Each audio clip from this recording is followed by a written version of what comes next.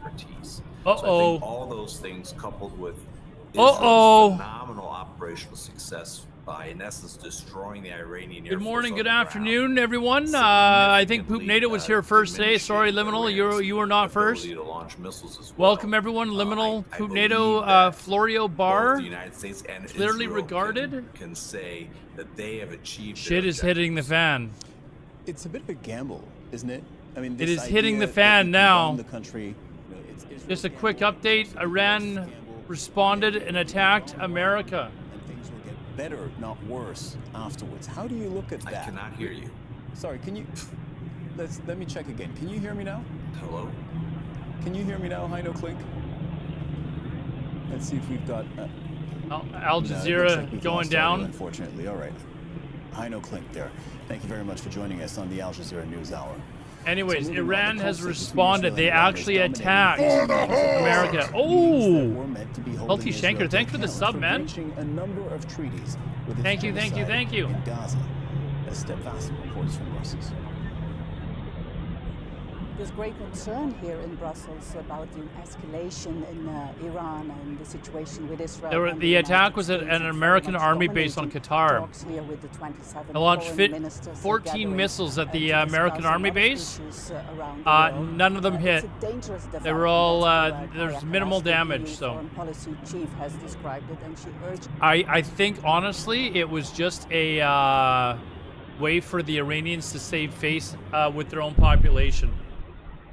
I think the Americans were expecting it. Apparently, the Truth Social. I know. I read it earlier. It looks like they gave the Americans notice to say, "Hey, we're attacking this base." Allowed them to clear the base and to deal with the oncoming strikes.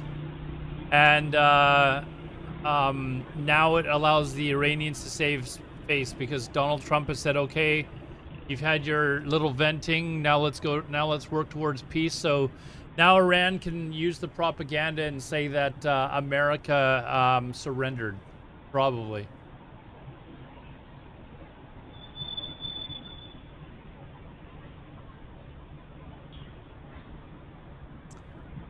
Old news, I know. I should have been on like 6 hours ago, CMAC. Unfortunately, I had work issues to deal with, so.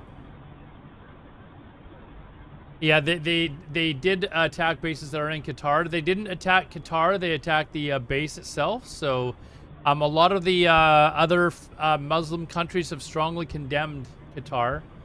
So Turkey, Saudi Arabia, basically the list of all the other nations basically called out Iran for doing this. But let someone else sell the hot dogs? Dude, they'll never get sold.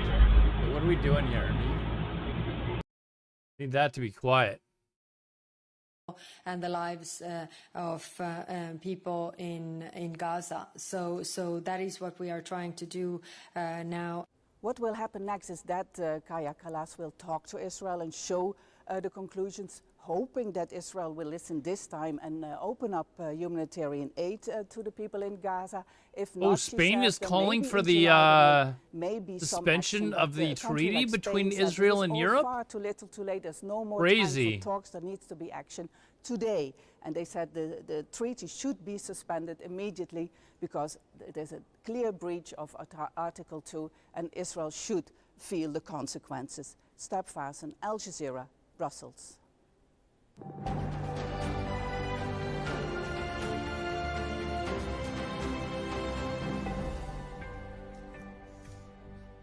It is almost 22 GMT. That's 1 a.m. here in Doha. I'm Cyril Vanier with Al Jazeera's extended coverage of the latest escalation in the Middle East.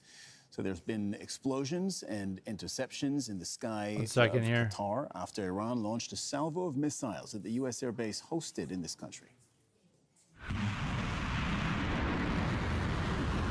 Whoops. Tehran says the attack is in retaliation for the U.S. bombing of 3 of its nuclear sites on Sunday morning.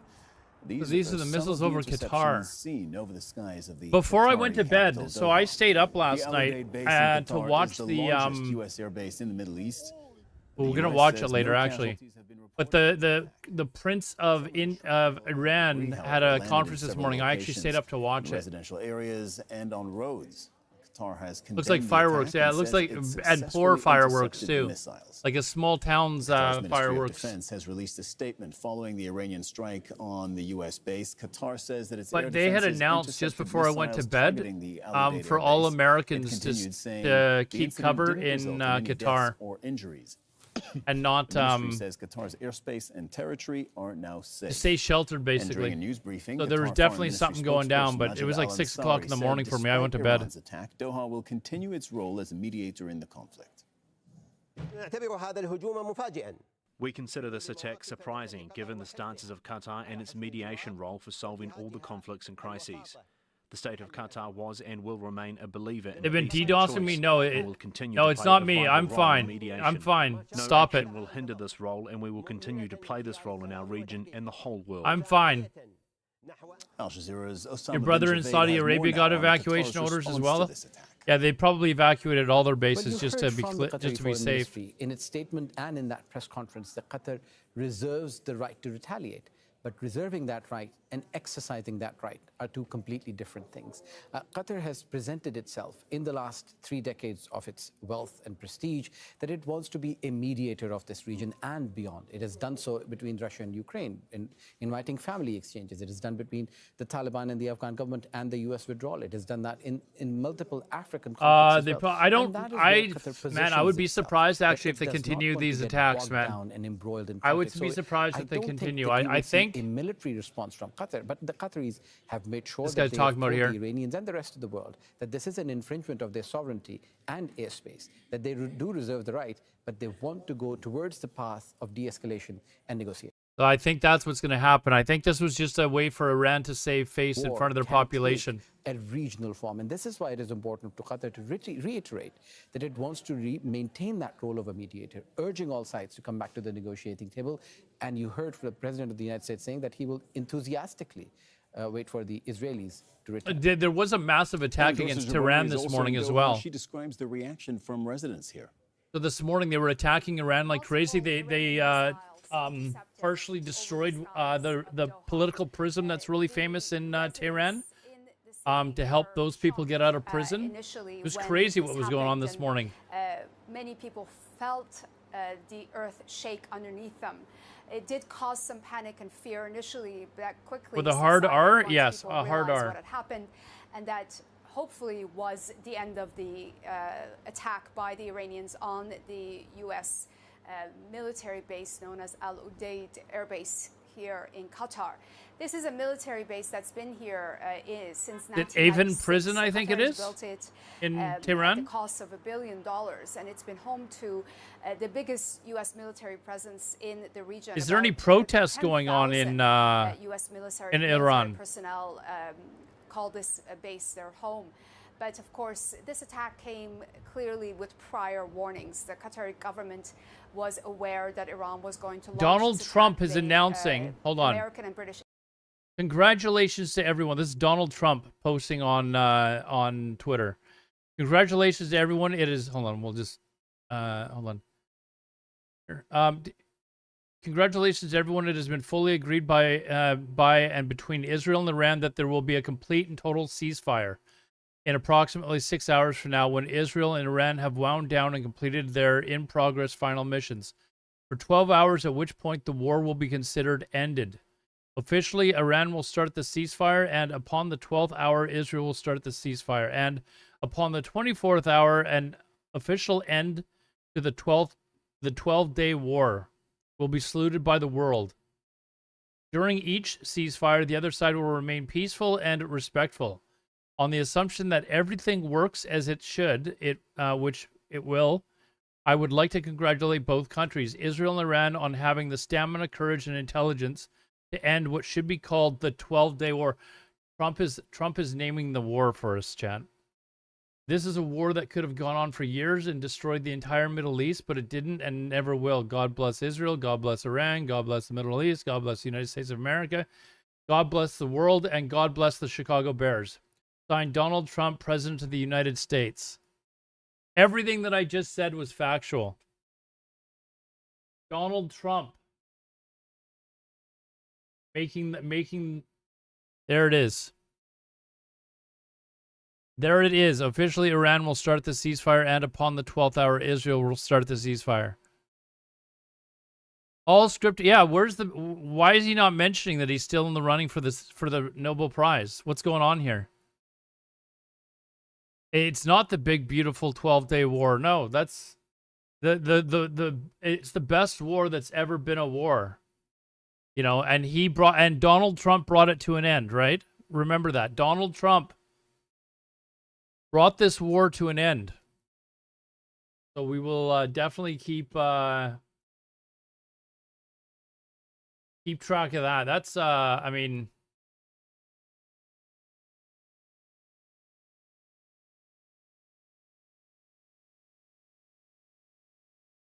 isn't the statement God bless Israel a bit illogical?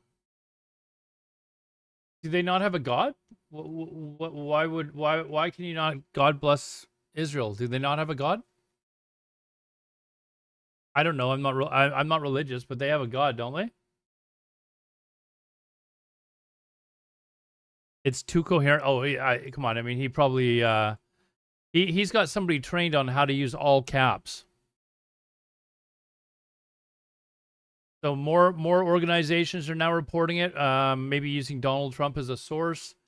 Israel and Iran as far as have agreed to a full ceasefire. The American strikes did on the Iranian nuclear sites. Well, that's still a point of contention here in the U.S. Trump again reiterated Did Obama have a peace prize? That the U.S., in his words, completely obliterated Iran's nuclear facilities. I don't keep track of who wins peace prizes. Officials who say there's just no evidence to suggest that, though it does appear that at least Fordo was severely damaged, and those true damage assessments will really take time to come in. Sounds like Notably, Israel is still getting off some last few licks. The enriched uranium stockpiles. Obama had one. It was interesting this morning. Israel was like a full-on attack in Tehran. Like they were just fucking Tehran up. And there was the crown prince of Iran he had a news conference this morning where he called for regime change. He was calling for people to rise up. I don't know if that's happening, but we're very cautious. I haven't heard any reports so far. It's not just the U.S. State Department that was on high alert, but now actually the FBI within the U.S. There are currently attacks going on, as well as the U.S. in Tehran, though. Stepped up their protective services and their intelligence gathering, noting that there may be an increased. This is the 12-day war. Remember that. Donald Trump has named it so. Launched this attack on a U.S. foreign military base, but also here domestically, there is some concern that some sites here, including those military bases where the B-2 bombers flew from in Missouri. Currently, 3 Iranian soldiers were killed in Israel on an attack on our naval headquarters. Different terrorist actors in the U.S. acting on behalf of Iran.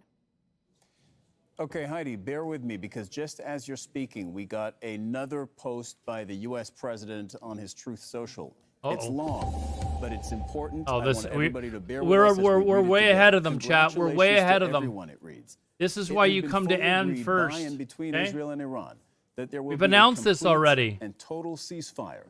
And approximately 6 hours this from now, is old news. Israel and Iran have wound down and we reported this like 4 final minutes ago. Missions for 12 hours. So a ceasefire starting in 6 hours for 12 hours, at which point the war will be considered ended.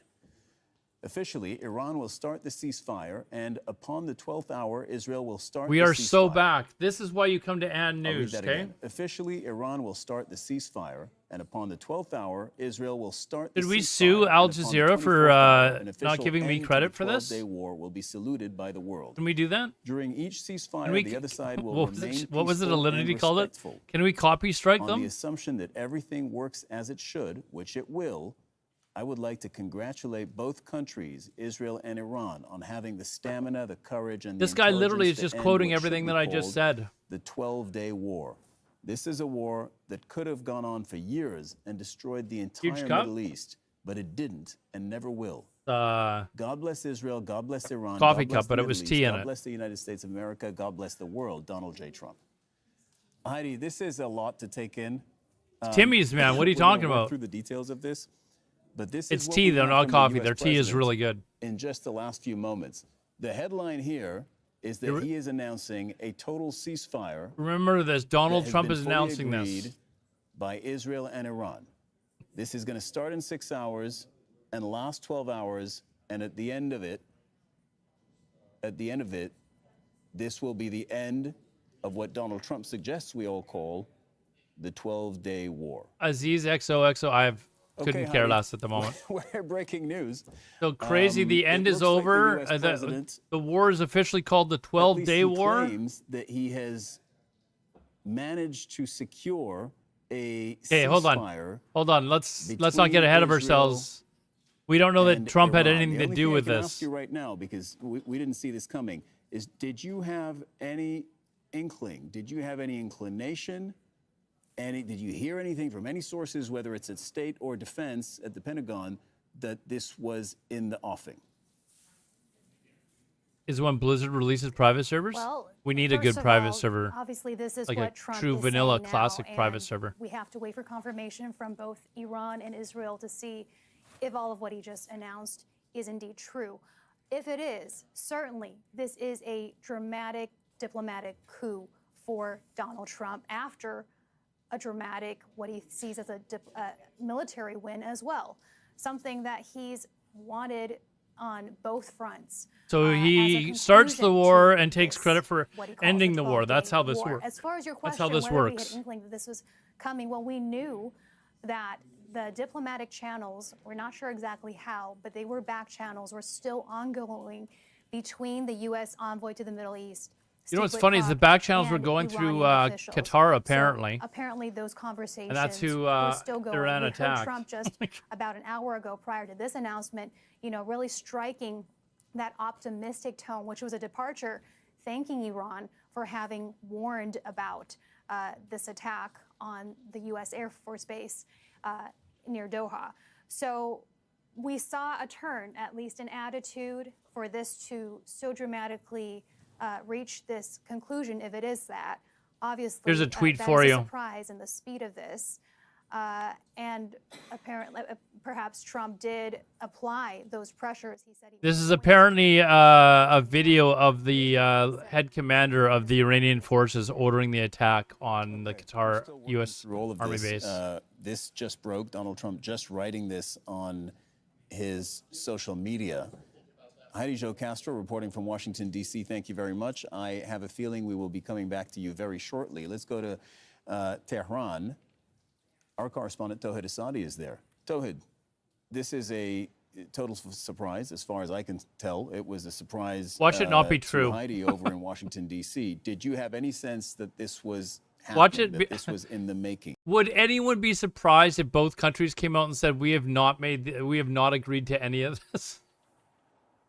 Well, actually, whether it's the sort of statement, sort of Trumpish statement that we hear from the U.S. president, or it's just a reality, or it's a sort of scenario down the road, which is going to be translated into real ceasefire, is something that we have to keep waiting. It could be the case. And We'll personally, see. I doubt, seeing the fact that a couple of minutes ago, we heard sounds of explosion. We heard the sounds related to the activation of the air defense system here across the capital. And also we've got this evacuation warning from Israeli forces on District 7 of the capital. They have asked the citizens. Blizz could easily make residents $60 for a of private 76 server to release? leave, What? to evacuate that You part think as only they are like planning to 4 target people would it. play? This is, What do you mean? far from the Iranian demand. They're saying that we're going to continue to strike back as long as Israelis strike. And the reality on the ground right now is that we see a continuation of Israeli strikes. And today was another continuation, another, let's say, chain of strikes by the Israelis as the northern parts of the capital were targeted by air strikes of the Israelis. And that means they are planning to continue. And also the statement that we hear from Iranian military let me jump in. officials is Let me that jump in they're for going a to second. strike back. Let me jump in for a second because Sure. this message just landed a few There it minutes is. ago. So Just if kidding. we are to follow what the U.S. president has just said, the operations that are ongoing on both sides, Israeli military operations against Iran, potentially Iranian military operations against Israel, those operations can continue for 6 hours, according to the framework that the U.S. president has just laid out. It is 2 a.m. where you are in Tehran. It is minutes to 2 a.m. local, which means by around 8 a.m., just before 8 a.m., those operations, military operations, should end, and Iran should start with the first 6-hour ceasefire. Again, I'm reading off this Trump message. Iran should start with the first window of ceasefire. Those are his words. And then, upon the 12th hour, which means 6 hours of military actions from now, continuing. Read the bottom. Continues for 6 hours, to be clear. And then Iran stops fighting for 6 hours. And then Israel stops fighting for 6 hours. And at the end of all of that, I would point out the math doesn't quite work out in this message, but regardless, at the end of all of that, it should be the end of the war. That is how I read Donald Trump's message. Okay, Cyril, I prefer to be hopeful, but not too hopeful, because there are so many actors and factors at work when we're talking about the possibility of peace between Iran and Israel. First, we have to keep Iranian in mind officials saying they have Israelis no are idea going about to this. agree to just terminate their operations when it comes to Iran first. Is this Second, a coup?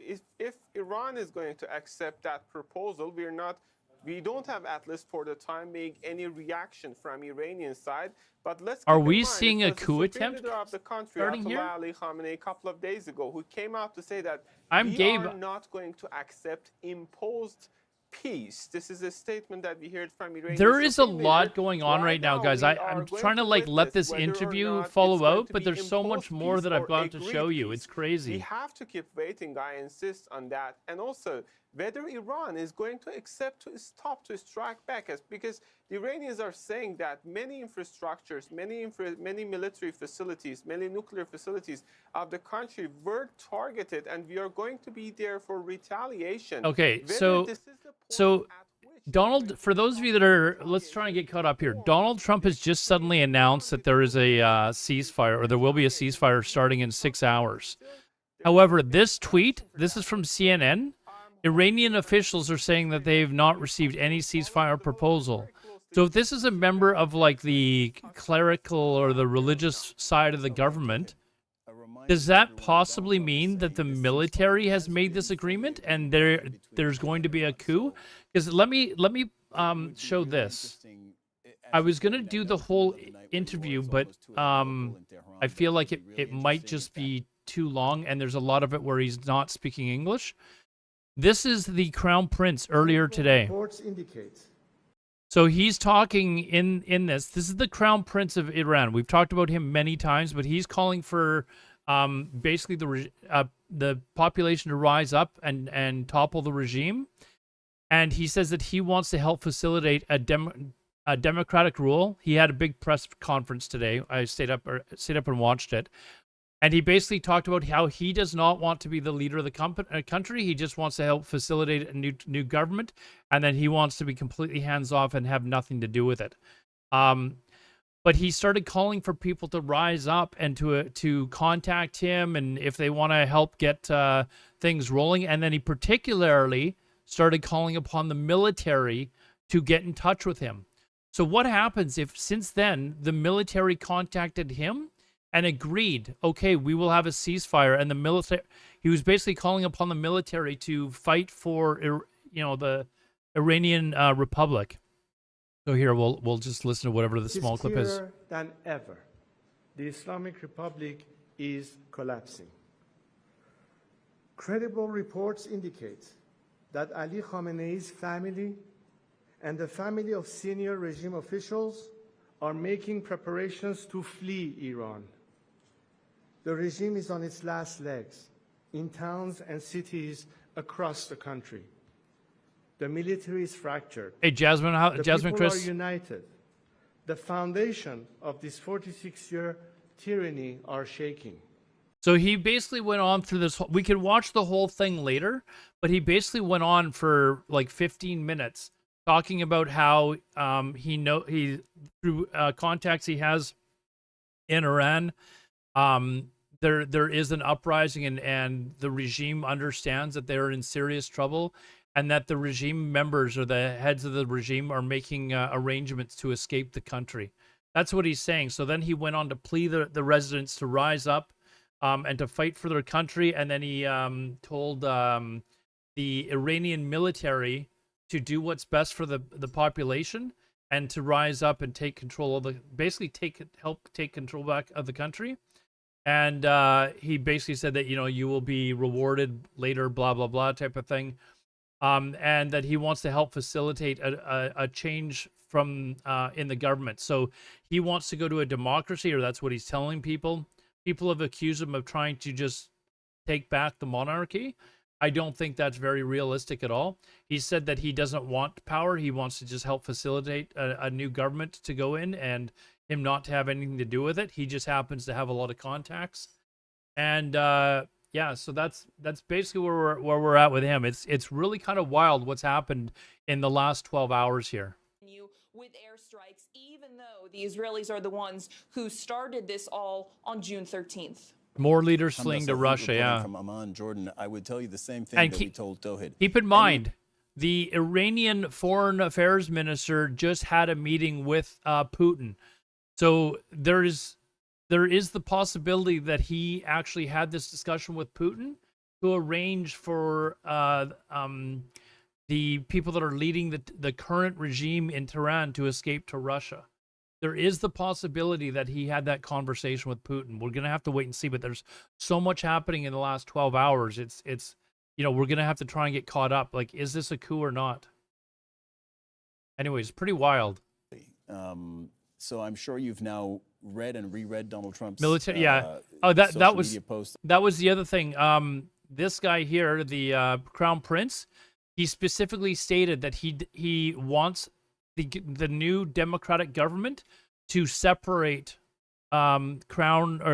separate government and religion. So right now, like the religious part of the government basically controls the government. What is it called? Separation of state and religion, right? Is that what it's called? We don't really religion really has no say in our politics here. But he wants a full separation of religion and politics to be brought back to Iran. So there's probably a lot of people in Iran that are extremely excited to hear that. Church and state. That's right. He was calling for a separation of church and state. Anyways. From this, we'll watch the full interview later. Would ultimately follow, an agreement for a ceasefire. Are there any type of negotiation? I wish the Western world would take note of that, of separation of church and state. I think you mean a particular countries, Florio. Donald Trump is trying to draw a line under this. He's already given it a name, the 12-day war, meaning that there's not going to be a 13th day. As Hamda rightly pointed out, this system that Donald Trump is announcing, I think I said thank you. Thank you. Effect, first of all, for the next 6 hours, each country. Just reading the president's words, each country can finish whatever military attack they've got planned or is currently ongoing for a 6-hour window. But then Iran has to stop firing first. Hamda made a very interesting point and a very worthwhile point that, we have to wait until we see this to believe this. Yes, I mean, exactly. And this wouldn't be the first time that there's been a bit of deception on the part of the Trump administration, even the Biden administration before them, on Israel's behalf to allow Israel to take the initiative against Iran. I don't know what that would be, what's left for the Israelis to do within a 6-hour period that would fundamentally change the equation for the Iranians, but it's possible that would happen. Maybe what if it was killing Khomeini, Ayatollah Khomeini? I mean, something like that. Is that the last operation? Would that suddenly end the war? No, of course not. So I don't know what's in the cards. Ultimately, I read this, though, honestly, as a Israel needs to stop. They started. For the Iranians, the regime is still there. It's needs intact. To stop. Well, apparently they're both stopping. The status of their nuclear program. They're just going to allow them to continue with the operations they still have on for today. The several days prior to that, bombing them. But it seems like it's potentially still intact, or that they were able to move the enriched uranium. Yeah, there's videos of Tehran currently getting bombed. So we don't ultimately know where we're headed ultimately, but just based they're on definitely what still I know, attacking each other at this moment. It seems like maybe they were able to hit the Israelis hard enough that even the Israelis wanted to stop the war, which I didn't expect unless that aspect of it, there was a lot of pressure internally to stop this, because maybe Israel is hurting. Clearly, the Iranians are hurting enough and want out of this war if they can get out of it under these terms. Assuming this ceasefire does start in 6 hours, and assuming, it's a big if, but let's just assume for a second that the war does end in some 24 hours, you said that you would see it as a win for Iran. How do you think Israel would look at this? Because at the end of the day, it does seem that they have, at a bare minimum, rolled back Iran's nuclear program quite a bit.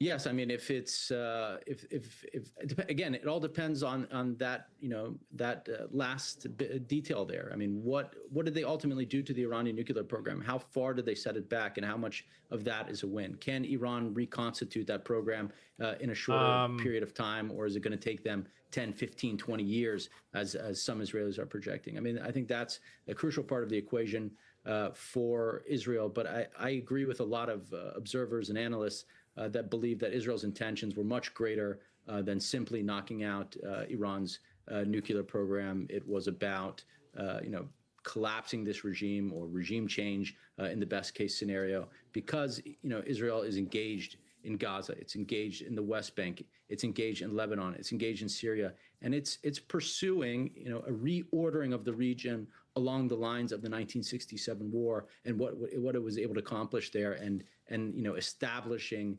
a military hegemony in the region. And it sees the last kind of remaining obstacle to that as Iran and its axis of resistance in the region. So I think it was dead set on changing that equation inside of Iran. It obviously hasn't accomplished that. Saying, are we looking at a coup with attempt here? Serious degradation of Iran's nuclear program. Maybe that's enough. Maybe Netanyahu has. I know CMAC. I think CMAC was the first one to suggest that, maybe, or somebody else did. But I'm going to take credit for it. Getting the Americans on board to strike Iran's nuclear facilities. I forget who mentioned it first. Sorry. Win where all sides feel a sense of. If it was CMAC, I'm definitely taking credit for it, though. As ever, thank you very much for joining us on Al Jazeera. I know you're going to take another look at this and think this all. Well, we don't know that. We don't know if there's a regime change. We got to wait and see, right? So, at exactly what the U.S. president has announced, and we'll read through it again. Congratulations. Yeah, we've watched that. Is there? Be right back. Congratulations. Breaking news.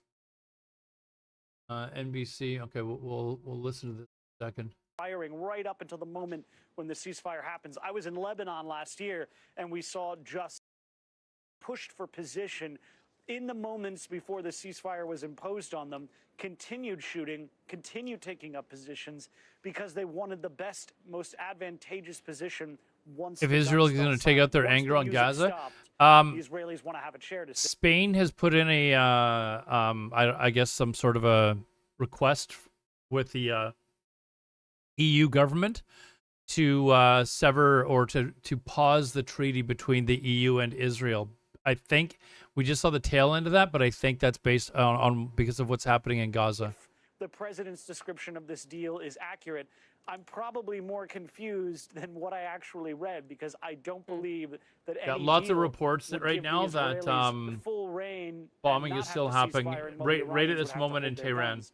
But it might not even matter, because we've been hearing from the Israelis day after day for the past several days that they enjoy complete air supremacy over Western Iran and over the capital of Tehran. So it sounds as though, as far as the Israelis are concerned, they can fly their jets in over Tehran and over Western Iran and simply loiter, hang out there for as long as they need, and they won't expect to get any incoming fire. Same with the Americans. They said that they didn't get any incoming fire when they lofted their jets over Iran, when they delivered that devastating payload on those 3 nuclear sites just 2 days ago. So, maybe we won't see a lot of more fighting It's a senior Iranian official has told CNN that Iran will continue the war until lasting peace is achieved, for the past 10 days, and considers the statements of Israel and the U.S. to be a deception to justify attacks on Iranian interests. Both sides had agreed on, but he seemed very resolute. The official said at this moment the enemy is attacking Iran. 12-day war. And Iran is on the verge of escalating its retaliatory attacks, and has no ears to hear the lies of its enemies. So this guy is completely suggesting that this is bullshit. Earlier from just outside Doha, essentially on the left side of your screen, of the Iranian strikes earlier today, the retaliatory strike against the Al Udeid air base that's about 40 minutes outside Doha in Qatar. No injuries reported, no deaths reported from those strikes. It's not even clear whether any of those Iranian missiles actually There's struck been the no base in the Israeli first place. or You're also Iranian seeing now, bottom of the confirmation screen, of this. the map of the region we're talking about here. And what's important to note is if, in fact, there is a ceasefire, as President Trump says Although there is, I-24 News in which would be Israel, which obviously is their hugely main significant, news does source, that then open the is door quoting for Trump. inspectors, for independent inspectors to come in on the Iranian nuclear program, Dan? Because that is what the underpinning to all of this. That's why the president undertook these strikes, he says, in the first place. That's right. Huge question. And if they're not allowed in again, if Iran says, no, we've had it with this, Right. we're not playing that game anymore. Then Could we have all been tricked by Trump? Uranium enrichment. We have no idea exactly what they're doing with their program. We don't know if there's a And they regime still have change yet, so centrifuges let's left, wait. But experts we don't say. even have And of course, there's confirmation the from question either that you talked government about that this earlier is about over. Where is this enriched uranium stockpile? And so that also leads to another question, which is, what is Israel expecting here? They don't have a Because choice but to coup? an unconditional ceasefire that doesn't have any conditions attached to it in terms of Iran's nuclear program and The only one announcing this that's is probably gonna Trump. be pretty hard for Israel to swallow. Like, we CNN, just lots of bombed them people to are try to now destroy quoting their CNN, program, and now there's this not gonna be official, international that's inspections. stating at this Iran very isn't going moment to the have enemy any is kind of committed commitments or committing aggression undertakings. against Iran, and Iran Dan, is I on want the to verge of quickly go to Mike intense. Johnson, the House Speaker, speaking now. Let's go there live. So they're not suggesting that there's a ceasefire at all. And it's really a big sigh of relief here on Capitol Hill. We certainly hope and pray and trust that Iran will end its nuclear enrichment program. They'll heed the calls of the rest of the world, and that we can have peace in the Middle East and peace in Israel. It's a really, really big day, historic. When will you expect to be getting a briefing on all of this? Well, we were set to have a briefing tomorrow afternoon, and so it'll be a Getting little controlled? different in its tone. I Well, suspect they've got to now, confirm but, the source, right? Just Like a great day. I think this should be something that every could you? elected There's official no here in way both he would parties should announce that with applaud and be it thankful being for. So complete we're BS, excited. Do right? you think There's the no will way. powers resolution will still come to the floor? Like he's not It's that kind of a nuts, moot is point he? now, isn't it? But if they file it as a privileged resolution, it's supposed to be on the floor within 15 days. But it seems rather silly at this point, and I hope they'll acknowledge it as such and put it to bed, because it had zero chance of passage anyway. Do you expect reconciliation that we're going to be here next week, given the timeline that the Senate has of possibly voting on it Thursday? Well, Leader Thune and I are both intent on keeping that July 4th deadline, and I expect that they will move the bill through their chamber this week, and we will get it done on time if that's the case. So that's our intent. Do you think There- a ceasefire deal can hold Come on, there's no way he would do that, right? in good faith by entering? Ronald Reagan said trust but verify, but it certainly seems like We a are good talking about indication. Trump, but I think mean, the come stakes are on. too high and they're in too much of a weakened position to be playing games with this, so we're going to take it at face value, and I certainly hope it's true. Sir, how confident are you that the pilots were able to hit their target and achieve the goal that they had in striking Iran? It was remarkable precision. It was planned and executed so well. We have the most capable military in the Brett, world. what's up, man? How's This it is going? A great indication, another example of that. I think that sent an important signal to the world. I'm like just And I scanning think through obviously we everything all to can, see whether or not extrapolate from the facts here and understand that was the reason that there's this is being any resolved. official statement It will from be either called the government. 12-day So war, I far, I suppose. That's found what nothing. We're nicknaming it already, and just a remarkable turn of events. So let's hope that this is this historic, once-in-a-lifetime opportunity that we would all experience to truly have peace in the Middle East. That's what the people there deserve and they yearn for, even the Iranian people. And we hope that that all comes about. So, thanks. Lots of people are now quoting that You have that been listening there to Iran House has Speaker stated Mike that there's Johnson. no Mel Zanona, you ceasefire. saw her, our Capitol Hill correspondent, There's talking with no him. Mel, I way, think you can right? hear me There's- now. We missed the very top of that. Had the House Not Speaker even been Trump would briefed do by that, the White right? House, by the president, or is he basing his remarks off of that Truth Social post? It sounded to me, Hallie, like he had not been personally briefed by the president. I do know that this morning, though, he told us earlier today that he had received a classified briefing on Iran. The House and Senate are also due to get a full That would be- briefing tomorrow, so I suspect Congress will be getting more. Would that be the craziest thing he's done in office? To announce an end to a war when there was no end? Would that be a new level for Trump?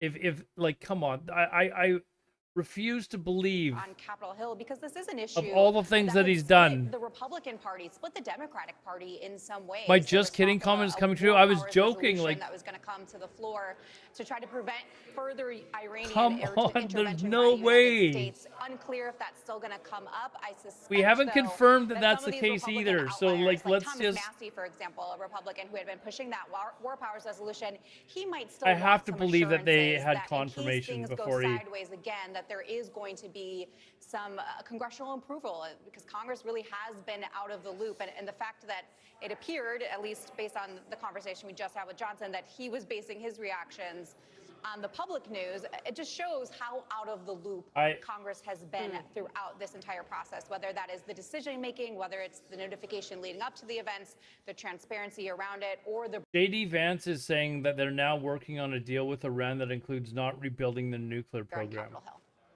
Mel Zanono, great work corralling House Speaker Mike Johnson and getting that real-time reaction to this news now from President Trump that we've been reporting on over the course of the last 38 minutes, 35 minutes or so. That the president says there is a ceasefire that will take place in the overnight hours between Israel and Iran. Again, at this point, still no confirmation. He put the Just cart before checking the our notes here, horse. We still don't no know that yet. confirmation from That's Israeli not sources, from Iranian sources. This is now just that rumors. This is, in fact, what they have agreed to. There's no I way want to bring in our chief we were foreign duped. correspondent, Richard Is Engel, there? here. And Richard, while the House Speaker says that they are taking a sigh of relief, it is not at all clear that where you are in the region, they are doing the same, at least not yet, given so many of the questions that.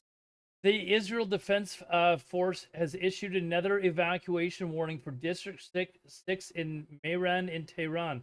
So they're announcing new military strikes now. Truth Social post, President Trump describes this conflict continuing through Like, the course of the night. This is There'll insane. be a 6-hour period and then a 12-hour period in which then another 12-hour period, and that it should be over within the next 24 hours. So this time on this show tomorrow, if this holds, we should be back on air together saying that there is a ceasefire in place. BRICS News is I'm not reporting sure that if that's going to be the case. Iran We has will said it has do not that. agreed to a Let's try ceasefire. and have a date tomorrow. We'll be back on air. If this ceasefire holds 24 hours from now, Stop. then we'll know. But no, there's This been is no not response like from what the is Israelis, this? This is no not response happening, right? from the Iranians. But I am hearing optimism from very senior U.S. military official saying that now it's time, the time has arrived, and that they're going back to negotiations. And this is a very senior military official. I'm hearing from a mediator who's involved directly in this process, saying that after what happened today, it's time to get back to negotiations, and that is happening. So if we can get through this night, The senior and Iranian advisor, the professor at Tehran University and former advisor to Iran's nuclear negotiation team, no ceasefire, fake news, Zionists are in trouble, directly contradicts Trump's statements on a ceasefire deal. We will see if this phase of what he called the 12-day war, or Stop let's say this 12-day war Madness. is truly over. But no reaction here. I think people are still trying to figure it out and nervous as to what happens over the next 24-hour period. Does that mean the Israelis are going to keep doing their attacks, but with a little bit more restraint? Will the Iranians keep doing their attacks with more restraint? I don't know. I haven't been in a situation like this where you've announced peace before peace. I'm still has looking for broken two things. out. One, if And peace, either country has is such a announced that they are agreeing to the ceasefire, and also B, if there's a military coup possibly happening It is possible because in Iran. this was a war of choice. The Iranians are in a very weak position. The Israelis started it as a preemptive Go for war nothing on against either Iran's side. nuclear program. Its nuclear facilities have been attacked. Israeli Prime Minister Netanyahu has wanted this for a long time. So you can stop a war of choice more easily than a war of aggression or a civil war, where you can't just sort of announce it's over and pretend Still that everything is going to being go well. reports So this, as wars from, go, you could stop Twitter this one, sites that are heavily if the Israelis and involved in this. and the Iranians have been told. So far, neither dial it Israel back. nor Iran has Iran confirmed told a it doesn't need to ceasefire. prove anything more. It's not going to. There's not going to be regime change. Its leaders won't be targeted anymore, and Israel feels satisfied that it delivered a knockout blow. It's or such a something close playground to a politics. knockout blow Man, it with is US just assistance to Iran's nuclear program. unbelievable. But this will be a very unusual night in the Middle East. You're taking the words out of my mouth, Richard. You get because your I was news gonna from ask Twitter. you, We should be you know, getting it of from the many Anne. unusual things you've described Oh, and here, I you do should think be it's getting it worth from noting, Anne. And while those of us who cover the first Trump term, who cover this Trump term, know that the president often posts things online, whether it's Twitter, X, You Truth can't find Social anything. these days, There's lots of he lots does of that. That is news still, in and of itself, Twitter an accounts that are unusual reporting way that to there is announce no something as confirmation potentially from either consequential as government. this, particularly when the partners involved or the other entities involved, like Israel and Iran, are not also, I think, coming to the forefront to make this announcement simultaneously. That is also not typically something that we would see in a situation that is anything but typical. Yes and no. Often in conflicts, when the two sides truly hate each other that much, they can't dignify the other side by acknowledging their existence, and you have a ceasefire announced by a third-party mediator. So far, the only that's not unusual. But the only person who said what anything is unusual Trump, he's saying is and now it's that's being over. contradicted. The whole thing is going to be over within 24 hours. They're just getting their last licks. We will see. We will see. He's announcing hold on. unilaterally. We're now the getting start of a Iranian ceasefire sources confirming that a within the next ceasefire with 6 Israel hours. has been agreed. And then another phase of that. And this is from somebody for the that is next very sort of has 12 been hours. very So pro Iran. The following 6 hours. So the So I'm first not 12 sure where hours he's getting his should see source the from. cessation of hostilities. It is now just around midnight here. So we're So talking now we're around getting 1 o'clock in both the morning, I sides. should say, It's here. only So one we're talking really person about saying the that next Iran has agreed to a period, ceasefire, though. that the hostilities should be over, and then by the time we're back on air tonight, if it hasn't kicked up again, then I think you can say I'm hoping it's that, a coup. Yes, Let's the see a ceasefire coup. did in fact take place, and his post was correct. And The source is Trump. That's problem number one. It's a Problem risky number move, one. to announce success that a ceasefire is going to hold ahead of time. But like I said, it is a war of choice. Iran did respond. It doesn't have much more capability to respond. So there is a real possibility that the two sides could walk away. So it might work, is what I'm trying to say, because of the nature of this war. I've just never seen it done this way before. Richard Engel, live for us in the region. Richard, I know you're staying up. You're monitoring all of this, as is our Keir Simmons, who is also... The Iranian reporter is now reporting Iranian official says there is a ceasefire, and the source is Al Arabiya, which is hold on. Let me look at their Twitter account, actually. Al Arabiya in English. The Arab world's leading source of global news and opinion. Hold on, let me follow these guys, because I'm following them. Trying to see if they've posted something. I don't see them having posted anything. Hold on, I don't see them having posted anything on their Twitter. Hold on. Announced on True Social that Israel and Iran have agreed to a 12-hour fire, after which will be considered. Okay, so Trump, they're reporting then, but I don't see anything here that they've reported that there is that there is a ceasefire. So there's been nothing of the sort reported on their Twitter account, anyways. So let's I'll keep refreshing that, but let's so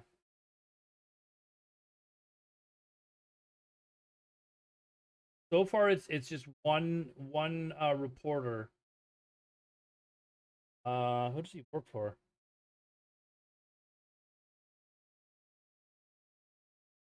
Editor. This guy that's reporting is an editor for this, so it's not necessarily a huge news source.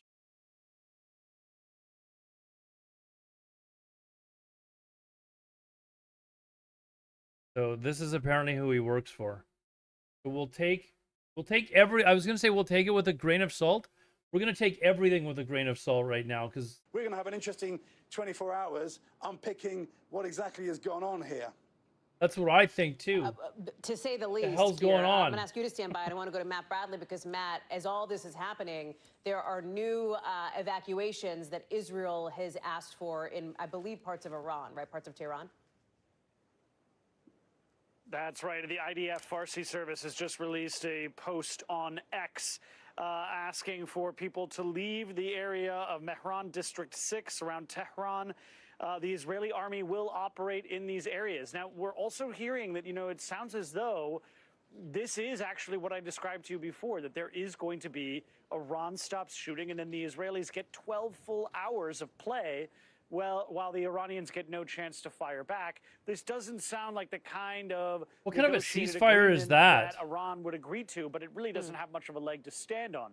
So it might have agreed to this because out of desperation, it simply wanted Israel's attacks to end. Remember, as I was telling you, the fact is that the last couple of days, Israel has enjoyed complete air dominance. So it's almost as if they had a Yeah, truce that's a good imposed point, clearly regarded. If it's a coup, without it being in the letter of they're the probably, law. The Iranians for those of you that simply are just attacking arriving, here, Israel, the mainland, with these ballistic missiles, which themselves have been. we've talked about this guy before. He's the crown prince of Iran, and he called for basically an uprising within Iran, and for people to step up and fight for the country and to help topple the government. He also then called upon the military to step up and protect the citizens and fight for the country, and to contact him if any of them could help. How fast could this have happened? Like, could they have had some generals in Iran contact him and say, yes, we need to do this, and there's a military coup going on? I don't know if that's likely, but everything that's been announced so far is like just crazy. Trump announcing that there's been a ceasefire, and then Iranian officials saying that there isn't. Jockeying for position before the ceasefire silences the guns. They want to be in an advantageous position that they can exploit. Yeah, it sounds like a weird they no longer ceasefire, have man. the ability to shoot first. Matt, thank you. I want to have you stand by and bring in Elise Labott, the Murrow Press Fellow at the Council. Apparently, Israeli I-24 News is reporting that Qatar mediated a ceasefire between Iran and Israel. Up for now, but I think there's a little bit of cynicism from sources I'm talking to whether it holds. I think the impression is that both sides are, a little bit tired. I'm going to building lean on what towards Matt there says. is a Yes, ceasefire. The Israelis, But really have had it's just some really successes. disorganized. Like, They'd be it seems happy like a to lot take of people pause because don't they know also about it or are, what's going on. Getting hit They're by still the Iranian attacking each missiles. other. Like, their interceptors are running out faster than they can. how long would it take to tell your fighters, like in this day and age, that hey, we've got a ceasefire, stop attacking? If you got a bunch of jets and stuff that are flown over to Tehran, like, do you not think it would just take 2 seconds to like send out a message to them? Hey, call off the attack. Comes at the hand of Makes no the sense. Iranian people themselves. They know that Iran can reconstitute their nuclear program because it was not, as we've been discussing over the last 48 hours, destroyed. If you kill the supreme leader, that's different. Then that kind of maybe puts the program more, in abeyance. Whatever And happened so with I all these think illegal, there's a whatever happened with thought people that being mad the at fighting ICE. might stop. Nobody's Everyone talking about what kinda ICE is takes doing a little anymore. bit of breather and sees where they are. And don't forget, on the Iranian Yeah, but side, that's what I mean, though. Why do you still have missions to fulfill? Like, why continue to attack each other? Just say, okay, hey, we got a ceasefire. Stop the kind of missions. coming Cancel. there and Turn around. accepting their surrender. So when negotiations going to take place, I don't really think the Iranians are ready to give up that program entirely. So I think the thought in the region is the fighting could stop. Everyone's going to live another day, but I think it's still Has going to be Israel a very ever honored a tense, ceasefire? couple of days, couple of weeks. I mean, we also, Gaza is a you mess, know, as but this ceasefire is playing out, it's obvious that Israel is not going to stop until the Iranians have stopped for those 6 hours. So the Israelis can keep going and keep continuing to do that Crazy. damage. What happens in these next 6 hours is very precarious. Elise, thank you very much. Yamiche Alcindor is back with us covering the White House there. And Yamiche, we've heard from President Trump. I don't believe since he posted that truth social, if you will, about the ceasefire, we haven't heard from him, I don't believe, again, although there is no, so to speak, lid at the White House, right? Meaning it is not out of the realm of possibility that we hear from him again. We don't know if that's going to be the case, just putting that out there. We've also heard from Vice President Vance. And to Elise's point about the nuclear program from Iran, which, again, is the underpinning of the entire initial Saturday strike in the first place, in many ways, was to... An Israeli military spokesperson has declined to respond to President Trump's ceasefire claim, according to the New York Times. Will not seek to rebuild. There is some skepticism, I think, Maybe from he just experts isn't who allowed to observe the talk region about it, but about Iranian desire on that front.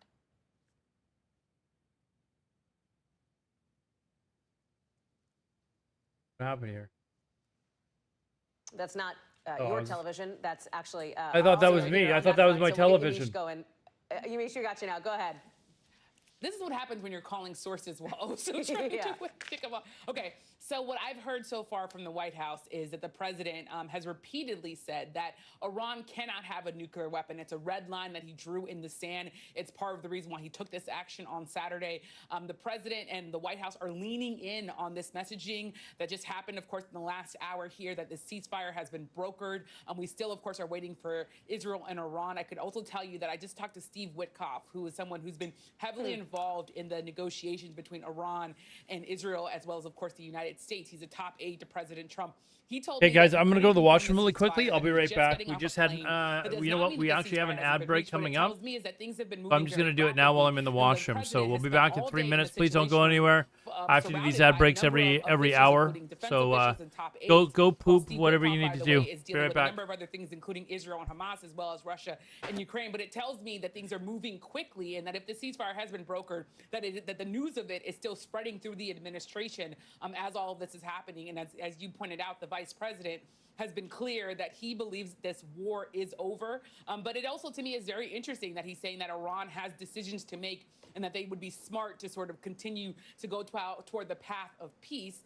But any sort of negotiations where Iran tries to have any sort of nuclear weapons being developed or any sort of raw materials being developed, that to me is going to signal that, of course, President Trump is going to, in some ways, say that that's not something that can happen, that Iran can't be doing that. So it's going to be I think, a very interesting night here as we continue to wait for the response from Iran, because I'm very interested to see how they're going to play this, whether or not they're going to confirm this or whether or not they're going to sort of maybe even confirm it in a way that makes them look like they've sort of taken a step toward retaliation while also seeking for peace. But I think it's going to be very interesting to see how this moves forward. And I'm just going to continue to call people and try not to stay off mute. Yeah, that's okay. Go ahead and mute yourself now, Yamiche. Thank you very much. I know you've been doing a ton of reporting, as has our team. We'll watch for more on that. Dan DeLuce, same deal. With, I think, the big thing here, just the questions over the course of the next 6-12 hours. We're going to wake up and we're going to have, it may be a very different landscape. It may not be. There are so many questions, and there are so many ways this can go wrong. And, keep in mind that Israel felt it had the upper hand. It was essentially winning from their point of view. They had owned the airspace, as we've been talking about. They could really hit any target that they wanted at will. And they were hitting not just the nuclear military sites, but some other sites. Increasingly symbolic to the regime, right? Right. So the regime is fairly desperate for this to get a pause here. And in fact, their public line was, we might negotiate and have discussions once you get the Israelis to stop bombing us. That was their line before the U.S. attacked over the weekend. So they wanted a sort of unconditional ceasefire and then maybe some kind of discussions. So this ceasefire, if it holds, if this is real, it doesn't tell us what happens with Iran's nuclear program and their ambitions and all their work. And that is a really difficult thing to solve. In the 3 minutes we have left, I want to get to our reporters in the region, including Keir Simmons, our chief international correspondent. Keir, I know you've been working the phones as well. Any updates for us? Yeah, Hallie, I think as we wind this up, it's important to point to reports that we are hearing that are somewhat cynical about whether Iran has signed up to this. An Iranian news agency describing the announcement of a ceasefire between Israel and Iran as a false and delusional plan. Other news organizations are reporting Iranian sources saying they don't know about it. Now, here's the interesting thing with journalism, particularly a fast-moving story like this. Sometimes you talk to sources, Yamiche was indicating it with Steve Witkoff, you talk to sources who just aren't caught up. Maybe are a few hours behind. So it doesn't mean necessarily that there hasn't been a high-level deal done and that this is yet to filter down. I'm just looking down because I think we're going to get a statement from the Qataris sometime pretty soon, but I haven't got it yet. But, I guess all of this is to say this is a fast-moving, developing story, and we'll see, just as Dan said, whether the headline holds. Matt Bradley, live for us in Tel Aviv. We'll leave the final thoughts to you. Yeah, I mean, I think my skepticism is the same as Keir's, the same as Richard's. It's not so much skepticism as it is confusion about the terms of this deal. As I mentioned to you before, 12 hours in which the Israelis, it sounds like, would have free reign over Iran, where they wouldn't have to stop firing, whereas the Iranians would. Those 12 hours before presumably ending the war completely. Neither side has confirmed this deal. Neither side has announced that they will be giving up something or getting something in return. So no obvious quid pro quo, the kind of thing that would almost always go along with some sort of ceasefire deal like this.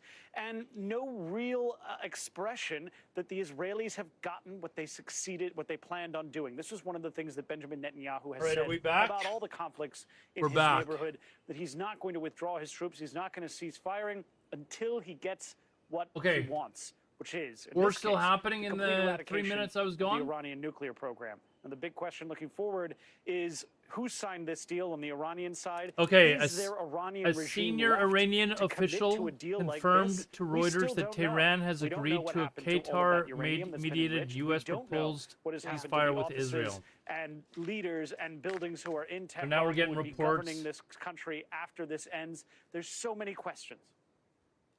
Matt Bradley Okay, in so Tel Aviv. Reuters Thanks is to reporting you, this. to We'll Keir, to Dan, to Richard, Al to Yamiche, Jazeera's and many confirmed others it who've as well. joined us Well, in we this confirmed rolling it here coverage before and everyone a day of else. fast-moving developments. Thank you for watching. We've got more coverage right here on NBC News Once now. once Reuters is reported, then I'll take it as breaking tonight. President it's Trump just happening. announcing a ceasefire between Israel and Iran, expected to begin within hours. The news coming just after Iran launched retaliatory missiles targeting Qatari military base. Let's tune into Al Jazeera then. Fox News. Really addressing some concerns here among the domestic audience in the U.S. that did not want the U.S. to be entering into yet another forever war in the Middle East, which Trump had pledged he would not do. And in that announcement that he made, he said this is a war that could have gone on for years and destroyed the entire Middle East, but it didn't and never will. So certainly taking credit for that. And this getting a ceasefire, this is something he said he would do in Gaza. This is something he said he would do between Russia and Ukraine. Okay, apparently Israel's airstrikes have massively disrupted Iranian government operations, and this guy's reporting that he would not be surprised if most of the disjointed statements seen in the media by Iranian officials regarding the ceasefire, no ceasefire, strikes, no strikes, are because those officials simply don't know what's going on. Military coup, so very good news for him in just the last 2-3 days, a complete turnaround as far as some of the concerns and the headlines. And as far as how this is being received now, just some 50 minutes since this was announced, the U.S. House Speaker saying that Trump deserves all the credit. A ceasefire would be a big L for reposting Israel? That announcement of the ceasefire, and it shows Trump wearing a hat that says in all caps, Trump was right about everything. Certainly marketing this. I would like to see the government toppled. Heidi Jo Castro reporting from Washington with the very latest from the U.S. Vice President who's been addressing this. Thank you very much, Heidi. Now, Omar Rahman is a fellow at the Middle East Council on Global Affairs. He says the Israelis may take Trump's off-ramp even if they wish to keep striking in Iran. Ultimately, I read this though, honestly, as a Come back, battleground win. Oh, dude, that was an awesome win. I remember it. It's intact. We don't know ultimately the status of their nuclear program. We won like after these 2000 to 1990 or something. What the Israelis were doing for the several days prior to that, amazing. bombing them. But it seems like it's potentially still intact, or that they were able to move the enriched uranium. Want to see both away those from governments sites topple? I would ahead like of to the see US new attack. leadership in So we Israel don't for ultimately sure. know what we're headed ultimately, but And just based on de-escalation what in I Gaza know, for I mean, sure. it seems like maybe they were able to hit the Israelis hard enough that even the Israelis wanted to stop the war, which I didn't expect unless that aspect of it, there was a lot of pressure internally to stop this, because maybe Israel is hurting. Clearly, the Iranians are hurting enough and want out of this. Reuters war is if they can reporting get it out though. of Like under these Reuters is terms. pretty much. What did they ultimately do to the Iranian nuclear program? How far did they set it back? straight up and how facts. much of that is a win? Can Iran reconstitute that program in a shorter period of time, or is it going to take? Was I them playing 10, Paladin 15, or 20 Mage? years, as some Israelis. Are I did it projecting? once on a And I think Mage that's too. Oh, a back then crucial I part was of the probably playing equation, Paladin. For Israel, but I agree with a lot I was of playing Alliance for observers one and analysts of the that believe expansions. that Israel's intentions ambitions were much greater than simply knocking out Iran's nuclear program. It was about, collapsing this regime or regime If the change. ceasefire doesn't go into effect for another 6 hours, Israel will unleash more bombardments. They have done this several times. They are apparently currently bombing Tehran. And it's pursuing, a reordering of the region along the lines of the 1967 war. The Crown Prince is calling for the Supreme Leader to face justice. Establishing a military hegemony in the region, and it sees the last kind of remaining obstacle to that as, Iran and its axis of resistance in the region. So I think it was dead set on changing that equation inside of Iran. It obviously hasn't accomplished that. Will it be satisfied with a serious degradation of Iran's nuclear program? Maybe that's enough. Maybe Netanyahu has changed his fortunes within the Israeli political calculus as a result of this. I don't hear any sirens going off on any of the webcams. Maybe that's enough of a win where all sides feel a sense of accomplishment. Why you don't get Iran accepting it? They might just not have a choice, dude. They've been just absolutely bombarded. They might not have a choice. Live from Doha, I'm Mohammed Jamjoum with extended coverage of the latest escalation in the Middle East. In the last hour, President Donald Trump has announced what he says is a ceasefire agreement between Israel and Iran. He's congratulated both countries for agreeing to a complete and total end to hostilities. He says the ceasefire will take effect in stages over 24 hours. Neither Israel nor Iran have confirmed that they've agreed to such a ceasefire. This is what President Trump wrote. Congratulations, everyone. It has been fully agreed by and between Israel and Iran that there will be a complete and total ceasefire in approximately 6 hours from now, when Israel and Iran have wound down and completed their in-progress final missions. For 12 hours, at which point the war will be considered ended. Officially, Iran will start the ceasefire, and upon the 12th hour, Israel will start the ceasefire, and upon the 24th hour, an official end to the 12-day war will be saluted by the world. During each ceasefire, the other side will remain peaceful and respectful on the assumption that everything works as it should, which it will. I would like to congratulate both countries, Israel and Iran, on having the stamina, courage, and intelligence to end purge in the what Middle should be East, 6 called a hours of 12-day no war. crime. This is a war that could have gone on for years and destroyed the entire Middle East, but it didn't. I was hoping for. I was hoping Unpacking that there was the going to be a latest coup developments shortly attempt. with our correspondents in Amman, Tehran, and Washington, D.C. Let's go live now to Heidi Jo Castro. She joins us from Washington, D.C. So, Heidi, the speed with which all this is developing is pretty remarkable. You know, in the past couple of days, you've had Donald Trump first suggesting that regime change might be possible in Iran. Now, in this post, he's saying, God bless Iran. All of this happening so quickly. What else have you been hearing? That's right, and we're getting a little more reporting from the news agency Reuters, which says that Yeah, everyone Trump goes to and Reuters, his man. Vice President J.D. Vance had discussed the ceasefire with the Emir of Qatar shortly after Iran had launched those airstrikes against the U.S. airbase there, and that they were informing the Qataris that Israel at that point had agreed to the ceasefire and were asking the Qataris for help to then persuade Iran to also agree. Reuters also reporting that Qatar's prime minister was the one that secured Iran's agreement to the U.S. ceasefire proposal in a call with Iran. Those are the latest lines as far as how this ceasefire announced by the U.S. president developed. We also heard more from his vice president speaking on Fox News shortly after Trump announced the ceasefire on social media. J.D. Vance, a vice president, saying that he had seen Trump on the phone at the White House leading up to the moment that he departed the White House, that the two had been working Well, I on mean, the you terms gotta. of this deal. Trump's got to get the Nobel Peace Prize now, right?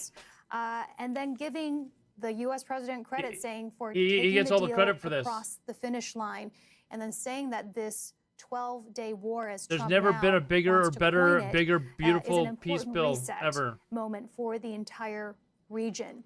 So again, of course, as we have been cautioning, we're still waiting for confirmation from Iran, from Israel, about the terms of this deal. But as announced by Trump, and if it takes effect, as he says, it indeed would be a diplomatic coup dramatic turnaround, as you said, in just the last Reuters is few now days, reporting going from apparently that Trump, the Prime saying that he was Minister of open to Qatar regime change in Iran has to now confirmed saying the God bless agreements have been Iran. reached. And then after this airstrike from Iran against the Air Force Base, the U.S. Air Base in Doha, all of this happening in just the last few hours, and certainly giving Trump that much sought after ceasefire as the deal maker that he said he would be as president. He didn't get one so far in Gaza. He hasn't gotten one between Ukraine and Russia. And now he's announcing to the world, he says at least, that he's getting one between Iran and Israel. Heidi, obviously, there's a lot of moving parts here, and things are changing minute by minute. But as far as you're aware, has any more information emerged from either the State Department or the Pentagon? Ceasefire finally? Yeah, we just gotta. You know, that's interesting. It hasn't, and that's completely It doesn't strange. look like there's any because news on a coup traditionally, attempt we going would on be either. hearing Although it about would be hard to get these news out of Iran developments right from now. official channels. But Donald Trump has really bucked all tradition, and it is very much his style to be making this announcement on his own social media platform. And that also is telling of perhaps the timing of this announcement and why he's making it in this fashion. It is, 7 p.m. here in Washington, D.C. It is not the middle of the night as it is in the region. So people, Americans, are paying attention. And ever since the U.S. military strikes on the Iranian nuclear sites, people really have been paying attention, really, for the first time. This has really crossed into the majority of Americans' minds. And there was a lot of trepidation, people questioning whether this had been the right move, because the greatest fear had been that the U.S. would enter yet another so-called forever war, which nobody wanted and which Trump said that he would not do. And he kind of talked to those concerns. He spoke to those concerns in this announcement of the ceasefire, saying that the war could have gone on for years, and it would have destroyed the entire Middle East, but it didn't, he said, and it never will, of course. That is, if the ceasefire does come into fruition. All right, that's Al Jazeera's Heidi Jo Castro reporting live for us from Washington, There is D.C. Let's cross Israeli now to Tawhid news. Asadi, who's live for us in the Iranian capital, Tehran. Tawhid, we know it's late there, but have you been hearing anything from Iranian authorities with regard to this post from U.S. President Donald Trump that a There's a ceasefire has CNN been agreed to analyst. between Iran and Israel? Well, obviously, this is a critically important device. There's a CNN analyst named Barak Ravid who has posted a tweet. It's in Hebrew, but according to Grok translation, there was 4 steps. Behind the scenes, the ceasefire was agreed upon through Qatari and American mediation. Through Qatari and American mediation between Israel and Iran, according to the sources familiar with the matter. Following the attack on the American base, Iran conveyed a message to the White House through Qatar, stating that it would not carry out further attacks and that its response had concluded, according to a source familiar with the details. The White House had responded to Iran with its own message, emphasizing that it would not respond militarily to the Iranian attack and that the United States is ready to resume negotiations on a nuclear deal. Subsequently, talks continued between the U.S. and Israel and between Qatar and Iran to finalize the terms of the ceasefire and the time it would take effect. This guy's a CNN advisor.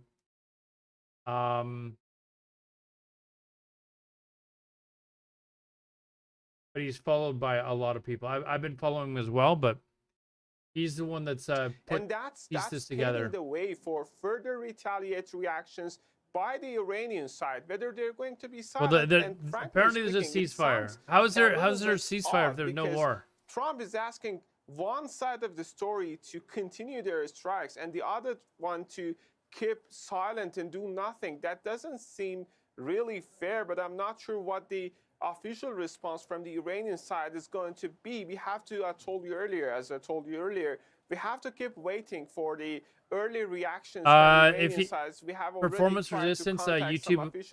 YouTube automatically will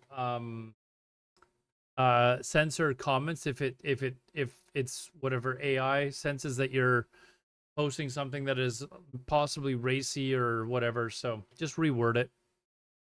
Israelis are going to stop their strikes targeting different places across the country here in Tehran. Netanyahu didn't want them to whether make a deal like Iran that. is Well, going to apparently they accept agreed to or the stop deal. other So retaliations, because the country has seen some, let's say, damages to the infrastructure. the crown prince, I guarantee you, doesn't want a deal. He wants to see the government of Iran in the toppled. capital and across the country. So whether Iran is going to stop there to pave the way for a de-escalation, or no, it's going to, let's say, listen to the public pressure. I told you earlier, there is this public demand inside the country. People are saying, first, we're not looking for war, we're not looking for expansion of the war, but still, we saw this massive protest, massive demonstration on Friday across the country. People were there to chant against Israel, to chant against the U.S., and saying that, okay, we demand a retaliation also after this recent Netanyahu has apparently Iran's ordered his nuclear ministers not to facilities. comment We on the saw similar developments until demand further by some notice. of the Iranian people calling for retaliation. He's had a And this is 4-hour-long going to be a serious security question, meeting with how them. Iran is going to be dealing with those demands, how Iran is going to formulate its next steps down the road. For that, we have to keep waiting, as the pace of developments seems to be extremely high.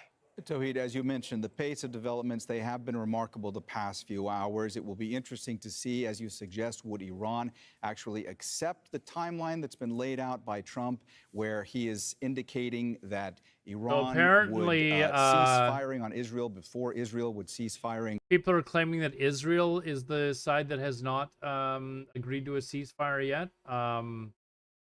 I think it's just a matter of time. Launched by Iran towards the Al Udeid air base in Qatar. I want to ask you, what's the last word that we heard from Iranian officials when it came to that action? Has Iran said that that officially is over? Well, indeed, from the statements that we hear from IRGC as well as the Supreme Council for National Security, it seems that there is no interest for further escalation.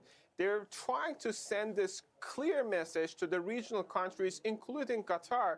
They're saying that we've got no intention to harm the warm relations between Iran and Qatar. They're saying that this is something between Iran and the United States, and they're just targeting the military assets of the United States in the region, no to actually put a sort of harm on the ties between Iran and neighboring Arab countries. And also, we have to keep in mind that they were trying their best over the past few years to establish improved, better ties with regional countries. And also, they're saying that this is part of a retaliation. Whether this is going to be finished, whether this is going to be the last part, is something is still, we don't have any information. But it's still, if you look at this statement from IRGC, they said that we use the same number of missiles to target the American bases that they used when it came to the strikes against Iran's nuclear 3 important sites. So that could be implied in a sense that it's a tit for tat, and it could be also implied that we are even at this point. But whether there's going to be further rounds is also something that we have to wait to see what comes next. For the time being, I think Iran is trying to de-escalate the situation, but there is also this big if out there, whether Israelis are going to make a decision to step back to de-escalate or not. Otherwise, if they decide to continue, the statement from Iran is quite strong. The military officials are all saying that if the Israelis decide to continue to strike back, response from Iran is going to be stronger next time. All right, that's Tawhid Asadi live for us in the Iranian capital, Tehran. Thanks so much, Tawhid.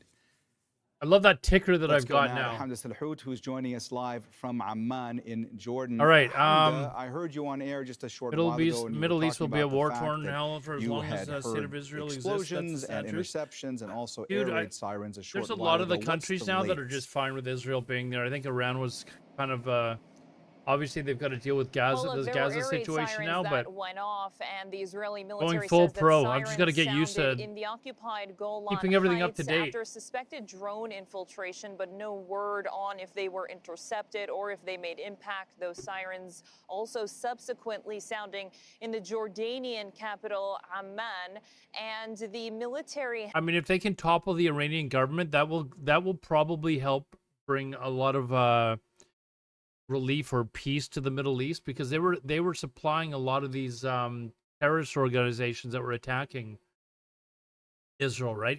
If the government in Iran is toppled and they can get rid of We that, want to report that the Israeli there will security probably cabinet still has be the just odd ended a thing meeting, happening, and but that the Netanyahu has de-escalation reportedly will be given huge, his I think. ministers a gag order, meaning not to speak about the situation at hand, which is why there have been no leaks, there have been no officials speaking to Israeli media, but this cabinet meeting was happening the entire evening and just ended. It's just BRICS past News is 2:14 reporting a.m. local time. that BRICS News is reporting that Israeli Prime Minister Netanyahu is confirming that ceasefire with What Iran. comes out of that meeting, what was discussed, of course, the issue of Iran as a whole was discussed, but there is still nothing official from the Israelis, as the Israeli Prime Minister has told his ministers and Hold his on. government Apparently, members there's a to bomb not threat in the comment U.S. to the now. media about the issue.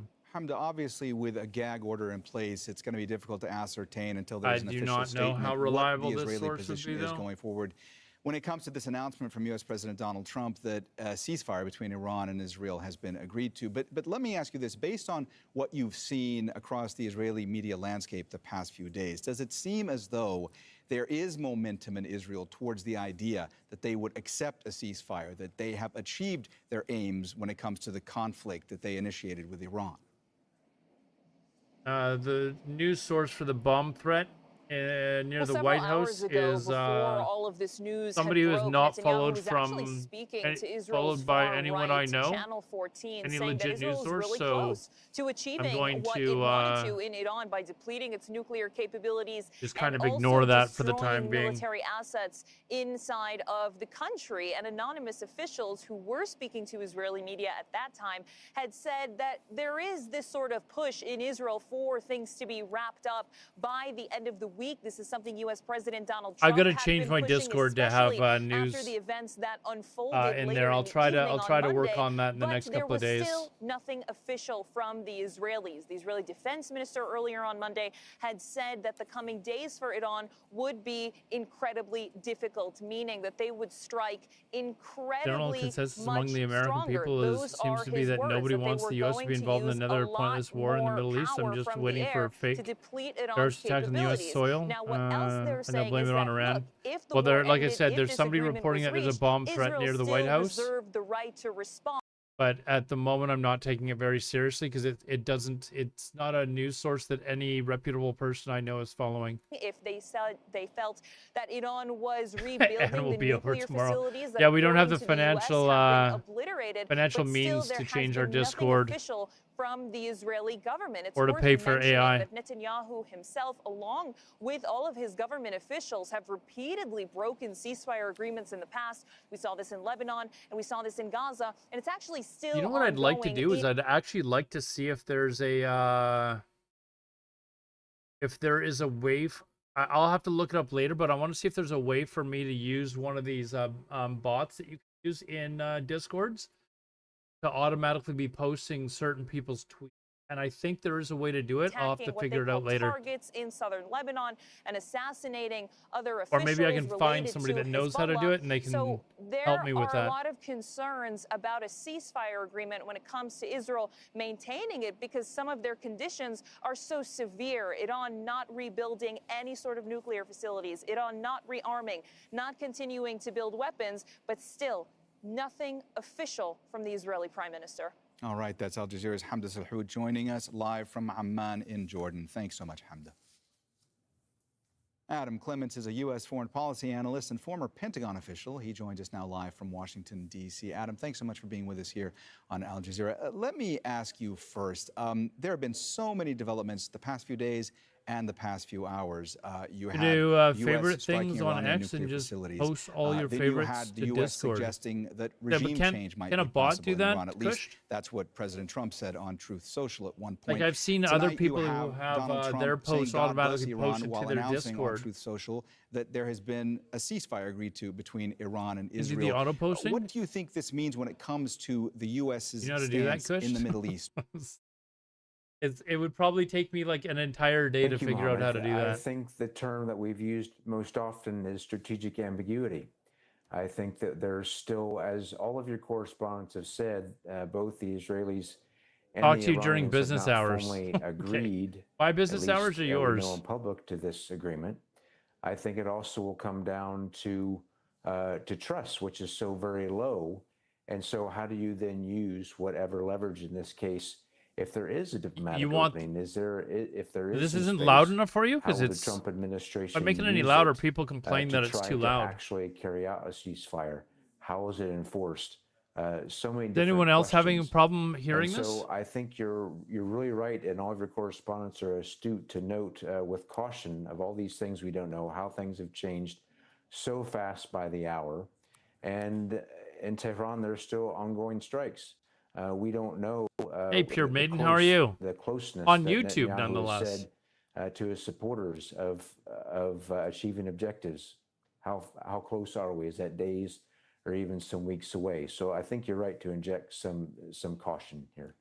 Adam, what does it say to you, the fact that Thanks to everyone that's also watching on YouTube. This strike by There is a Iran, the link missiles below my launched from Twitch Iran account. If you towards don't want to Al-Udeid get commercials, Air you have an Base ad blocker, in Qatar, by all means. That then President Trump Head also over there. takes to Truth Social and essentially says that this was telegraphed. He knew that this was happening.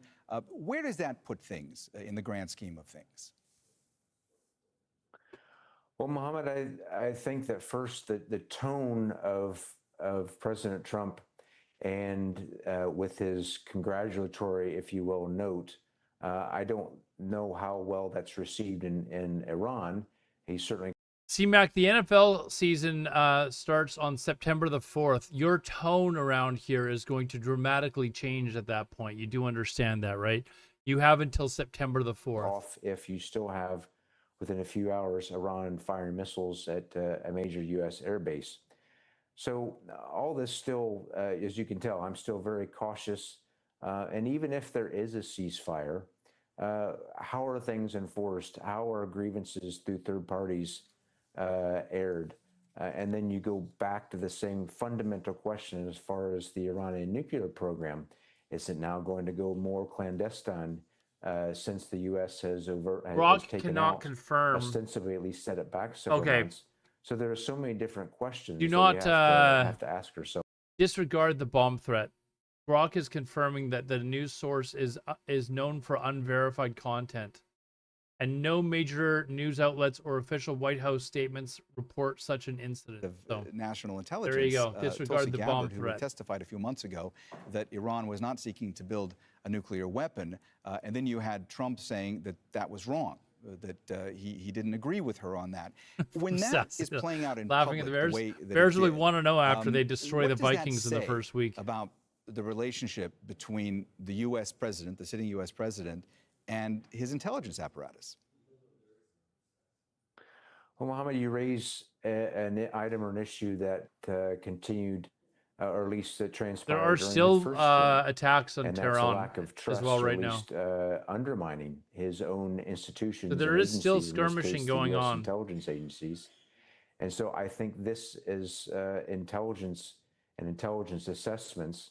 Objective intelligence assessments are so key here, and so I think you're right to note that this is another key aspect of if there will be a ceasefire, because the U.S. intelligence community would have a very big role.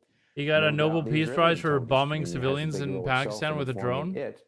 And we also Well, he like did to it say as peacefully, well, though. the diplomatic or intelligence community, that often the Israelis are informing as well as trying to influence U.S. officials, which happened at the very beginning, where there appeared to be some type of disagreement from the U.S. intelligence community over the intelligence. I want to see if Israeli this intelligence, about Rezi how close the Prince Iranians were of to Iran producing some type of weapon.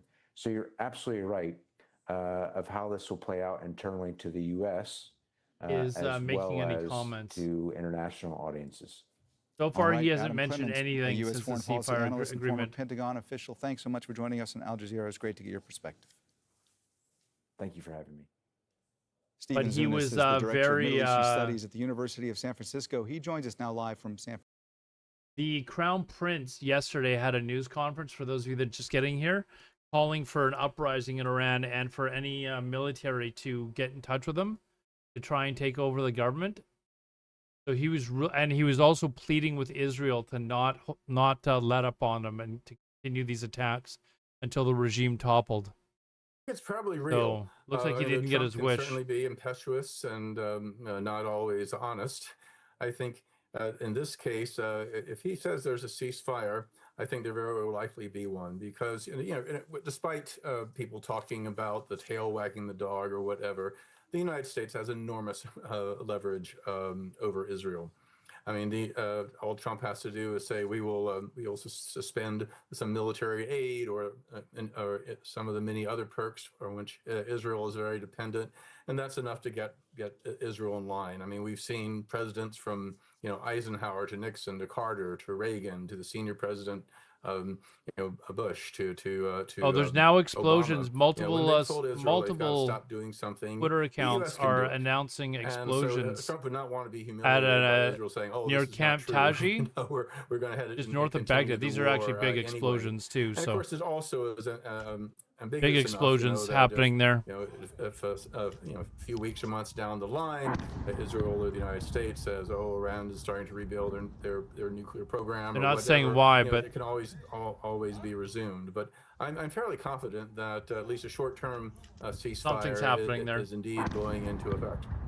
Stephen, does this speak to a scenario in which Donald Trump or members of the administration put a lot of pressure on Israel if this ceasefire has in fact been agreed to? I ask that because there has been mixed messaging from Israel the past several days as to what they intended to do when it came to their campaign in Iran, the conflict with Iran. You had some officials suggesting that this was going to go on for a prolonged period, and you had others saying that Israel was close to achieving its goals. Midnight in Iran. Hammer. If Time to wake Israel up the has wife. Indeed agreed to the ceasefire, and you were saying that you believe that this possibly is true. Does that mean that Trump has put a lot of pressure on Netanyahu? Yeah, Sorry, you guys can still hear those. Where is that? The other one is just the fact that That's here. That's these Israel explosions has, going off in inflicted Baghdad. enormous They don't know what's damage causing it yet, on though. Or Iran, they haven't both the military and reported what's causing civilian it. and their nuclear program, of course. The Israelis have suffered more physical damage than they have in generations, if ever, and it's been taking a toll.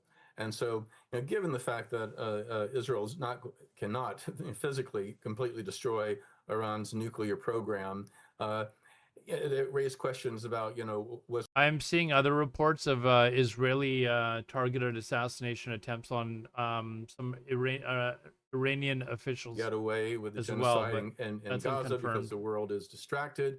But when the Mossad headquarters, other military Mach installations 17? I have and not a seen lot of that, no. civilian areas are being struck with missiles. I mean, that's not sustainable in the long term either.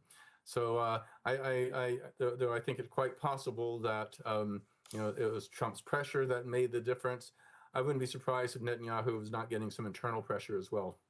Stephen, Israel's attacks on Iran over a week ago, it all began with the premise that Israel wanted to end Iran's nuclear program. And then, of course, the U.S. entered the fray a few days ago, attacking those 3 nuclear sites in Iran. But we don't really know the extent of the damage or where the nuclear program in Iran stands right now, correct? I mean, obviously, Trump has said that they obliterated the nuclear program, and other officials have said that the nuclear program in Iran has been destroyed. But do we actually know where the nuclear program stands? Oh, yes. Okay, so sorry. I read about this earlier. That Israeli called the top Iranian generals, and basically told them you need to escape now. This is actually, I don't know, kind of weird that they gave them that warning and then they were going to just have a ceasefire. So, kind of interesting. Program, it's less a matter of materials, which again they could easily. Maybe from this morning, well, the reporting that it's happened Just the willingness to do so. I mean, the nuclear genie is out of the like bottle, a lot as of people reputable say. websites are reporting about these the explosions in scientific Baghdad know-how near and the raw an American materials army base. Are indeed able to develop a nuclear power and eventually nuclear weapons if they want to, and in any case, the fact is that the Iranians see their nuclear program as a national right, and even though it may have been set back, some months or even years, I don't doubt that there will be some effort to try to rebuild it, at least in some capacity. Stephen, from your vantage point, do you Holy think shit. that the Trump administration now expects Iran The to price come of back crude to the oil has negotiating collapsed. table? Is that what they want to see at this It particular was moment? it was over And, even if that is the $75. case, It's gone down based on $10 what's happened the past just few today. days, would Iran be willing to start talking again with the U.S.?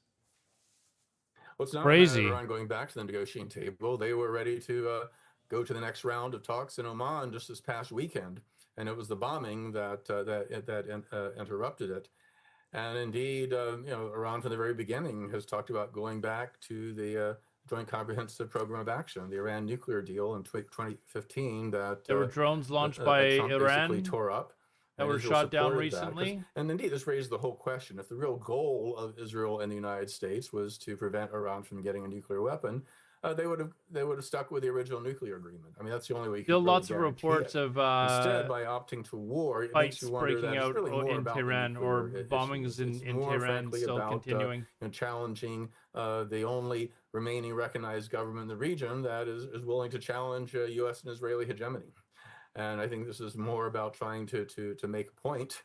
I think it was more about trying to weaken Iran in other ways. Indeed, the bombing went well beyond the nuclear facilities to include other military, governmental, energy, and even media. So the underlying tensions that created this war are still going to be there and could very well lead to another war in the not too distant future. All right, Stephen Zunis, Director of Middle Eastern Studies at the University of San Francisco. Thanks so much for joining us on Al Jazeera. Great to get your perspective. Sure thing. My pleasure. Just hours before Trump's announcement of a coming ceasefire, Iran fired a salvo of missiles at a U.S. military base here in Qatar. It was an unprecedented attack on a neighboring country with which Iran has long held close relations. But Tehran says the attack was a justified response to the American strikes on its nuclear facilities. Behdad Mahichi reports. Here we go. This is first. Projectiles and interceptions in the sky, this time over the Qatari capital, Doha. Shelter-in-place warnings as a barrage of Iranian missiles target the largest U.S. airbase in the Middle East, in what's being seen as a symbolic show of force. Tehran calls it legitimate self-defense and retaliation for the American bombing of its nuclear facilities. Just looked at it, on it's just Sunday. being a. The message of this decisive action show is force clear for and their- direct their, to the White House and its country. allies. The Islamic Republic of Iran will not leave any act of aggression against its territorial integrity, sovereignty, or national security unanswered under any circumstances. All right, I'm going to have to be very careful. Whoa! The airspace temporarily closed over Qatar as defenses shot down all but one of the missiles fired, the attack resulting in no injuries or deaths. But drawing condemnation from Qatar, which holds deep ties with Iran. Qatar condemns, in the most severe words, the Iranian missile attack on the Al Udeid Qatari airbase. This attack represents a blatant violation of the sovereignty of the country of Qatar and a contradiction to the principles of good neighborliness, and represents an attack on international legitimacy and international law. And the state of Qatar confirms that it reserves the right to respond. Qatar The sprawling has already Al Udeid said that base they're not just going to outside do of the anything. They're going to capital, try Doha, and typically de-escalate hosts the some 10,000 situation. American troops. But most personnel and aircraft were evacuated last week, the clearance visible in satellite imagery. Wow, nothing there. Washington and Qatar say they were warned in advance that the attack was coming. Some suggesting it's Tehran's way of signaling it doesn't want to escalate the conflict further. Behdad Mahichi, Al Jazeera. Guy's driving around holding his Dorothy phone. Jabari is also in Doha. She Like one of those describes the reaction of Stormcatcher key guys. residents here. Multiple Iranian missiles intercepted over the skies of Doha. And nobody said that nobody could defend residents themselves. in the city were shocked initially when this happened, and many people felt the earth shake underneath We still them. don't know where the It did 60% cause some panic and fear enriched initially, uranium is that either. quickly subsided once people realized what had happened, and that hopefully was the end of the attack by the Iranians on the U.S. military base known as Al Udeid. Only program knowing the news hours before the rest of the world. This is a military base that's been here. We've reported things and then watched as Al Jazeera has reported them after us. And it's been home to we report the news first US here military presence in the region. on the ANN 10,000 news network. U.S. military personnel call this base their home.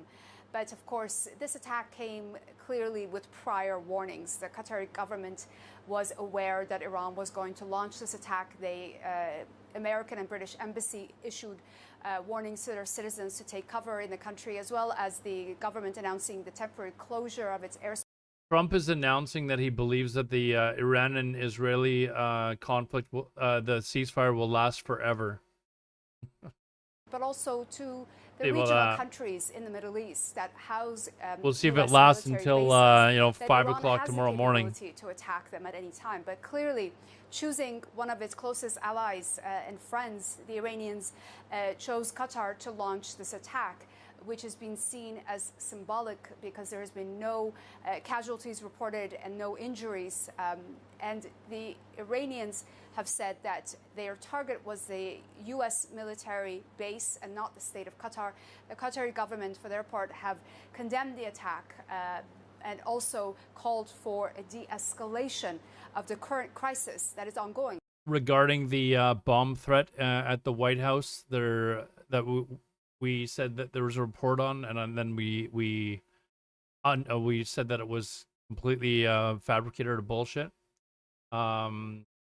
There's a live camera on the White House, and nobody's being evacuated, so it is for At this sure time, bullshit. there are no reports of U.S. casualties. We are monitoring this situation closely and will provide more information as it becomes available. Patty Culhane has the latest reaction from the Pentagon. The price of oil dropped as soon as Trump announced the ceasefire. Did anyone short oil? Airbase was a potential target. Did anyone have a massive short on oil? Can you short oil? I don't even know if you can short oil, can you? The satellite imagery, more than 40 U.S. planes were moved from that, the largest U.S. airbase in the Middle East. We believe that they moved personnel. Normally, there's about 8,000 personnel. You can short at everything. that I would imagine airbase. you can. I've just never heard of anyone doing it. The president and the Pentagon announcing that there are no casualties from this attack. We expect to hear more from the Pentagon potentially in about 24 hours' time. But Through the CFDs, signal we're okay. getting from the U.S. president is that this has been a military success. Patty Culhane, Al Jazeera at the Pentagon. Yes. United Nations Secretary General Antonio Guterres has responded to Iran's attacks on Qatar, saying he's deeply alarmed by the latest escalation. Kristen Salumi has more from the UN. In response to Iran's attack on Qatar, the UN spokesperson echoed remarks made by Secretary General Antonio Guterres over the weekend when he spoke to the UN Security Council in an emergency meeting that was called in response to the United States bombing of Iran's nuclear facilities. At that time, Guterres described the risk that the world was facing as the possibility of, quote, descending into a rat hole. I just tweeted to Unusual Whales. The Secretary General is deeply alarmed by the very latest well-known, escalation. From the beginning of this conflict, Market, he has been condemning Twitter account every for Markets further military escalation, and this to includes, ask if of course, but he's been reporting today's on attack people by like the Islamic like Republic. buying and selling different shares just before announcements have been made, and there's like a lot of suspicious activity going on. So I just tweeted to ask him if anyone shorted oil under the UN Charter and international law. The spokesperson stopped short, however, even when pushed, of categorizing any one country's actions as in violation of international law.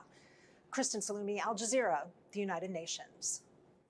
So apparently, If you're it's just joining Camp us, let's bring you up to Taji, speed with the which is, latest on I'm our assuming breaking it's news an American base. President Donald Trump has north announced of, what he north says of Baghdad, is a ceasefire Baghdad in agreement. Iran. He has congratulated Israel Or and Iraq, for sorry, agreeing to a complete and which total has, end to hostilities. The ceasefire should take effect in stages over 24 hours. Where these explosions are Neither Israel nor Iran have going until off. now said they have agreed to a ceasefire.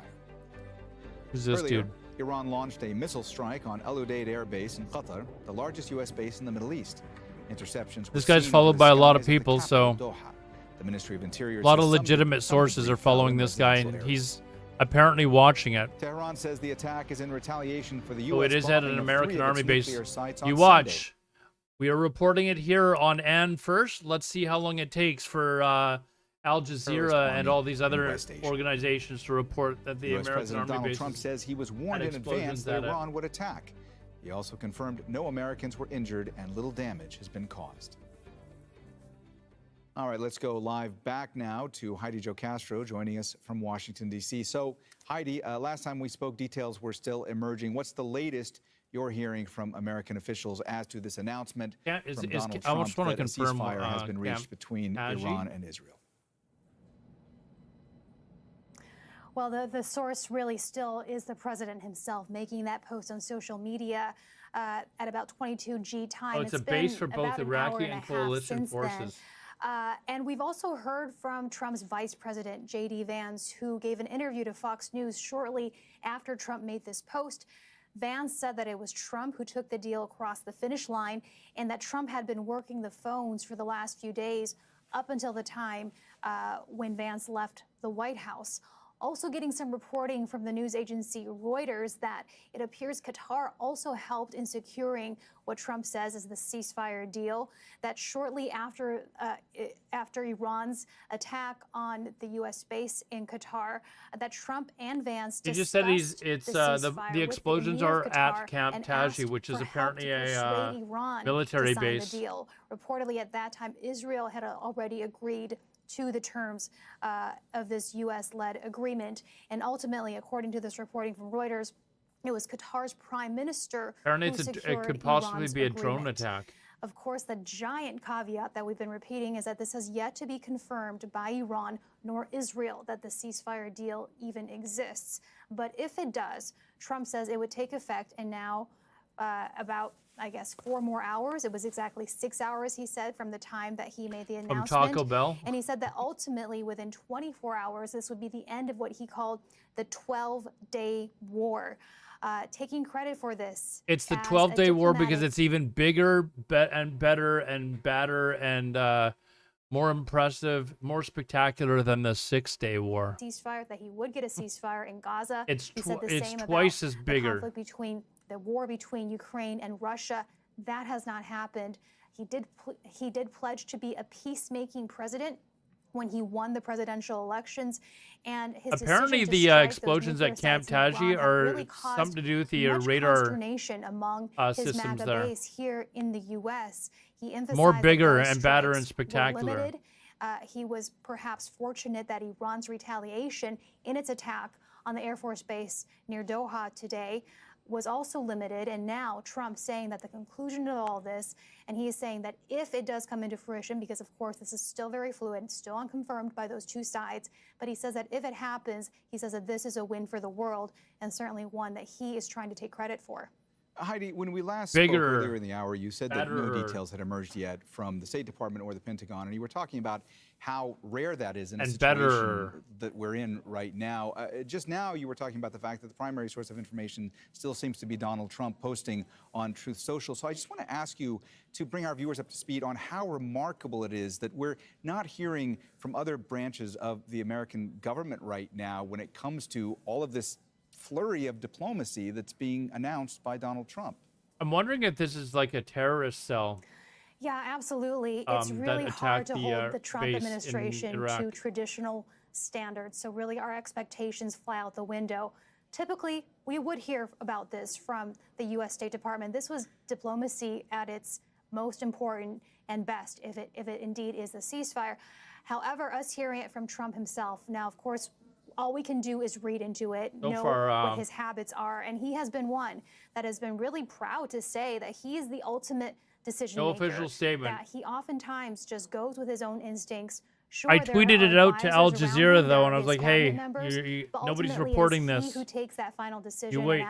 They will look at my tweet and they'll be like, "Oh wait, Aladar just tweeted this to us. We must report on this." Way of making this announcement on his own social media platform, really going around the normal channels of communication, and then having his vice president follow up And giving is an the interview news. to a conservative television station, Fox News here. This is very much in character with the Donald Trump and the showman that we have And he asks learned for him money. It's like, to be. come on, guys, And am I certainly doing your this job is for you? him Like, let's reaching go. out to his base, which ultimately is the audience that he intends to reach, and his MAGA supporters. They're still saying, reporting on assuring this them that tweet this was from not like a 2 forever hours war ago. that It's he like, had come on, entered guys. when he Like, issued those U.S. strikes against the literally Iranian like 2 nuclear hours sites, ago. and claiming that this We moved will on, bring guys. about Like, peace there's- and that this has now avoided a bigger war in the Middle East.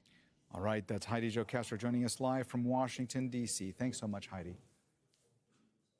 Let's cross. now to Darfus, it's Tauhid going good, Asadi, man. who How are you joins us doing? From the Iranian capital, Tehran. Tauhid, I know it's very late there. The last time we spoke, you were saying it would be very difficult Anyone else to get reporting this? reaction from Iranian officials at this hour. But has Are we that anything far new ahead of everyone? emerged when it comes to this announcement by Donald Trump that a ceasefire had been reached between Iran and Israel?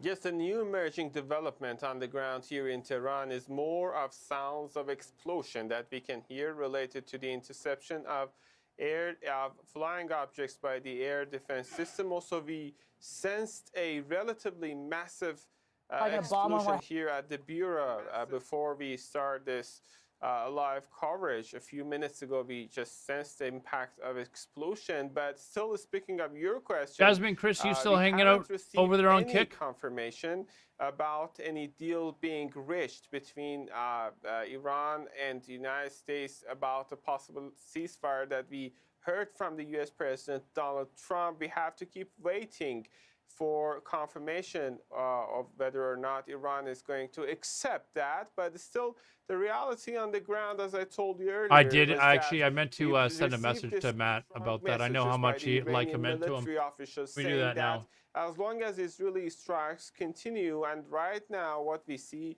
is the continuation of these strikes, Iran is not going to stop there. Iran is going to strike back to respond to actually Israeli strikes, and now we see this continuation. So with that said, we're not sure whether Iran is going to accept any deal for ceasefire regarding this latest developments that we can see. Also, told you earlier, we've got this statement from the Supreme Leader of the country, Ayatollah Ali Khamenei, a couple of days ago, who came out in a video message saying that we're not going to accept any imposed peace. And the question here is that whether Iran is going to interpret this proposal as an imposed peace or agreed peace is something that we have to keep waiting to see what comes next from the Iranian side. At the time being, I can say Always been around, so sad. Yeah, ever since is the name of the game that we can see. Also, the first time previously, I saw earlier, Stay Safe stream. Yesterday, we've got a chain Like of it's been there. strikes by the Israelis targeting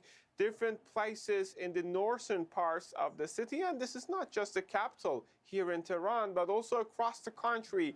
We have been witnessing different strikes in different cities of the country, specifically in the western parts of the country. We have been witnessing. No, I was actually while I was dealing with some work stuff, I was flipping through Twitter and I saw that he'd posted that. Of a continuation of strikes by the Israelis under this circumstance, whether Iran is going to accept that ceasefire deal is a big question. Another big question there is going to be also, this is going to be something Yeah, he needs to move on to the next topic, which I've tweeted to them. They need to get on it. So that war might be finished at one point, but we know that there are profound roots of hostility when it comes to Iran-Israel or Iran-US ties. So it's going to be a very complicated scenario down the road. As I'm speaking, we are closely following the developments. We're closely following the continuation of Israeli strikes against Iranian territories, and also we are closely following to see whether Iran is going to respond, officially speaking, to the statement that we recently heard from the U.S. President Donald Trump. All right. Tauhid, obviously it's important to point out again that neither Iran nor Israel have confirmed that they have agreed to this ceasefire that was announced by President Donald Trump a short while ago. But one of the things that's mentioned in the post by Trump is that this ceasefire would take place gradually over the course of the coming day. And it indicates that Iran would cease firing on Israel unconfirmed reports on Iran confirmation. No, well, there's been lots of reports that they confirmed now. I don't want to ask you to speculate too much, but do you think that would be something that Iran would likely agree to? Initially, there were reports that neither Israel or Iran had agreed to the ceasefire, but then slowly reports came out saying that they both have agreed. This is quite surprising. You ask one side of the story, one side of this confrontation that started the first round of attacks, the Israeli side. You're asking it to continue its strikes. And on the other hand, you ask the other side of the story to stay silent and do nothing. Yeah, good and sources. That sounds quite a little Reuters, bit vague, I would like, say.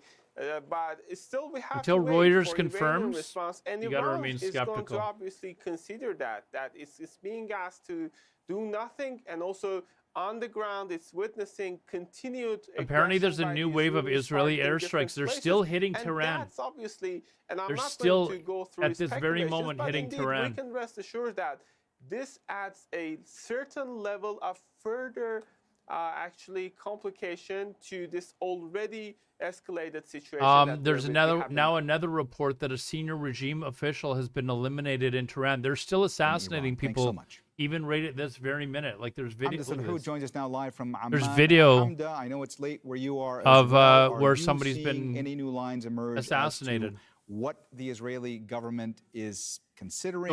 Apparently, there's a ceasefire in place that's supposed to start in like 12 hours. Between Iran and Israel has been agreed to. So they're allowed to finish the missions that they're currently on, which is surprising to me. Like, you think that they could just no word whatsoever from turn the everything Israeli around, but and Israeli officials who have not been speaking to Israeli media. Yeah, they and have the that's rest of because today. The Israeli Prime Minister ended a meeting with his security cabinet But- around 30 minutes ago, in which Israeli media is reporting that there is a gag order in place for him. we and all of his reported this ministers already. and other Al government Jazeera is officials copying to our not report again. speak about the ceasefire, and that's going Do not to mean speak that about if there the is some sort of ceasefire. announcement from the Israelis, it's going to come directly from Netanyahu himself. So while Netanyahu's all of already this made the news was announcement. circulating just hours Let's get before caught up, Al that, Jazeera. the Israeli premier had spoken to Israelis Channel 14. This is a right-wing channel in Israel, telling them that Israel is close to accomplishing all of its goals and objectives in Iran, but there was still some work to do, touting this term absolute victory that he's used for both the wars on Gaza and the war in Lebanon, and using it now in Iran, saying that until Israel feels it's accomplished everything it wants to in terms of diminishing Iran's nuclear capabilities and destroying other military assets that they have, that's when Israel will draw back and more so withdraw these attacks and not happen at the same frequency. But it's also worth mentioning that behind the scenes earlier in the day as well, there were Israeli officials saying that because of the pressure from President Trump, the Israelis were now trying to wrap all of this up by the end of the week. This is before the announcement from the American president. So it's still a little bit unclear where we stand now because there has been no word from Israeli officials. All right, that's Al Jazeera's Hamda Sahoud joining us live from Amman in Jordan. Thanks so much, Hamda. Joining us live now from Washington, New wave DC, of attacks National happening in Security and Tehran Foreign right Policy now. Expert Asha Castleberry Hernandez. Asha, thanks so much for being with us here on Al Jazeera. Let me ask you first, what are we to make of this post from Donald Trump from a short while ago saying that Israel and Iran have agreed to a complete and total ceasefire? I ask you that because we've not yet had confirmation from either Iran or Israel as to whether they have actually agreed to that ceasefire. Now, we've seen terms of this ceasefire detailed by Donald Trump in his post. Do you expect that this is actually going to happen? Well, it's evident that the United States is using pressure to pretty much end the conflict as soon as possible. And I'm not surprised from President Trump because he foresees himself as a global peacemaker. So it's reflective. Yeah, I just showed that clip clearly regarded. I just so showed I that think clip. What he's doing right now is, after a quick exchange using defense, he wants to go back to diplomacy, regardless of Israel and right now Iran are not necessarily committed, but he's trying to make sure that he uses diplomacy to go back to the table, make them come back to the table, and by pressuring them using information in Twitter. So, Asha, if Donald Trump wants to use diplomacy or strong-arm diplomacy at this stage, what are the plausible scenarios going forward for the U.S. in the Middle East. What happens next? What happens next is that there's another report that the Israel Air Force strike on the IRGC, which is the Islamic Republican Guard or something, or Islamic Republic Guard or something, headquarters in Ardistan last week, eliminated. There was 5 top officials or military personnel that had eliminated in the one strike. Going with regards to the nuclear negotiations. So right about now, I mean, just after the strikes, I mean, Iran doesn't have much in terms Looking of like their a coup. It nuclear looks like they're weapons trying to program, assassinate but for the most head part, officials to ensure to that start something. they But are committed to denuclearization as much as possible, and also to ensure that there's no more conflicts moving forward with Israel. So there's a lot that's going to happen along the way, a lot of challenges in terms of security. And what makes us different too right now is that, you know, there were reports like yesterday and the day before that Iranian officials were making arrangements to get out of the country, though. there's a battlefield confidence going on with regards to the strikes not too long ago targeting U.S. forces in Qatar and Iraq. And then also you're seeing that play out in the Security Council where China. Okay, take this with a grain of salt. This is by an Iranian, very pro-Iranian reporter. Iranian opposition media, so Israeli media, I guess, is claiming that the Iran supreme leader's residence was targeted with dozens of bunker-busting bombs. And he goes on to say these are unverified claims by the opposition of Iran. I have not seen these claims. Came out after those missiles So were I have launched not towards seen Al anything Udeid to base confirm and that at all. posted Just that that he there's knew lots this was of coming. And then in attacks subsequent continuously posts, going on in essentially said Iran it's right time now. to make peace and said, God bless Iran. What does that indicate to you? Obviously, it looks as though Trump wants to stop the attacks. He's saying that a ceasefire has been reached. But do you believe that the Iranians are more likely to start talking You're telling me it's or engaging happening? more with the U.S. going forward as well? They're still going after them. Like there's still big attacks going on in Tehran. I will say in terms of President Trump, once again, it's reflective that he does not want to endure a conflict with Iran. And then as far as Iran, I think moving forward, the toughest part about trying to get Iran to stop in terms of the being engaged in malign activities, I would say that the international community is just going to struggle with that. I mean, we saw the Chinese make an attempt in Putin terms has of announced he's not Iran intervening. relinquishing their malign activities throughout the region. And moving forward, that's what needs to happen. But unfortunately, it's going to be really hard because they're orchestrated throughout the region and they know the terrain really well and they have made significant inroads throughout the decade or two. So we'll see, but a lot will be a package that we will have to deal with regards to Iran, and those top 3 include peace with Israel. This is the exact scenario that would allow for our general to take control with zero opposition. And then the third portion is we did mention that the Crown Prince of Iran called for the military to step up and help with the regime change. In terms of going back to the ceasefire, that's exactly what Would that President have Trump happened? wants. He's going to the NATO. Crazy. He was he just had a meeting a news conference this morning, asking people to rise up. And topple the government and specifically asked Iranian military to Iran and Israel saying step ceasefire up. now. All right, Asha Castleberry-Hernandez, thanks so much for joining us on Al Jazeera. Great to get your perspective. Okay, this is the second report about a target on the Supreme Leader. Explosions heard in the Lavazan area. Here, let's bring that up. Lavazan area of Tehran. Here we go. So apparently in this area here, Lavazan is where the Supreme Leader is, somewhere in here.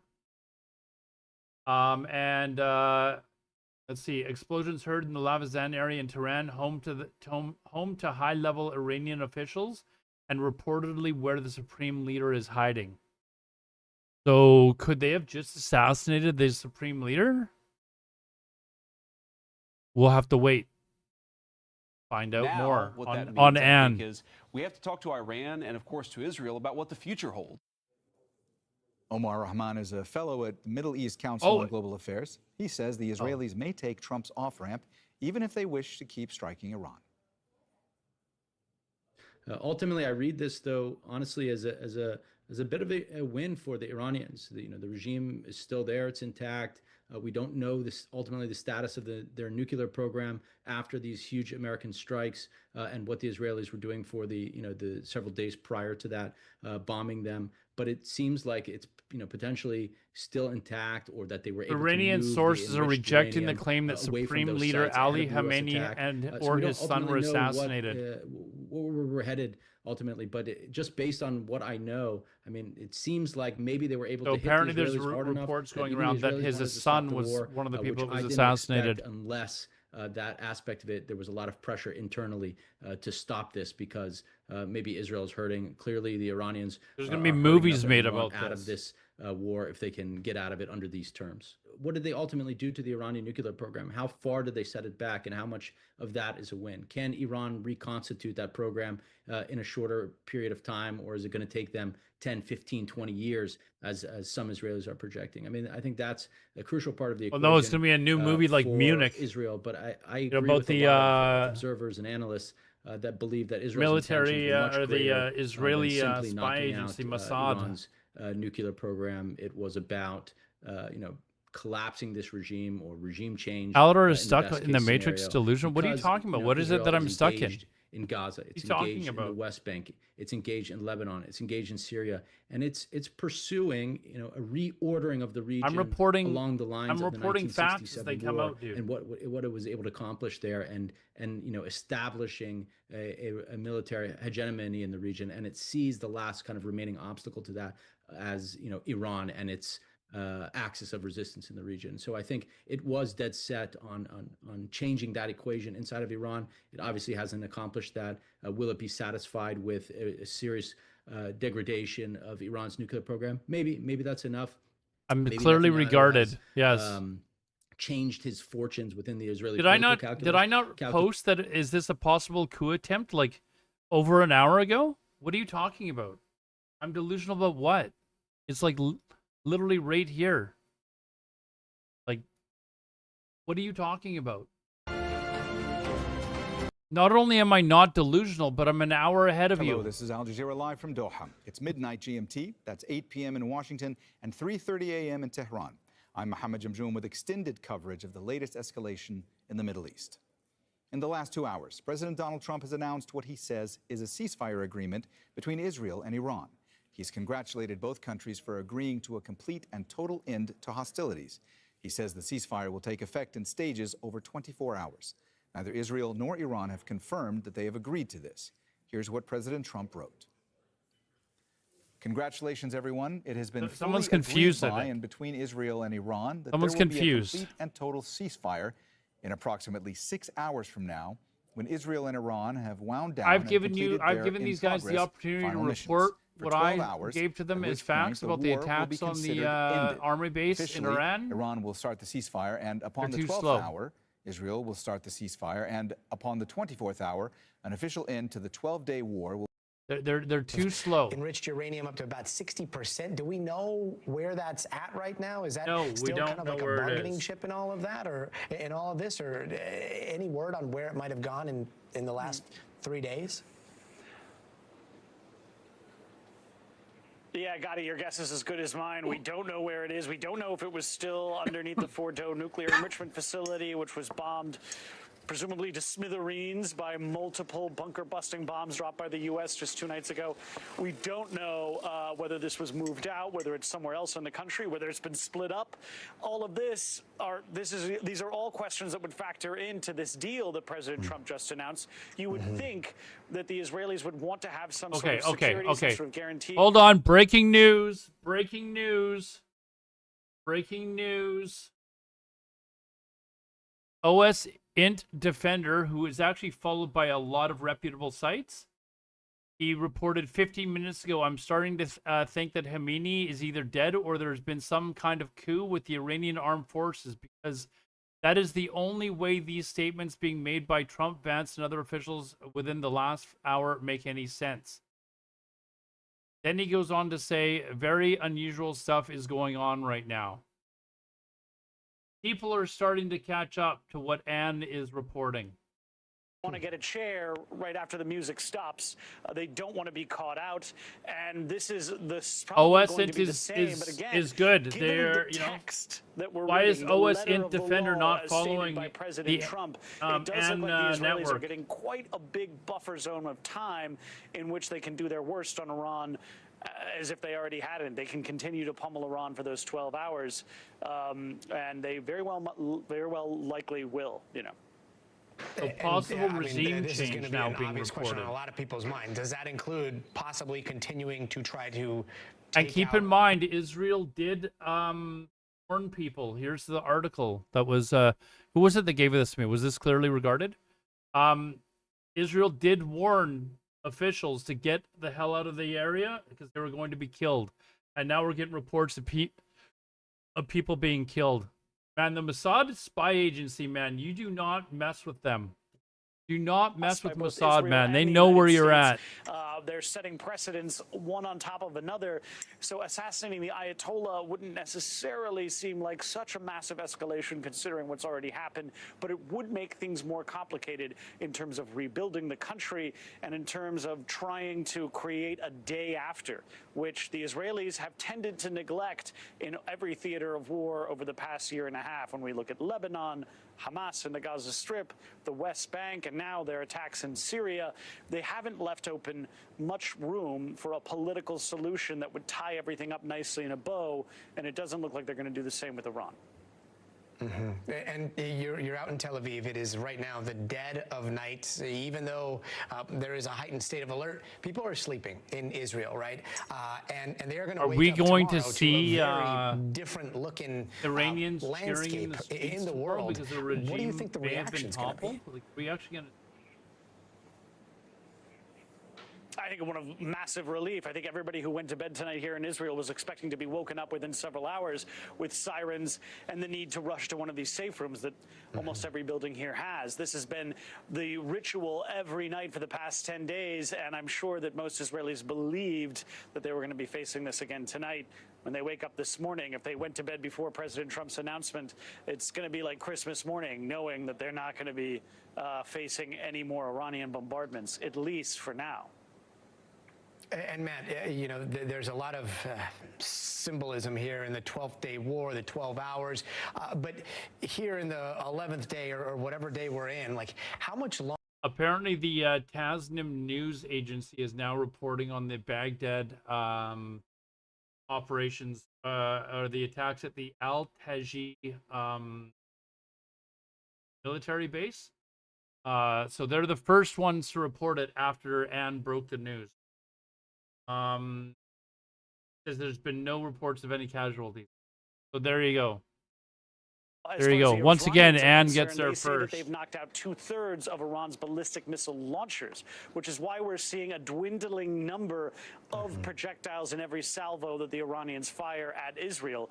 To be sure, though, there's also now multiple reports of Iran stating that if Israel continues to strike after 3:30 a.m. Tel Aviv time, that they consider the fire avoided. Iranian weapons. Right now, it's but the clock's up here, this is top definitely gonna left. come as a relief. So 18 minutes we'll from hope now. that ceasefire holds. Matt Bradley, thank you so much. 18 minutes from now. Let's get over to NBC's Gabe Gutierrez over in I Washington. think they're frantically Gabe, trying to get the rest of their military operation done. That's why these reports of people being assassinated are happening so I understand fast. it, he's also been working the phones with reporters, including some reporters at NBC. What's going on? Yeah, that's right. Look, Gotti, I have several things I want to catch you up on. One, I just spoke with a senior White House official that filled in some of the blanks on the timeline here throughout the afternoon. I'll get to that in a moment. First, I want to get to the president's comments, though, to my colleague, Amisha Sindor. She did manage to get him on the phone a short time ago. He says that this is a wonderful day for the world. He also says, I think the ceasefire is unlimited. It's going to go on forever. And he also, when asked if the war was completely over, he says, yes, I don't believe they will ever be shooting at each other again. Again, those are the comments from the President of the United States a short time ago to my colleague Amish Alcindor. Now, just a few minutes ago, I did speak with a senior White House official who filled in some of those blanks about how this all went down throughout the afternoon. Now, the White House, this White House official says that Iran did alert the U.S. about this strike through Qatar. Now, Qatar was a very important mediator here. After that, the president, through intermediaries, spoke with Iran. And there was a post earlier on this evening when the president first called it a weak response by Iran. You read it in your introduction. He also said, he called it a weak response, but he also thanked Iran for letting the U.S. know about the strike ahead of time. That's what he was referring to. It was after that social media post that Israel is going to announce they pushed a coup. That President Trump then called Prime Minister Netanyahu, and he spoke with Bibi Netanyahu this Revolutions usually end up being pretty bad for civilization. I mean, how much worse can it get for the Iranian citizens? They've already had national security staff monitoring these developments to deal with this coup. It's been there for, or this regime. It's been there for what? Basically said that he wanted 45 years now. And it was after that conversation. Plus, they had the years of the Shah before that. Came just after 6 o'clock Eastern time that both Israel and Iran had agreed to a ceasefire. 20 minutes for, well, not even that. 16 minutes for the ceasefire to start. And Israel's apparently still attacking into Iran. Iran would stop firing, then followed by Israel firing. That apparently was an idea that President Trump came up with, according to the senior White House official. Apparently, there are also explosions near, at the Baghdad International Airport. Casualties have been reported. Apparently, I'll try to. Iran would actually stop, and that's why this was a staged ceasefire, according. Now apparently there's been 2 drones targeted at Camp Victory. So I'll try to verify those as well. The administration is touting this, but attacks at the Baghdad airport and Camp Victory. I got to check on that. We're just starting to get that's word not verified exactly yet. How this all unfolded on a remarkable day here at the White House, Guy. Yeah, quite the negotiation tactic there. And we're so used to seeing diplomacy happen behind closed doors and then hearing a very watered-down version of an official readout with a bunch of people participating in the decision-making. But so much of what we are watching here play out seems to be coming from the president's social media posts. Is there a lot of participation in the decision-making may have been here? where Or is a lot of this happening Amini was hiding out?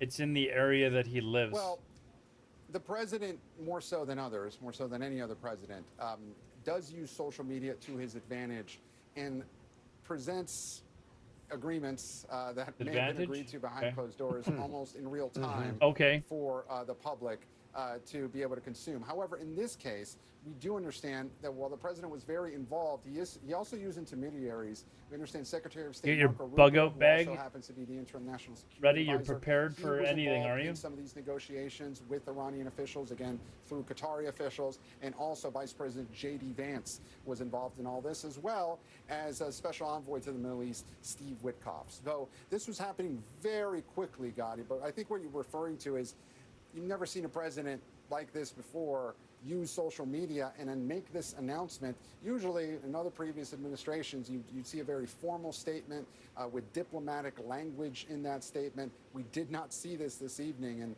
multiple social media posts from President Trump.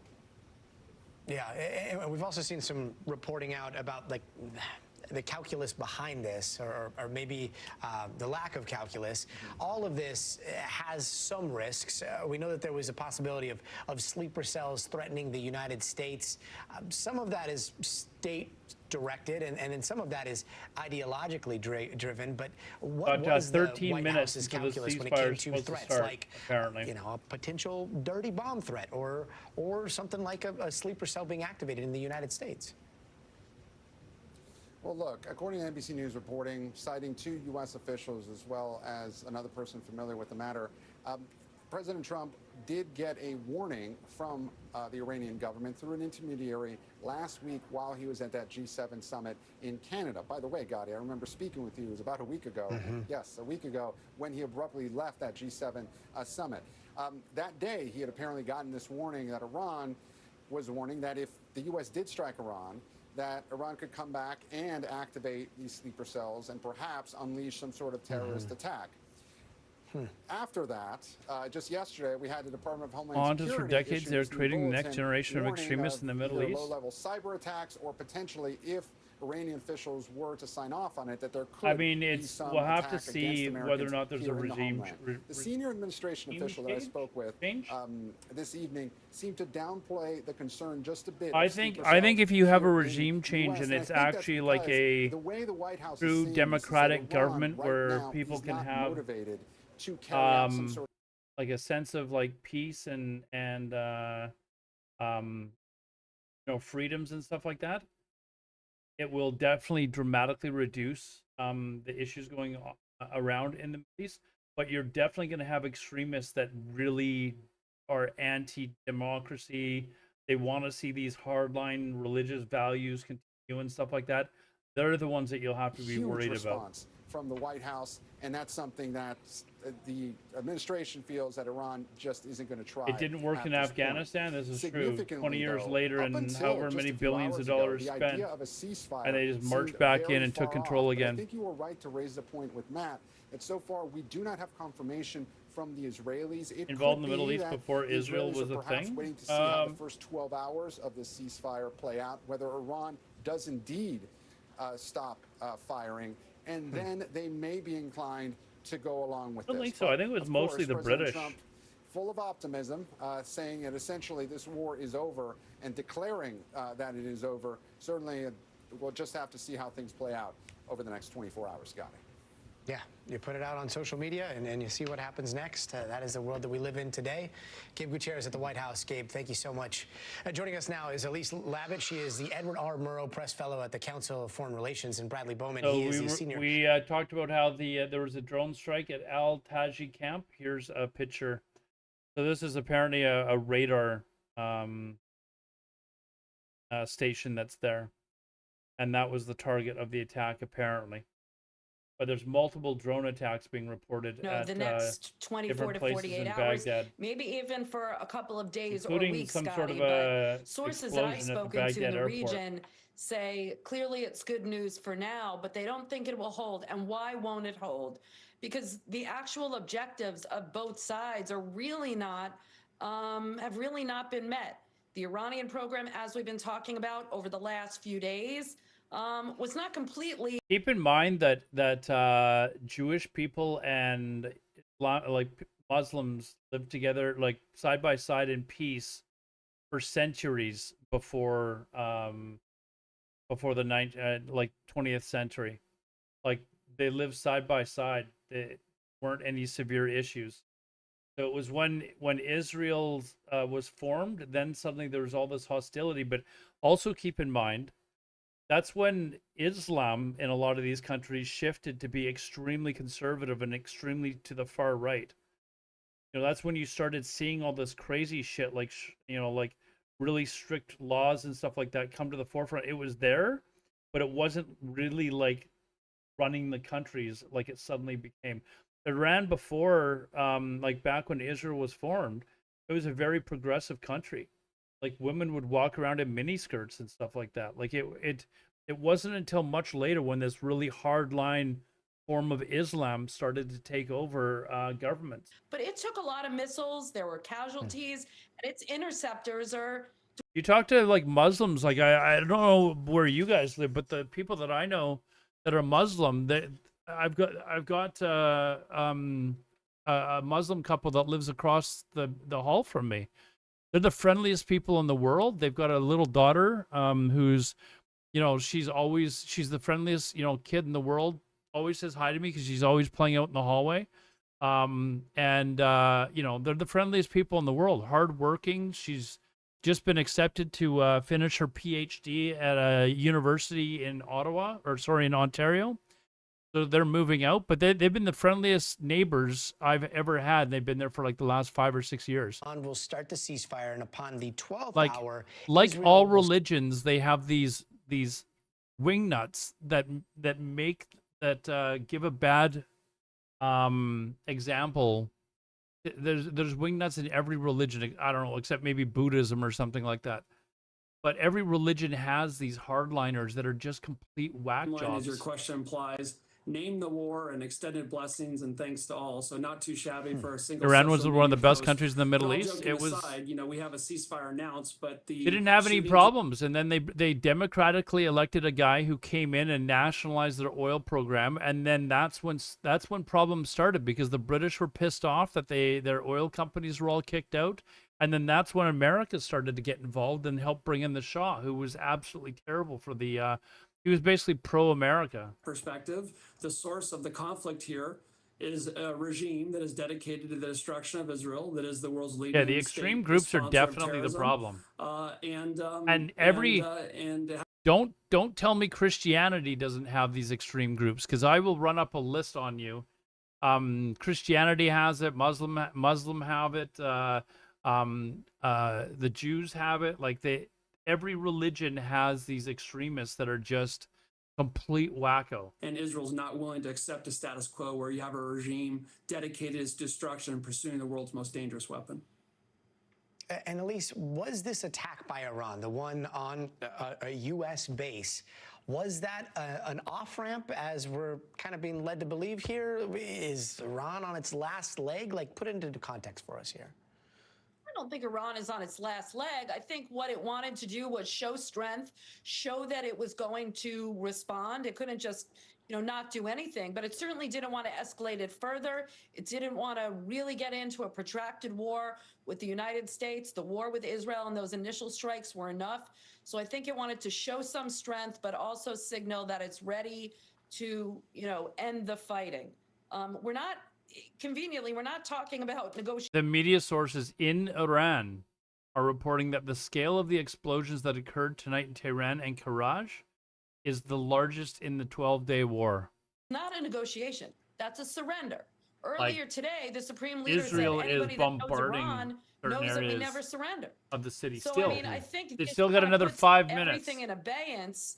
I think, to your point on the ceasefire, Israel wasn't going to, stop fighting until it saw that Iran was going to stop fighting. And, President Trump, if he did, in fact, come up with the idea, it's possible the Israelis did, but Extremism if is he likely did, less look, likely this is to a occur victory in for prosperous President countries Trump. like Canada It when could you be a aren't pissed temporary poor from being victory. bombed and living I in think violence. ultimately You aren't as likely to go out into root cause is, extremism. as, You know you what were else saying- is very highly correlated with whether there's a lot of extremism is the educational level.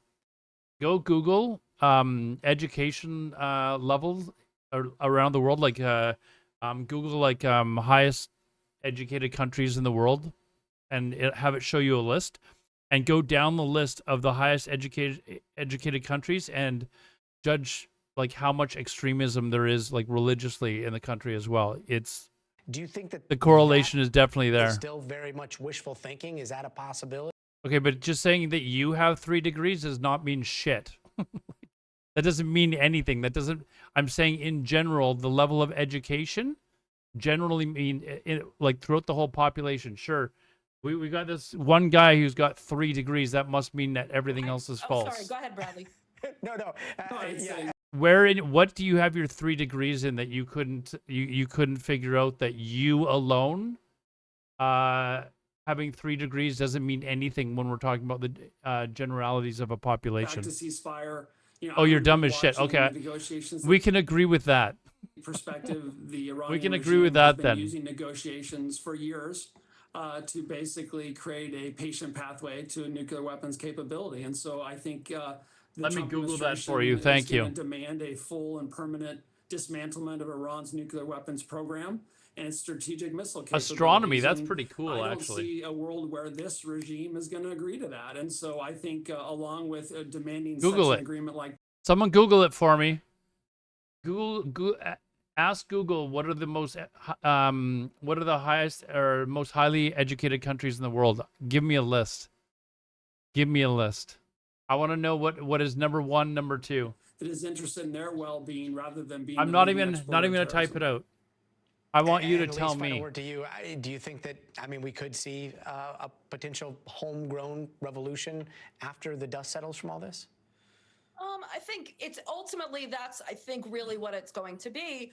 But President Trump kind of flirted with the idea yesterday, saying, oh, if they're not going to make Iran great and they're not going to abandon their nuclear weapons, then why shouldn't there be?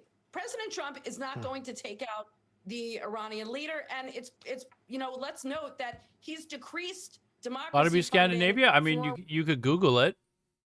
Google what are the most educated countries in the world. Rarely said to the Iranian None of you have people. Googled Prime it yet. Minister Netanyahu said, Google it. Tell me what it this says. is your chance. We prepped the ground for you. Let's rise up. I think there's going to be talks between the Israelis and the Iranian opposition. However, the Iranian Canada? opposition is No. not, organized. No way. And so I think there's a lot of talks going on in Iran right now. I think organizations like Bradley's that do a lot of good work in Iran. Canada's with first? Iranian No. opposition and talking. I didn't know that. You're saying Canada's first? I didn't know that.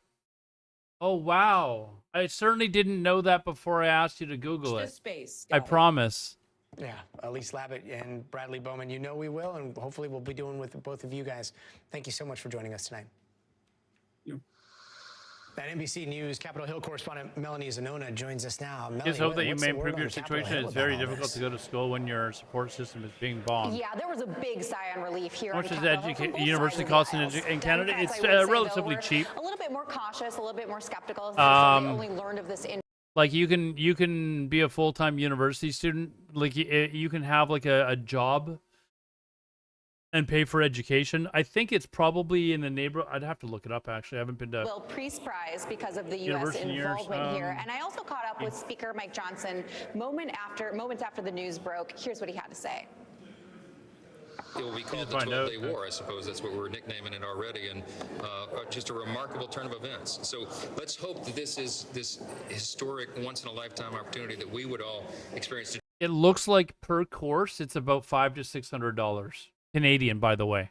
So that's like $400, $375 American per course. Capitol Hill is whether there's still going to be a bipartisan push. So relatively reasonable, like somebody who's living on their own and like they could work and pay for school at the same time.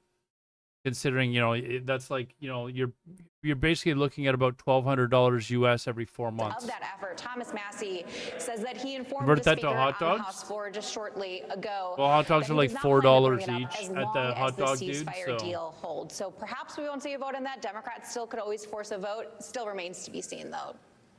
Interesting. I mean, leading up to yeah, this, that's not including financial aid. That's not including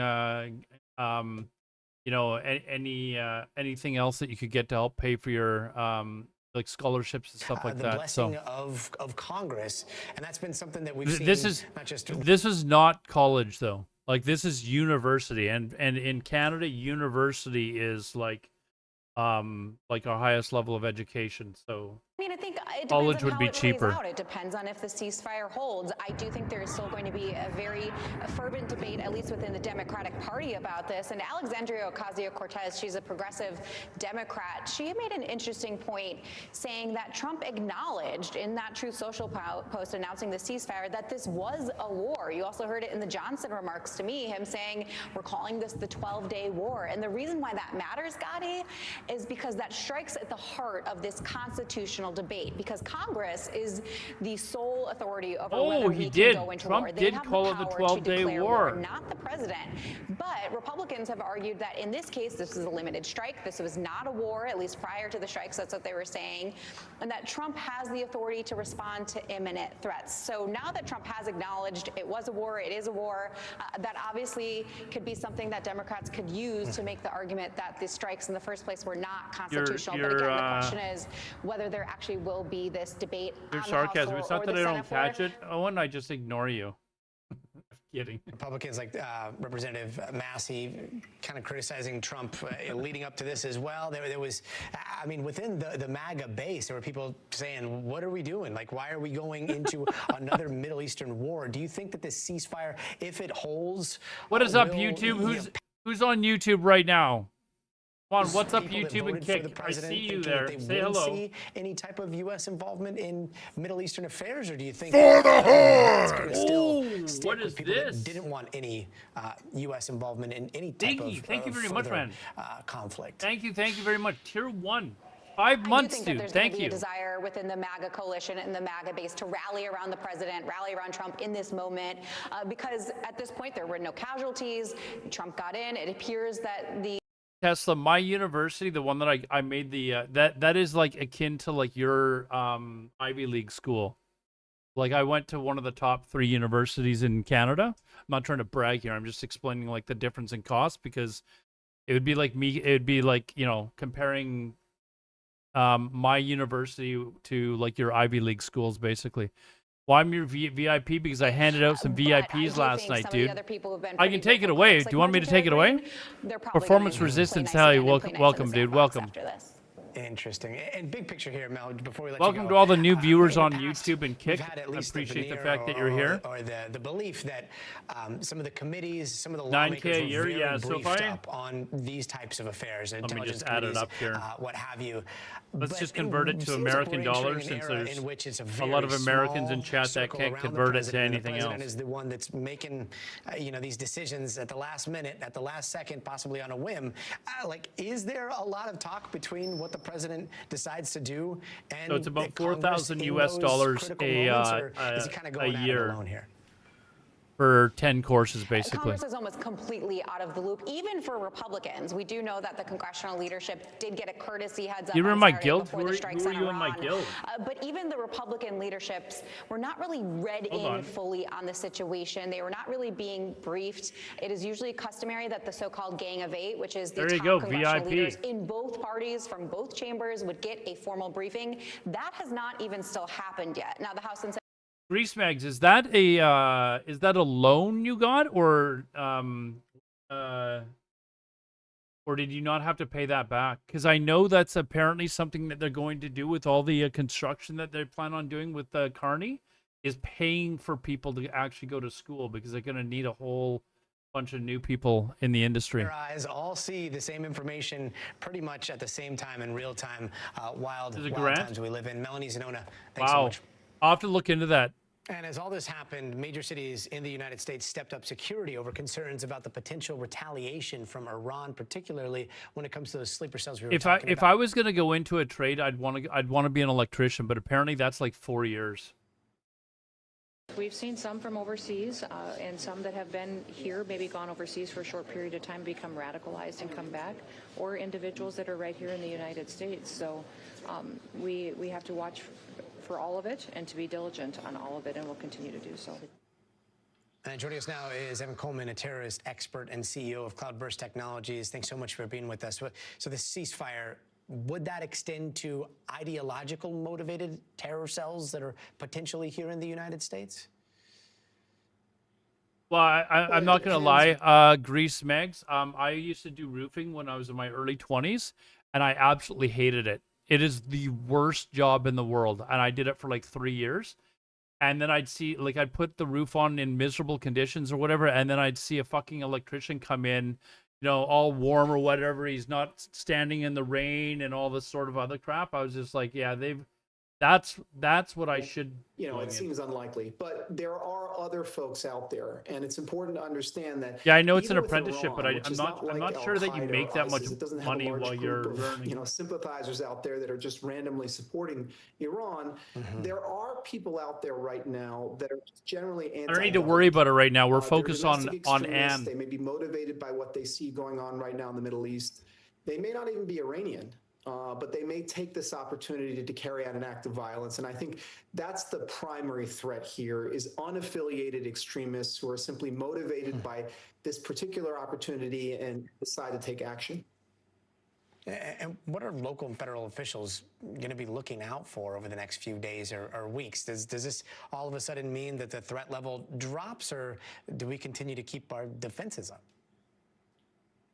Ziggy, again, thank you very much for the sub, man. Really appreciate that. Thank you so much. Because, Iranian agents have had a history of targeting senior U.S. officials and assassination plots, as well as foreign ambassadors, et cetera. There have been some bomb plots that have targeted, embassies and critical infrastructure. So we're not entirely out of the woods there, right? I really think that the primary threat they're going to be looking at right now is indications on social media or elsewhere that domestic extremists. I'm not watching an 11-minute 7-minute upset video or aggravated by of me what's going on playing right World now of in the Middle Warcraft East at may the choose highest of this as an levels, opportunity, Owen. whether or not the Iranian Sorry. regime is involved or supportive or even interested, they're going to take this opportunity. I think that's the primary threat right now, as long as Where are the the ceasefire posts of holds. Israel? If Well, right things now get, they're just desperate they've. for Iran, Hold on, and it they is really supposed feel to their have back stopped. is against Let's the check wall, to see if the let's bombings remember have this is stopped. a regime that has carried out bombings targeting Israeli interests, Jewish community centers, foreign embassies. Like, if things get intense, we may see an escalation. Reports now that there's a Evan blackout Coleman, at the Baghdad thank you so very much for airport. that. There's something going on at the Baghdad airport as well.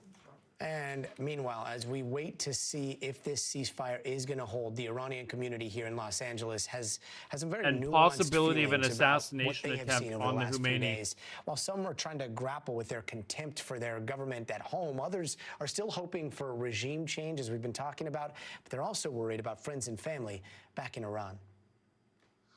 And NBC's Ryan Chandler joins us now. Ryan, so you've been speaking with the Iranian community here in Los Angeles leading up to this. He's a bit of a prideful man. I'm a little bit old to be going back to days, school and maybe doing an apprenticeship as well. So unique section of the American public for whom this war is my not playing Discord out link just is in headlines expired. or in politics, Fish, but do you know how to it is update that very or deeply no? personal for them. These are many of first-generation immigrants who came over during the Iranian Revolution and still have dear friends and family in Tehran right now. And what we've heard almost universally is a mix of course, anxiety and sadness for the loved ones that they have in Iran, but also a sense of optimism that this may be the push that a broad section of the Iranian public needs in order to enact the change in government that they've been wanting to see. This is a community, Tehrangelis, that is the largest I'm going to give you concentration of Iranians outside of Iran, and they fly the Iranian flag alongside the American flag. That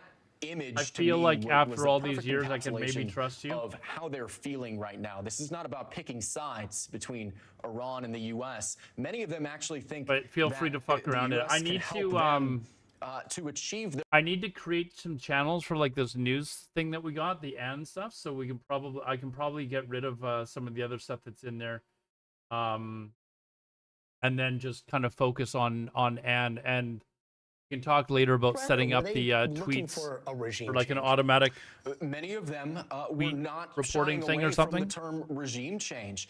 We noticed a lot of apprehension from people when we asked them to speak to us. A lot of them don't want to share this sentiment publicly for fear of retaliation from the Iranian regime. Clearly, not just, who were you in against them, but the guild? Against their family, who is still there. But many Oh, of you're us, Nutter many of them Circus. Okay, told us sorry, dude. privately that I they're didn't know very that. thankful to President Trump, to the Americans for stepping in and Oh, you're in the background. bringing Thanks for us letting to me. a Sorry. place where maybe they will be able to replace the government there that they blame for years of sanctions that have held the country back economically, that have made the country. Lots of somewhat reports a that this is pariah the on world heaviest stage. A lot of them strikes have in Iran memories of an in Iran all that 12 days they of the say war. no longer exists. Pre-revolution, that was more friendly to the West, more open economically and politically, more progressive and secular. I would love to A lot see a of them regime still change have there. dreams of I know a lot of my returning to a friends place and their like that. families would Here's be a little just bit of what elated if they that told us, happened. and the differing opinions that they have when it comes to whether the United States. Here's another report for those of you. We briefly mentioned this. In Colombia, there was a kidnapping of 57 soldiers that were apparently orchestrated by FARC, which was the guerrilla group. Remember in Narcos, there was the guerrilla group FARC. Well, they're still around, and they basically apparently pressured civilians. So they pressured civilians and had the civilians kidnap these 57 soldiers. Apparently that's been taken care of now. But that's crazy, actually. Maybe it can help. There is a lot of problem. There is a lot of problem, but it's Iran was a paradise long before the dude. If there was a regime change, I would be tempted to visit Iran because I've heard like I would be in shawarma heaven. 3 days, it doesn't happen. I would eat shawarma every single day. So, Gotti, of course, 3 times a day. Perspectives, but we did seem to get the impression that this is representative of a much broader portion of public opinion, not just among Iranian Americans but Iranians in their home country as well. The debate does not seem to be about whether Iran needs change. Across the board, we heard a lot of dissatisfaction with the current state of Iran. The Persian people are like one of the has a role one of the in oldest implementing that change. civilizations in And the world. that man that you were Like, talking to at the end there's there, a lot he of was history basically there, saying man. that he wants to see a revolution born in Iran to overthrow the regime, as opposed to having U.S. involvement that leads to an overthrow. Exactly. Interesting about that man. He said, "This is the second time that I've waved." The Tehran Times and Fars News says there is no ceasefire agreement between Israel and Iran. So we're still getting the odd report saying that there's no still ceasefire advocating agreement. against war. He recognized there are problems in Iran, but he said the United States dropping bombs is not a way to make peace. This needs to be something that comes from the people of Iran. And now peace is possibly on the horizon. Brian, thank you so much. Thank you. And after today's missile attacks by Iran on a U.S. airbase in Qatar, a lot of eyes are on the global oil market. Oil prices plummeting after today's Yeah, strikes. Israel needs a regime change. How has Netanyahu stayed in power all this prices time? cool, things are heating up near the Persian Gulf. That's where the Strait of Hormuz, a key shipping route for oil and gas, is located. A lot are holding their breath. A lot of people are holding their breath to see if Iran possibly tries to close that critical waterway. NBC's Christine Romans has more on how the markets are responding. So what happened in markets? The first chance to really react to that there big isn't any news report over of the weekend, anything and you saw still happening, but there was like a 15 rally minutes ago, in the stock market or 20 and a minutes big ago. decline in energy prices. Oil prices tumbling on the day, and you can really see exactly when that began. That began at the moment that news spread of the Iranian retaliation, targeted retaliation that many people who watched this were saying looks like it was largely symbolic. It could have been worse. Now, anything can happen in the days ahead, of course. There's now late word from the president on social media that there is an Israel-Iran ceasefire. We're still waiting on confirmation on that from either or both of those two countries. But clearly that shows a de-escalation in the confrontation, and that is exactly what markets wanted to see. You saw the There's Dow, reports the by one very pro-Iranian media source that there's rocket barrages are allegedly being launched towards Israel, but this already seems debunked like seconds later. So creep higher over the past week, still I'll lower than they were be a watching year for ago that, by a though. good measure, but they had been moving higher. The president, by the way, using his social media bully pulpit to tell everyone, don't run up energy prices, drill, baby, drill. He's very clear. Front and center in his mind, at least from his social media posts, is that he does not want oil prices to rise. And at least today, they are not. But still, a very difficult and dangerous situation with a lot of volatility in markets overall. Back to you. And the market's getting used to some uncertainty there. Christine Romans, thank you so much. And as we learn more about the missiles that were fired from Iran earlier, we're also learning about the operation that sparked the retaliatory strikes. The Air Force just released this video a few hours ago showing those B-2 stealth bombers taking off at midnight to attack Iran. And NBC's Courtney Cubie has new details on what they're calling Operation Midnight Hammer. Midnight Hammer. Gotti, the U.S. military strikes over the weekend against Iran's nuclear facilities have highlighted a secretive stealth bomber that the U.S. Air Force flies, known as the B-2 Spirit bomber. Now, it flew just after midnight on Saturday morning out of Whiteman Air Force Base and headed straight for Iran. It was a 36-hour round-trip flight where the aircraft was refueled in the air multiple times, so it never had to land. The reason the B-2 was used here is because Fars news agency in Tehran is dismissing reports of a ceasefire. penetrators This is known as a MOP. like crazy, It's man. a 30,000-pound bomb. Technically, it's called a GBU-57. This is the first time it There's was now been ever more reports of employed drone in a attacks on another air base. This is by OS Int Defender, which is a reputable news source. Following several drone strikes in the last hour or so, I think these drone strikes are by the terrorist groups that are outside of Iraq. I for some reason don't think that this is Iran. Well, as soon as they spotted them, they started putting it on social media. The military, aware of the fact it could out this mission, sent 7 additional B-2 bombers in the opposite direction of those first Midnight ones Hammer that sounds headed like a off to sick Guam. guild name. Scotty, they It were sounds like what you'd tell your wife you're gonna give her. into I'm gonna give you the Iranian Midnight airspace Hammer. without being detected. They had a number of fighter jets, Honestly, saying one thing and doing the intelligence opposite. assets, That's why and when he drones announced it, I was like, alongside "Is this them. The actually entire mission happening?" Could you cloaked imagine in that this is secrecy, just a joke? just like the B-2 bomber. And then reports came Scotty? out that neither side had agreed to this, and we're like, "We didn't just get duped by Trump, did we?" Blanketing large parts of the country with temperatures reaching triple digits. We've got your forecast coming up next, so stay tuned. Tyrants is a great guild name, man. Fantastic. I had a lot of fun with Tyrants, although it was a little stressful at times. But I overall, I had a great time. That was some of my favorite times in World of Warcraft.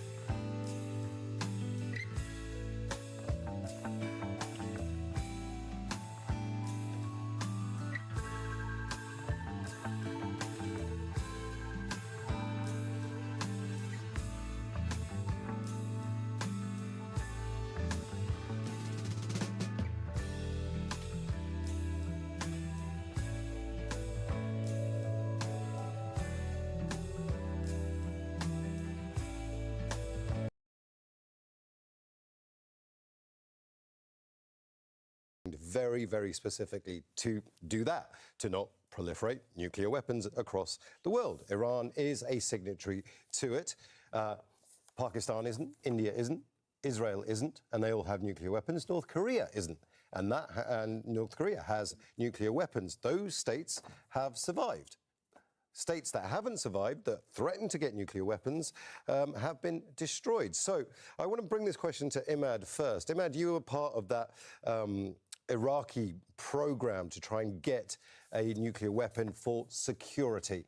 Never quite happened, but now things have changed. Will Iran look for a weapon for that simple reason? It guarantees security. Really, I don't think he knows where Israel is, to be honest. The main If we're being honest, I point don't think he even knows where that I'd Israel like is. to point at is that it's not a matter of how much 60% uranium there is, or it is the brain, the nuclear scientists. He's holding on to the monkey there, bars at some like and little they have elementary not school to gone try and anyplace stretch his body out. else. And the thing about the nuclear weapon in Iran is a special case because it's all in the Apparently the hands strikes in of Tehran have stopped. Khamenei, the supreme leader. Because if you remember, it was Khomeini in 2000 Apparently there's no more attacks at the moment in Tehran. He issued a fatwa that Iran does not pursue a nuclear weapon because Islam forbids killing innocent people en masse like that. A fatwa that I must point out still exists today. That hasn't changed, right, Imad? That fatwa is still in play today. This is the point. Khamenei, the present supreme leader, in 2003, confirmed the fatwa of Khomeini not to pursue. Now, what is the thing that is really bothering me, actually, is this issue is being raised again in the Supreme Security Council of Iran and the parliament, and members are sending appeals to Khamenei to reverse that fatwa, to allow them to make the nuclear bomb. It is not NPT or whatever else international rules and strings, because they have, as you mentioned, many states don't abide by them. The important thing in Iran is what Khamenei decides, and he has appointed 3 successors, expecting to die or to be bombed or killed by Israel. It's a very, very important point that you're making there. I want to bring it to Laura. Laura, is this a failure then of the NPT? It's a treaty that isn't working and needs to be scrapped. No, absolutely not. Difference between North Korea and Iran, and they're not. Neither of them is really good examples, but in the case of North Korea, there was really considerable hope. It is really difficult to like read like some of these pro-Iranian sites because they're so like so full of propaganda that they will like literally just outright lie, then later like have to recant what The they U.S. said. administration played its cards badly, I think, and that's Like why we they're ended the up with ones a posting complete the framework. propaganda But I don't videos think this and is a failure of the NPT. you know, if Iran launches like 10 missiles and they're all shot down, they'll announce that it's a massive successful missile strike and stuff like that. But Dissembling since 2003 what did about the Fox nature, News do? the extent, and the activities Even of Fox its News nuclear isn't as program. And even in the last couple discredited of as these years, there guys. have been efforts by Iran to conceal its previous activities. I think the unfortunate thing is that Iran didn't in 2003 say, yes, we had a nuclear weapons program. Wouldn't you have if you had just come out of a war, a deadly war with your neighbor, Iraq? People would have understood it.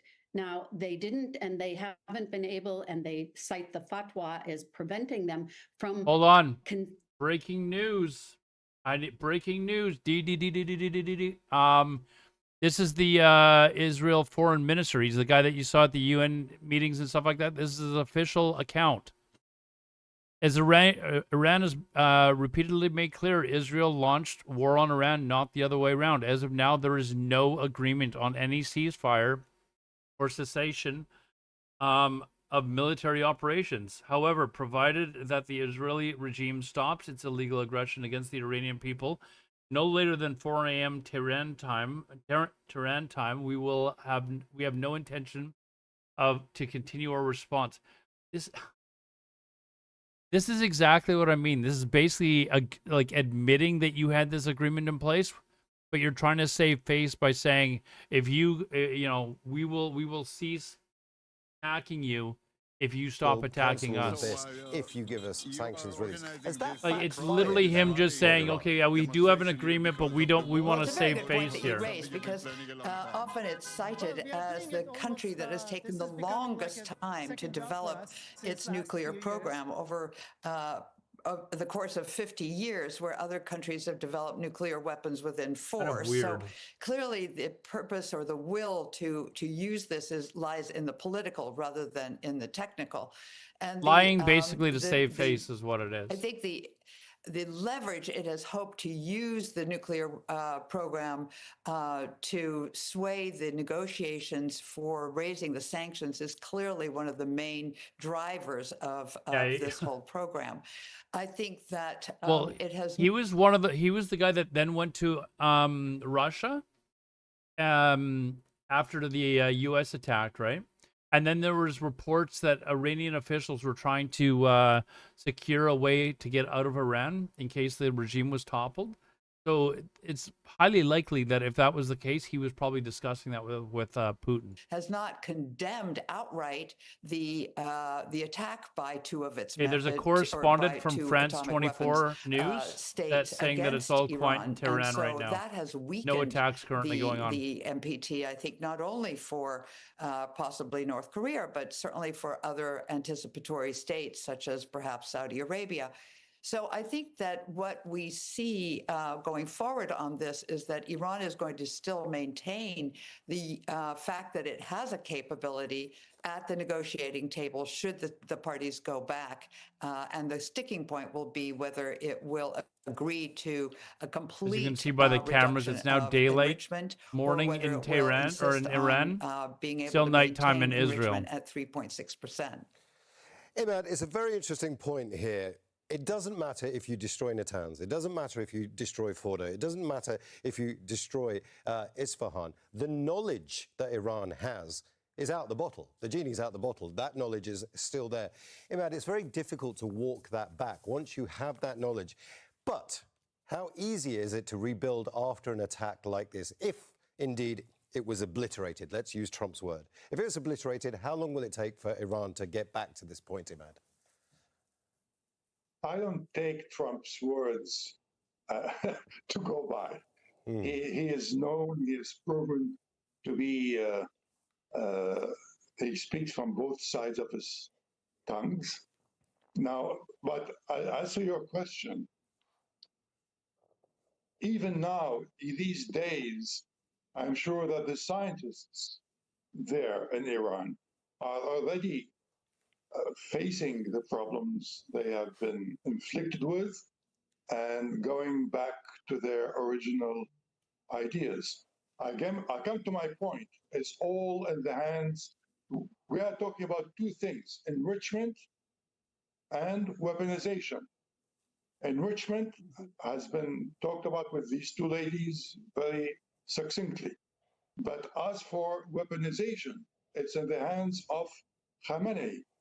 And There are drone attacks at the Baghdad airport. I've mentioned this earlier. They are. They just don't know who it's from They yet. are pro-nuclear bomb or not, and it's all in their hands. The scientists are there. There are tens and hundreds of them. I know quite a few of them. They were with me at the university in the 60s, getting our degrees. And they are now Let's see what else. working. Hold on.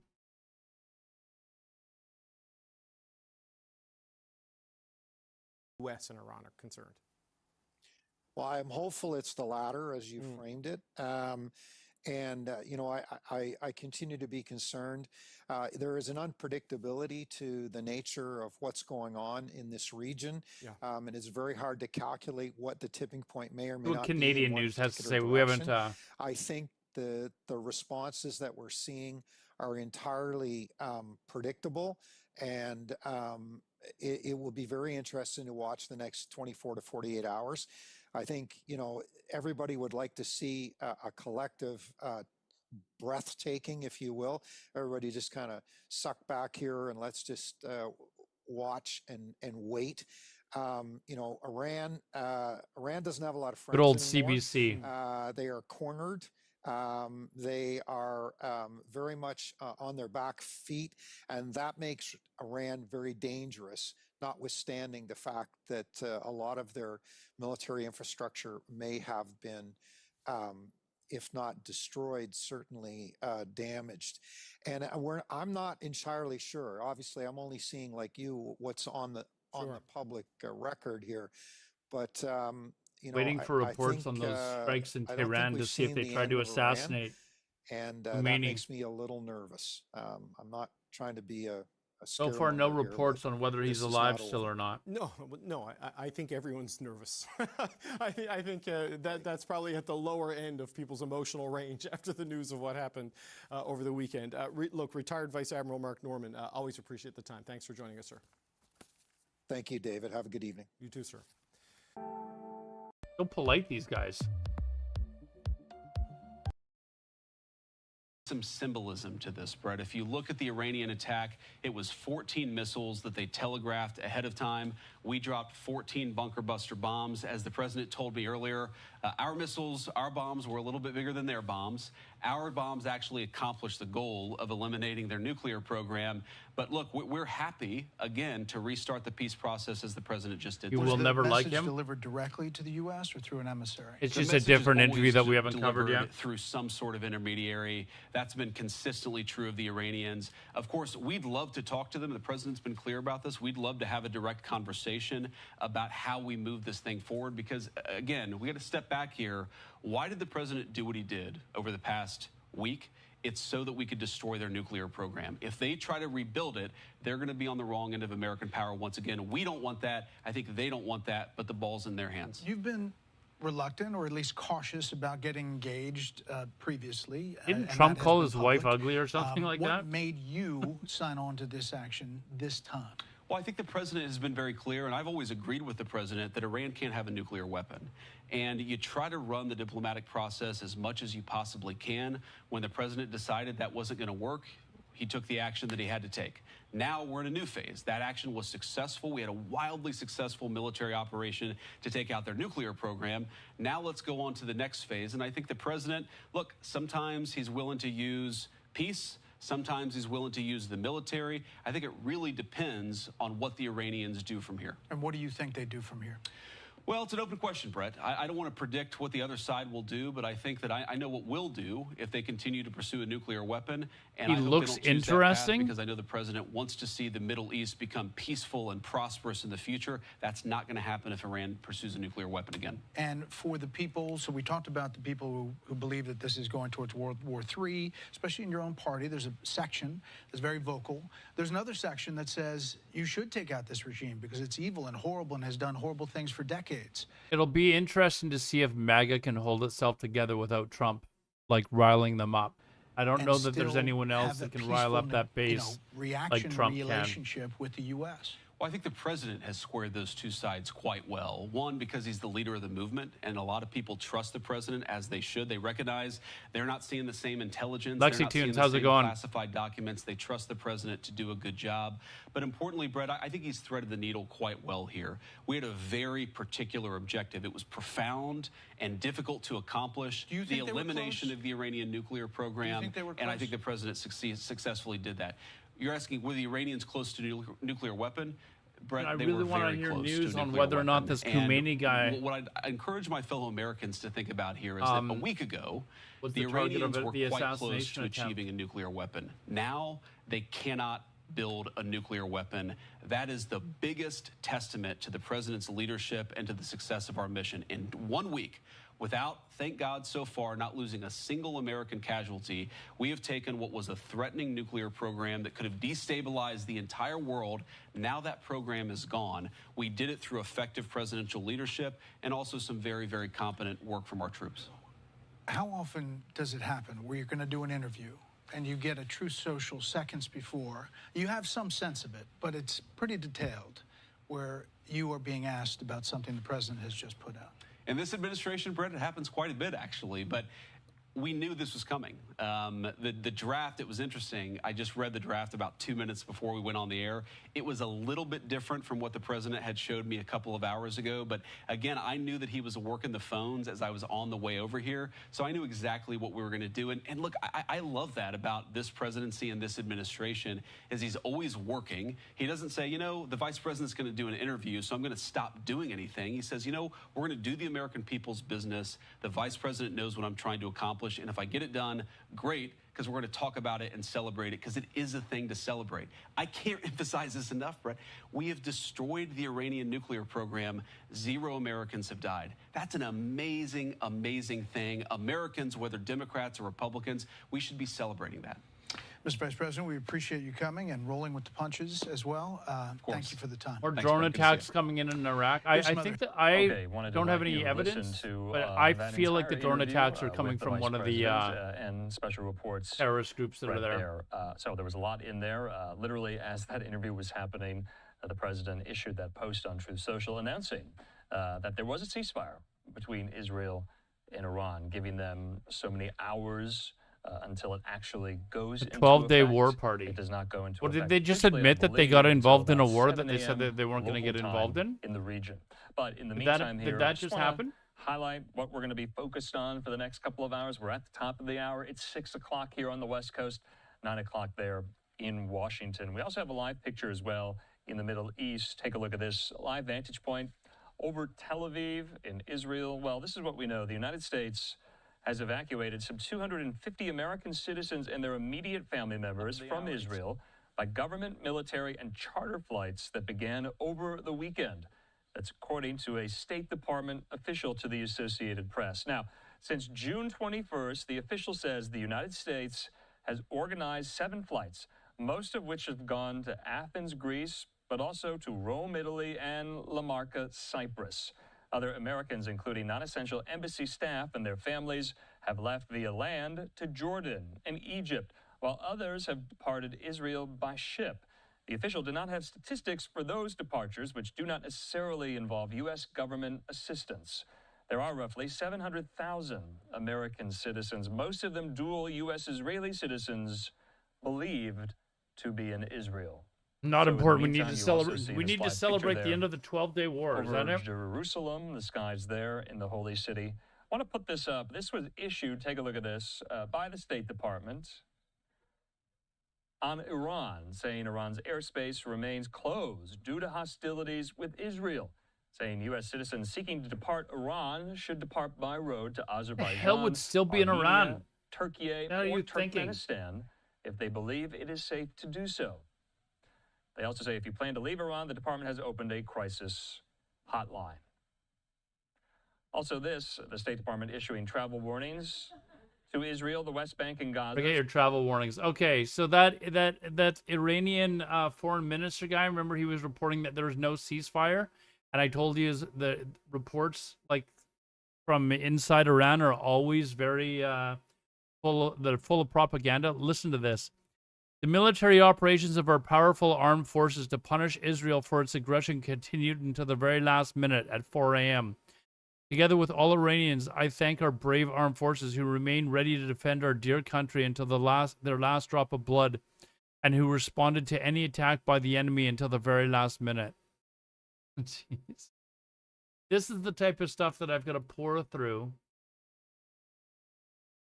Anyways, so we officially apparently have a truce. Shelter-in-place order that was in effect on June 23rd.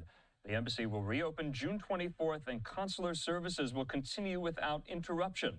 Qatari airspace remains closed, and that individuals with travel plans should closely monitor their reservations. So, from what I understand, Qatari airspace is now open. The airspace over some of these other countries in the Middle East, like Bahrain, Kuwait, the UAE, and others, the airspace is now open. The Israeli preemptively, it was closed for hours in the run-up. So the Iranian Foreign to this Affairs Minister has Iranian retaliation at the airbase there in Qatar, Al Udeid. Those guys are more retarded than I. No, they're not. As we continue to cover this story. No, but in the no, meantime, they're though, not. we Let's do not wanna go take that far. A quick commercial break. We're going to be highlighting this hour with some of our colleagues, reporters, and friends. There's We're going been on a to Fox second News' radar Connor Hansen in just a system moment.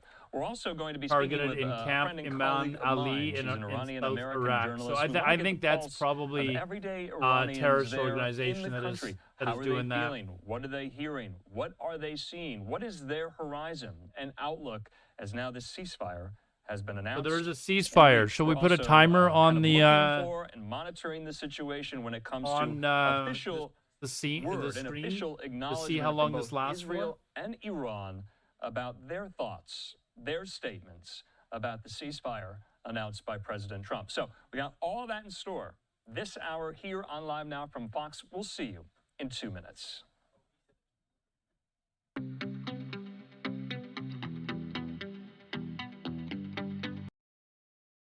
Six-hour round trip, those aircraft staying in the air the entire time, courtesy of dozens of aerial refuelers that were in the to all this.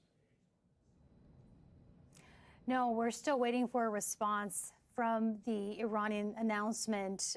Certainly, this is not the quote-unquote full agreement that Trump posted about 3 hours ago.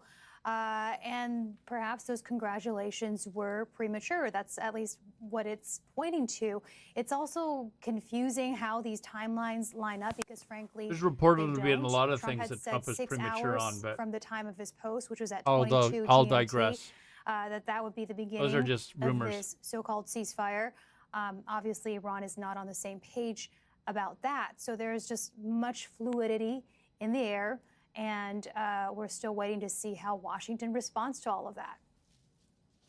All right, that's Heidi Jocastro live for us from Washington, D.C. Thanks for bringing us all up to speed, Heidi. Hamda Salhoud joins us now live from Amman in Jordan. Hamda, so we heard from the Iranian foreign minister who posted on social media just moments ago that provided that the Israeli regime stops its illegal aggression against the Iranian people no later than 4 a.m. Tehran time, that would essentially make them amenable to entering into the ceasefire, but that no final decision had been made yet. Have we heard anything new from Israeli officials in the last few moments?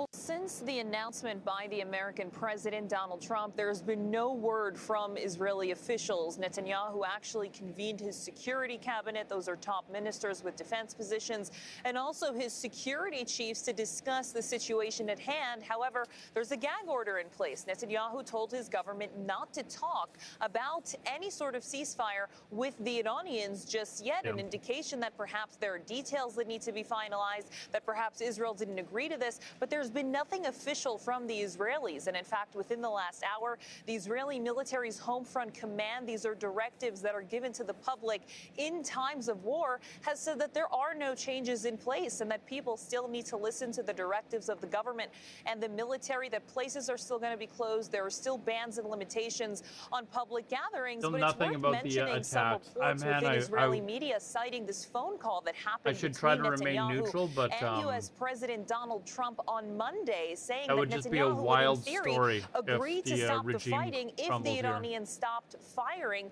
at Israel. However, it's important to note that the Israelis I'm gonna go to the are washroom, the guys. I'll ones be who right back. began all of this 12 days ago. So the Iranians are saying if the Israelis are willing to stop, they're willing to stop as well, because they are retaliating to the initial aggression by the Israelis. But if you've covered the way the Israeli military works, the way Netanyahu and his government have proceeded with any sort of ceasefire deal within the last couple of years, whether it's Gaza or Lebanon, they have repeatedly violated those agreements. There were a lot of difficult terms in there, but the Israelis nonetheless say that they had reserved the right to violate those agreements in place at those times. So look, it's still unclear exactly what's going to happen. This agreement is supposed to take place initially when Trump had posted this on his social media platform, Truth Social. It was 6 hours from then, which is around 7 a.m. local time in Israel, just 3 hours from now. But it's still unclear exactly where the Israelis stand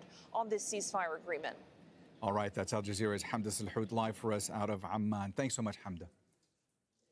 Adam Clements is a U.S. foreign policy analyst and former Pentagon official. He says while Israel and the U.S. say they've met their objectives in this conflict, it's unclear what state Iran's nuclear program is left in. I think that even Iran may not know fully what its capabilities it still has. I think it's difficult to account for some of the enriched uranium that Iran had. I think it's reasonable to think that there's also still some of the just the know-how of the scientists that were part of the program, that they would still have some capacity. Of course, it's probably been set back many months. We just don't know how many months. And so I think before the past few hours, when we didn't really know if there'd be any opening for a ceasefire, we're assuming that it'll stick. I'm still very cautious, but we still didn't know next steps. If perhaps what the United States did, if it caused the regime to rush more towards trying to find a nuclear weapon, at least appears now that there's an opening that, at least from the signaling we're seeing or the press reporting on the interaction with the Qataris, that Iran wants to have some type of scaling down of the conflict and wants to sustain itself for now. Just hours before Trump's announcement of a coming ceasefire, Iran fired a salvo of missiles at a U.S. military base here in Qatar. It was an unprecedented attack on a neighboring country with which Iran has long held close relations. But Tehran says the attack was a justified response to the American strikes on its nuclear facilities. Behdad Mahichi reports.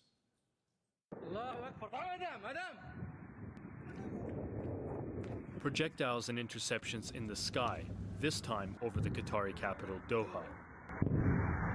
Shelter-in-place warnings as a barrage of Iranian missiles target the largest U.S. airbase in the Middle East, in what's being seen as a symbolic show of force. Tehran calls it legitimate self-defense and retaliation for the American bombing of its nuclear facilities on Sunday. The message of this decisive action is clear and direct to the White House and its allies. The Islamic Republic of Iran will not leave any act of aggression against its territorial integrity, sovereignty, or national security unanswered under any circumstances. All right, I'm going to have to be very careful. Whoa! The airspace Whoa. temporarily closed over Qatar as defenses shot down all but one of the missiles fired, the attack resulting in no injuries or deaths. But drawing condemnation from Qatar, which holds deep ties with Iran. Qatar condemns, in the most severe words, the Iranian missile attack on the Al Udeid Qatari airbase. This attack represents a blatant violation of the sovereignty of the country of Qatar and a contradiction to the principles of good neighborliness, and represents an attack on international legitimacy and international law. And the state of Qatar confirms that it reserves the right to respond. The sprawling Al Udeid base just outside of the capital Doha typically hosts some 10,000 American troops. But most personnel and aircraft were evacuated last week, the clearance visible in satellite imagery. Washington and Qatar say they were warned in advance that the attack was coming. Some suggesting it's Tehran's way of signaling it doesn't want to escalate the conflict further. Bedad Mehichi, Al Jazeera. It's for about 20 minutes, so if Doris you want to Jabari go ahead, is you're also ready in to shoot them Doha. down. She Yeah, that's describes basically the what happened, reaction Cheesy. from residents here. That's basically what happened. Multiple Iranian missiles intercepted Peace through over strength. the skies of Doha. The residents in the city were shocked initially when this happened, and Oh, no. many people felt the If you're a earth shake Trumper, underneath close your them. eyes. It did Close your cause some panic eyes. and Don't fear watch initially, this. but that quickly subsided once people realized what had happened, and that hopefully was the end of the attack by the Iranians on the U.S. Military base known as Al Udeid Air Base Don't here watch. in Qatar. This is a military base that's been here since 1996. The Qataris built it at the cost of $1 billion, and it's been home to the biggest It is Pride US Month, military isn't it? It is presence true. in the region. About Maybe that's the 10,000, custom in US Israel. I don't know. military personnel. I know in other call this European, a like in base European their countries, home. they'll kiss on But of both course, cheeks and this stuff like that. attack Maybe that's an came Israeli clearly thing. with prior warnings. The Qatari government was aware that Iran was going to launch this attack. The American and British embassy issued warnings to Am I their still citizens to take pro-Trumper? I'm cover not. in the I'm not even country, as well Canadian. as I'm not even the American, government dude. I'm announcing the Canadian. temporary closure of its airspace over the Qatari skies. I am neutral. This attack clearly a Let me put it message this way. not only to the U.S. government. As the professional news reporter that I am, Trump is definitely better for business. Okay, like there would be nothing to report with Biden still in power. With Trump, there's always something to report, and it's good for business. Chose Qatar to launch this attack, which has been seen as symbolic because there has been no casualties reported and no injuries. And the Iranians have said that their target was the U.S. military base and not the state of Qatar. The Qatari government, for their What part, do they have over in condemned Canada? the attack We have hockey. and also called for a de-escalation of the current crisis that is ongoing between Iran and Israel. We have hockey, and we commit major war crimes during wars. Key state media says an unidentified drone has targeted a site at Iraq's Taji military base. A large fire has been seen at the base just north of the capital. this is the Baghdad. fire at the base The in, site hosts U.S. Iraq. forces. No group has claimed responsibility for the attack. All right, David DeRoche is a professor at the National Defense University and a former Pentagon official. He joins us now live from Tokyo. David, thanks so much for joining us here on Al Jazeera. Let me ask you first, when it comes to the missiles that Iran launched on Al Udeid Air Base in Qatar, what do you make of that? What was the ultimate message that Iran wanted to send, and what does it all mean for the region going forward? I think they wanted to preserve their manliness without provoking a further military response. It remains to be seen. We won't know now, but we'll know in a couple of months whether the response was, whether they chose deliberately to have an ineffective response or whether this was the best they could do because of the depletion of their arsenal. But it's clear that in order to maintain legitimacy amongst themselves, amongst the regime, Aller they is had just resistant to show becoming some an sort of American. He will come response, around to but it. they didn't want it to be so large that it would actually provoke a further attack. So I think this is just ticking the block, saying we responded to the United States, and hopefully that's the end of it. David, you know, all the developments that have happened over the course of the past few hours, they've just been downright dizzying. So much going on, so many moving parts. Let me ask you about where you think things are right now okay? when it comes to U.S. presence in the region, and how do they navigate this terrain? So the U.S. presence in the region now is at a sort of artificially high level. There have been a number of assets, most notably aircraft, combat air. Just in, Iraqi sources report that Mossad agents attacked radars at these are different military bases. Why would Mossad agents attack radars at Iraqi bases? So it's basically, it reflects an alert force posture. posture. Hold on. It's being reported by a pro-Iranian reporter. Kind of what you do if you expect there to be tension, you want to deal with we'll, it, and also you want to serve as a deterrent presence. Say that with some caution. You know, within, you know, should this agreement stick, whether it starts, you know, at the time Trump said, or, you know, the Iranian conditions, which are roughly compatible, except for a time shift. I think that the military presence will scale down rather quickly. Again, there is David, no reports of any strikes three nuclear sites in Iran a few days ago. We have heard various assessments from numerous U.S. officials, including U.S. President Donald Trump, suggesting that Iran's nuclear program has been obliterated. I want to ask you, from your vantage point, do we actually know what the status is of the nuclear program and those nuclear sites in Iran at this stage? Yeah, so on this network and in a lot of other things, I stated before the attacks that the only we all know that you guys are going to be the 11th province. Like, let's just be clear. We'll go into the facility and do it. With a bombing, you never will know for sure. We beat you at hockey. We won at our last war. You would be our 11th province. Would say, "Oh, we got everything out of there. You didn't hurt us at all." That may be like the Black Knight in Monty Python saying it's just a scratch when he's lying on the ground with no arms and legs. But I think parts of that could be true. And you know, the creation of uncertainty is a major goal in Iranian foreign policy, as it is with all nuclear powers or would-be nuclear powers. So I think that a more risky, more personnel-intensive operation to actually physically seize and control the facilities would have led us with certainty. But we went with a low-risk, high visibility operation. So I think that uncertainty is something that we'll be managing for the next 10, 15 years if the regime survives. David, certainly that attack that transpired on the Al Udeid air base several hours ago, that was unprecedented in nature. Based on what you've seen, how things have played out since that attack ended, where do you think things are headed? I ask this because we're in a situation right now where there are contradictory messages. Trump has said that a ceasefire has been reached between Iran and Israel, but just in the past few minutes, we've seen the Iranian foreign minister suggest that no final decision has been made. You don't even know it's happening. It's happening, and before you know it, go into a ceasefire if Israel were to stop attacking them by a certain time this morning. So where do you think things stand right now? Well, I think we're moving towards a ceasefire. I think that the Iranian dissent is not really a dissent in substance, but rather on terms.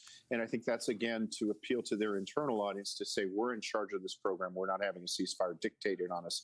We're making these decisions because we don't need bunker busting bombs. Why would we need bunker busting bombs? They're, you know, that's not when we have this. By perhaps remember this?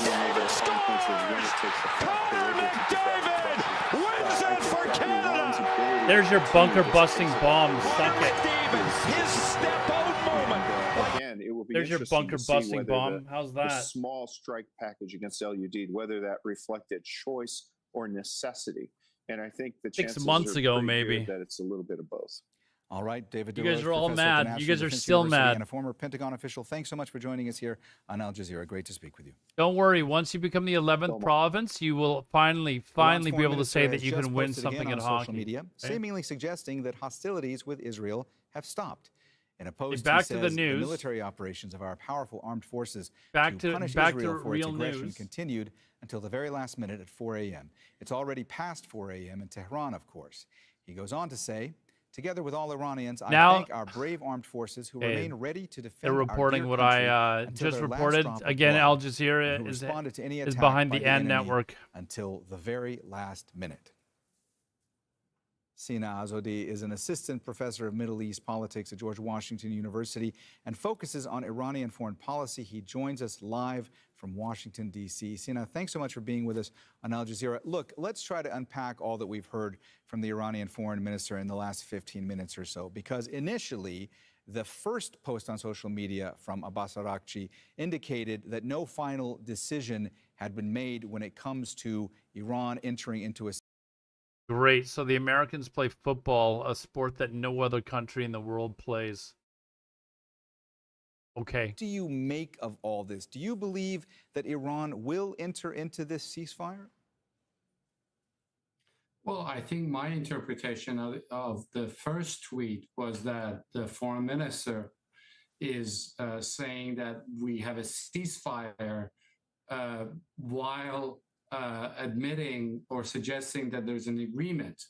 But the second tweet, as you pointed out, made it very clear that there is a ceasefire because he said that the Iranian armed forces stopped attacking at 4 a.m. while he did it at 4:30 a.m., which means that there is a ceasefire. Sina, let me ask you about the attack that was launched by Iran, sending those ballistic missiles towards the Al Udeid air base in Qatar several hours ago. Obviously, this was unprecedented in nature. I want to ask you, from your perspective, what was the ultimate message that Iran was trying to send by sending those ballistic missiles? And was this a way for Iran to essentially telegraph that they were going to be staging this attack and yet then claim victory for more of their domestic audience? I would say both domestic and international audience. Even just to give you a perspective, a context rather, Iranians launched 6 missiles at the air base, and they went on and suggested that because Americans dropped 6 bombs on our nuclear facilities, we launched 6 missiles. So they tried to, and they also told the Qataris in advance that they are going to attack. And this means that the Qataris told the Americans that the Iranians are going to attack. And President Trump even suggested on his Truth Social account that he had prior notice. He actually thanked Iranians for telling Qataris, and this gave him some sort of a political victory that he can come out and say, look, you know, I attacked the Iranian facilities. They attacked us. There's some more Nothing has propaganda for happened. you this time by There's Israel. No need to respond Although to the maybe Iranian true. retaliation. So, as for Maybe Iranians, true. first of all, they've shown strength domestically by retaliating against the world's superpower, and both internationally, because it suggests that Iran has the will and the capacity to launch on American air bases in the region and claim responsibility. How much this for Iran it. stuff has cost Sina, American if it taxpayers? turns out that this ceasefire Well, has actually been reached between I think they Iran said and Israel. First, I there's want to ask you, like how... $3 or $4 billion that American money goes towards Israel to help prop them up, and then you also have to take into account the bombing that they did with the B-2 bombers. I wonder how much that cost. Does that mean there are more diplomatic channels open between Iran and the U.S. and that we will see Iran and the U.S. going forward with negotiations in the coming days? The parade, the Well, birthday parade? In terms of a diplomatic pathway, I think that we should thank President Trump. Unlike his speech after the attacks, which was quite harsh and humiliating to Iranians, I think his Truth Social post, the one he did, where he announced the ceasefire, was quite polite. He did thank Iranians, Israelis, and Qataris. He said, God bless Israel, God bless Iran, and God bless the United States. And this could actually open a door to Iranians to say that, hey, we did our strike. The U.S., is saying, God bless Iran. So there could be some sort of pathway. Now, in terms of maintaining this ceasefire, look, it's really up to the U.S. To pressure the Israelis to honor the ceasefire, because Iranians will abide by it and they will honor it. as long as the Israelis will do it. And Israelis can only be restrained by Them the 3 United billion, but States. Trump So sent if them Trump 14 billion his administration first is month. really serious about this ceasefire, I think that the president 14 should billion. put pressure on the Israelis and ask them to honor the ceasefire that has been reached. All right, Sina Azadeh, Assistant Professor of Middle East Politics at George Washington University. Thanks so much for joining us here on Al Jazeera. We appreciate it. Thank you. Good. Several resolutions are being planned on Capitol Hill in an attempt to reclaim congressional authority over waging war. The Constitution requires the president to consult Congress in the event of hostilities against another nation. He did but members are split as to whether the officially U.S. say that it was bombing of war Iran today. rises to the level of war. Shihab Ratansi reports. Chair recognizes the gentleman from Pennsylvania. Speakers at the House of Representatives on Monday split on party lines. Republicans competed with each other to praise the president's bombing of Iran. Mr. Speaker, I rise today to congratulate President Trump and our incredible service members who planned and perfectly executed. I honestly feel every time I listen to this shit, I feel like I'm listening to like North Korea, like propaganda bullshit. And the dick sucking that they do over there to the dear leader Kim Jong-un or whatever the fuck his name is. Days ago, the president ordered a unilateral military strike against Iran and notified the majority of Congress and the American Why they increased? people Yeah, probably to prepare for this war. Under the Constitution and the War Powers Resolution of 1973, only Congress can declare war, and the President must consult Congress before introducing U.S. armed forces into hostilities or swiftly after any attack. That congressional role has been diminished over the decades. Nonetheless, several measures are being Is it planned racially to assert motivated? authority in the House and the Senate. The earliest to receive a vote potentially on Friday in the Senate. None are thought likely to succeed. By and large, Republicans have lined up behind the president, but a few voices in the MAGA core of the party and the party's libertarian wing have spoken out.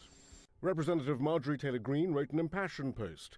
It feels like a complete bait and switch to please the neocons, warmongers, military-industrial complex contracts, and neocon TV personalities that MAGA hates and who are never Trumpers.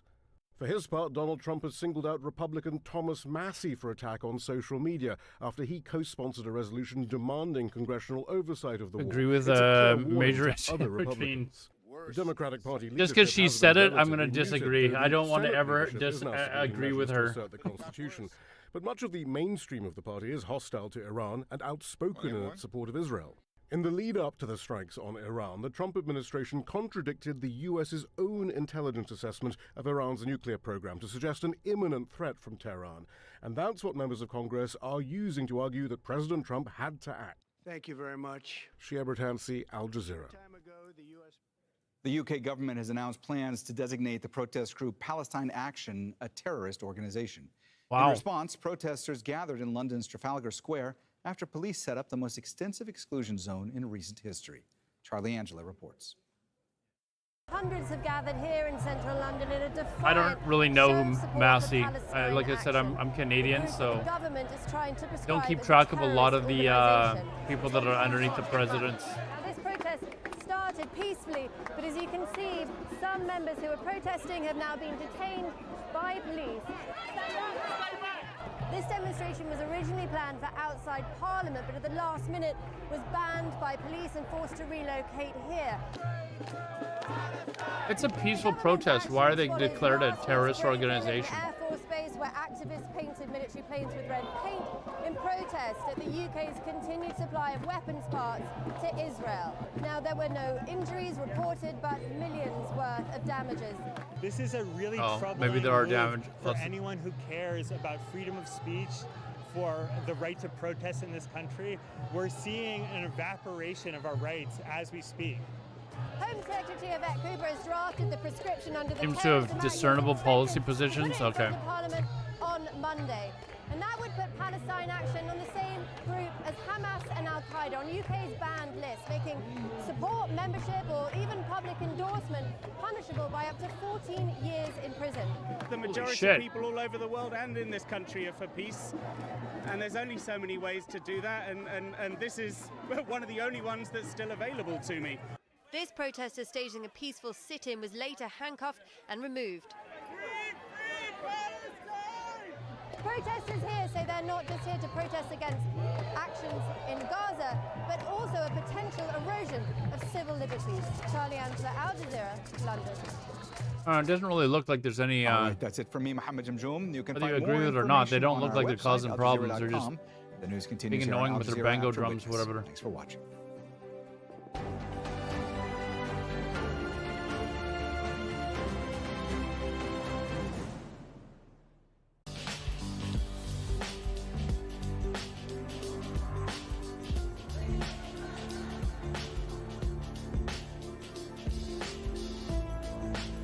You guys have a disagreement on how he votes? I don't know the guy, so let's what else do we have on here? What is DW? Okay, they haven't been reporting on any of this stuff Close the today. Straits of Hormuz, but certainly if we Haven't got watched back CNN into yet. an Let's escalatory see situation, what CNN has to Iran say. does have the ability to target infrastructure related to energy in the Gulf.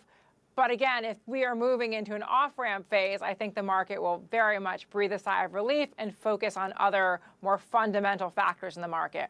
And you I guys saw imagine earlier briefly that the Iran would suffer as much from crude oil closing of the prices strait, right? collapsed That's its earlier primary source of revenue. today. 100%. But the Down question almost always $10. was Iran going to look to close the straits or impede, the traffic of some ships? Would they potentially attack other infrastructure in the Gulf? I mean, we saw this play out in 2019 when we imposed maximum pressure sanctions. They did target ships, pipelines, Oh, is and this from critical yesterday? facilities. So we On CNN, get caught up with what we're doing, okay?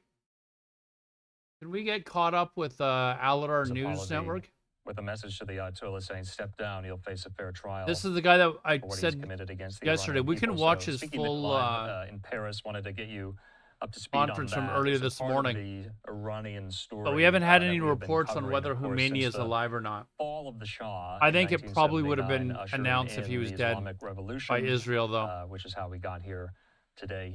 So yet another character, somewhat minor, but a voice nonetheless, to help us tell this story. In the meantime, let's take a quick commercial break.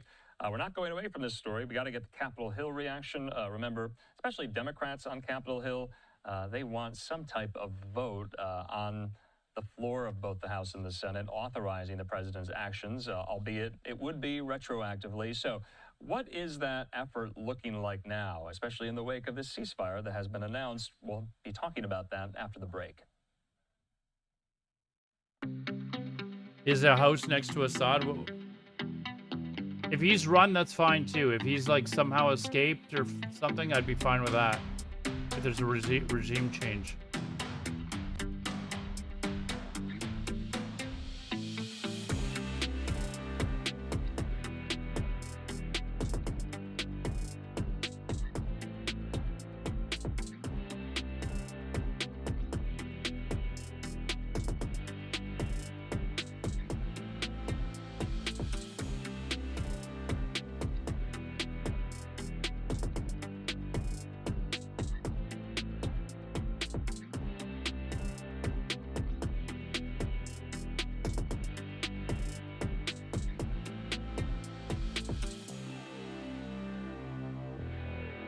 I like how the price of oil was going down before there was any reason, or sorry, going up before there was any reason for it to go up.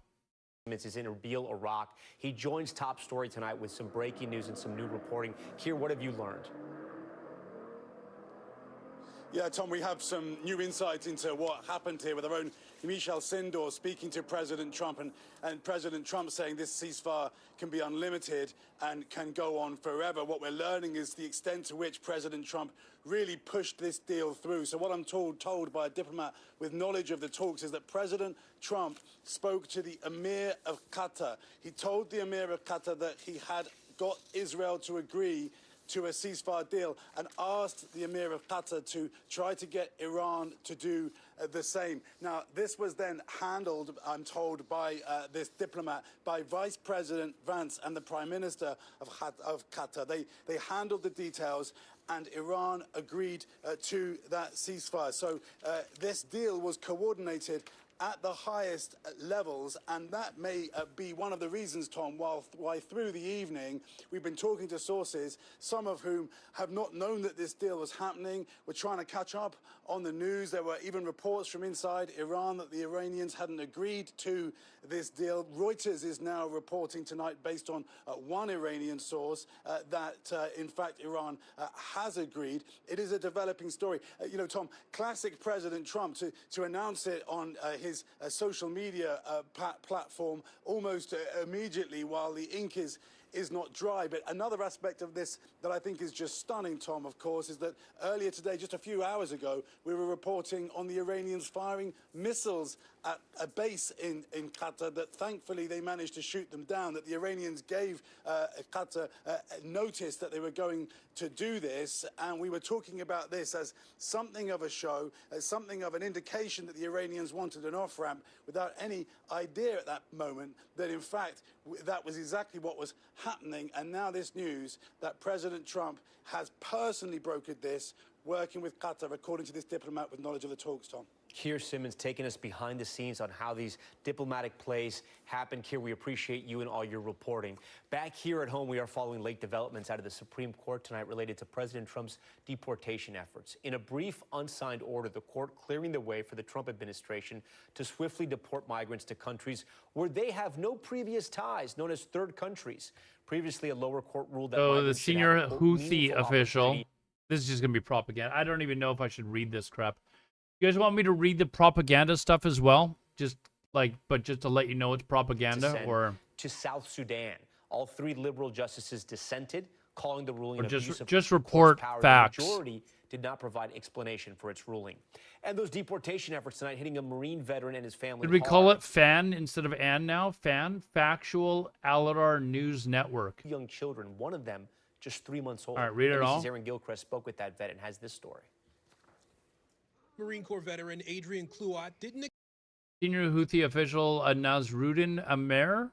The enemy's goals have failed. The Iranian regime has not fallen. The nuclear program is still in place.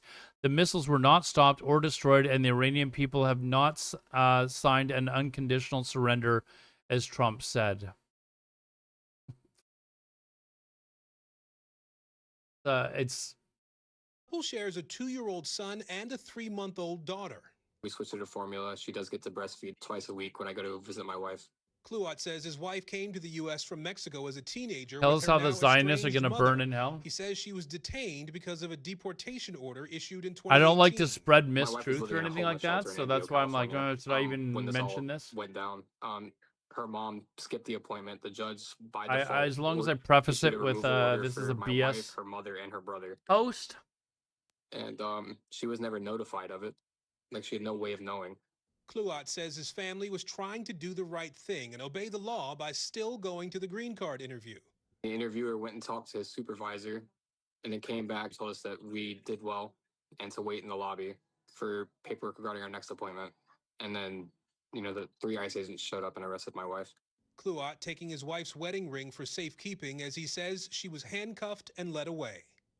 The Department of Homeland Security telling NBC News in part, Paola Cluot is in the country illegally. President Trump and Secretary Noem are not going to ignore the rule of law. After nearly a month, Cluot says he's working to get Paola's immigration case reopened and trying everything he can to bring her home. It seems like there's no humanity with this, whole deportation stick going on right now. It feels hopeless, and I'm hoping I'm wrong. You see the vet there holding his child. Aaron Gilchrist joins us tonight. Aaron, Was a vet, are his there any wife got special protections deported? or benefits in place for military spouses in situations like this? Well, Tom, Cluot says traditionally veterans had been allowed to take advantage of the option of parole in place. So in this case, Cluot says that his wife would have been able to parole at home, would have been able to get a work visa. He's a military veteran. Do you think just because he's a military veteran that he'd vote for Trump? Possibly. What is this? Don't know what that is. They haven't, what is that? That was from yesterday, I think. CBC, we'll be right back. I guess we're no back to matter what, Fox. there have been not only Democrats, but Thomas Massey, Rand Paul, Republicans who are very frustrated by Trump not coming before Congress. Obviously, they are ecstatic about a ceasefire if that is something that comes to fruition in the middle of the night, but there is still some frustration that Trump did not come before Congress. So I'm going to ask kind of again, just kind of rephrasing, these individuals who want this a vote on the War Powers resolution to happen here. What does Speaker Johnson say about that question? Does he think it's necessary?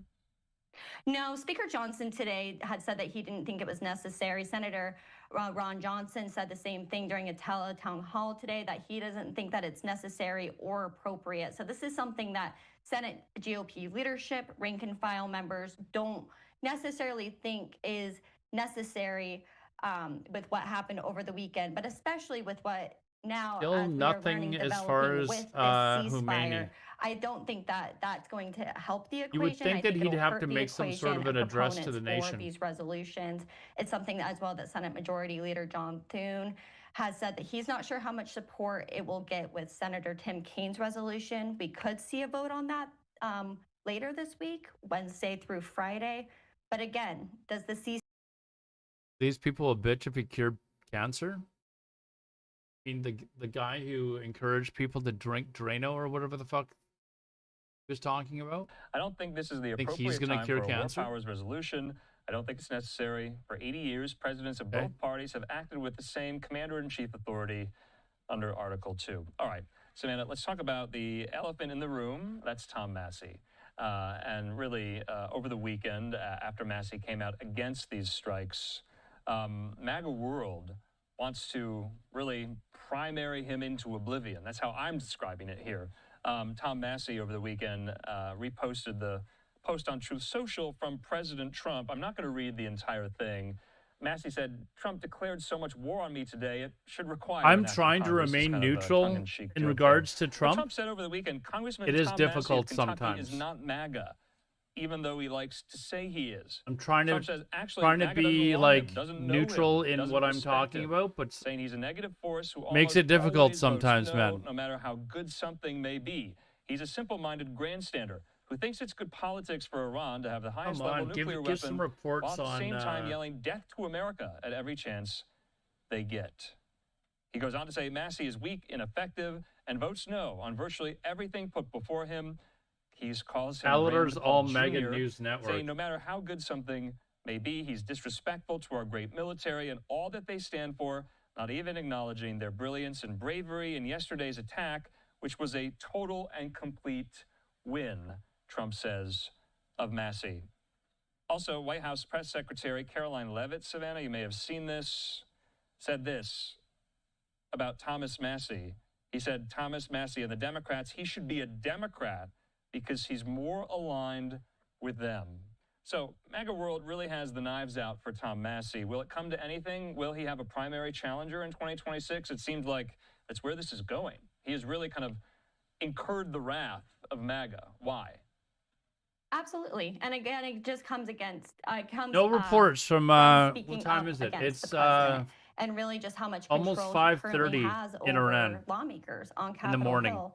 But it wasn't So just I'm going Thomas to Massey, who assume has that he's been- going to make an address after people get up, like who's been sleeping there, but he'll probably make an address in the next couple of some of the hours, I would president's think. policies, as well as these strikes on Iran. But it was also Congresswoman Marjorie Taylor Greene, What's the who is update, one of Owen? President Donald Trump's friendliest faces on Capitol Hill, who was speaking up against not wanting to become more involved in foreign wars and not coming before Congress. So it remains to be seen whether Thomas Massey gets a primary challenger, but it definitely highlights how speaking out against the president currently within the Republican majority in Congress can be very detrimental to your political career if the president so chooses it to be.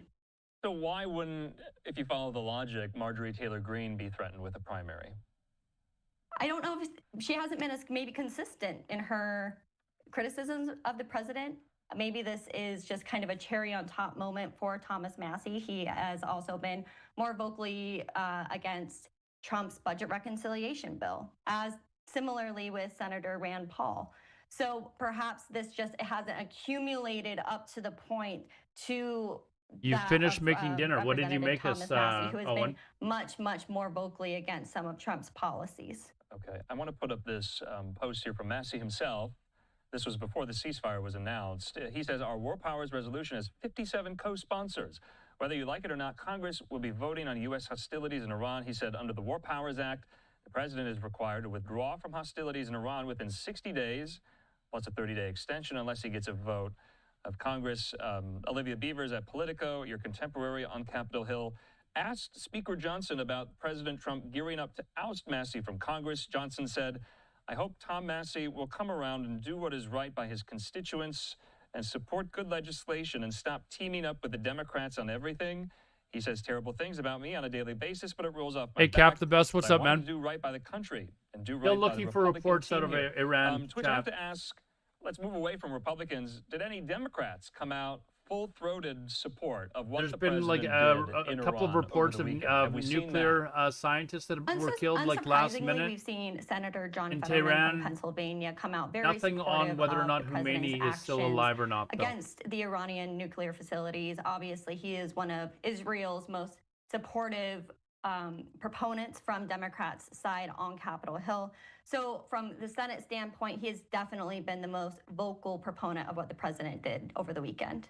They caught him. Yeah, There's and I been have no add, too, reports to that. I kind of answered my own question. Steny Hoyer, There's been no former reports House to that, Majority Leader, CMAC. Democrat from Maryland, also came out in But we're support, waiting- which I thought was interesting, bucking some there in his He own will party. probably not address the nation, I would suspect, for at least a couple of hours. So And authorized over the weekend grounds for we will be impeachment. All right, live Samantha, for while we a have little you, bit of we gotta time. get an update on the big, beautiful bill, July 4th.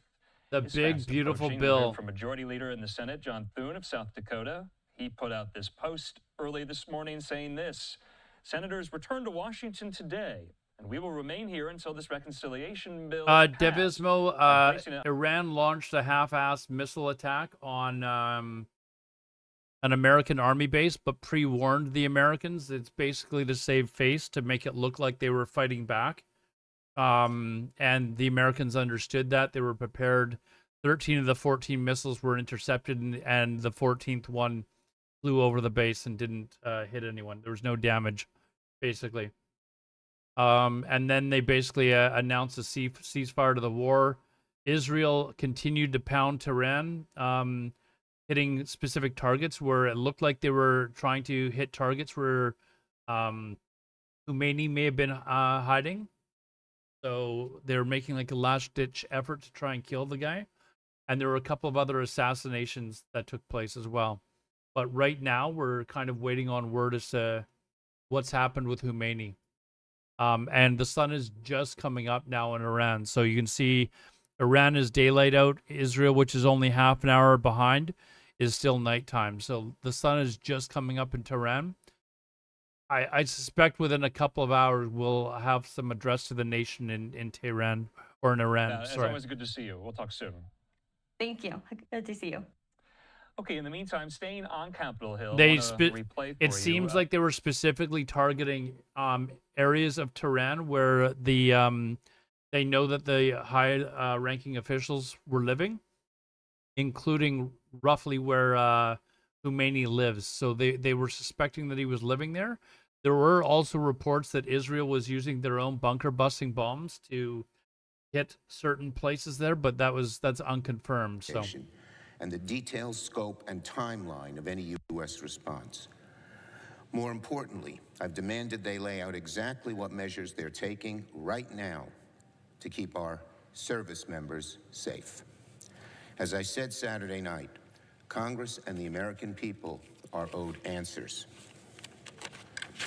No president should be allowed to unilaterally march this. It would nation seem like they were into trying to war Devismo. They with haven't erratic officially threats, confirmed no it, but strategy, no explanation. it would seem like they were trying to That's why I've called on Leader Thune make to last hold the vote immediately to enforce some the last War attempts Powers at resolution.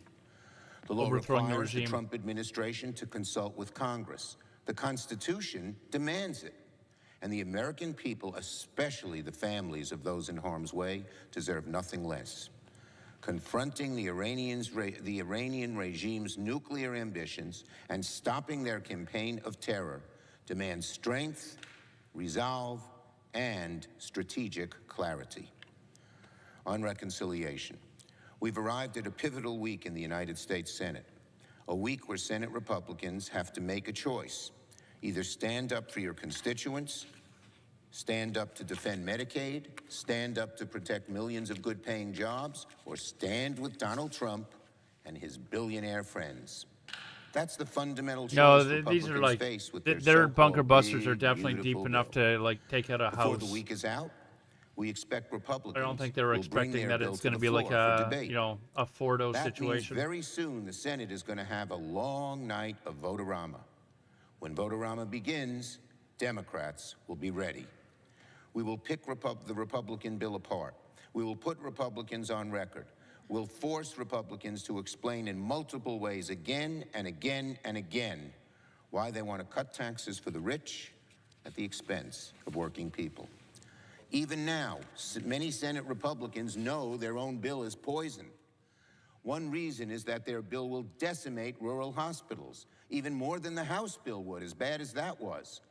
It'll do it by curtailing the provider tax that many states use to fund Medicaid. Now, they know it's terrible, so it sounds like Senate Republicans are trying to sweeten this bitter deal by adding a rural hospital fund in hopes of easing the worries of some members among their rank. But make no mistake about it, and the rural hospitals and the American Hospital Association know it, this won't Here's another work. point somebody's making. Gaza is now alone. Nobody's fought for it. Now Israel can focus their sole attention back to Gaza. States would still face. Having said that, By the though, more difficulty people will rural report on it hospitals would probably still too. be in. A rural hospital fund would be like putting a Band-Aid over an amputation. Again, it is not going to work.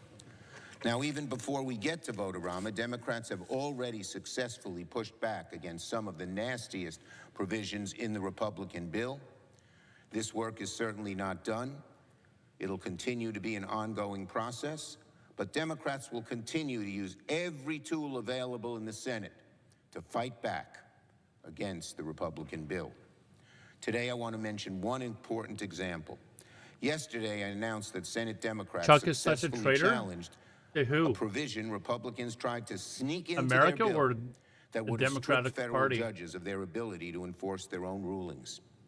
Now, we I can all give know you ads if federal you want. We judges can have change ruled this. against the Trump administration. We can change this. Hold on. Trying to see what. Let's see what else is on. We can. At a largely empty United States base there. We've The always got Iranians time had been for her. warned that had warned Qatar that the strikes were coming, meaning that the United States likely knew ahead of time as well to expect some kind of retaliation. The president says as a result of that attack that no Americans were harmed and hardly any damage was done. That U.S.-run airbase was evacuated days ago, and it comes after a head-spinning 24 hours that we have been watching as this this activity has played out between Israel and Iran. And that includes after the president himself yesterday floated the idea of regime change in Iran, which the vice president had this to say about tonight after he ruled it out. Brett, what I've said is the American military, that is not our mission as regime change. Our mission was to destroy the nuclear facilities and the nuclear program of Iran, which we, of course, did. I think what the president's also said is that the Iranian people want to make a decision about regime change. That's between the Iranian people and the regime. Well, I think what the president is saying very clearly, Brett, is if the Iranian people want to do something about their own leadership, that's up to the Iranian people. We begin tonight with our reporters on the ground. CNN's Aaron Is Burnett airspace live going to straight clear from now? News. Obviously, a critical front that we've been watching as this has played out. Anderson Cooper is on the ground in Tel Aviv. And Anderson, I just want to read to you as we've been what happens watching here. to see and wait for formal responses from the Israelis and from the Iranians. The foreign minister of Iran is now weighing in on the president's announcement tonight. They're denying that there is a formal ceasefire agreement. As he says that as of now, there is no agreement on any ceasefire or cessation of military operations. CNN's way behind That us. the Israeli regime stops its illegal aggression against the Iranian people no later than 4 a.m. Tehran time. We have no intention to continue our response afterwards. Yeah, It's a little confusing given, whether the term agreement is there if for whatever reason they don't want to use. It does seem like they are going to be stopping along the same timeline that the president seems. Hold on.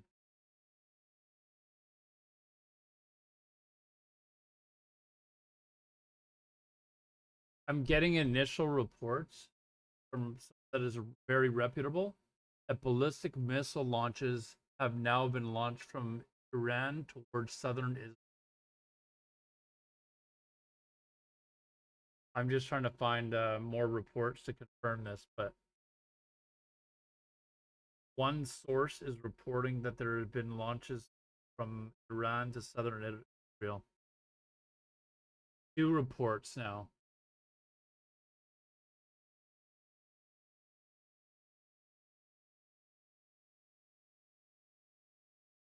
Three reports now.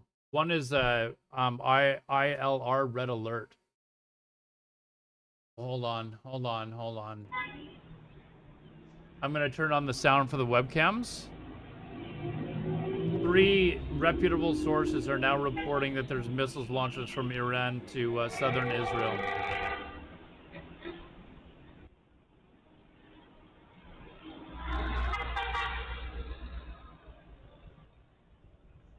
If anything happens.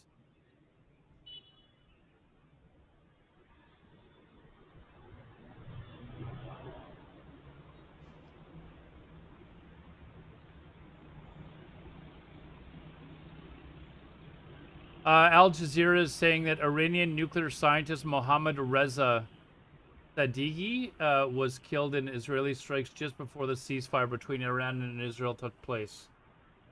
So they did kill one more nuclear scientist. Man, getting killed because you're highly educated. Crazy.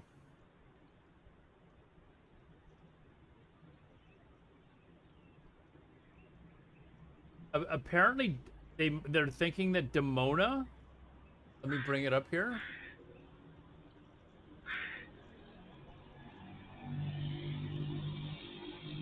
Not Domino's. Dimona. Apparently, this area here. So you're looking at southern Israel. Apparently, this is possibly the place where, and they are saying that it is missiles, like ballistic missiles, not drones.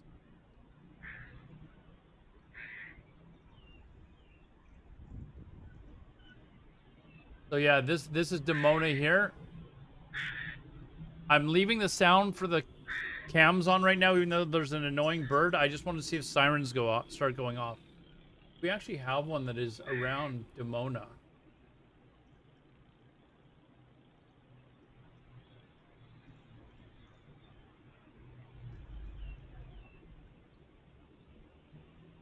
Southern Israel, Gaza area, so it's a little bit too far south, but what about here? The bottom monitor. Probably none at that particular spot. Let me see if I can find one, actually. Israel.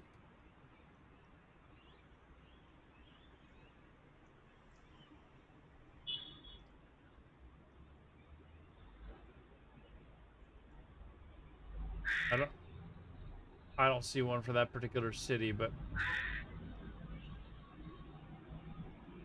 I'll turn the sound off as soon as it's been announced that this is over. This usually only takes a few minutes. Yeah, there is oh, apparently, hold on. One report that it's over already.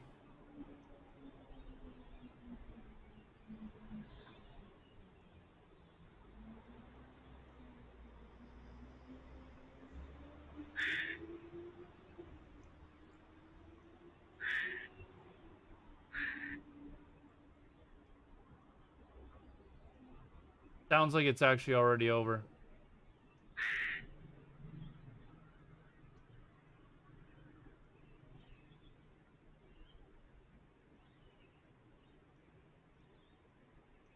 Just waiting for more confirmed reports because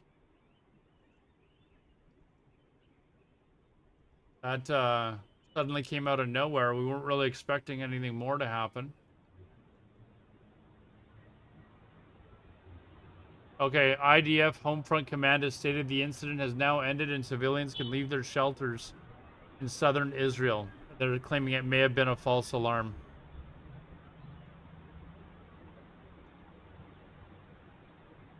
Another report is that Dimona was targeted in southern Israel and missiles were intercepted outside of Israeli airspace. We can turn the annoying bird off now and go back to... If there are no deaths, no injuries, then he said the Trump administration, any administration, should understand the proportionality and try to get back to the negotiating table. We'll see how the U.S. responds. But Hossein Mousavian was one of Iran's main nuclear negotiators. He served as Iran's Scientists died for the country. One of the reasons why I retard Max. About this. Welcome back to our program. Everyone to swat that bird away. Unfortunately not. What you make of this response? It was telegraphed by Iranian state television, and now we're hearing the details that apparently it was 11 missiles. They say in proportionate response to the number of bombs, from the mop bombs that the U.S. dropped. What do you make of this response, and do you think it will be the only response? I think, Christian, it was clear for everyone that Iran will respond. And uh-oh, what's this?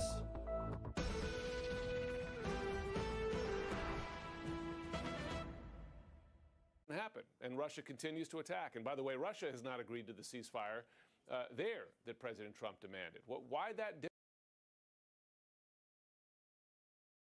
Was on Fox News tonight speaking to that, underlining again the U.S. imperative that Iran not ever be in a position to build nuclear weapons. That was the stated goal of the screen Trump with all the cams, magic. I have a bunch of webcams set up in Iran and Israel. If Iran is desperate to build a nuclear weapon in the future, then they're going to have to deal with a very, very powerful American I've set military. them up myself. These are my hope is that the lesson that the Iranians have learned here is, look, we can fly a bunker buster bomb from Missouri to Iran completely undetected without landing once on the ground, and we can destroy whatever nuclear capacity you build up. I think that lesson is what's going to teach them not to rebuild their nuclear capacity.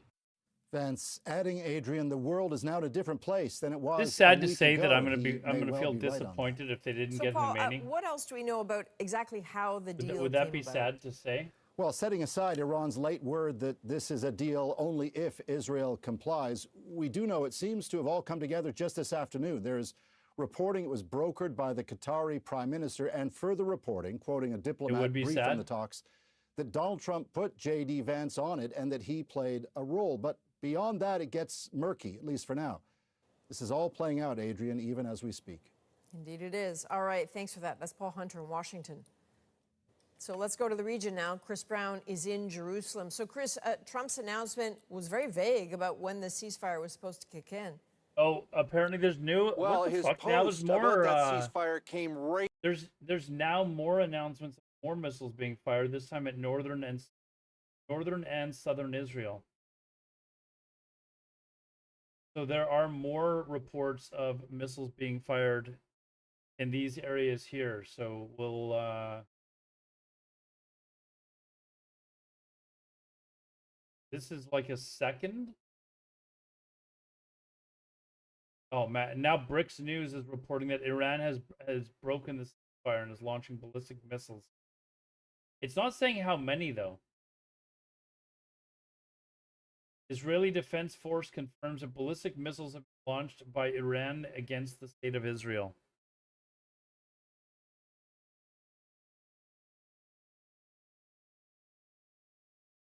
Well, so far Israel hasn't broken it. All reports are that it's Iran that is breaking it. Another report: Iran launches missiles towards Israel. Ceasefire is expected to come into effect in 50 minutes. Oh, I thought the ceasefire was officially in effect. Was No, it lasted about an hour. Yeah, this guy's that's reporting is wrong. Ceasefire was already in effect, and there's now been missiles that have launched from the Iranian side.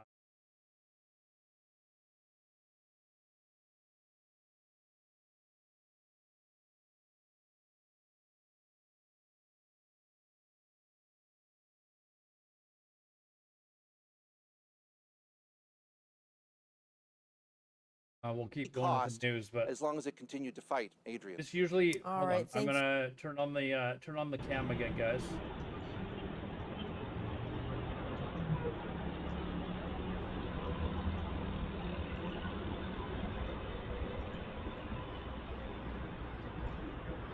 Yeah, multiple reports. Many people now reporting that there's missiles launched. I didn't last long, man.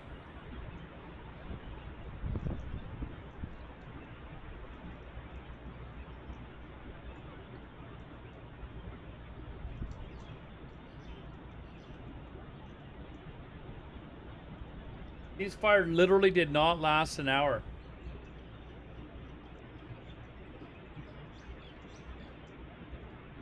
So these are the bottom is the area where they're detecting them.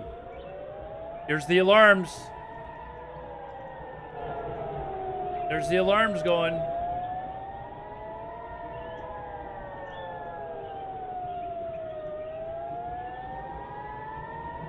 It looks like this Carmel place.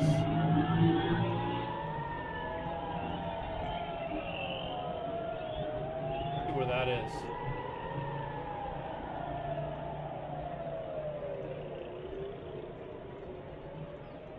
In Carmel, Israel, bottom monitor. Oh, it's up near Haifa.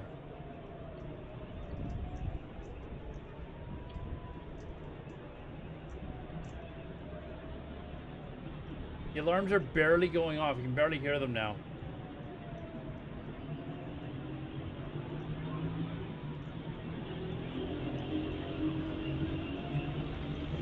Yeah, right up here. Carmel is right in here.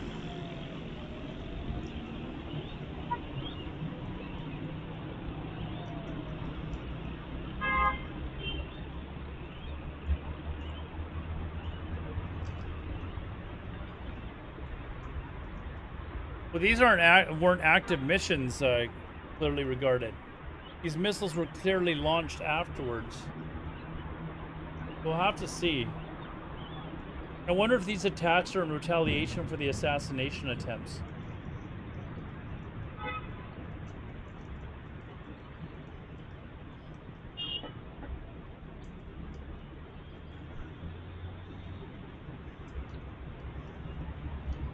We're still going. It's still...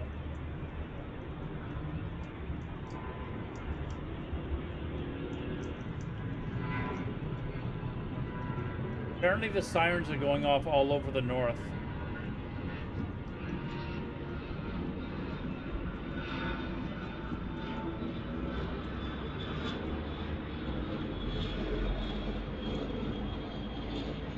That sounds like an actual airplane that's going over.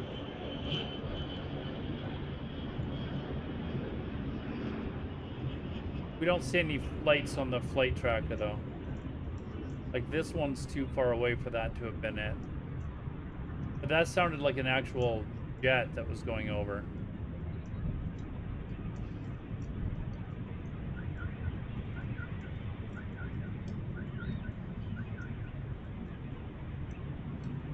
I thought we were just assured that this ceasefire was going to last forever. Didn't the leader of some country claim that this was going to last forever? Lasted 1 hour.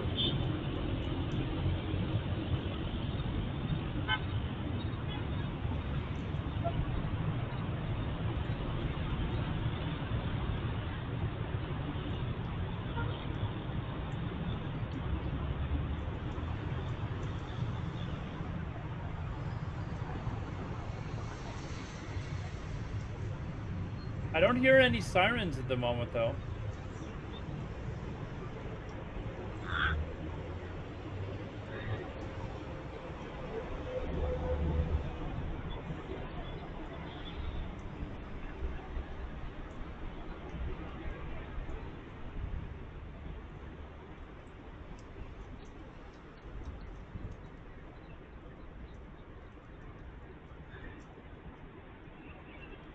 Reports that there's sirens all over the all throughout the north, but none of our cameras have any sirens going on. At least the ones that have volume turned on.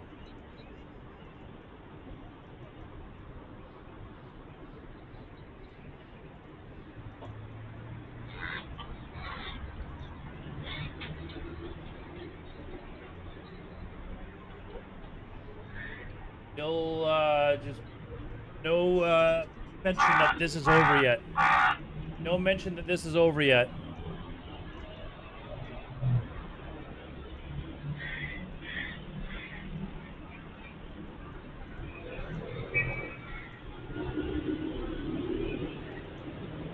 CMAC, an average reader of the Tehran Times. I reported that hours ago, CMAC. Them and the other news, whatever website, said that there was no ceasefire agreement.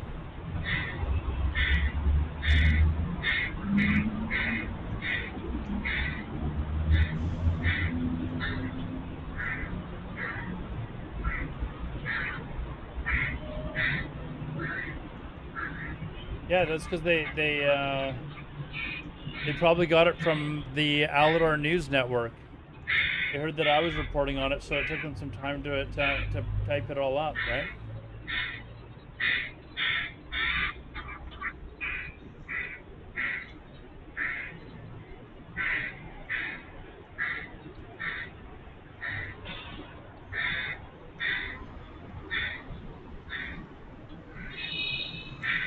So apparently over Haifa, there's missiles coming in. There's some videos here. I'll just show you guys the videos.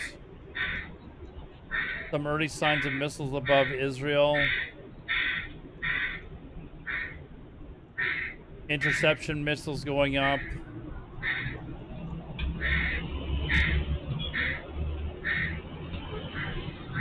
They're watching my stream, apparently. They should. They should.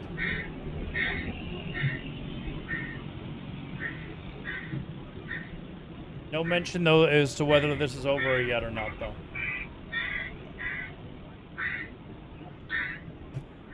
This bird is not happy, though.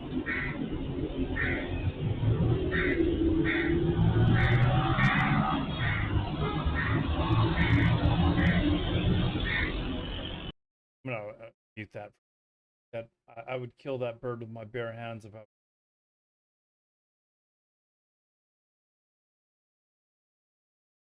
Yeah, I don't know if this is apparently a missile going over. I'm wondering if they were deliberately overshooting their targets. Because there's no mention of anything now. I think it's just really in, like, Iran believes it's in their best interest to show that they dealt the final blow in this war for propaganda. I'm not kidding you. I honestly think that might have something to do with it. It does not look like these missile attacks have really done much. Is that bird still yapping? No siren going off.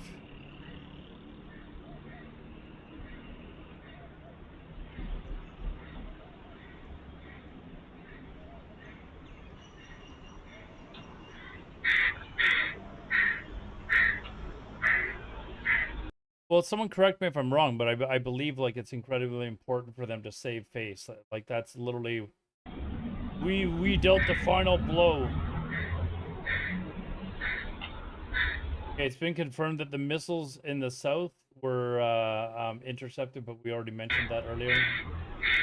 Okay, someone kill a bird.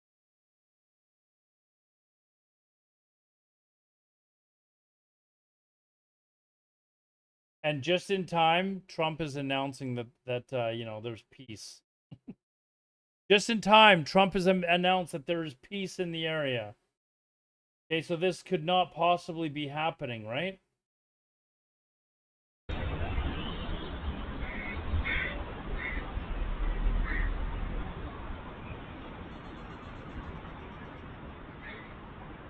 Like saying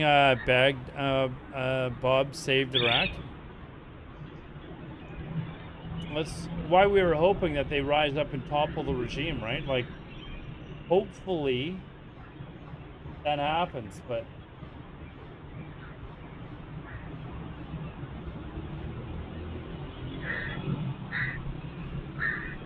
no mention of being over yet.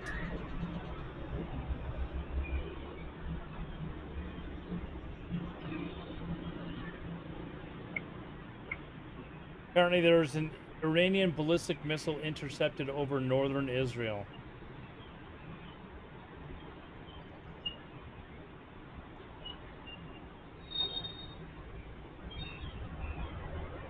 Still waiting to confirm.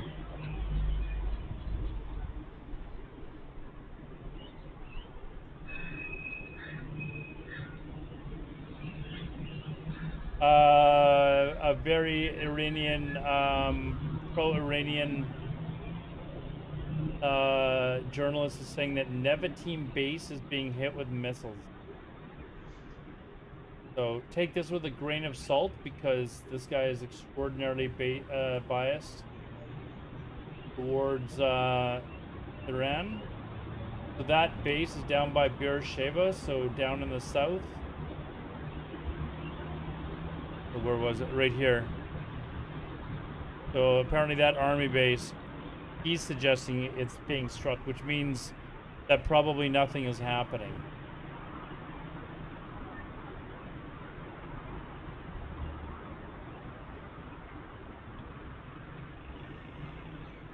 There's no immediate reports of impacts or injuries following Iran's latest ballistic missile attack on Israel.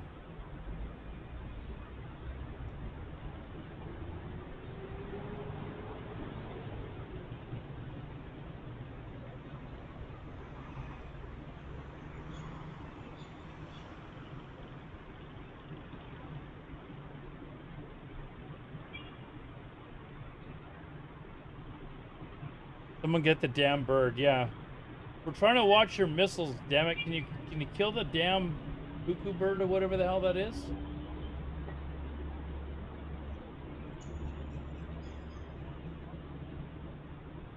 I honestly think that this is just Iran trying to, you know, try and show that they were the last one to strike down damage or something. Something along those lines, but we'll see.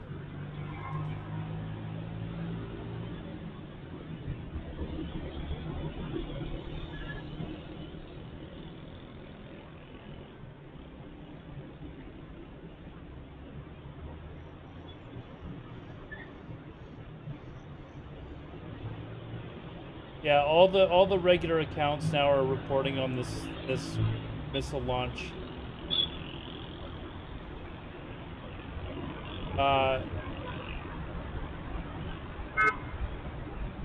One of the accounts that I follow from the Middle East is reporting that it looks like Iran pulled a Hamas and wanted to get in the last word.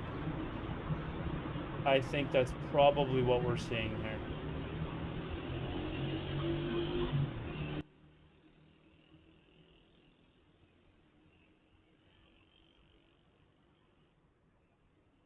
Hummus, yeah, food. That's probably what we're seeing right now. I doubt that we have a response from Israel.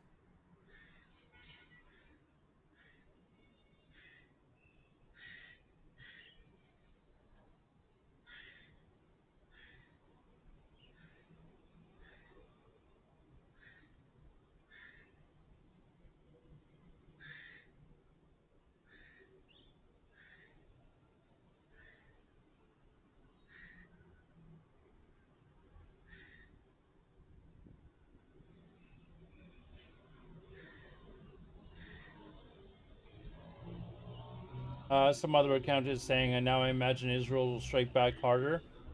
I think Israel is going to just say, you know what, let them have it. You still say it's a coup. That would make the day even more interesting. Oh, that would give us like a month's worth of news coverage to do here. Well, anyways, just last report. This area here is apparently where missiles were fired at, and then see if I can find it really quickly here without.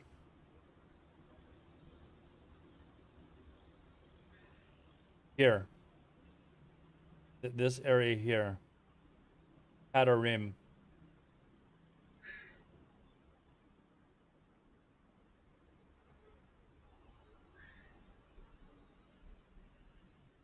Iran military has to take over. We'll see. Okay, just in, Israeli air defense systems have intercepted all missiles launched by Iran.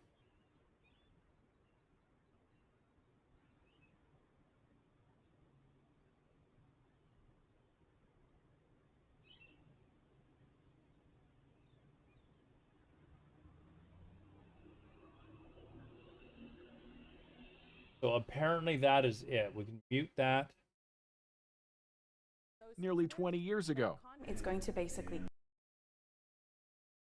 Now, he goes on to say the world and the Middle East are the real winners. Both nations will see tremendous love, peace, and prosperity in their futures. They have so much to gain and yet so much to lose if they stay from the road of righteousness and truth.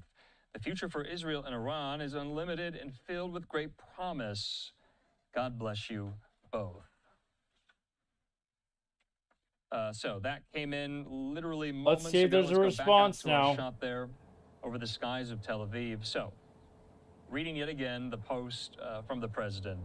He says, Israel and Iran came to me almost simultaneously and said, peace. I knew the time was now. The world and the Middle East are the real Iron winners. Dome is doing their job Both yet. nations will see tremendous love, peace, and prosperity in their futures. They have so much to gain. The main concern, if the military had a coup, is whether or not the population would actually believe that it was like the military was actually acting in their best interest, or if the military was actually trying to take power. Yet. There were several hours before it went into effect officially, as I just read out there in the initial post from the president. In the meantime, the Associated Press is reporting this, that Trump communicated directly with Netanyahu to secure the ceasefire. According to White House officials, that Trump was on the phone directly with Netanyahu to secure the ceasefire. Vice President Vance, Secretary of State Rubio, and Special Envoy Steve Witkoff, they communicated with the Iranians through direct and indirect channels. Is this a flight that's going to make the... Now, the White House has maintained that the Saturday bombing by the U.S. on Iran helped get Israel to agree to the ceasefire, and that the Qatari we don't even know where he's going. To broker the deal. But Iran's foreign minister said Iran would stop its attacks if Israel would, though it's unclear Saudi Arabian Airlines. what role the Ayatollah played in the talks, as he has said on social media that he would not surrender. Where's this crazy guy going? So we have to ask whether or not the Ayatollah he's going to Tehran. sidelined Okay. from all of this. Who were There's the actually flights going to Iranian Tehran now. intermediaries Steve Witkoff, Vance, and Rubio were communicating with to get this done. Of course, Qatari mediators also helped get this done as well. The ceasefire, though, remains not in effect yet, remember, and that is why we're seeing what we're seeing. So that's in Tel Aviv. We also have a live picture over the skies of Jerusalem. Let's hear if we can hear any alarms or sirens going off there in Jerusalem. Yes, and we usually, I don't believe, have audio on that shot there. But back to Tel Aviv. Well, so the Iron Dome doing its work. As back to waiting is for the usual, we do get some type Khomeini of numbers to make from an the announcement, IDF see if telling he's us still how alive. many missiles were intercepted. Remember, it's not 100% accurate. It's not perfect. And you know that because you've seen some of the damage wrought by some of these You know Iranian he's got drones to and missiles to communities You there know he's up got to and make down some the state of announcement, because Israel. with all the bombing that was going off in Tehran, they're going to want to know what the situation is with the government very quickly. So in the meantime, we're going to take a quick commercial break. Let's catch our breath. Let's reset here. Still so much more to get to as we approach the bottom of the hour. I'm Andrew Kraft. We'll see you in just a moment.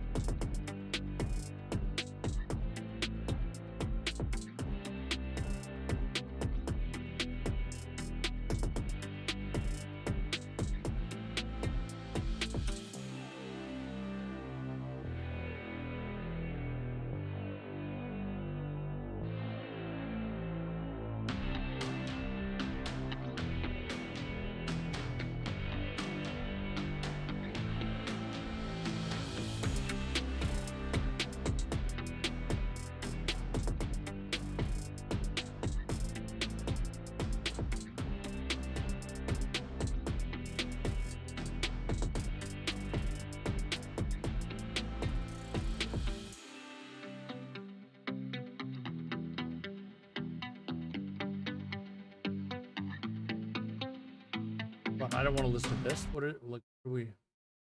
Of those nuclear sites. It's hard to tell exactly what's been destroyed, but here's some of the stuff that we can see from satellite images from above. Oh. There's still so many questions Oh, about what was destroyed underground, and specifically questions about this 400 kilograms of missing enriched uranium that we're going to be tackling a little bit later as well. Our team is all over this breaking news. We've got NBC News international correspondent Matt Bradley out in Tel Aviv tonight. NBC senior White House correspondent Gabe Gutierrez over at the White House. NBC's Melanie Zanona is over at So Capitol apparently there Hill. was We've got a 2 brilliant missiles panel. launched in Elise total. Labott and Bradley Bowman also here to break So all this down. It was basically, like I said, just Matt, to get the starting last with you, we're strike seeing in. this post here, but are there missiles still flying? Is there still active fighting this late into the night there? Presidential ride-along, huh? Yeah, Interesting. we heard from a media source that's connected to the Iranian security apparatus. They said that only a couple of minutes before Donald Trump announced this ceasefire that was set to start 6 hours from then, there were still attacks on Iran. Wait, what? By the Israelis. And we another. also heard Hold from on. the Israeli. There may be another wave.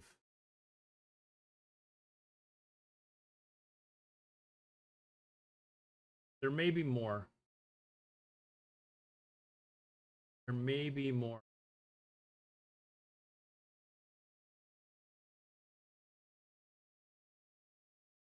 Yes, there are more. There are more actual missiles that are coming in.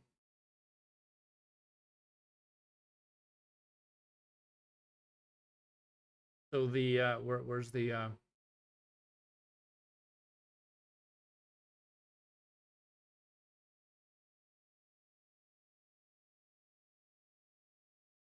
So it looks like these new ones are towards northern. Oh, more missiles that are being launched.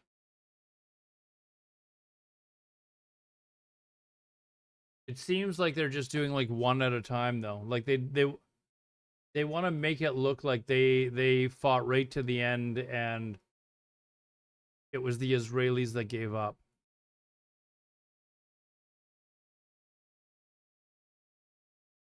They spent the last 24 hours getting demolished. Well, I mean, they're launching like one missile at a time, Funkmeister. Like this might be their limitations that they've got. It's just like one missile at a time. Like there's no massive amount of missiles that are coming in. They're just firing off one at a time. That's easy to knock out of the air.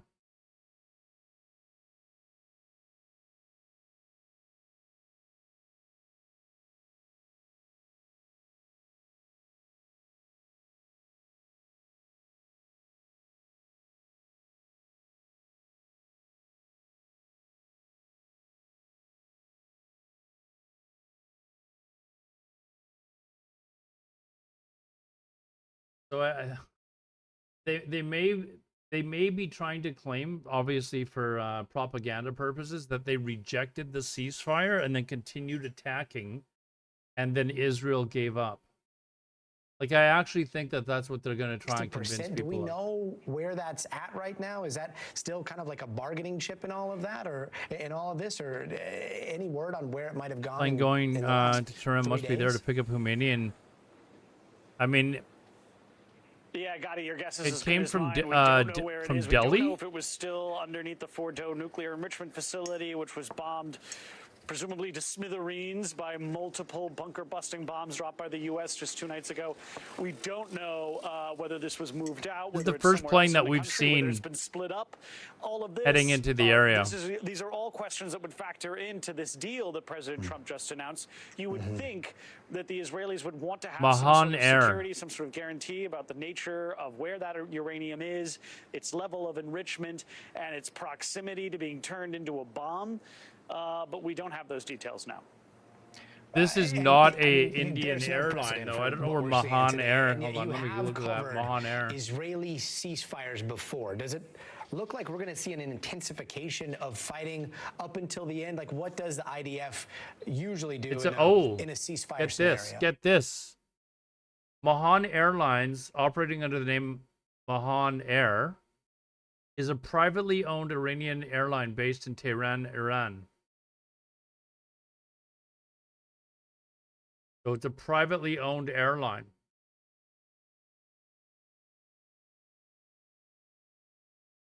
Began operations in June 1992 as Iran's first private airline. Interesting. I'll keep reading, but as if they already hadn't. They can continue to pummel Iran for those 12 hours, and they very well likely will. Translate to Air Force One. Is that their Air Force One? People's mind. Does that include possibly continuing to try to take out the supreme Ayatollah there? Hold on, we got more. Hold on. This airline is affiliated with Iranian Quds Force and the Iranian Revolutionary Guard. So apparently it is run by like the army, some sorts anyways. It does do passenger flights though. It carried 5.4 million passengers in 2015. So it's not just for like private use for the government. It is just really weird that this one particular plane is allowed to go into Tehran. So for those of you that are just joining, we're breaking, yeah. There's one flight that has been allowed into Iran, and they have this is a plane that is affiliated with the Iranian Revolutionary Guard. So are they flying in to pick people up? Is like, what is going on here? What is going on?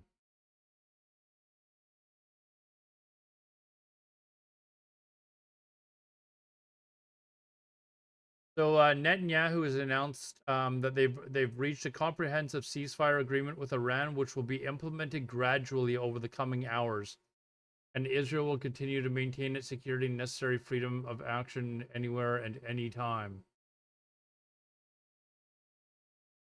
There are more missiles that are coming in though.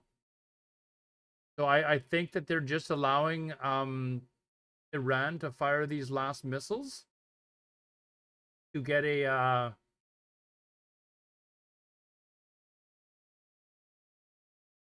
to be able to use it for propaganda. Excuse me. Like, how long could they we'll have keep kept covering up this anyways. this interception rate, and how many more ballistic missiles did Iran have to engage in Israel in this way? We don't know the answer to that. Of course, the Israelis are keeping the number of ballistic missiles. Here's the area where the missiles are coming in. Let's pause this and actually turn the crap on again. Don't hear any sirens. But this is the area that it's coming in. I anticipate that this is gonna land, and then we're not, like this. The GPS will be turned off.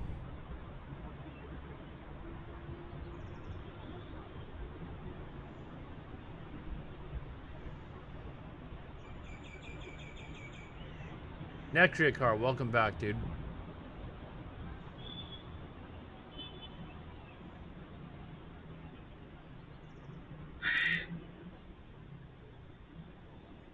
It's coming from Delhi. No, I think like it's suspicious that this plane is suddenly coming in, because it wouldn't have been allowed to fly in before. It's suspicious that it's the only plane that's coming in. Is it coming in to drop people off, or is it coming in to pick people up? It is an Iranian airline.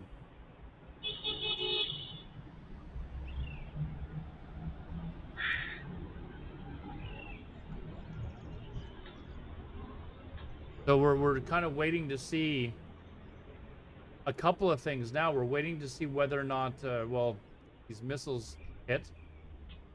But we're also waiting to see what's going on with Khomeini. And this airplane is very suspicious.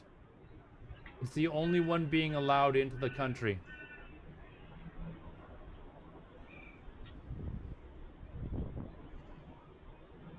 Your sirens where?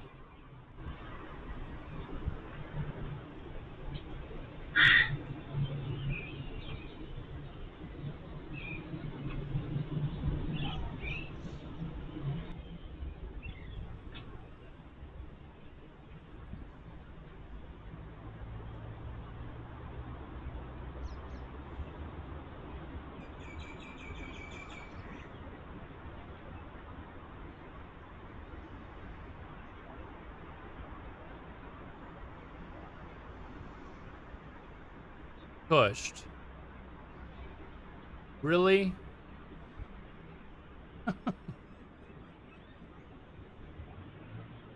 Pushed.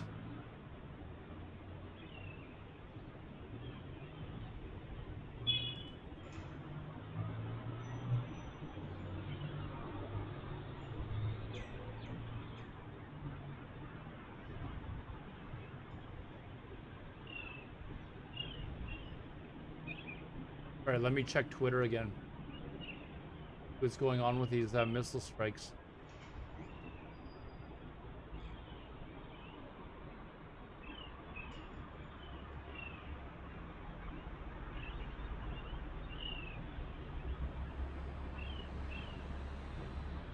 This is apparently in Tel Aviv.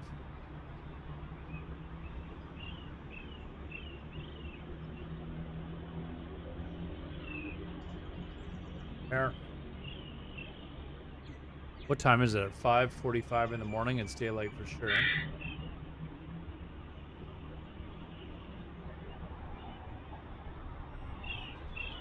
No sirens on that cam either.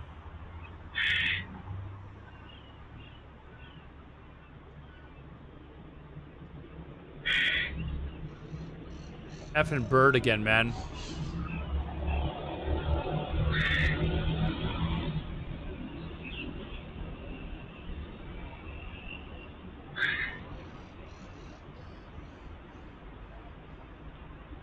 So again, we're watching this one flight. It is reported that it is going to Tehran, so...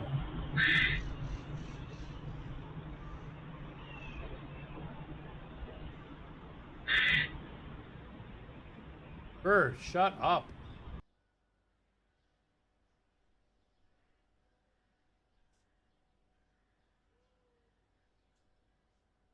Apparently there's one impact in central Israel, but I don't have any video of it. Sounds of explosions heard in central Israel now. So that could be around Tehran.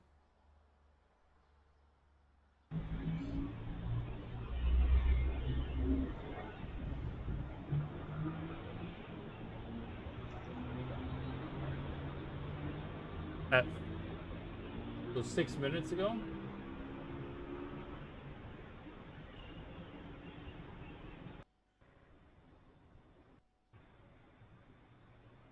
Oops.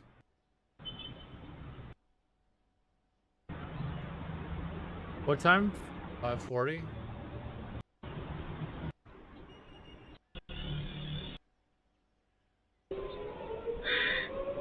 There you go, dude.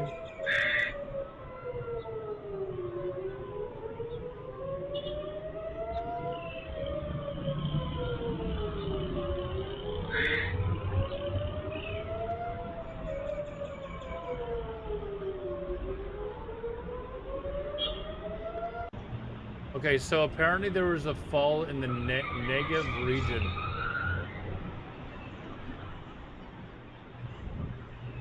There's been attacks there before, so. This, oh, so very southern Israel. Apparently there was an attack there. There's videos of missiles over Bethlehem City.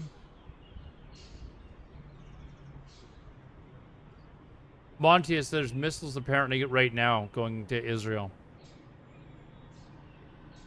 One impact, but it's, I think this is...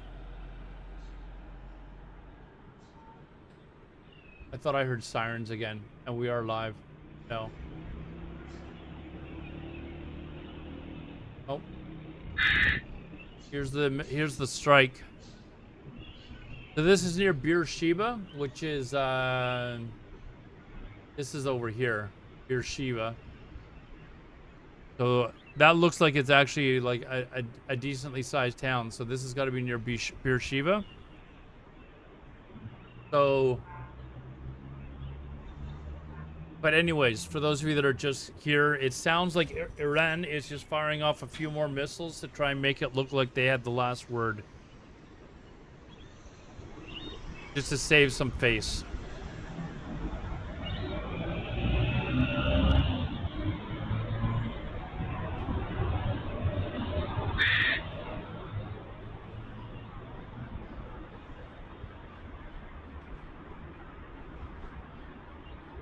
Apparently, it's a residential building in Beersheba.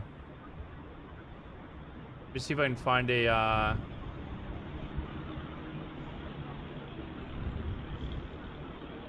live cam there.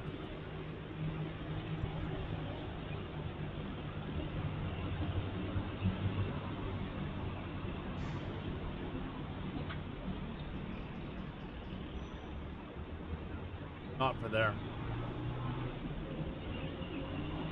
Not for there, unfortunately. Plane's still in the air.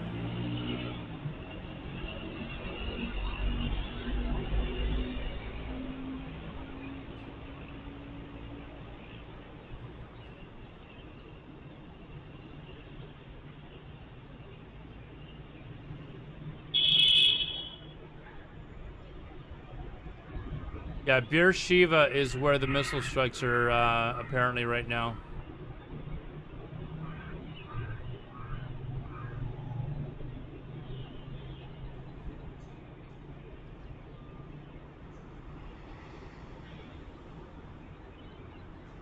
I'm actually trying to find the exact location on here if I can.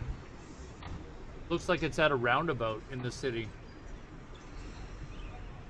Trying to see if I can find one on here quickly.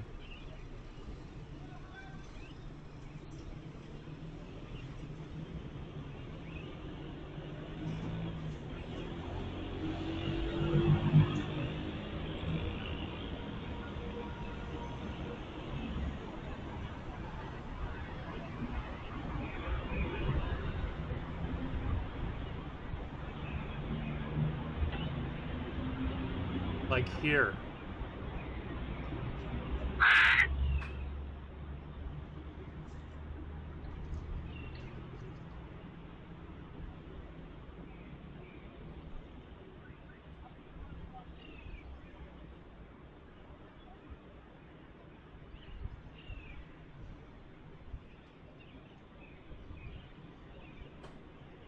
Those buildings don't seem to match, but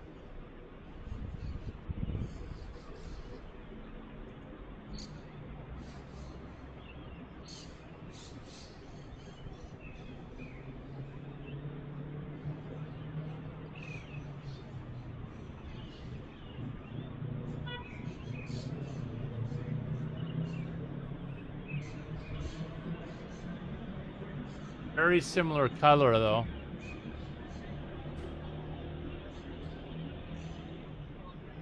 Go down here. Is that another roundabout up here?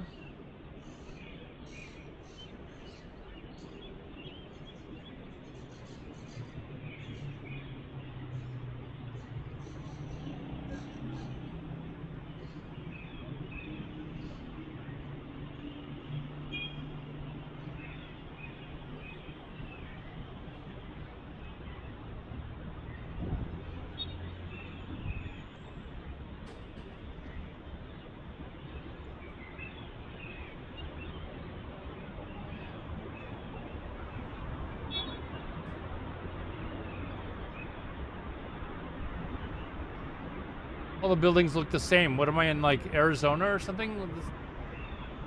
Anyways, try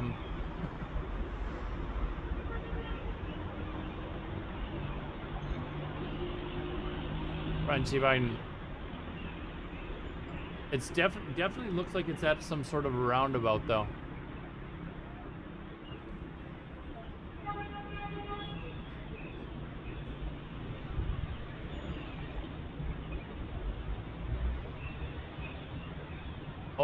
Oh, there's another one.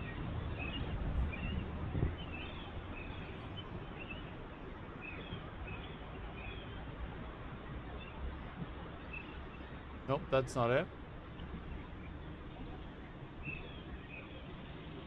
Let me just check Twitter again. If this is over.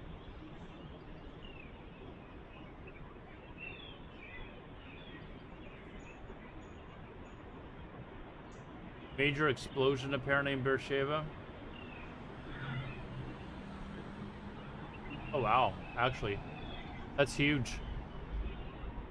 That's huge. Sketchins is unofficial reports as to when it was supposed to be officially started. Apparently, they're allowing them to get kind of the last little bit out of their system.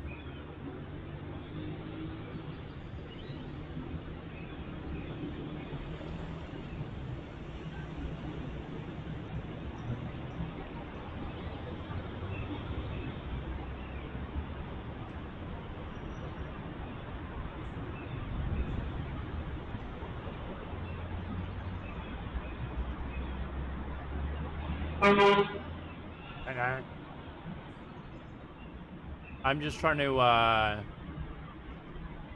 see if we can pin down where this is at.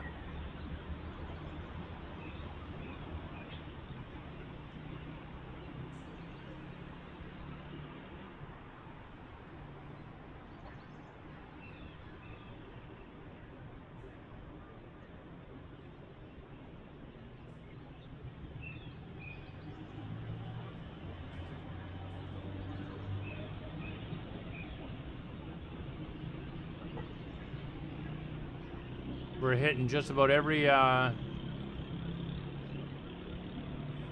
roundabout there is in the city that I can find anyways. What's this? Another one.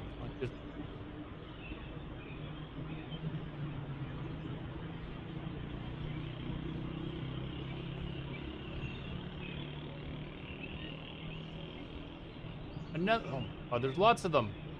Could be anywhere. I'm not going to do this all night.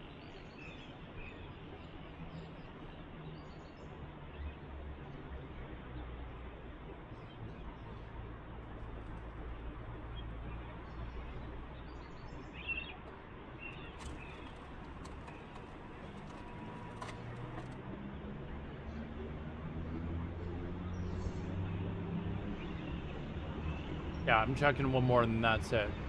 Was I? Like all over the place.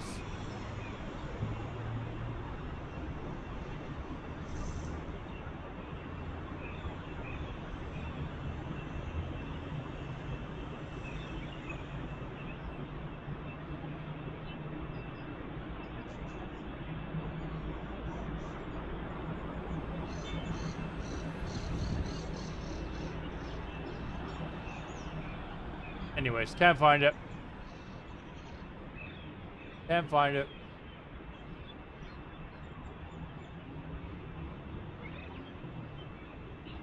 Oh, here's a close-up picture apparently of the building hit in Beersheba.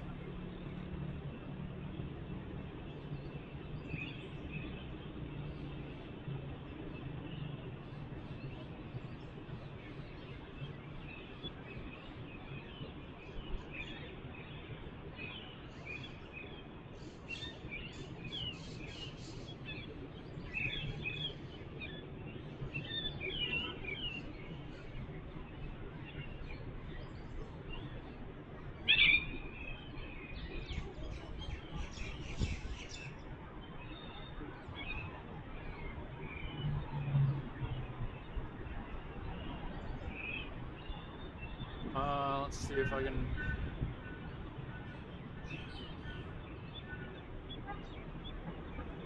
And that's a lot of damage, man.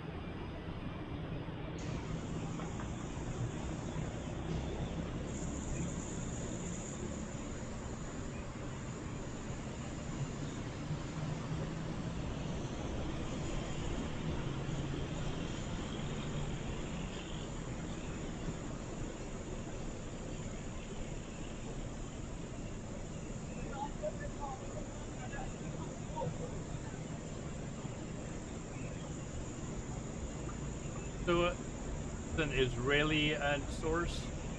So Iran likely played a trick, declaring ceasefire started early, allowed them to fire missiles and boast they violated it without actually violating it.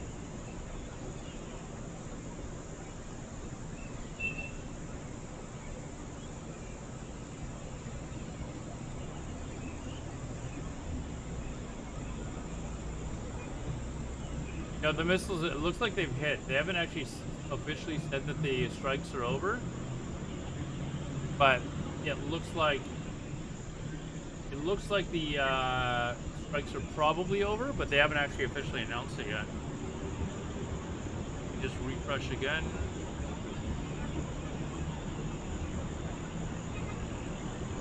I mean, how is there no casualties here? Look at the damage here. There's some more damage. Same place.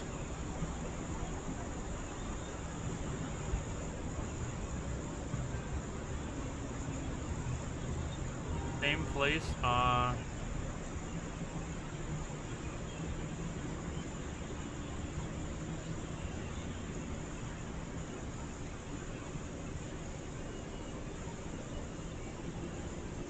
Okay, the Israeli Defense Force is giving the all clear. It looks like there's no more missile attacks at the moment. And we'll have to see if that's enough for Iran.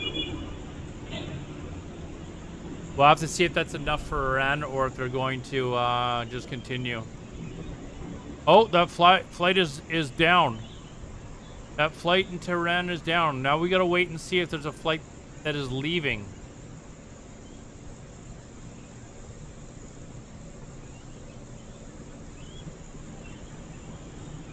This is apparently the airport in Tehran. Now we wait. Let's see if they're picking people up and flying out of there. Let's see if there's a flight from Tehran to Russia.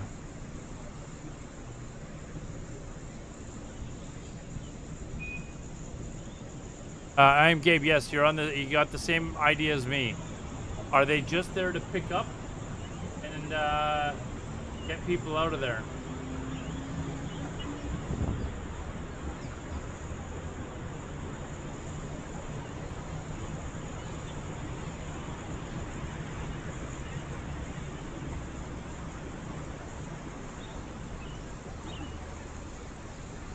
The Israel Defense Force.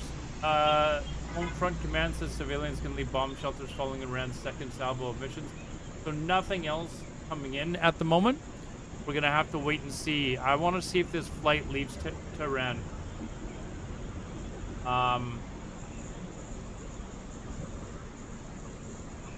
It is very suspicious that a flight just suddenly arrived in Tehran. We also haven't heard from, it is 6:30 Iranian time now as well.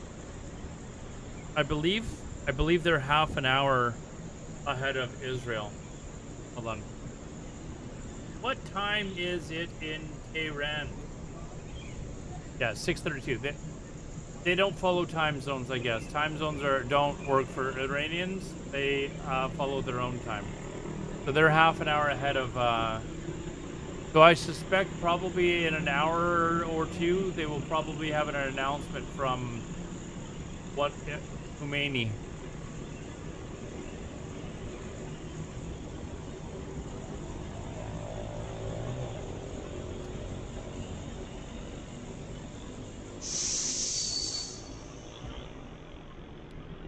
No. There's a flight that, for those of you that are joining us, there's a mysterious flight that we picked up that came from Delhi, which is over here, Delhi in northern Italy. And it came to Tehran, or flew direct to Tehran. And it was an Iranian airline, a private airline, that has ties with the military in Tehran. So we want to see if maybe, just maybe, it flew in and is picking some certain passengers up to evacuate them from the city. We haven't really heard any reports of what's going on in Iran.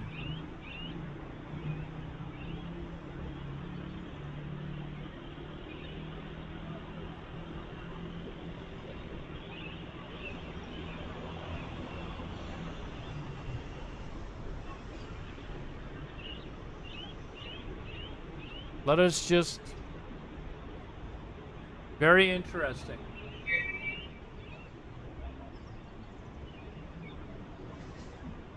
Only to be shot down after takeoff. Yeah, I mean, if I pick that up, the Israelis know about this, right? Like, some random dude in Canada streaming picked that up. Israel probably knows about it.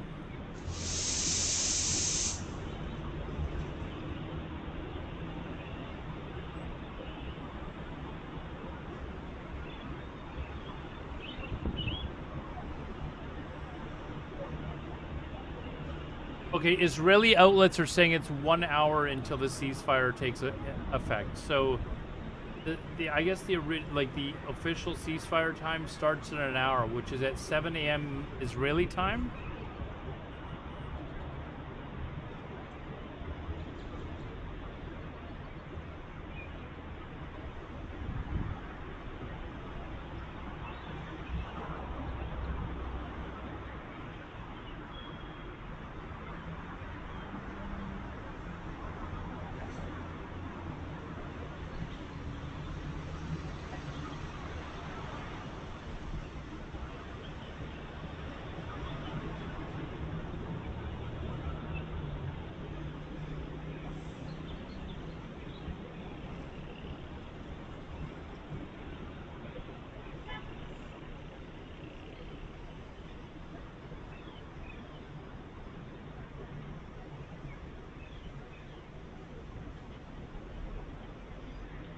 Here comes the home front scare. What do you mean?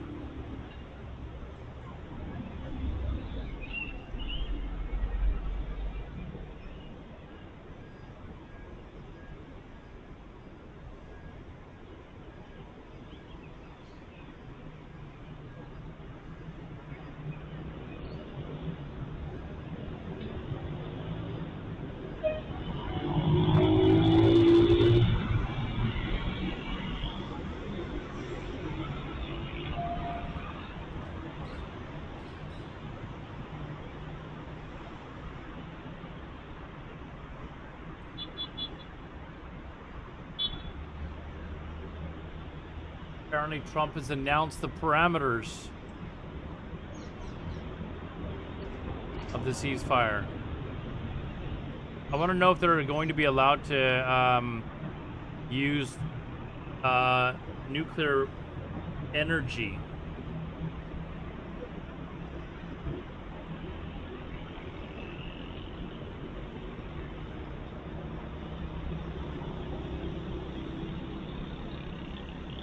Did he not say?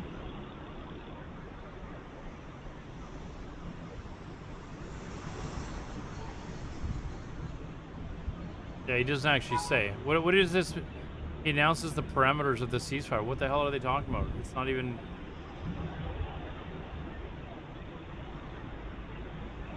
Like, what is the deal with them using uranium for energy purposes, for civilian purposes?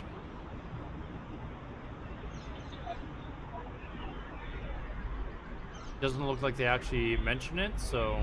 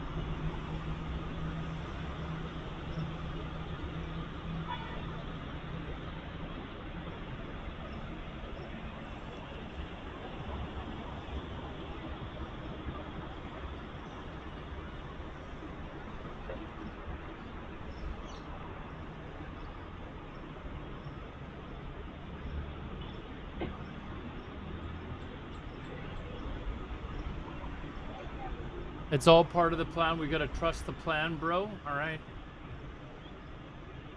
All right.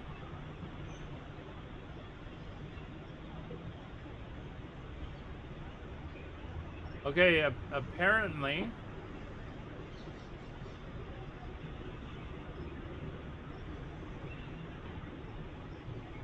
Stop. There's more missiles coming?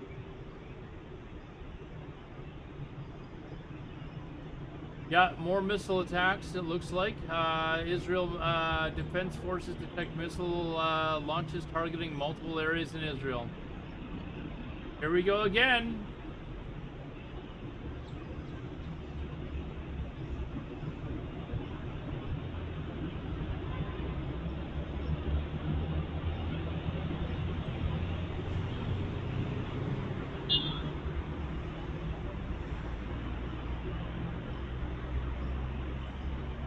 Here we go again. More missile attacks.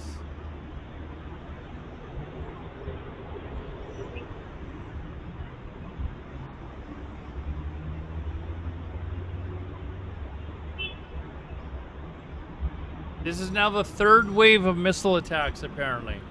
But they're only launching like a few at a time.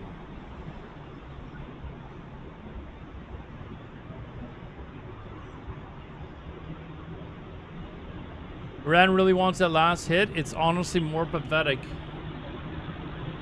We'll see. Maybe this they've announced that the ceasefire is officially over or on, but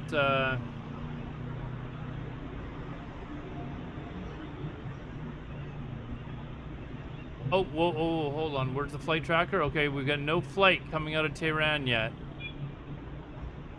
No flights out of Tehran.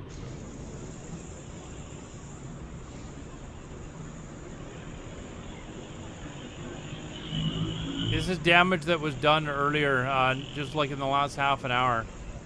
So this is where the missiles struck in Beersheba. This is apparently a residential building. So this is all going to boil down to who can finally say, okay, you can have the final strike.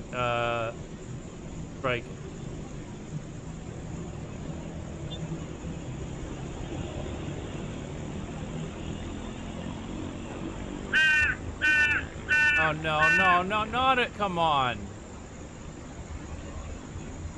Come on. Okay, apparently it's central and southern Israel where these missile strikes are concentrated. Like, if you've already declared a ceasefire, why waste your money on these missiles?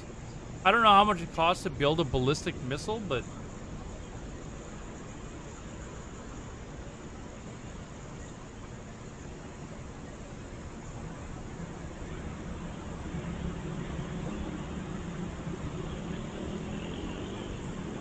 Oh, we actually have a... Who's this little motherfucker? Where are you going?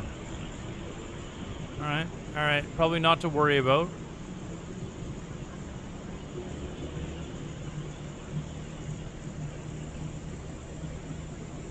For those of you that are just getting here, we saw a mysterious flight that flew into Iran and landed in Tehran. It's the only one that we've seen for days. And we're wondering if they're there to pick people up.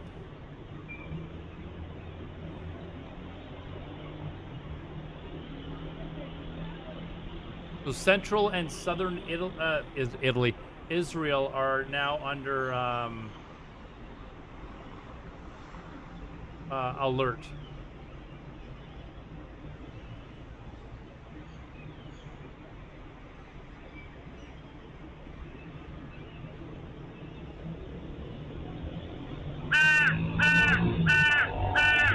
Stop, dude! Come on, man.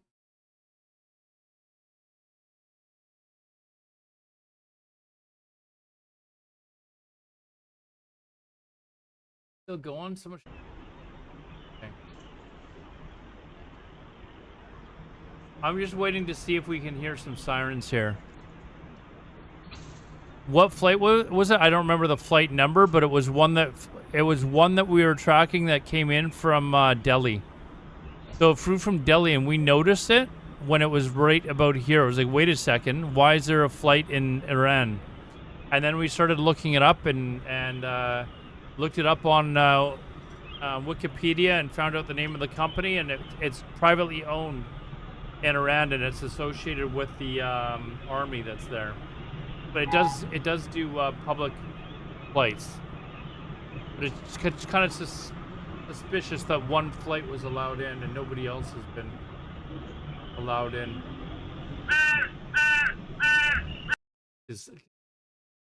Seriously.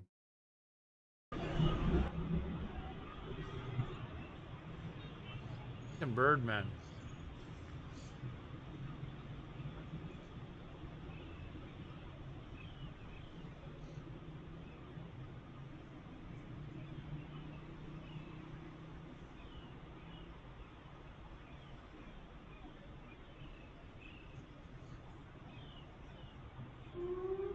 There's the alarms.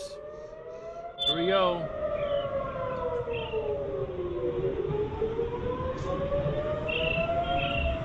Here we go.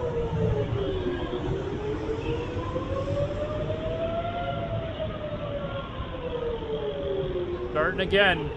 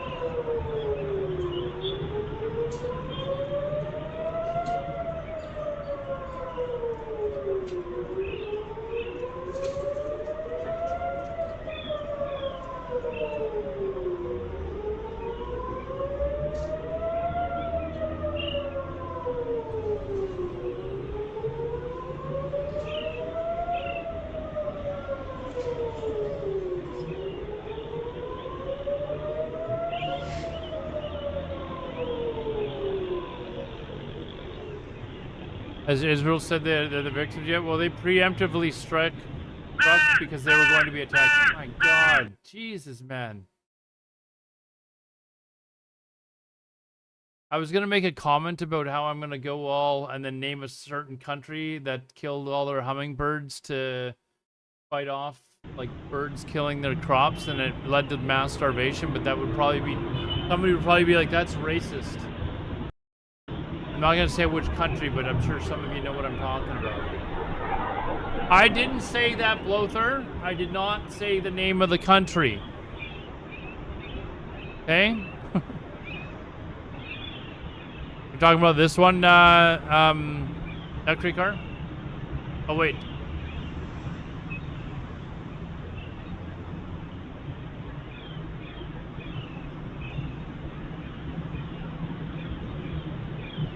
What do you want, Owen?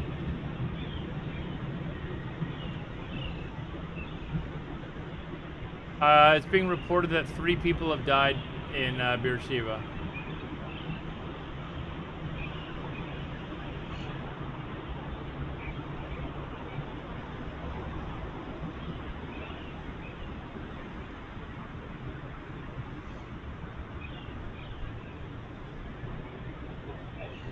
Oh, was this a interceptor that was going up there?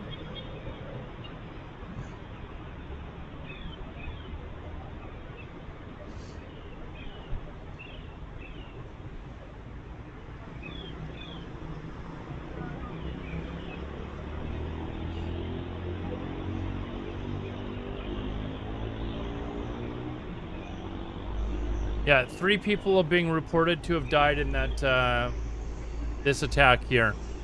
I said it when we saw the pictures. There's no way somebody didn't die here.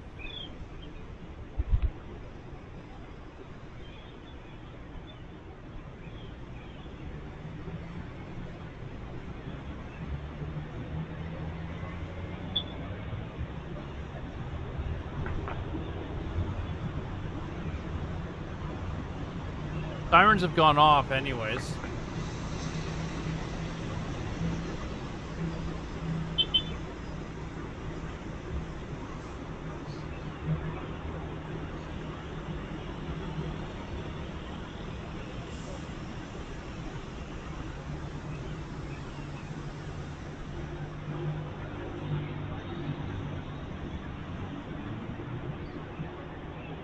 You can't imagine how it would feel to die after a ceasefire was declared. Well, you probably wouldn't feel it.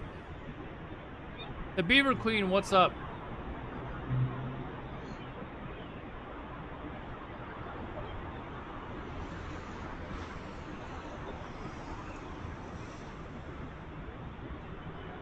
No confirmations on if this is over yet.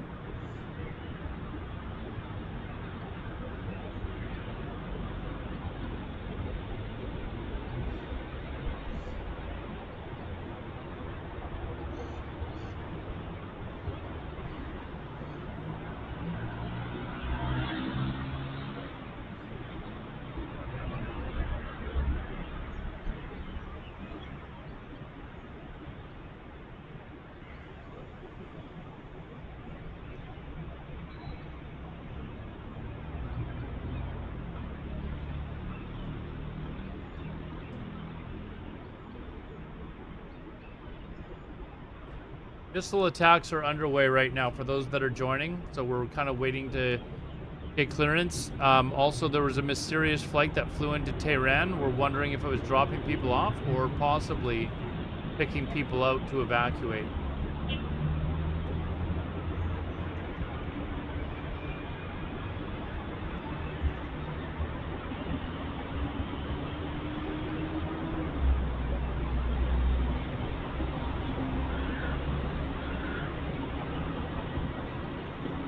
Apparently there's been explosions heard in central Israel. That would be near Tel Aviv. Possibly, but we haven't heard anything on the webcams.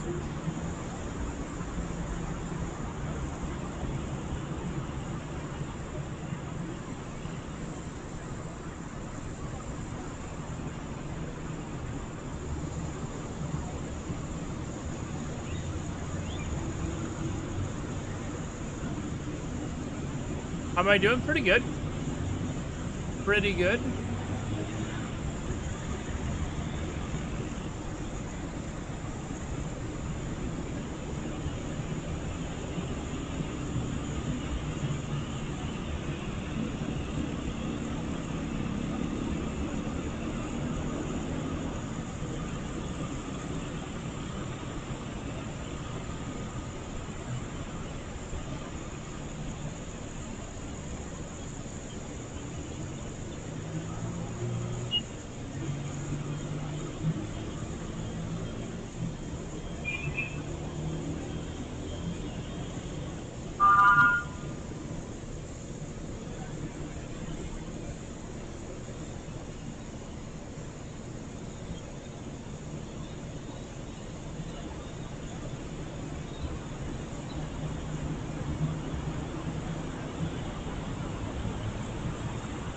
That heat wave is stupid hot. It's not that hot here.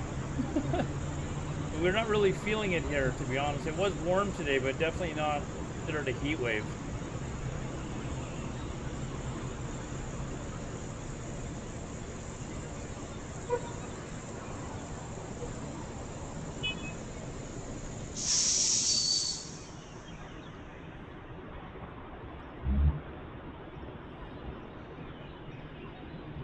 Here's an actual video, not of the actual explosion, but this is the what happened.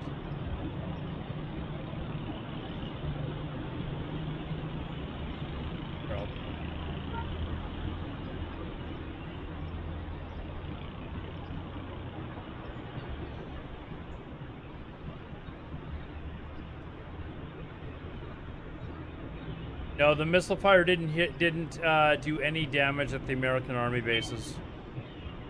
And Israel gave them a heads up so they could clear everyone out. They just want to make it look like they're going out strong. You know, that they didn't surrender to the occupiers.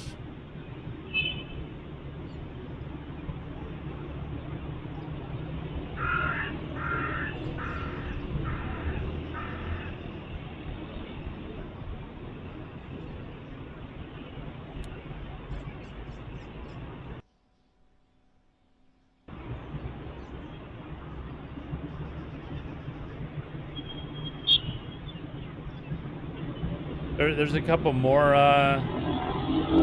cars that were destroyed.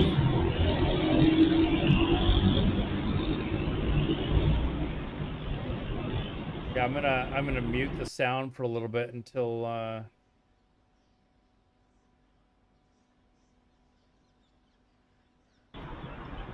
we're not getting any well, I'll leave it going for a little bit longer because they just announced the fresh missiles being launched, so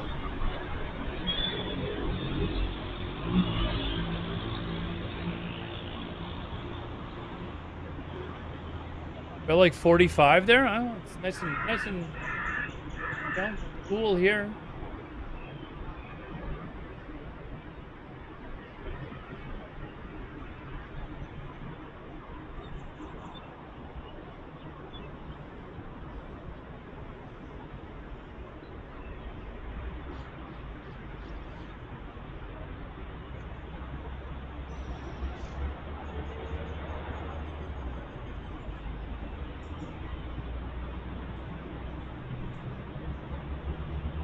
I bought one Beaver Queen like 3 years ago from Home Depot. Well, to replace the one that I had before. Best decision ever. Love it. I just turn it on and let it go, and still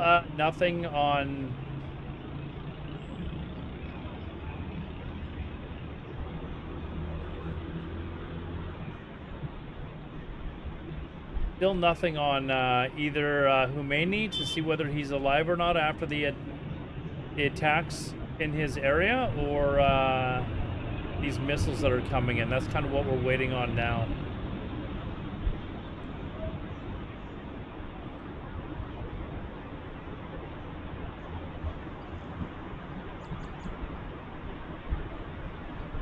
Kind of interesting, like they've announced that these missiles have launched, but they haven't sounded the alarm yet, even though they know roughly where it's coming from, or going to anyways.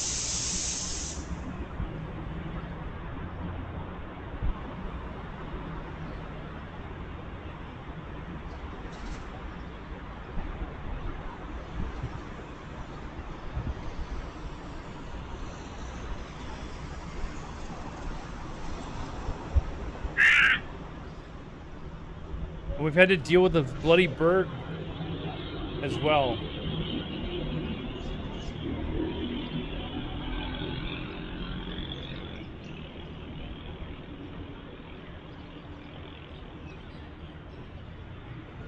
You have a Samoyed? I used to have Samoyeds when I was a kid. They're great dogs. Like the friendliest dogs in the world. At least mine were.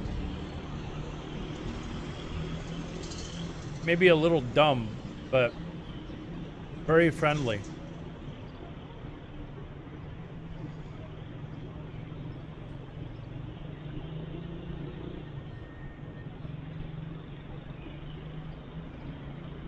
Oh, this is the plane that we were looking for. It still hasn't reappeared on radar. Who's this suspicious little fucker?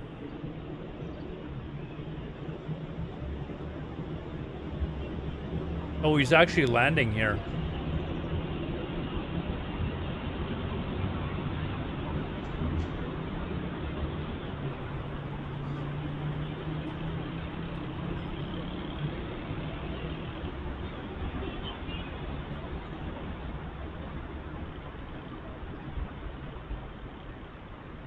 Still no, man,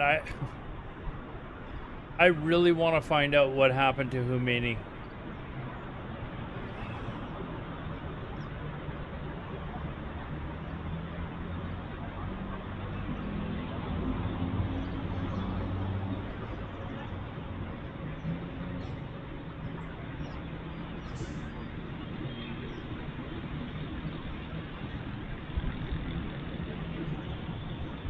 Well, I think they have to announce to their population that their government is still there and stable, right?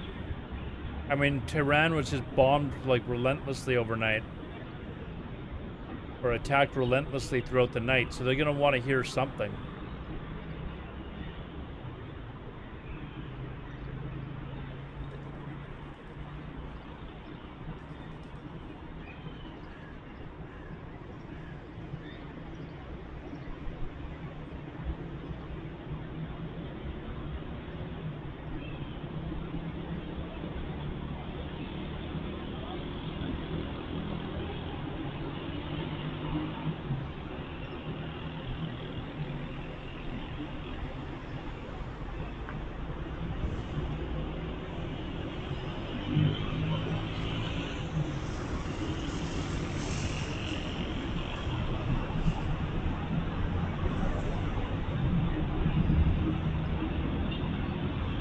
It seems like they're confused as to when the ceasefire is actually supposed to begin, too.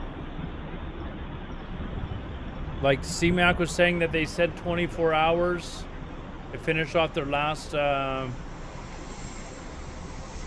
strikes. There's reports that are saying that it ended just after Iran's last missile attacks.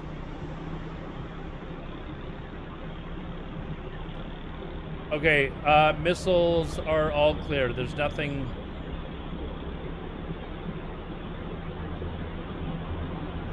It does not even sound like there was any hits so far. Do I feel like it was needed for debombing? To me, it depends on if they have proof that they were making nuclear weapons. If yes, then yes. If not, then no. But it sounds like they have evidence that they were definitely producing enriched uranium, which is a big no-no.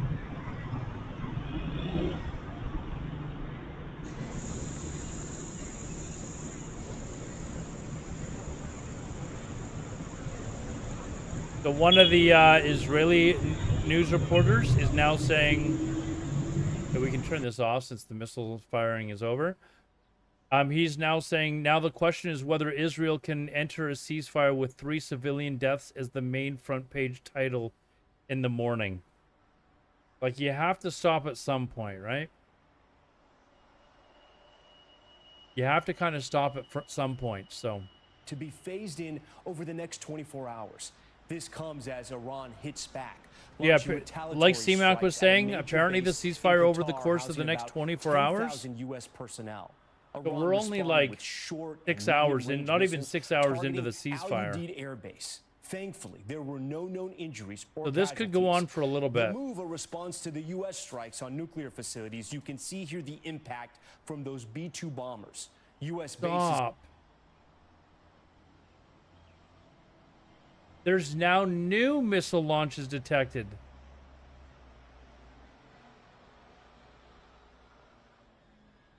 I'm not kidding you. Red Alerts is now announcing new missiles. So here we go again.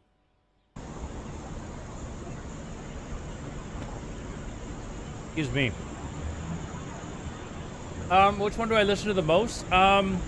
I've kind of been switching around. Al Jazeera seems to be the most neutral.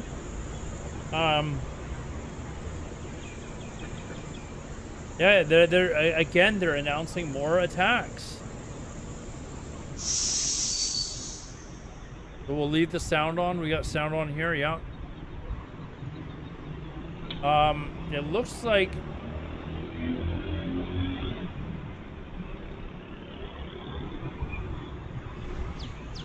like this is more southern Israel.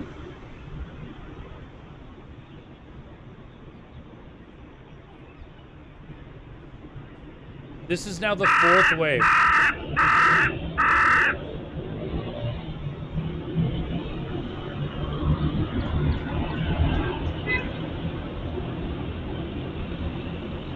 So there have been a total of 8 missiles fired so far across 3 waves. And at least 3 people have been killed. This is now the 4th wave.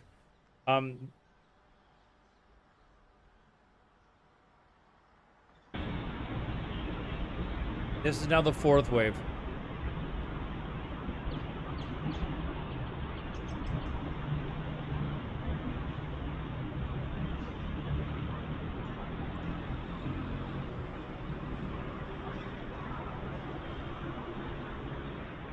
Oh, hold on. Bad news. The death toll in Beersheba, so that's where this missile struck, the death toll has risen to 13 now. And there's a number of missing people in the rubble, so you're probably going to see that increase even more.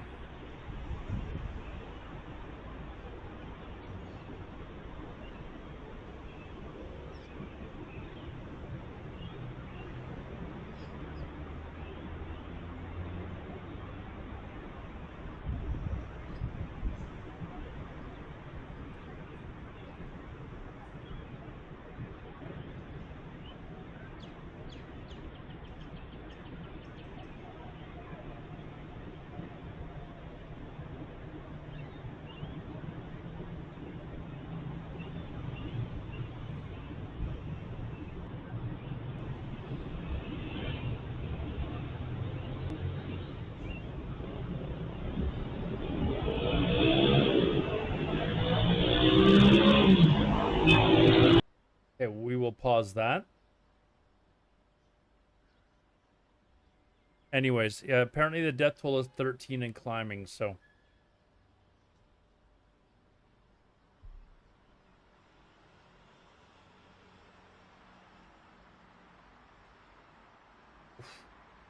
Got a new video for you. This is the moment of impact of that missile strike. Watch this, it hits here. Man, that came in fast. Oh, you guys, hold on, watch it again. Man, that happened, that quick, man.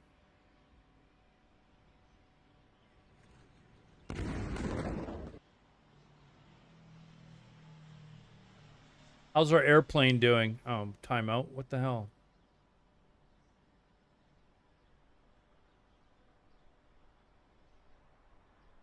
That airplane hasn't taken off again. Yeah, it is fast, man. Like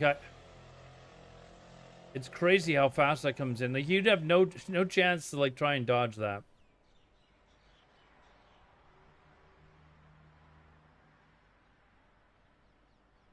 What is this little suspicious thing doing here? Okay. Keeping an eye out here. Just keeping an eye out.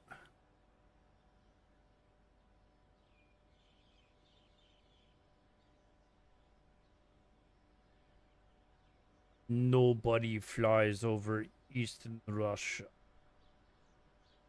Where's this dude going? Chicago to Hong Kong. My God.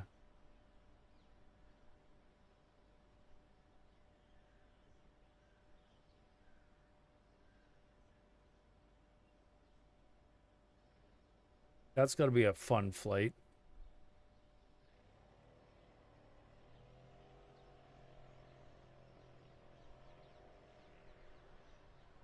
The 13 day, it's a reputable reporter that's in Israel. A lot of people follow him. But let me see if I can find it again.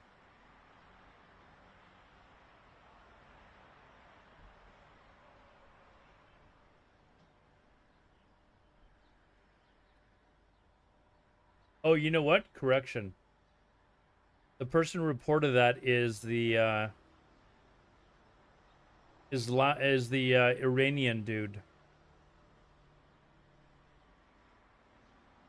that I've been suspicious, or well, basically he said that his tweets are bullshit, but based on this picture, I would suspect that there's probably more than 3 people that died. That sounds like a miserable flight, man. I thought my flight to Asia was bad. Chicago to Hong Kong? I don't know how long that is, but probably like 14 hours or something like that. You'd run through at least a full season or 2 of your favorite TV show.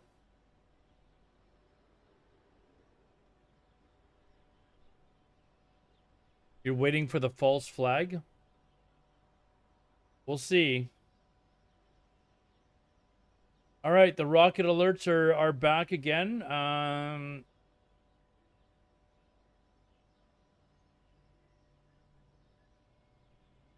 Yeah, so cancel that death toll so far, because the Twitter account is very pro-Iranian, and you could just be bumping up the numbers.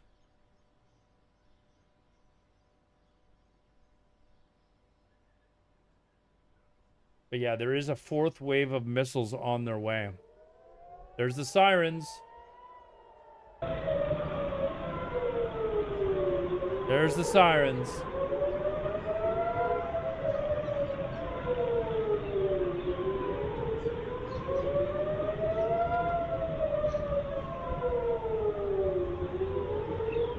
See if we can see anything here.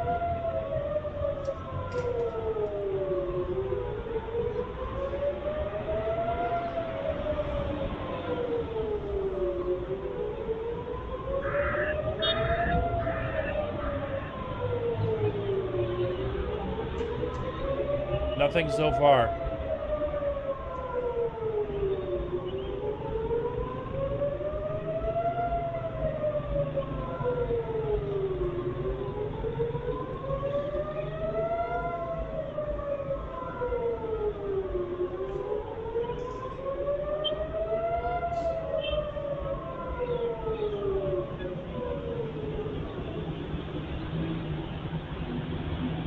The siren's going off doesn't mean that it's over. It just... Nope. I still hear them in one of the cams. Still hear them.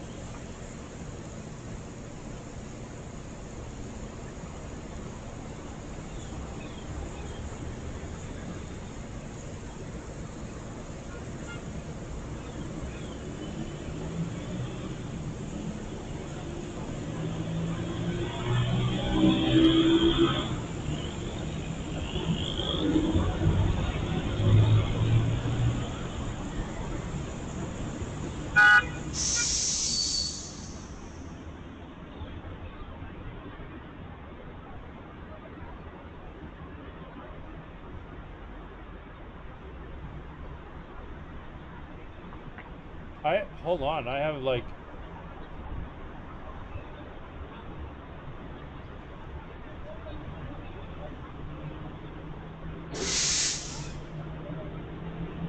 I just want to read over something.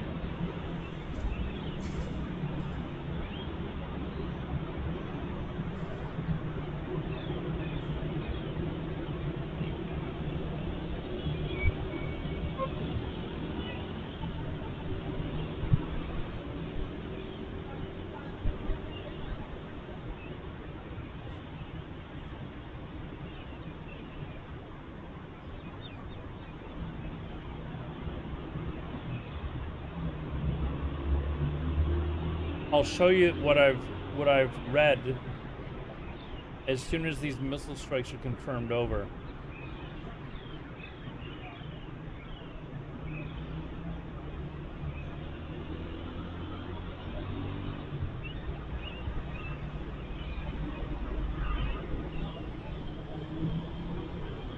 I haven't seen any interceptors launched yet either, though.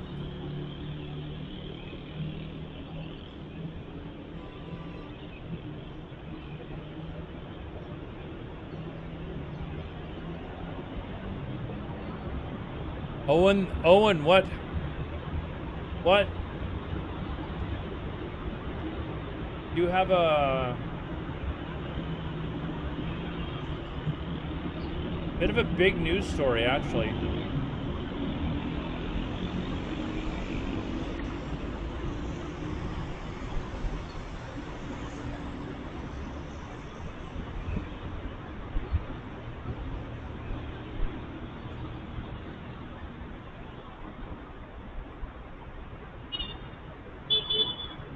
Beep, beep.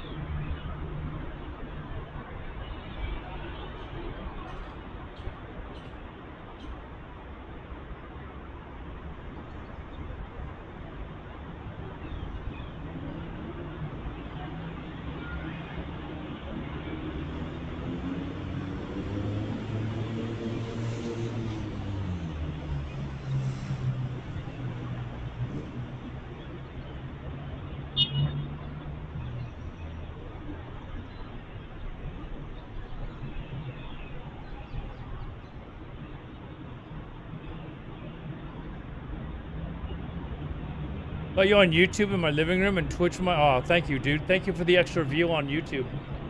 Appreciate it.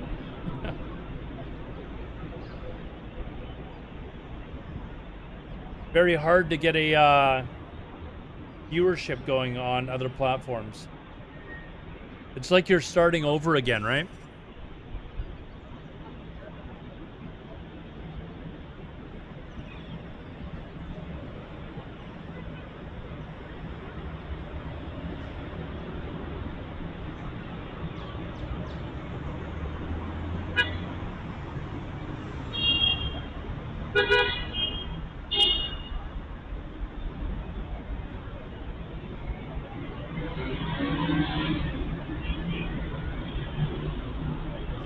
Oh, thank you guys. Thank you.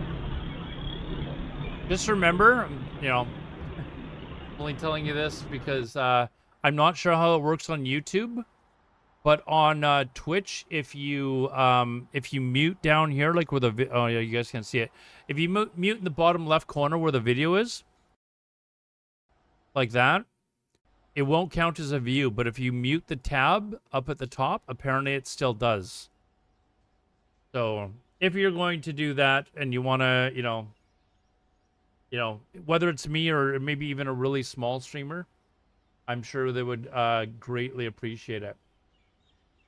I'm still waiting for confirmation as to if this news or this missile strike is over. Because as soon as I do, there is a news report I want to share with you guys. It's big, actually.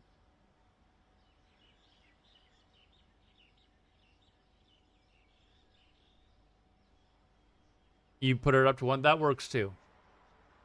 That works as well. But if you actually mute it with like the volume control on the site itself instead of the tab, apparently doesn't give a view when you do.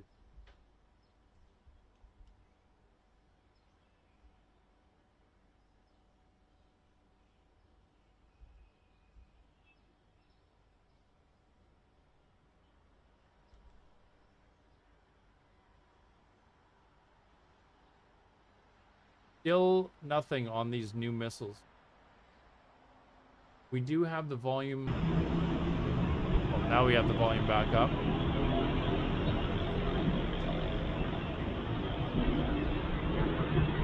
Oh, I hear jet sounds. I think I hear jet sounds.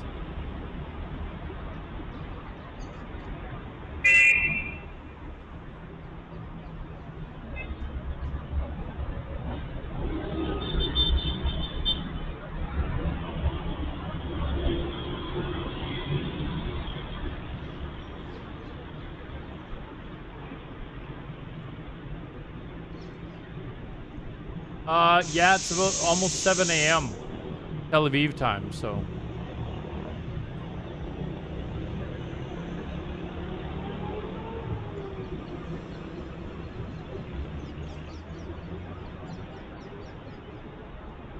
So again, back to the casualties, it does appear that so far they're just repeating 3.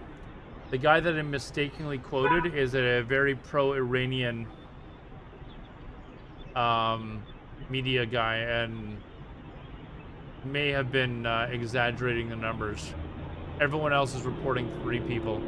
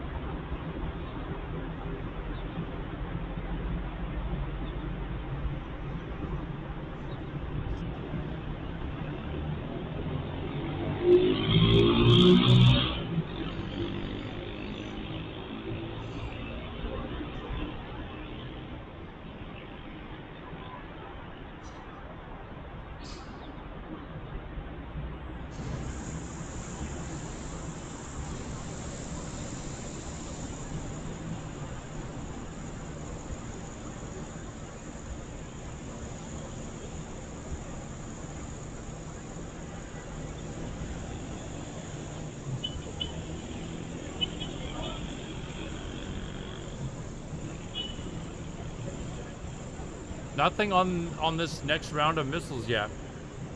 Should be like any second now. We should hear something, but nothing on whether or not people can come back out of their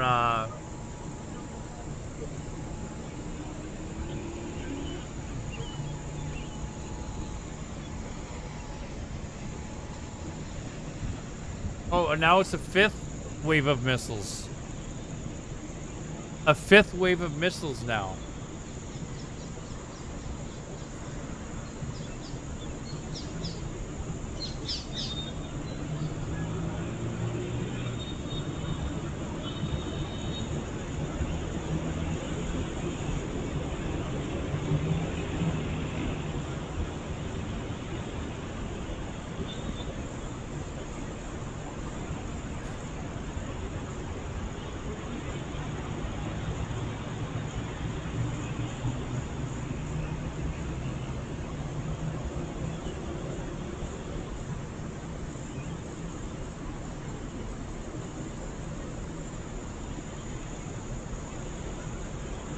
Fifth wave.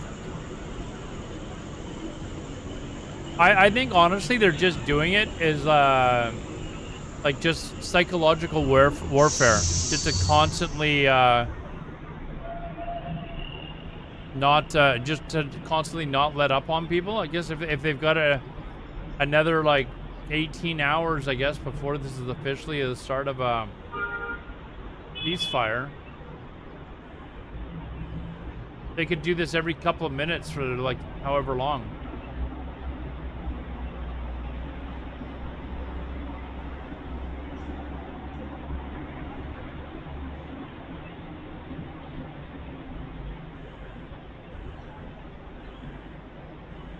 Going to work, it's one way to fuck with the local economies. I mean, just psychologically as well, right? You have to sit there and listen to this nonstop.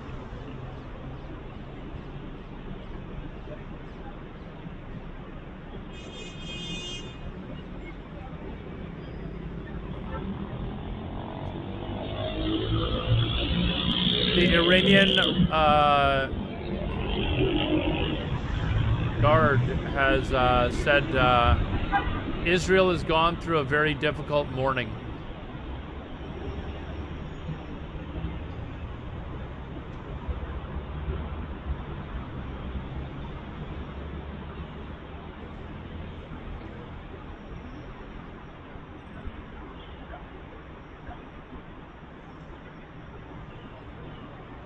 Keep sending missiles when they agreed to ceasefire. Well, the time of when the ceasefire is supposed to start is kind of up for debate. Like Trump said one time, Iran and Israel have both said separate, like different times. Like nobody actually seems to know when the official start time is supposed to be.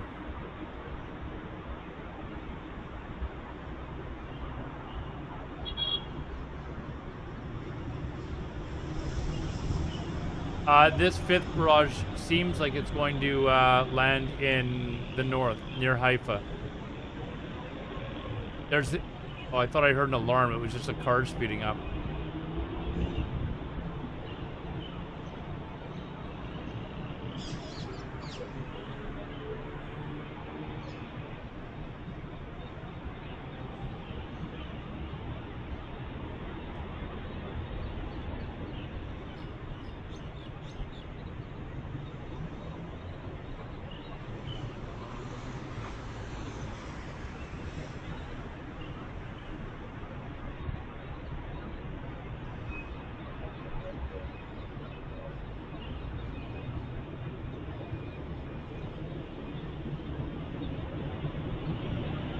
So apparently Iran will stop striking Israel at midnight Eastern time.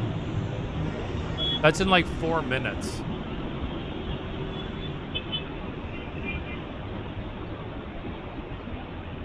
In like 4 minutes apparently they will stop striking.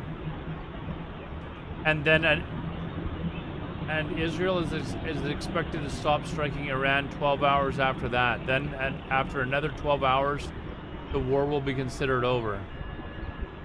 So over in exactly 24 hours from now, like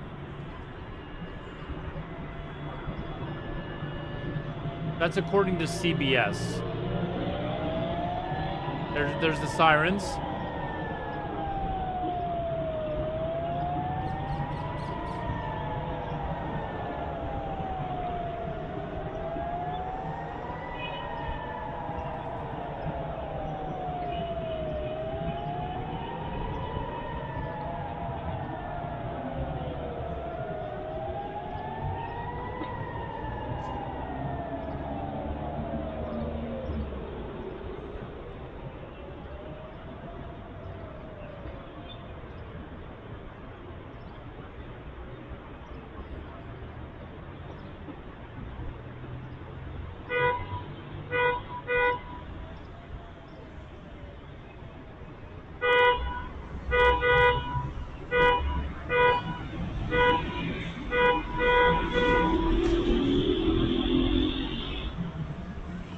I was like telling people, get the F out of the way.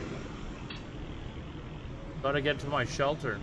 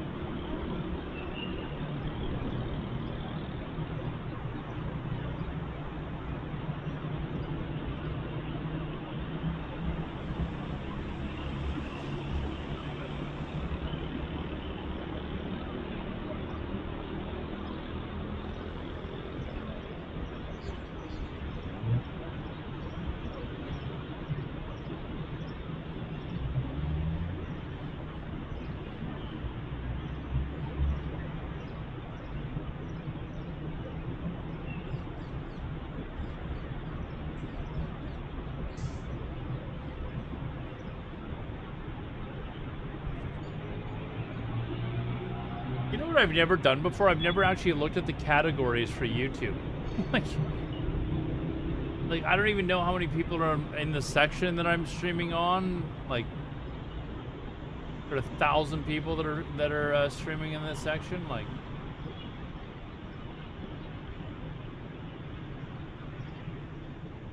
it is literally, it is so confusing how, I don't know how they.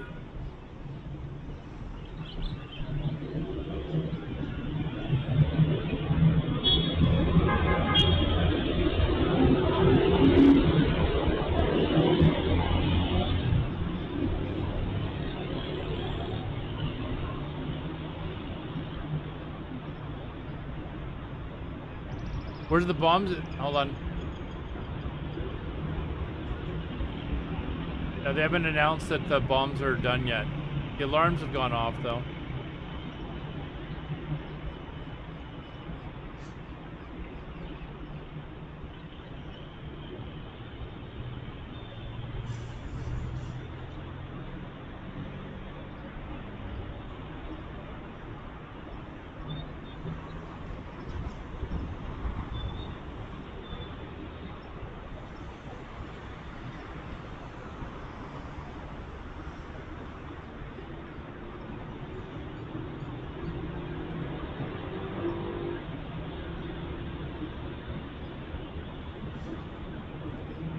Yeah, like I literally, is there no like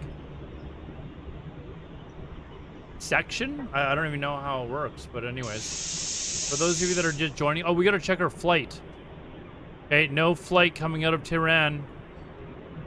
For those of you that are just joining us, there was a mysterious flight that only one flight today that flew into Tehran from Delhi here, and we haven't seen it take off, so we were suspicious that either it was bringing people in or trying to help people escape, like the regime or something. So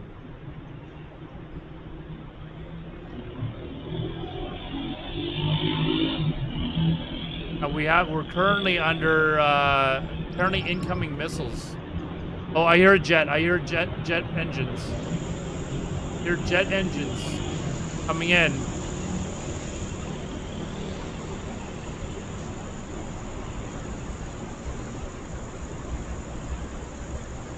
I thought that sounded like jet engines. Maybe not. I don't see anything on the live cams though.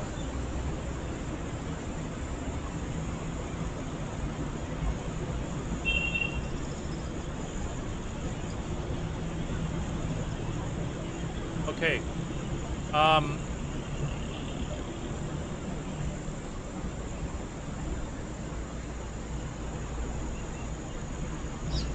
According to Doge, Intel Doge, which is actually a somewhat reputable site, Israeli ceasefire should have just gone into effect. Like, what time is it? At midnight. So 2 minutes ago, apparently. So those missile attacks were probably the last, possibly. So the ceasefire on Iran's part should have happened now. And I guess according to CBC, okay, maybe it's in effect for both now. Oh, apparently there's huge no, hold on. Never mind. That's the same Iranian guy that tricked us before.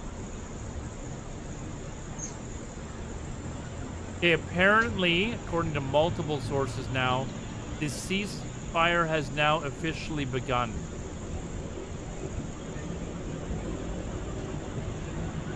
So apparently it was supposed to start at 12 a.m. Eastern.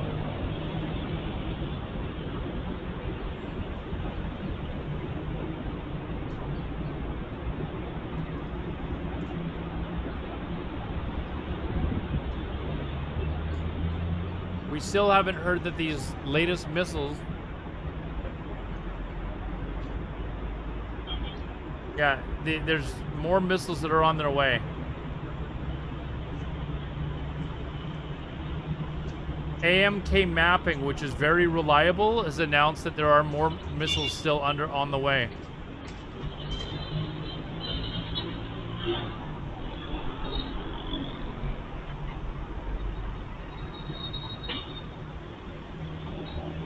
Yeah, 10 seconds too late. We're back on, boys. Let's go. Yeah, I do still have this article that I want to show you guys that is really kind of big, but I'm waiting to see if there's any missile strikes first. But this is kind of big.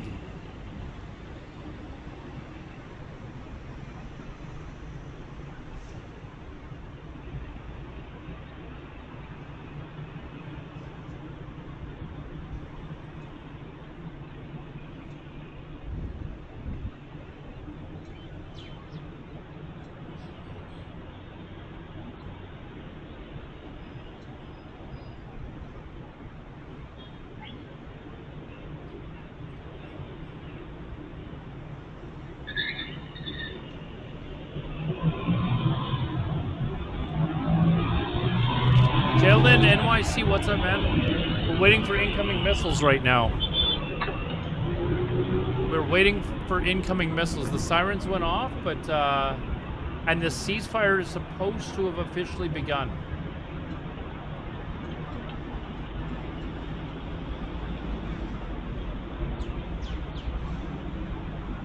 Okay, we're being given the all clear. Apparently all missiles have been intercepted. Apparently all missiles have been intercepted.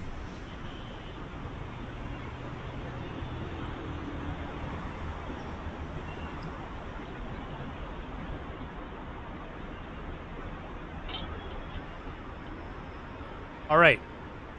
So here's the news that I wanted to give to you guys. Let me pause this because that gets to be a bit much. All right. Here, and I had to actually check the source. That's one of the reasons why it took so long.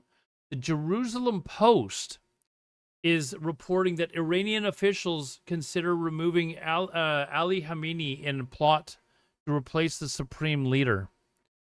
And I actually did some checking to make sure that the Jerusalem Post wasn't just some wacko, like, you know, media outlet. Apparently, it is considered very reputable and factual. So, Iranian officials are considering removing Ayatollah Ali Khamenei is the supreme leader of Iran after the country endured airstrikes by Israel and the United States. Two sources involved in the discussions told The Atlantic in the report published on Sunday.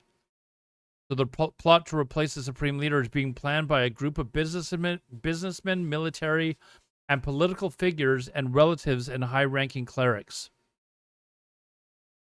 So there you go. There is talk that they may actually replace this guy and topple the government. And we spoke earlier. I've already seen it, but we can replay the... Whoa, what's this? What's this?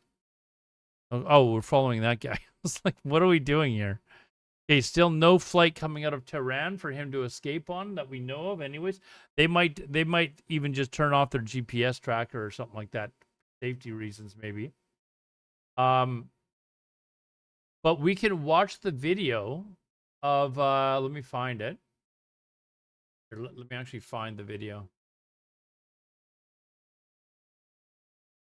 of the Crown Prince.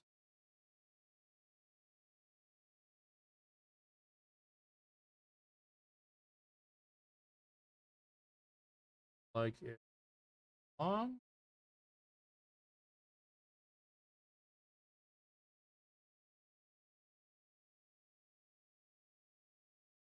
So this is him here.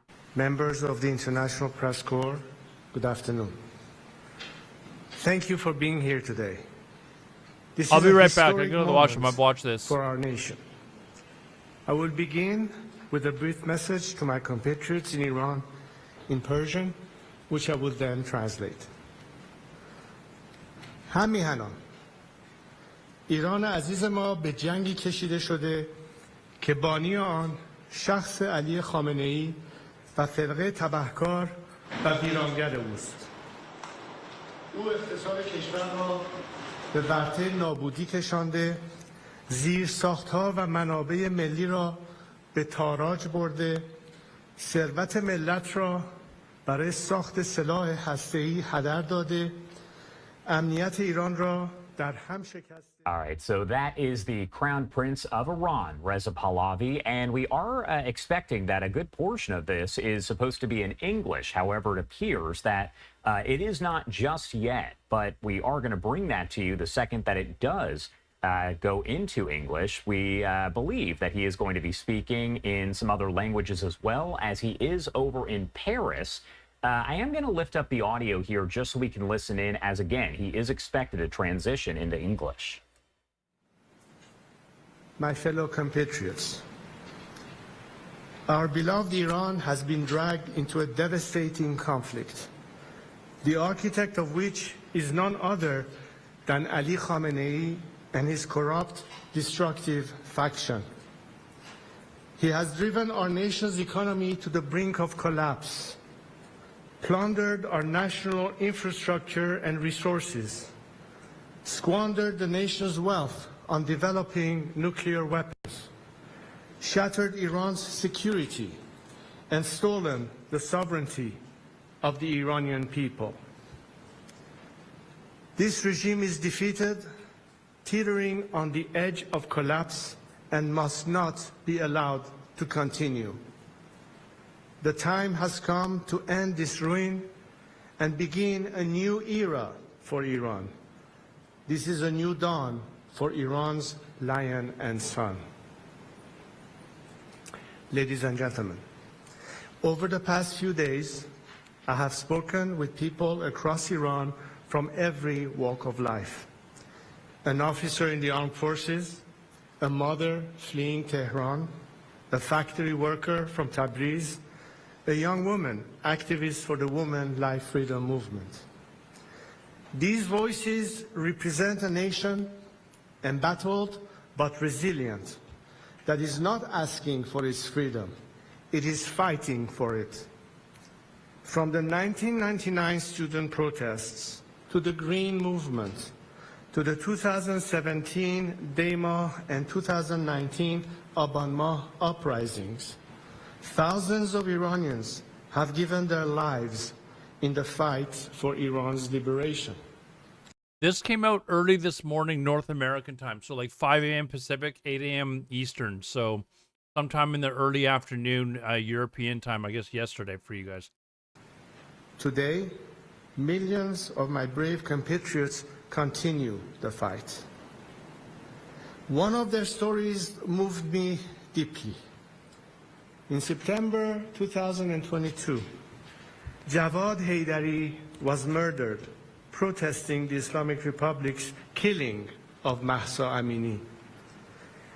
His sister has continued his fight. She's one of the hundreds of activists the regime has arrested and harassed in recent days. When security forces raided her home, she cried out, "Oh God, where shall we go? Where shall we go to flee from your tyranny?" One by one, her neighbors began to respond to her. "We're not going anywhere. They," meaning the regime, "are the ones who've got to go." These words echo in my heart and should echo in every corridor of power around the world. Today, it is clearer than ever. The Islamic Republic is collapsing. Credible reports indicate that Ali Khamenei's family and the family of senior regime officials are making preparations to flee Iran. Flight check. He says they're making preparations to flee. We had that plane suddenly fly in. The regime is on its last legs in towns and cities across the country. The military is fractured. The people are united. The foundation of this 46-year tyranny are shaking. This is our Berlin Wall moment. But like all moments of great change, it comes fraught with danger. We stand at a crossroads. One road leads to bloodshed We don't know, and chaos. Devismo. We don't know. The other to a peaceful and democratic transition. The difference in these two roads depends on one factor, and one factor alone: whether the current regime in Iran is allowed to survive. If the West throws the regime a lifeline, there will be more bloodshed and chaos, because this regime will not submit or surrender after it has been humiliated. It will lash out. As long as it is in power, no... That is confirmed. Vanilla Chad, there are more missiles that have come even though the ceasefire is country ended. And no people I'll are keep safe, you updated. whether on the streets of Washington, Since we started Paris, watching this. Jerusalem, Riyadh, or Tehran. There is only one way to achieve peace: a secular, democratic Iran.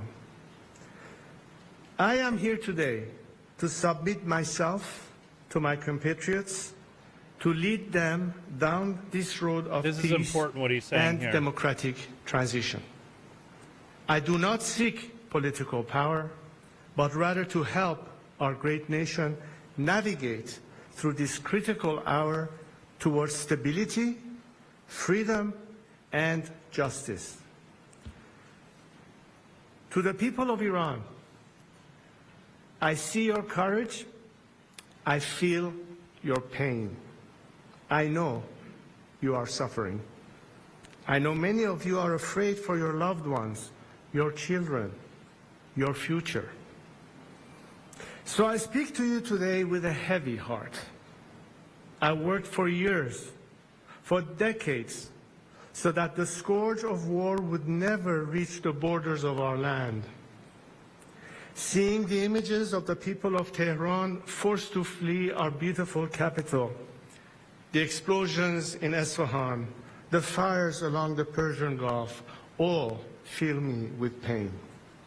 But more than pain, I am filled with anger, because this war is the result of the selfishness, hatred, and terror of one man, Ali Khamenei. While he directs this war from the safety of his hidden bunker, he uses our people as human shields. It is time to end the suffering. So today, I have a direct message for Ali Khamenei. Step down, and if you do, you will receive a fair trial and due process of law, which is more than you have ever given any Iranian. To other senior regime officials, those of you whose hands are soiled with the blood of the Iranian people, you too will have to face justice. But we will not repeat the mistakes in other failed transitions. To those of you who are loyal to the Iranian nation and not the Islamic Republic, there is a future for you in a democratic Iran. If you join the people now, the choice is yours to make. I know these officers, these soldiers, these brave men exist because they are reaching out to me and telling me they want to be part of this national salvation. But now, greater coordination is needed. So to that end, today I am announcing that I am establishing a formal channel for military, security, and police personnel to reach out directly to me, my team, and our expanding operation. So he's basically suggesting that they overthrow the government and contact him. He's opened up like a way for them to communicate with him. So did this all happen that fast? This is a secure platform to efficiently remember, this was before the ceasefire was agreed upon. So manage the growing volume of inbound communications and requests from those breaking with the regime and seeking to join our movement. For those patriotic members of our armed forces, the time is now to join the nation. If you do, I will make sure your service to Iran is not forgotten and is celebrated. To the international community, now is the moment to stand with the Iranian people. Do not repeat the mistakes of the past. Do not throw this regime a lifeline. You are right to be concerned about stopping nuclear weapons and securing regional stability. Only a democratic transition in Iran can ensure these goals are achieved and are lasting. Take, for example, the destruction of Natanz, Esfahan, and Fordo enrichment facilities. I'll explain who he is as soon as the video's over. This has diminished the regime's domestic nuclear enrichment, but it does not diminish the regime's intent to acquire and use nuclear weapons. The regime, enraged and emboldened, will be seeking revenge and can acquire nuclear weapons from other rogue regimes like North Korea. The destruction of the regime's nuclear facilities alone will not deliver peace, but the path I offer can. So work with us to ensure a peaceful transition. Now is not the time for hesitation. Now is the time for principled action from each of us. 46 years ago, when my late father and our family were forced to leave Iran, I took an oath to God and to my country. I would not turn my back on Iran or the Iranian people. Every day since, I have dedicated my life to my Keep in mind, they got thrown out because the people hated his dad. So compatriots. And today, I am here to reiterate it and to put myself at their service. I am stepping forward to lead this national transition, not out of personal interest, but as a servant of the Iranian people. I have a clear plan for transition and national renewal.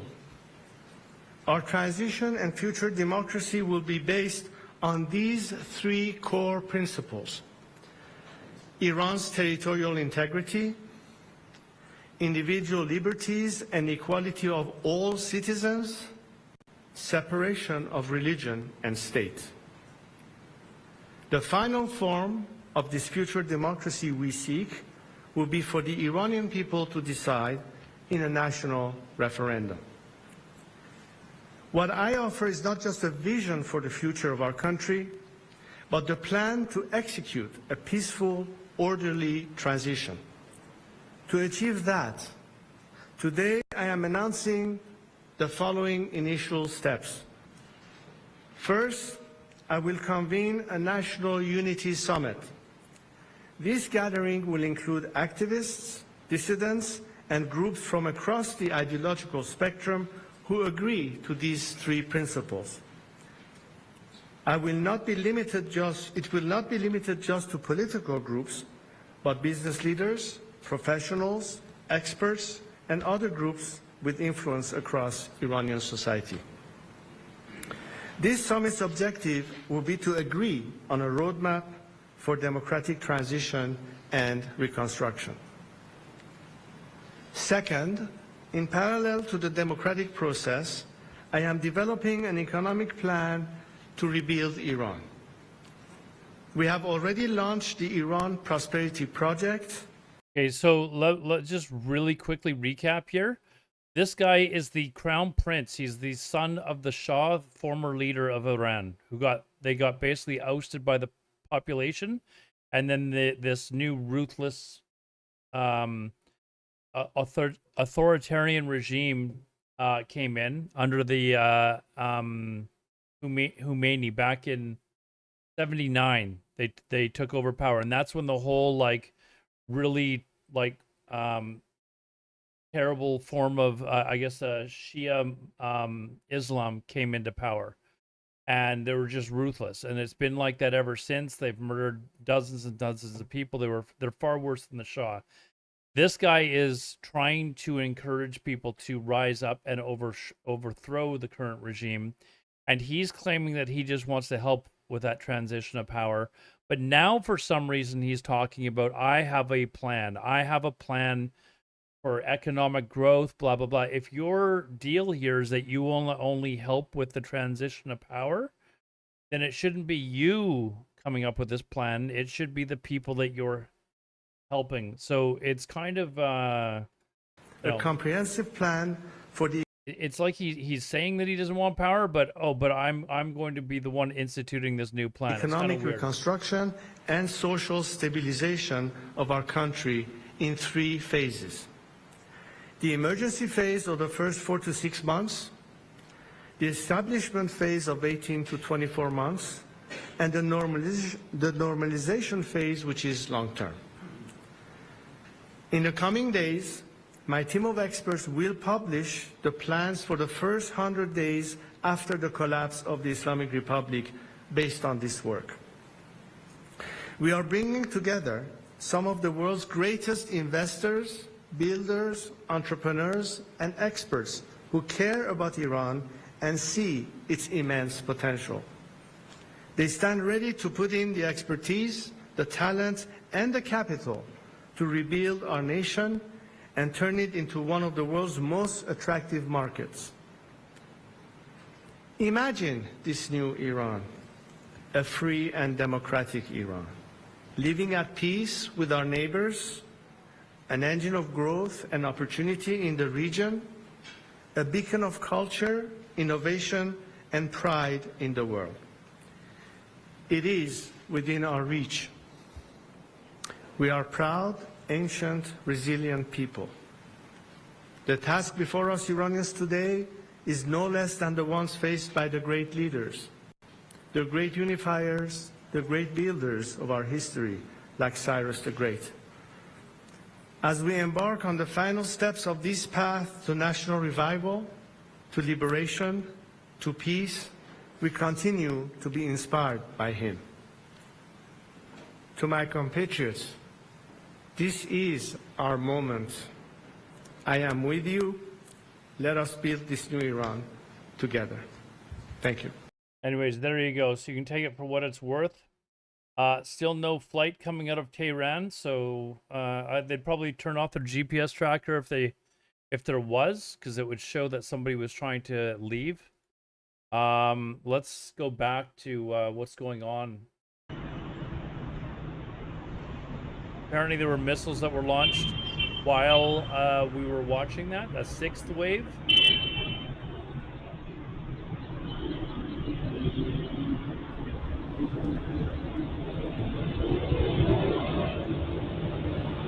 So, here, I'll read this off.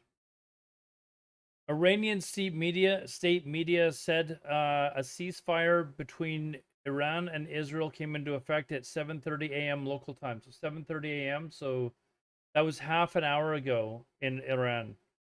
Iran launched a final round of missile strikes at targets inside Israel just minutes before the ceasefire began, report said. So they're claiming that they launched one last strike, and I guess in their view, the ceasefire has now begun. So there you go.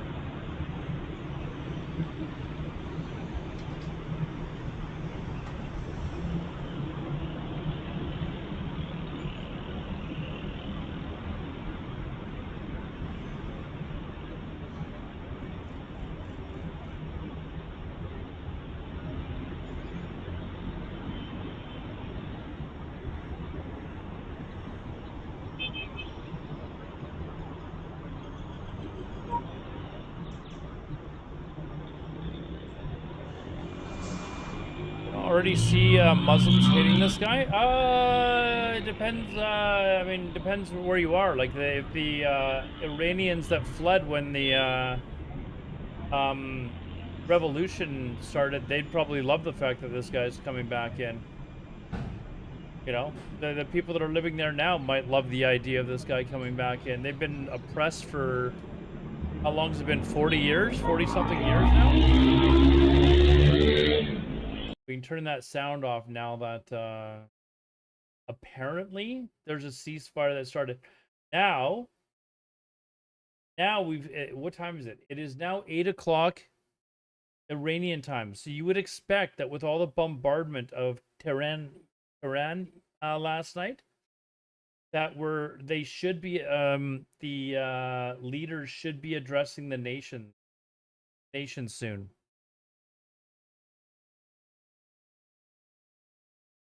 I always figured that a Saudi prince to take over a Saudi prince. Suspect Brian Anthony Browning was shot dead when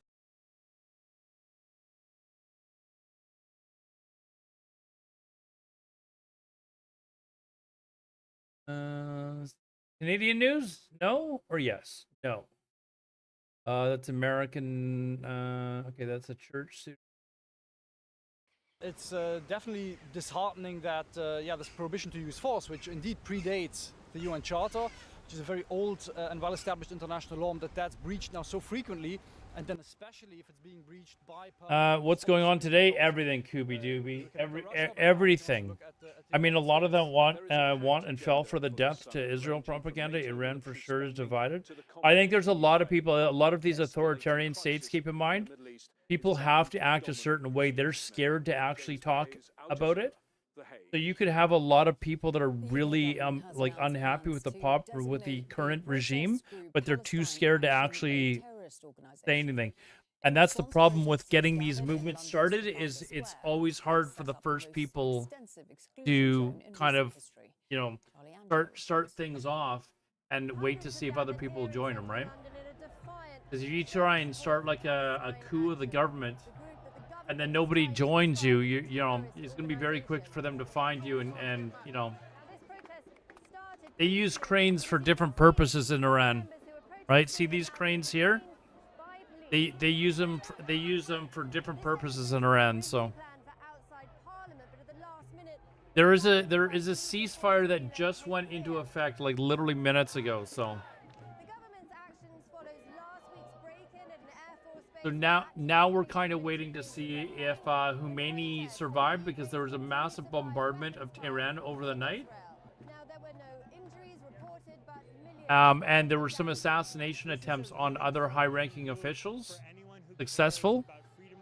And at this moment, we haven't heard from any of the leadership in Iran to see what's going on. There is a mysterious flight that we followed that it was this airline here. Oh no, that's Cathay Pacific. This airline here, Mahan Air, which is a Iranian privately owned company and associated with the Iranian Revolutionary Guard, I think it's called. It flew from Delhi, which is over here, to Tehran. And it was the only flight that we've seen for days that has come into Iran. And haven't seen it since. So if it came in to help people flee the country, it probably turned off its GPS tracker if it was leaving. But we're kind of checking in on it every 10, 15 minutes or so. Zoom in on the flight on southern Iran. We're here. Oh, what's this? Fly Dubai. Where's it going?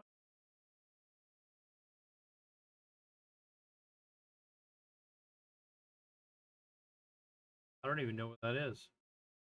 It's in Russia. So this is in Russia. But it said that it was heading there.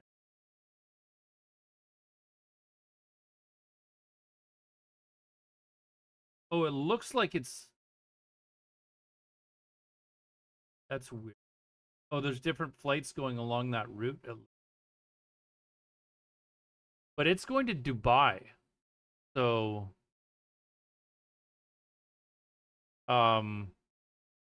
maybe they just feel comfortable that they can get to Dubai.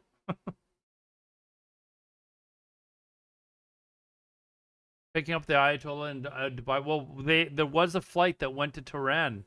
It landed there probably an hour ago. The flight came from Delhi, and it was this aircraft, actually.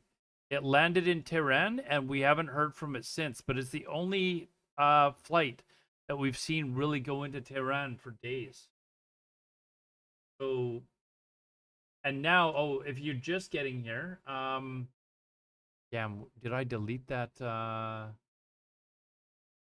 There was a news article from the Jerusalem Post, which was talking, and apparently the Jerusalem Post is a very, it's like Reuters. It's very factual. Like, people really rely on it for proper news sources. But they were reporting that there was an attempt for people to, like businessmen, military personnel, et cetera, that were going to try to have the Khomeini guy step down or overthrow him. So they were reporting that earlier today. They paid a premium for a shortcut. Yeah, maybe that's what they... This is kind of where we stand right now. We're just kind of waiting for reports on... Gaza 2 months ago. Gentlemen, thank you. Iran's state media television has now just stated that the ceasefire is officially in effect. Went in and out of Gaza. He has a very large family, a very wonderful...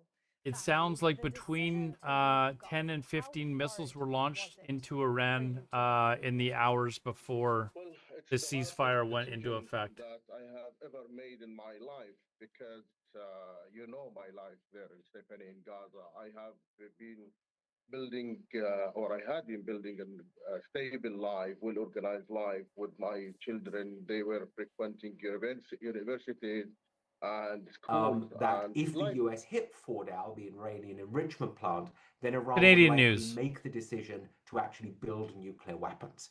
I'm deeply worried that decision is correct.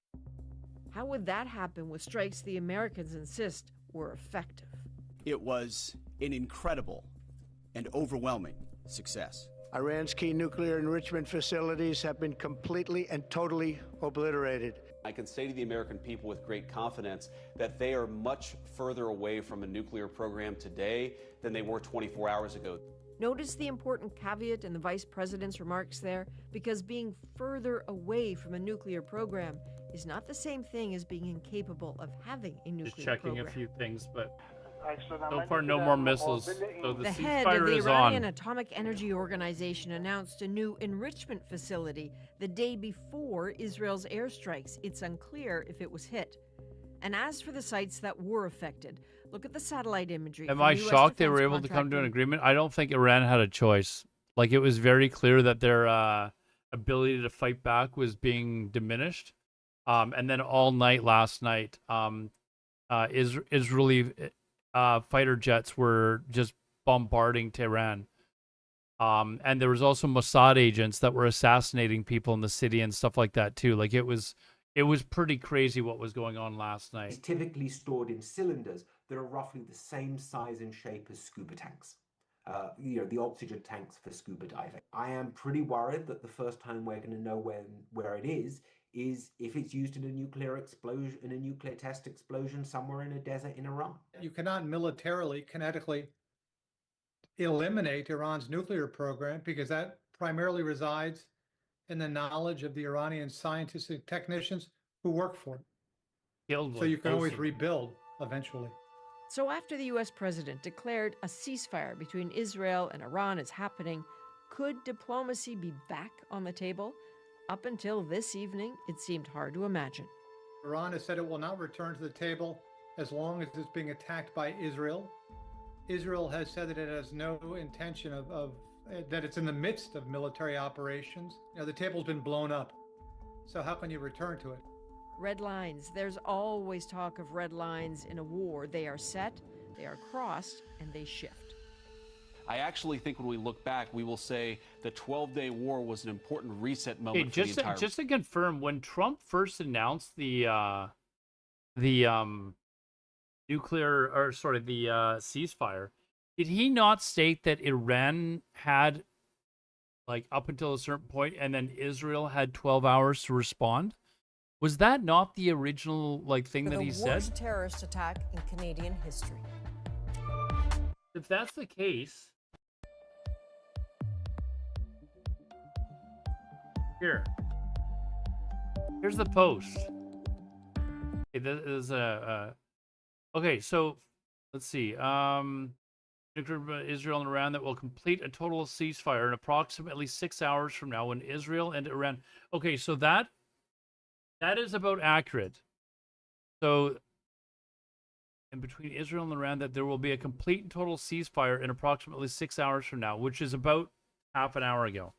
When Israel and Iran have wound down and completed their in-progress final missions. For 12 hours, at which point the war will be considered ended. Officially, Iran will start the ceasefire, and upon the 12th hour, Israel will start the ceasefire, and upon the 24th hour, and officially end the 12-day war. What? I swear English is my first language. Does this make sense?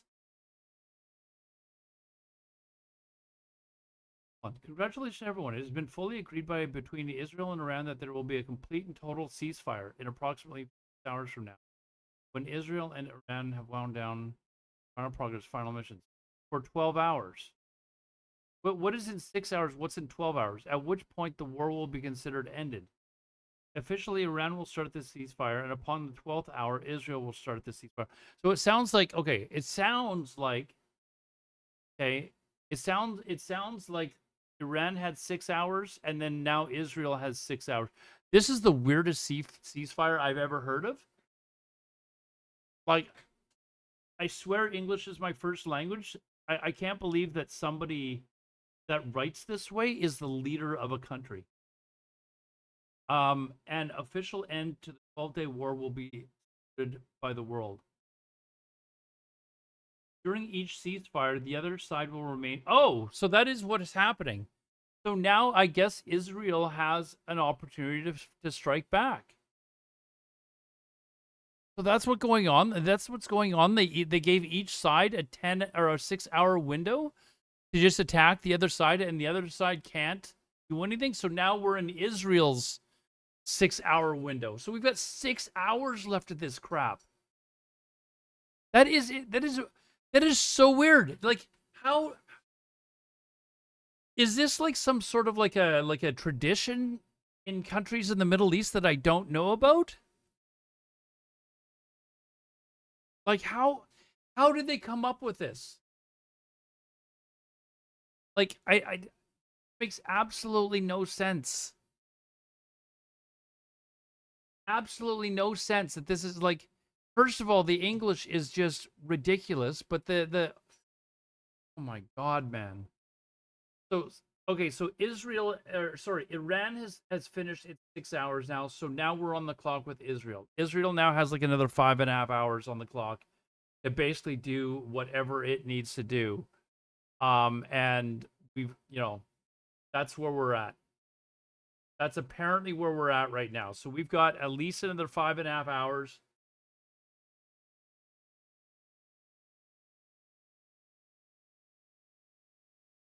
We've got how many Canadians we got in chat? We got a right wing. This is like this dude here, Brian Lilly. He is extraordinarily right wing. Like he is pro like right wing, and he's even said we've never had to. I think he's joking about that. That is just the weirdest shit in the world. I guess we wait now. We got to expect now that Israel is going to take some time to launch? Like we're going to hear on Twitter, it looks like, about new strikes against Tehran?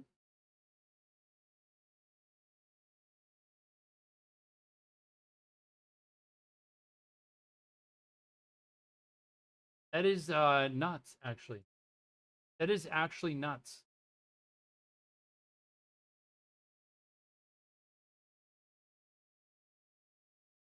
Aladar, do you lean more? I'm a centrist. There's things on the left that I like. There's things on the right that I like. Anyways, that is what I don't like are like idiots. Like,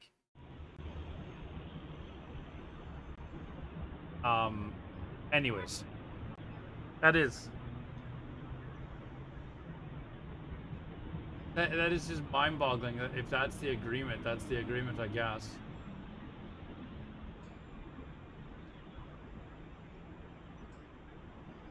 Apparently, there's now a total of 4 dead people in the attacks, not 30 or 13, whatever that other guy announced. Yeah, I lean common sense, but the problem is you're gonna have people on both sides that think that what they believe in is common sense. So that's the problem. But I know they're wrong, and they know that I'm wrong, and I know that they know that I know that they know that I know that they're wrong.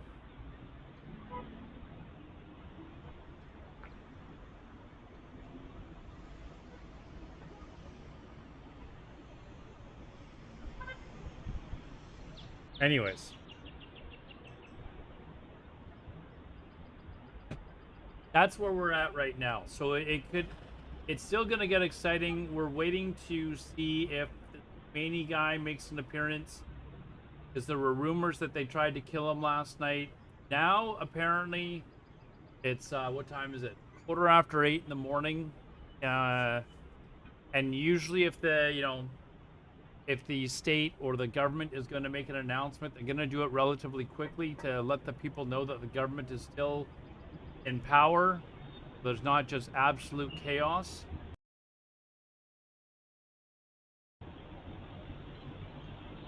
You're getting whiplash from? I know.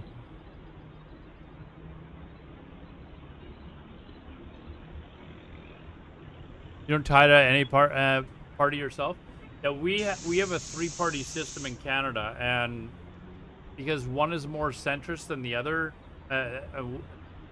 one's centrist and then the other 2 are leaning one way or the other, the centrist party just wins because the other parties are way too extreme on both sides.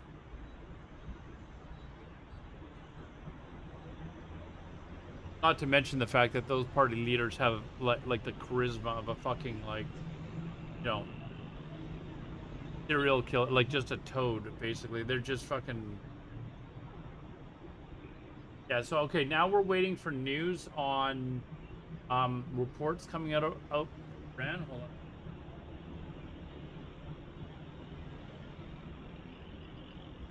and anything on the flight radar doesn't look like it.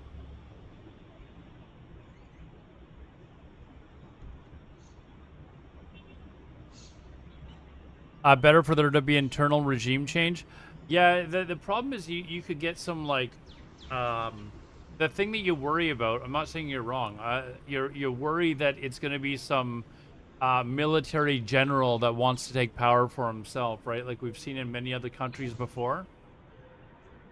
You know, it's basically it's basically a battle of attrition amongst you know, warring generals or something like that. And in that particular area, there's a lot of tribes. You know, that's, you know, how power was you know, earned years ago, right? Like tribal leaders would hold power. And you know, you need somebody that is actually looking out for the general good of the population, not just someone that wants power.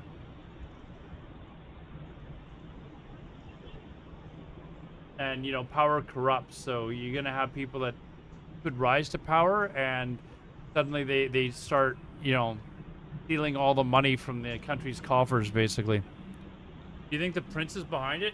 It is mysterious that the prince made this announcement.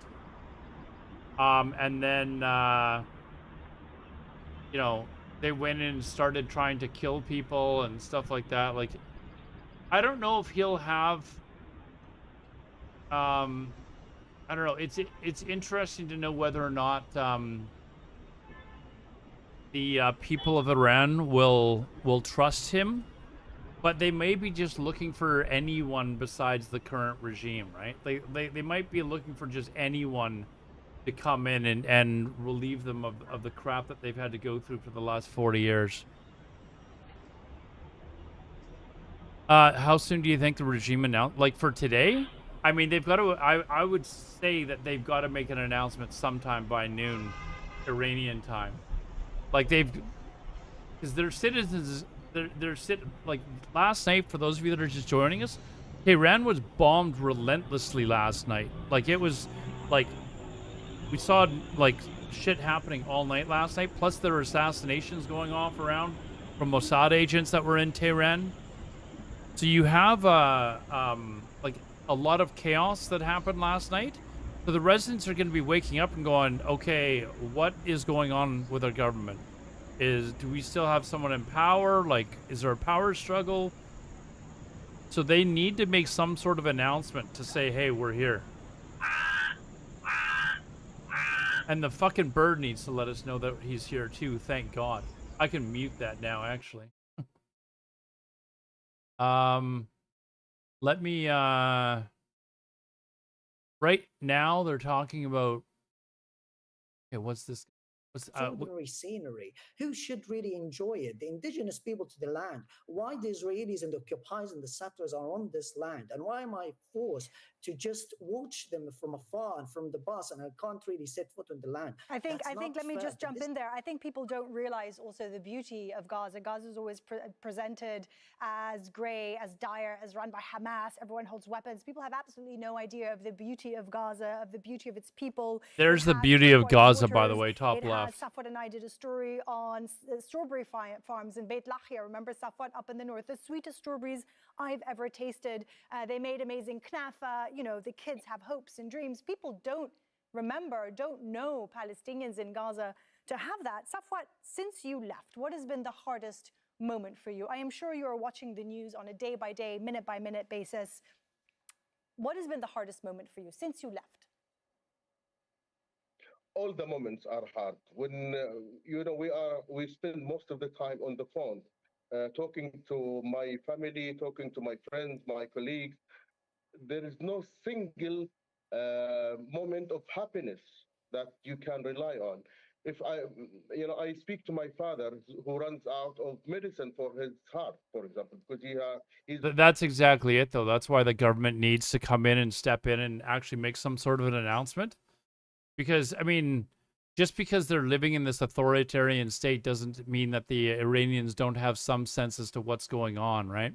Hard and they're easy going to moments, have let's to say, in like Gaza. All the moments are hard. say But something. let's say when I speak to my father, especially, he's almost 80 years old and he's heart disease. He doesn't have food at home. He doesn't have his medicine, and he's. I can't even. I feel helpless to do anything for my sick father, my hungry father, and my hungry family. Lots of my friends and my colleagues also asking me if there is a way to leave Gaza and to push or to move their families to a safe place or secure place. Also, there is. Look at this. On the other hand, Look at this. I just saw this. This is a hold on.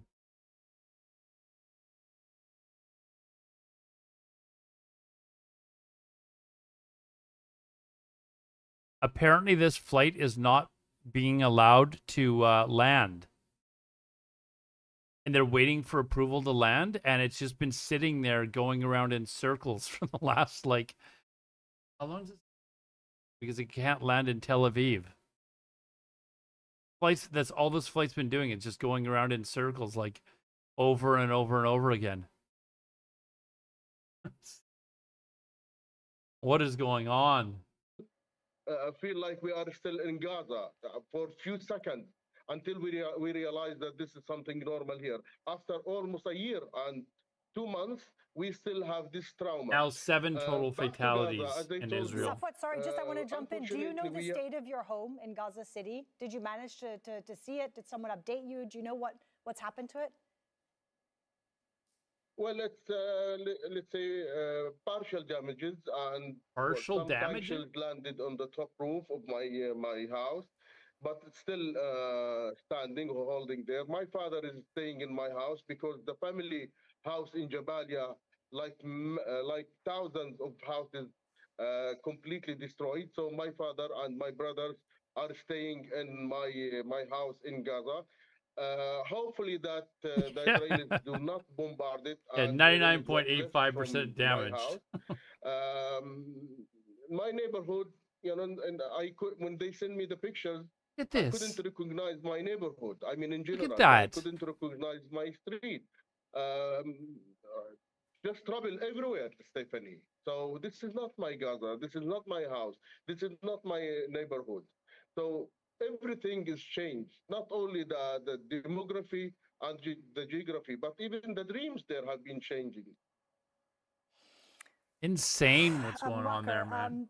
Do you think you're ever going to be going back? As Safwat there says, it's not my Gaza. Everything has changed. How do you feel? Well, Gaza has recognized the word. Gaza has really defined the word and has exposed everyone in this world. Okay, I agree that Gaza has been wiped off the map. I agree that Gaza has been gutted and the people. This kid is a Palestinian journalist. He I'm not kidding. He looks like he's 16. We are going to rebuild something. I know that it's a very, very difficult fact, that Gaza, that we no longer have homes, we no longer have anything, but that is a symptom of the hypocrisy of the West. That is a symptom of the reality that I'm living right now in Ireland. That is the government here that is still funding the genocide in Gaza and letting fighter jets go through its airspace to land in Israel and kill us. That's what we are dealing with. That's what we have to address right now. And also for me, in a personal level, as I told you, I would really prefer living in a grave with animals around me rather than having in the best castle here and the most luxurious castle, because being without friends, being without a family, being without anything doesn't mean anything to me on a personal level. And also because you spoke about the hardest moments, the hardest moment here is that I'm able to hold with my 2 hands a piece of bread while my family is eating nothing, is not finding a Okay, we're gonna pause this for a second because there isn't actually an watch. So this is about regime change. Who is this guy? Is regime change? So Al Arabia is another news organization that's over in the Middle East. Edward, I can't pronounce that. Former U.S. ambassador offers his perspective on whether there could be regime. Do you think that toppling the Iranian government is even considered to be a likely scenario by serious Iran observers, or do you think this is just a bit of wishful thinking by a handful of people, perhaps in Washington, perhaps a handful of people in Israel? All right. Well, I think there are some who consider a regime change, quote unquote, collateral damage. If you focus on the nuclear capabilities, but if this leads to regime change, that's a good outcome also. But that's flippant. That's not policy. That's gambling. And my personal view is, and having served 8 American administrations and presidents from John F. Kennedy to Bill Clinton, I think in terms of U.S. national security interests, given our experience, the American experience in Vietnam, in Afghanistan, and in Iraq, for example, in Afghanistan, it was a just war after 9/11, but then we stayed for 20 years. It became a forever war. And what's the outcome? The Taliban is back in power. That is a failure of policy. And then if you look at Iraq in 2003, yes, we did get rid of Saddam Hussein. He was a bad actor, but that led to great disruption in the Middle East and the creation of ISIS and heightened the whole counterterrorism challenge that the region and the world faced. So getting involved in yet another Middle East war, to me, would not serve United States national security interests. And we're on the edge of that now. There you go. There you go. Could there be regime change? That's the question. And that you promised. Reporting from the action. Commercial break. Let's see what's going on here. CBC News. This is the mayoral race in New York. Does anyone give a crap about that? Dolly Parton. You guys big Dolly Parton fans, maybe?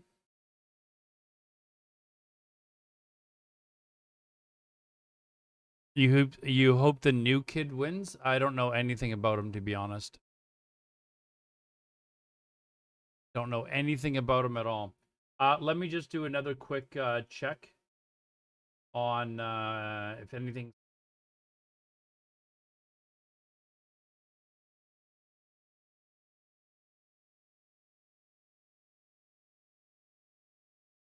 Let's see. Iranian state media said ceasefire return back to the launch a final round of missile targets and ports.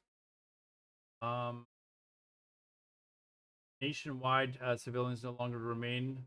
So apparently, for those that are just joining, they have a weird ceasefire agreement where Iran was allowed 6 hours to be able to launch strikes at Israel, and Israel couldn't respond. And then once their ceasefire had ended, or once their 6 hours ended, Israel now has 6 hours in order to launch attacks. So it seems like we're about an hour in, or half an hour into Israel's time. So who knows what they're gonna do? But it's a really weird ceasefire agreement. It appears like, I don't know what Trump was doing, but that's kind of a weird way to enforce this, or to the weird ceasefire agreement. I've never heard of anything like that before. Hey, you can take shots at us for a few hours, then we get to take shots at you. So, but only after an intense night of violence. Plus, Ukrainian leader Volodymyr Zelensky speaks exclusively to Sky News. It's weird, Blother. I don't know, but that's what happened. Helping to arm Russia. It's Tuesday, the 24th of June. Your headlines: Donald Trump hails the end of what he calls the 12-day war between Israel and Iran. As he heads to the NATO summit in the Netherlands, the US president is claiming his biggest foreign policy win. At least 3 Israelis killed as Iran launches 6 waves of ballistic missiles in the early hours of this morning. Also ahead, Ukraine's president tells Sky News that weapons components from the UK are finding their way into Russia despite sanctions. Of course, UK companies never delivered a weapon to Russia. Of course not. But there are some components from some companies. And nearly 100 Labour MPs join a rebellion against the government's plan to cut disability benefits. Keep in mind, also for any strikes in Iran, it usually takes a little while for them to get out. Because the people that are inside are generally pro-Iranian, and they generally don't report on that sort of thing. So it usually takes a little bit longer. You find out that strikes are happening, 15, 20 minutes, half an hour later than you normally Israel. would. Well, this is the scene at one location in Israel this morning, and Tom Cheshire is able to give us an update. Announced the ceasefire, fired 20 minutes. Yeah, but the ceasefire hadn't officially started yet. So again, I just mentioned that the Iranian ceasefire, they were allowed 6 hours of free attacks, and now Israel is apparently allowed 6 hours of free attacks for their portion of the ceasefire, and then it's over. So they've got, I don't know what time that is until. So probably around, I don't know, I'd have to look, but probably around noon Israel time or something like that. So another 4 hours or something. It is bizarre. It was according to Trump's post, though, so you can look it up if you want, but that is apparently how it works. So,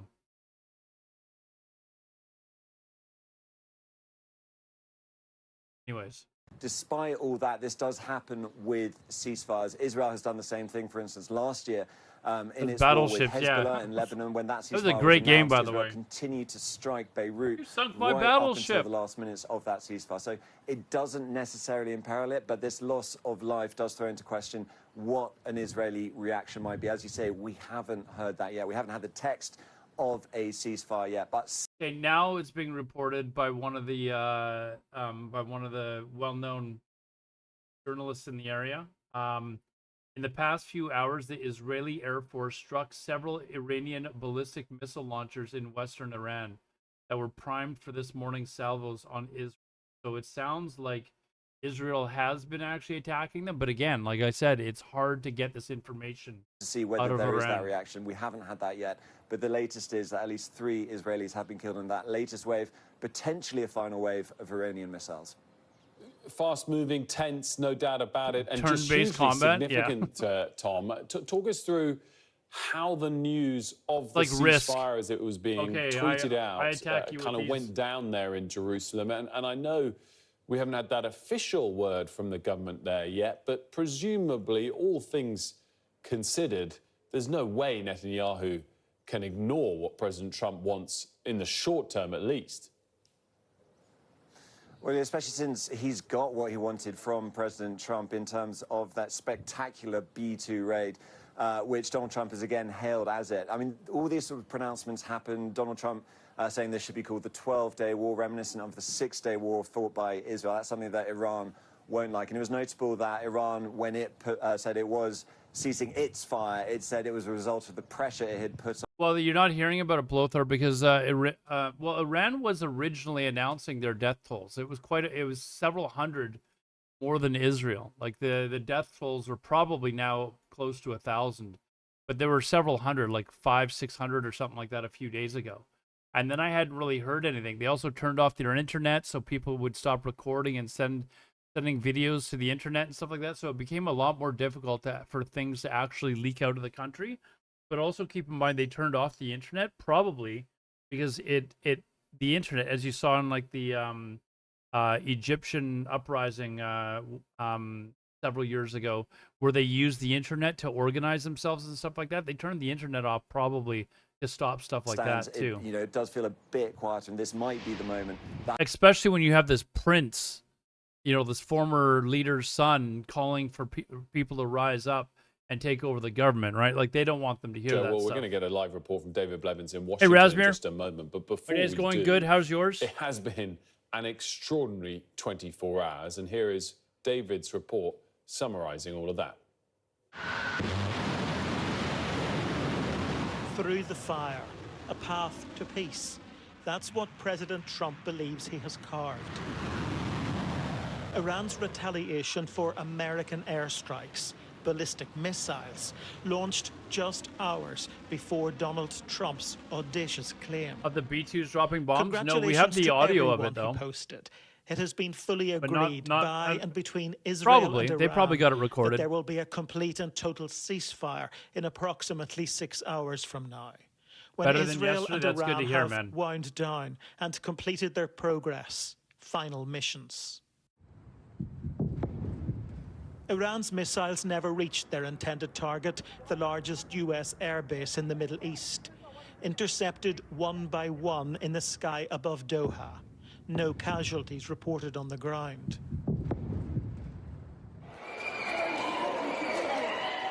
It caused panic at the time, but President Trump later thanked Iran for advance warning, an attack more theatrical than threatening, it seems. The White House, with Qatar's help, was already attempting to broker a crazy the day today, unthinkable, man.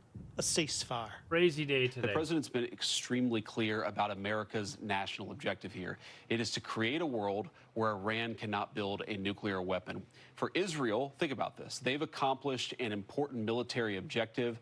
They've helped us destroy the Iranian nuclear program. Yeah, they've also destroyed the seem to work conventional quite missile well, man. capability of Iran that threatened the country of Israel. For the Iranians, I think this is a new opportunity to actually pursue the path of peace. But the bombs continued to fall. Iran state television described it as the heaviest night of bombing in Tehran since the war began. And Israel reported multiple casualties from more waves of missiles launched from Iran. But Israel's First Lady posted this picture with a plea to the people of Iran. Sarah Netanyahu writing, "We are not your enemy. Our fight is with the tyrannical regime that oppresses you, not with you." Iran's foreign minister, who met Vladimir Putin yesterday, said military... So here's where suspicions started, where about the Iranian government wanting to flee the country, because this guy suddenly went to defend the country until went their to last drop Russia, of blood. and then there was President rumors flying Trump all called over it that they the were end of the going to try and 12-day escape war. Iran. His estimate of how long the ceasefire will last: forever. An extraordinary 24 hours, David. I said it already, and you summarised a lot of it there. Obviously, there's been further developments overnight, and Tom Cheshire summarised that for us. Assuming this does all hold, this is an extraordinary victory for President Trump. Yes, this is an incredible claim. Donald Trump has not achieved a ceasefire in Ukraine. He has not achieved a ceasefire in Gaza. So this would be by far his biggest foreign policy win. Now, we're learning some more detail about how it all came about while we and the rest of the world were distracted by that reprisal attack of sorts by Iran over Doha yesterday. It seems Donald Trump was already engaged in high-stakes diplomacy, persuading Benjamin Netanyahu to sign up to a ceasefire, and then asking his friends in Qatar to do the same with Iran, to bring them to the table, and they did, with Vice President J.D. Vance only becoming involved later in the fine detail. And the fine detail includes this unusual timeline. The president suggesting that Iran would halt fire first. Now, they weren't doing that a few hours ago. I'm sure he found some way to get a bunch of money out. But if they have now He's probably called a living halt, well. The president is suggesting that within 12 hours, Israel will do likewise. And within 24 hours, this will all be over. Now, if he achieves that, and that's still a huge if, it really will be remarkable. He will have gone from airstrikes on Iran to the most significant act of peacemaking in the Middle East in generations in the space of 3 days, and announced that in a post on social media. That is the extent to which the world has changed under the presidency of Donald J. Trump. David, specifically to his critics, we could talk about them all around the world. We could talk about them across the political aisle in the US.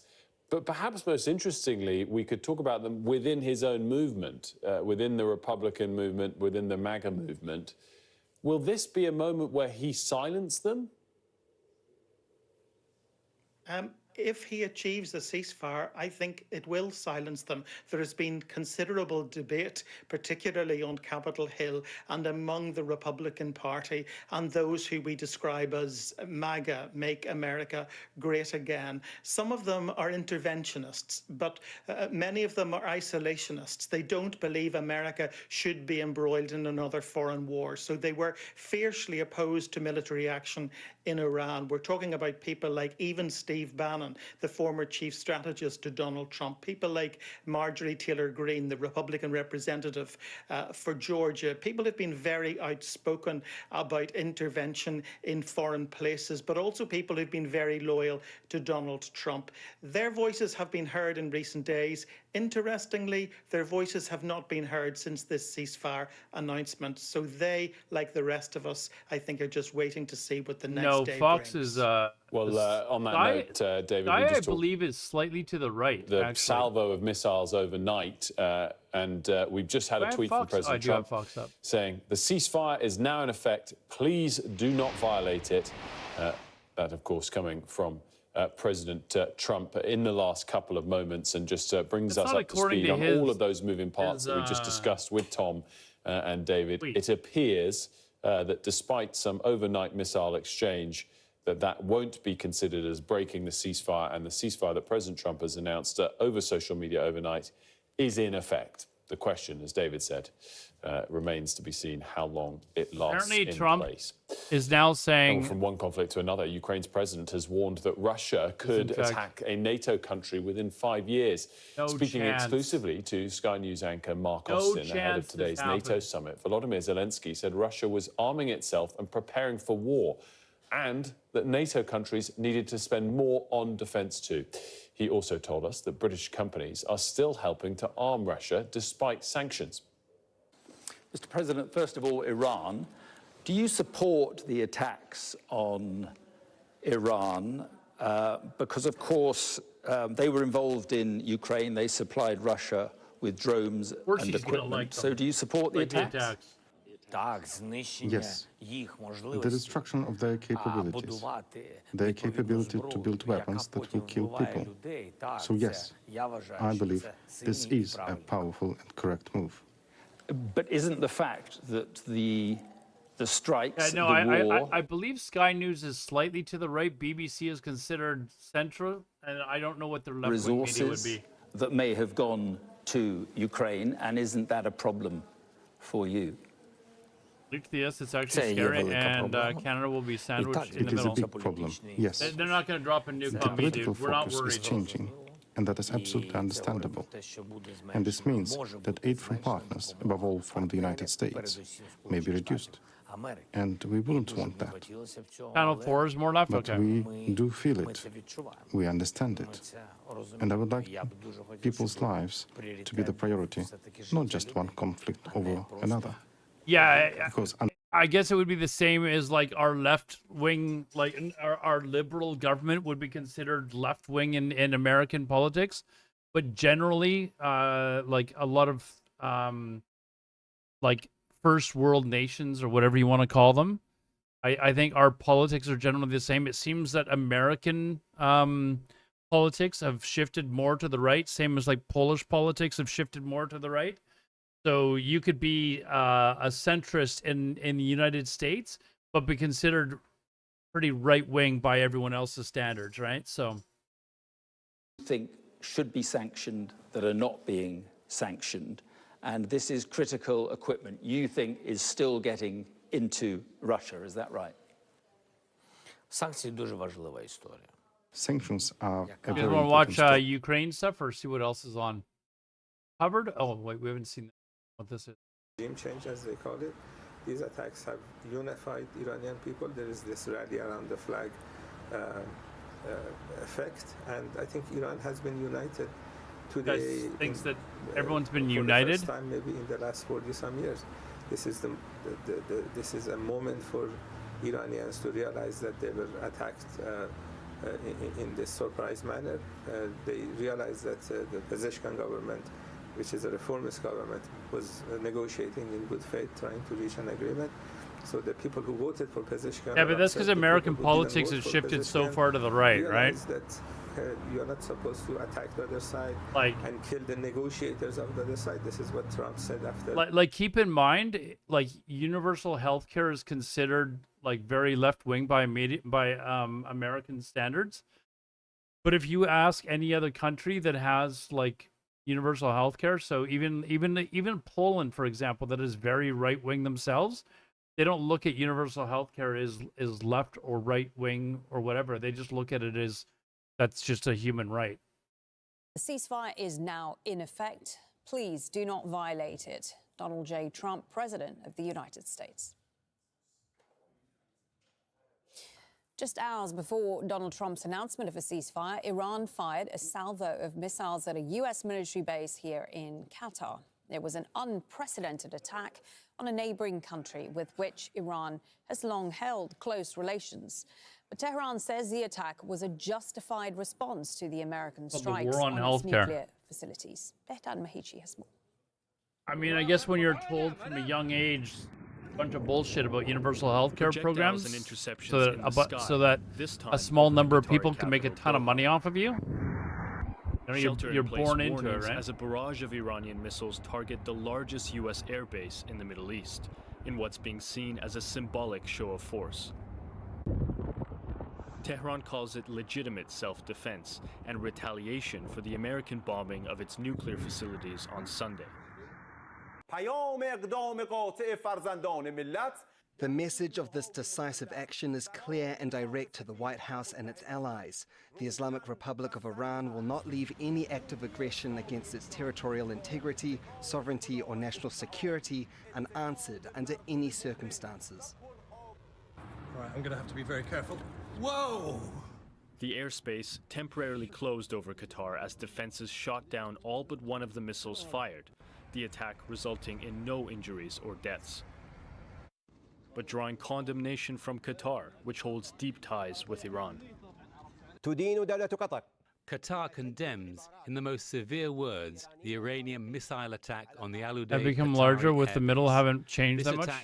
There are definitely dangerous extremes on both sides. And a contradiction to the principles of like you'll have people on both sides that they'll hear like neutral media and just immediately declare that it's, you know, ultra right wing or ultra left wing or something like that. They'll both hate the same media but declare that it's you know, fake news. And American troops. You probably know you're doing a good job as a media outlet if both sides are saying that your news is rooting for the other side. Warned in advance that the attack was coming. Some suggesting it's Tehran's way of signaling it doesn't want to escalate the conflict further. Behtan Mahichi, Al Jazeera. Iraqi state media say that an unidentified drone has targeted a site at Iraq's Taji military base, which is just north of the capital. We reported Baghdad. This like 5 years ago, Al Jazeera. U.S. forces. I told you guys to get on it. it. No group has claimed responsibility for the attack. Several resolutions are being planned on Capitol Hill in an attempt to reclaim congressional authority over the waging war. The Constitution requires the president to consult Congress in the event of hostilities against another nation. But members are split as to whether the U.S.'s bombing of Iran rises to the level of war. Chair Britanci has more. Chair recognizes the gentleman from Pennsylvania. Speakers at the House of Representatives on Monday split on party lines. Republicans competed with each other to praise the president's bombing of Iran. Mr. Speaker, I rise today to congratulate President Trump and our incredible service members who planned and perfectly executed. Okay, I'm going to prove to you that you're wrong. Whoops. To destroy. Ronald Reagan was considered right. If you don't consider Trump to be further right than Ronald Reagan, I do not know what you're fucking smoking. Donald Trump is definitely considered to be far right. Strike against Iran and notified the majority of Congress and the American people essentially by tweet. I'm not saying that's right or wrong. That's up to you, for you to decide. But as far as politics goes, there is no question that Donald Trump is far right. He might not be far right to the point of like the Proud Boys, at least not publicly, but he's not just like slightly right of center. If you think that's where he's sitting, you are absolutely blind. On Friday in the Senate, none are thought likely to succeed. By and large, Republicans have lined up behind the president, but a few voices in the MAGA core of the party and the party's libertarian wing have spoken out. Representative Marjorie Taylor Greene wrote an impassioned post. It feels like a complete... Sorry, Razmir, we're going to disagree on that, man. The neocons, warmongers, military-industrial complex contracts, and neocon TV personalities that MAGA hates and who are never Trumpers. For his part, Donald Trump has singled out Republican Thomas Massie for attack on social media after he co-sponsored a resolution demanding congressional oversight of the war. It's a clear warning to other Republicans. The Democratic Party leadership has been relatively muted, though the Senate leadership is now supporting measures to assert the Constitution. But much of the mainstream of the party is hostile to Iran and outspoken in its support of Israel. In the lead-up to the strikes on Iran, the Trump administration contradicted the U.S.'s own intelligence assessment of Iran's nuclear program to suggest an imminent threat from Tehran. And that's what members of Congress are using to argue that President Trump had to act. Thank you very much. Shia Bertansi, Al Jazeera. Iran's strikes on the U.S. airbase in Qatar comes as NATO members get set to Wise guy, he's not just deporting illegals. He's also been found to be deporting people that are legally allowed to be in the country. Article 5 of like NATO's they actually have treaty. legitimate visas and they're allowed to be in the country. NATO nation is an... They are legitimately like going and waiting for people when they're going to like renew their visas. They're not even up yet, and they're arresting them before they even get the chance. You can be ignorant all you want, but I will call you out for it. I think if the president If you don't think policies like that are right of center, far right of center, that would I don't know what to tell you. something that the Read a other fucking allies book. would take very seriously indeed. And that was very similar to what happened back on after 9/11, 2001. Responding to someone who else said that, and you even said yourself that American politics has shifted right. Yeah, it is shifted right, and he is very far right of center in America. The operation in Afghanistan, where all allies were involved. Secretary General Mark Rutte faces the difficult task. You haven't seen the stories of people that have been put in holding for months and months for no reason whatsoever that were legally allowed to be there. There was a guy that was all over the news, like try to do some research before Says he believes they were legitimate. Okay, then you're just not paying attention then, dude. You are literally just not paying attention then. There was like massive news stories about it over the last couple of days about a guy that was just released after months of being in prison, like for nothing. That this is against international law. What the US does. Like actually make some attempt to build up some knowledge on the subject, because you sound ridiculous right now. It's absolutely absurd. Many experts here believe US military action was a violation of the UN Charter. It's definitely disheartening that this prohibition to use force, which indeed predates the UN Charter, which is a very old and well-established international law. He was here legally on a visa, and they arrested him. Even he's married to someone, has a kid with someone here. Like, if you don't know about that, you're just literally, you're deliberately trying to be blind to the situation. Like, you're literally doing that just so you can continue to be an ignorant fuck. That's up to you. James Bays, Al Jazeera, The Hague. Israeli forces have killed at least 43 But you sound like a Palestinians complete across fucking the Gaza moron Strip saying on shit Monday. like that Among them when it's were literally 20 blasted people all waiting over. to collect food at a But you want to go on and continue to be a hateful fuck, you go right ahead. But it's everyone in chat can, even people that are right of center can see it for what it is. That strike. Hospitals with limited medical supplies are struggling to cope with the number of casualties. No, it's not a matter of you knowing what's going on in America. It's like all over the media. Like, you are deliberately trying to keep yourself closed off from the situation if you don't know what's going on, and yet you're opening up you're talking out of your fucking ass when you have no idea what's going on. You're admitting, I don't know what the fuck is going on. The group that the government is trying to prescribe as a terrorist organization. Now, this protest started peacefully, but as you can see... Well, if he's trolling and making hateful comments and shit about people, it will result in a ban. I don't give a shit. If you're just going to be an ass and try and incite people to make people mad, I'd ban people for that. I don't give a shit. The government's actions follows last week's break-in at an Air Force base where activists... Yeah, I'm not talking about you, Razmir, not you. In protest at the UK's continued continued supply of weapons parts to Israel. Now, there were no injuries reported, but millions worth of damages. There were Canadians, there's Germans, German tourists that have been locked up and for no reason whatsoever. God forbid you're a brown person that tries to come into the U.S. right now. The prescription under the Terrorism Act is expected to put it in front of Parliament on Monday. And that would put Palestine Action on the same group as Hamas and Al-Qaeda on UK's banned list, making support, membership, or even public endorsement punishable by up to 14 years in prison. The majority of people all over the world and in this country are for peace, and there's only so many ways to do that, and this is one of the only ones that's still available to me. This protester staging a peaceful sit-in was later handcuffed and removed.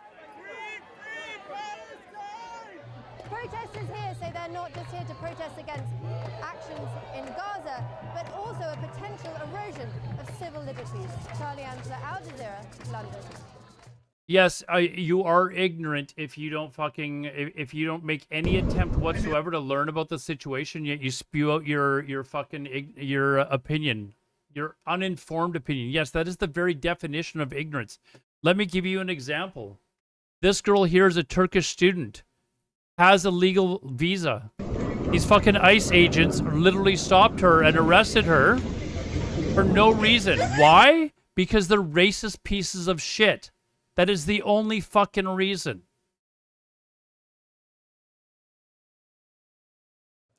A federal judge has blocked another This was attempt by literally the Trump all over the administration news. to ban The foreign very nationals definition from of studying ignorance, at dude, Harvard is what University. you're Court order spewing. gives overseas You have students no the right idea what to you're enter the talking US about, while and the yet you're case is blabbing your being mouth. decided. President Donald Trump signed a proclamation citing national security concerns. I don't know as how the else to reason for the explain it to you, dude. Let's just Like, remind you of try the story to, we've like, been covering actually here inform for you on yourself Al Jazeera, before looking at spewing out live bullshit. pictures of Israel, southern Israel. Israel says at least 4 people have been killed and a number injured in a new round of Iranian strikes. The missiles were launched just before the first phase of a ceasefire, which was announced by US President Donald Trump, has now come into effect. Inside. You're acting like there are thousands of legal people that are... There are literally like hundreds of people that this is... Like, you... Dude, do a simple Google search. Okay, you know what? Like, literally just do a simple Google search. I'm at the moment where I fucking think that you're just here trolling, wise guy. Okay? I honestly think that you're just here trolling at this point. Is blowing down from Iraq, and it's strong enough to find one. You can find like dozens of them. For the eastern province of Saudi Arabia into Bahrain, and we'll likely see some hazy skies here in Doha. Yeah, I think you're trolling. I don't think that anyone could actually be that fucking ignorant. You're on the internet all the time and you haven't heard of any of this shit? Yes, I think at this point you're fucking trolling. Plenty of sunshine here as well. Like, it would literally be impossible to actually not hear about this stuff unless you're either, one, deliberately trying to not see any news whatsoever on the internet or Twitter or anything like that, or you're just full of shit. So I don't know which one it is. But I honestly believe you're just fucking trolling at this point. 45. I don't think anyone could be that fucking ignorant and stupid. Air pushes into Burkina Faso. Eventually, that eastern side.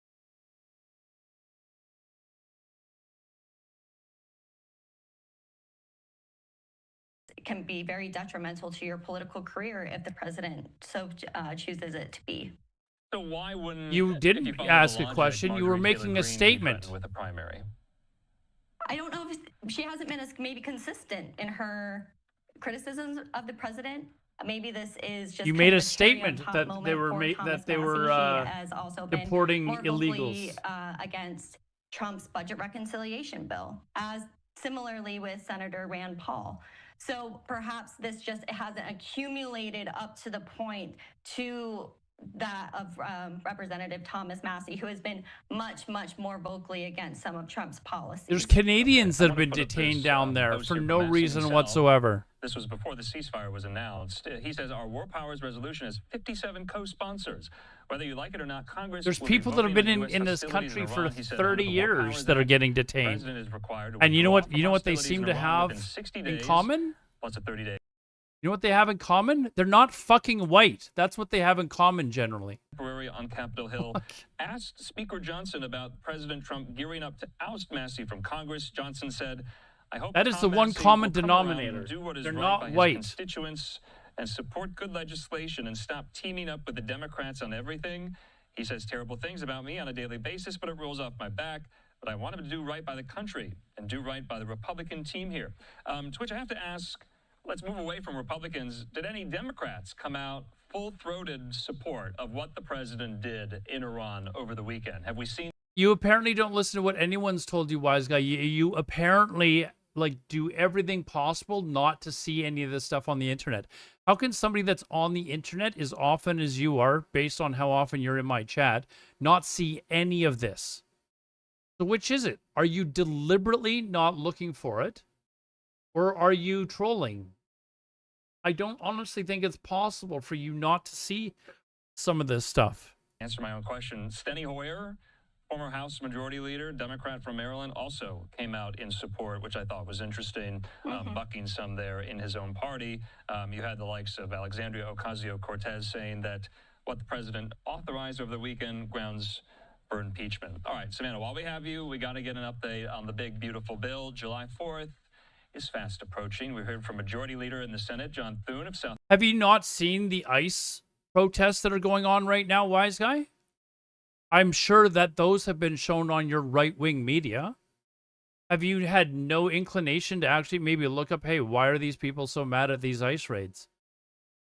Like you don't have any thought to maybe I should look this up, or is it because these ICE raids follow along with what you believe in, that we should just pick on these people, and many of them have a legal right to be here or in the U.S.? Slim, honestly. I feel as if senators at this point are kind of accepting the fact that they may not get that July 4th recess and that holiday. They typically take off the week. I'm getting the feeling that you're one of these people that thinks that because somebody is Muslim or they wear a headscarf that they're evil. Does it, be honest, wise guy, does it bother you when you see a Muslim woman walking down the street and she's got a headscarf? Is that something that bothers you as a Canadian? The bill as well. So this legislation is going to continue to drastically change in the upper Easy, chamber. no new attacks at the Get moment. the votes, go back to the lower chamber where Mike Johnson is dealing There with is actually a justice from the ceasefire margin, right if now. not It's even more easy. so, and then get it to the president's desk. So to do that by the 4th of July is going to take a miracle. Wow. Savannah, I think we'll leave it at that. As always, good to see you. We'll talk soon. Thank you. Good to see you. Okay, in the meantime, staying on Capitol Hill, I want to replay for you some of the comments made on the Senate floor, Why including white people gotta be by evil? Senate Minority Leader Chuck Schumer, the Democrat of New Does it York. bother you Let's when listen. some guy's wearing a turban? You go to Tim Hortons. I was at Tim Hortons earlier. Oh, my cup! I threw my cup in the garbage. Guess what? I sat down at a table and it was one of those like big long public tables. You know who sat down beside me? Two guys, obviously from India. One of them wearing a turban. Did they have any impact on my life whatsoever? No, none. None at all. They were being polite. They were just sitting there chatting amongst each other. Right now, Does it bother you when somebody with a turban walks by you? Members safe. As I said Saturday night, Congress and the American people. I didn't say you're racist. I'm asking you to answer the question. Does it bother you when you see Muslim women wearing a headscarf or whatever it's called? I'm just asking you a question. I didn't call you racist. No explanation. That's why I've called. Maybe I did when I suggested that you seem like the person that it might bother, but does it bother you? The law requires the Trump administration to consult with Congress. The Constitution demands it. And the Does it bother you that there's people from India here that are taking up all the Tim Hortons jobs? Does that bother you? The Iranian. Do you feel it's that them being here is the reason why maybe you're not? I don't know what your status is in life. And strategic clarity. On reconciliation, we've arrived at a pivotal week in the United States Senate. A week where Senate Republicans have to make a choice. Either stand up for your constituents, stand up to defend Medicaid, stand up to protect millions of good-paying jobs, or stand with Donald Trump. It does not surprise me when I listen to people that they're all pro these ICE raids and stuff like that. they also tend to be the people that complain when they see people that have different religious, they're of different religions than they are, or immediately start shit talking Muslims or people of other religions. I'm not even religious. Like, quite frankly, I couldn't be bothered with any religion, but it is really funny to sit back on the sidelines and watch one religious group of people bash another religious group of people who are then just bashing them back and forth. It is actually kind of comical in a way. And I'll be honest, like the religious groups that I see here in Canada, between like Muslims and Christians, or when I travel in the States, the worst are the Christians. And I am not kidding you. The worst people I see in North America are these evangelical, whatever they're called, Christians, who they're like pro MAGA. They're all pro MAGA, but they are try to portray themselves as Christians as well. They are by far the worst of any of the religious groups I've seen. And the rural hospitals, evangelical, the whatever. Association know it. This won't work. Whatever funding Republicans would offer, all they do is try and prop themselves up to make it sound like they're, it's their God-given right to, and they're doing this because they've got Christian values and stuff like that. If you actually read what Jesus supposedly, again, I'm not religious, supposedly taught, evangelical people are by far, like, they're not even close to abiding by what Jesus said. Like, they're the worst. They are by far the worst. This work is certainly. I don't know any extremist Muslims. I don't know any extremist people that are from India. I don't know, or from other Jews. I don't know any of them. But I do know some Christians that are like that, an awful lot of them, actually. Yesterday, I announced that Senate Democrats successfully challenged a provision. Extremist Muslims are the Shiites, but I don't see them here. Like, I don't see them here. So when I'm talking about North America itself, the worst religious group that I see of all of them are the evangelicals, particularly in the U.S., that are all talking about how high and mighty they are because they, they're the ones that are the first ones to want to kick people out of the country because they're not white. And then they pretend that they're Christian. They're ridiculous. Into their reconciliation bill by preventing judges from even being able to issue preliminary injunctions or restraining orders. The natives were like, welcome, and they kill them and take the land and kill their families. And 500 years later, the European descendants are like, this is my land. It didn't give me. That meant if someone let me see if I can find the picture. To put a stop to Donald Trump's freezing of federal funds, or stop Doge from rummaging through people's private data, or any number of abuses, there are so many, they first had to pay up before the courts could even issue a court order. That's not justice, my Republican friends. I saw a sign one time years ago. It's antithetical to our system of checks and balances. And once again, the wealthy are favored. They'll be able to afford these bonds. But middle-class people, poor people, many groups will not. And I'm pleased, very pleased, that we Democrats have successfully pushed back against this long basically provision. the gist of it was that it was like a white person's march, basically a racist white person's march, telling these non-Americans to go home. I wish I could. And a bunch of Indians or sort of indigenous Native Americans were standing there looking at them like, you're an idiot. Ranking member on the Budget Committee. The hours have been long. The issues they've worked through. All right, we're going to step out of Senate Minority Leader Chuck Schumer there on the floor. Got to squeeze in our final commercial break of this hour. Still so much more to get to on this busy Monday night when we come back. I mean, don't get me wrong. If they're extremists in their religion, send them back. I don't have a problem with that. Like, send them home. But if they're people that are here peacefully, they're not causing any problems, then there are people, I'm not kidding you, over here that will hate you because you're just walking down the street and wearing a headscarf.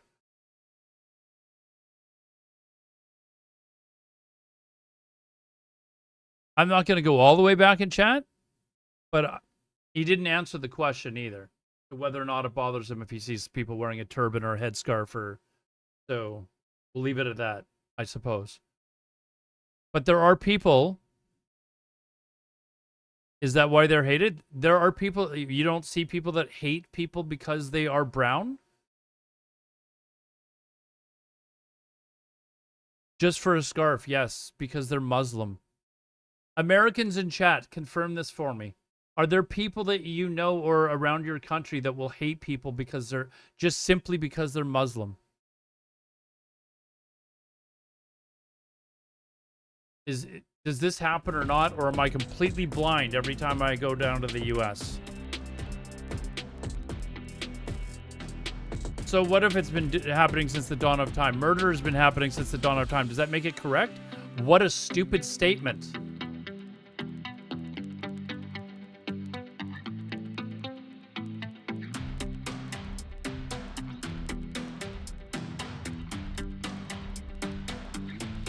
So does that make it okay then, wise guy? We shouldn't try to improve as human beings? You still haven't answered my question. Does it bother you when you see people, if you see a group of Muslims walking down the street and the girls have headscarves, or a bunch of brown guys who've got turbans on?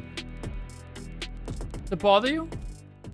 You walk into your local Tim Hortons and maybe a third or half of the people that are in there are obviously descendants of people from non-European countries. Referring to the fact that we're waiting for Israeli and Iranian confirmation of that very ceasefire. Don't even notice. You don't seem to notice a lot, as we've already gone through. The foreign minister of Iran, Araghchi, there saying, as Iran has repeatedly made clear, Israel launched war on Iran, not the other way around. We listened to this before.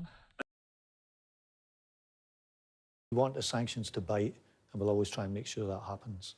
Just want to move on quickly on to welfare. Dame Meg Heller's amendment on the welfare bill, is it a sensible amendment? Somebody mentioned something about taxes. Hold on. What was the...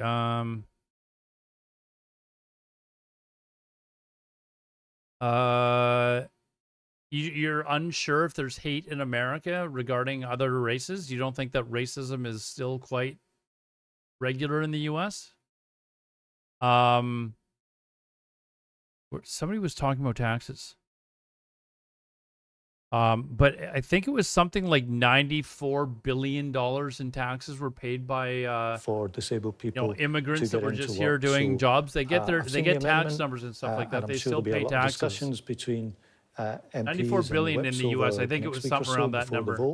But the package that the government's brought forward is a good package of welfare reform, and I hope that my parliamentary colleagues will support it. And there's no plans to sort of meet her halfway to introduce some tweaks so as not to face this down in a vote? You'll face the vote if necessary. Yeah, we'll face the vote, and we're always happy to talk to MPs, and if people have got concerns about the package, we will always talk to them, but we can't shy away from the need to reform the system, or else if we did, we'd be saying that we are content to see this grow both in numbers and costs year on year, even after these reforms.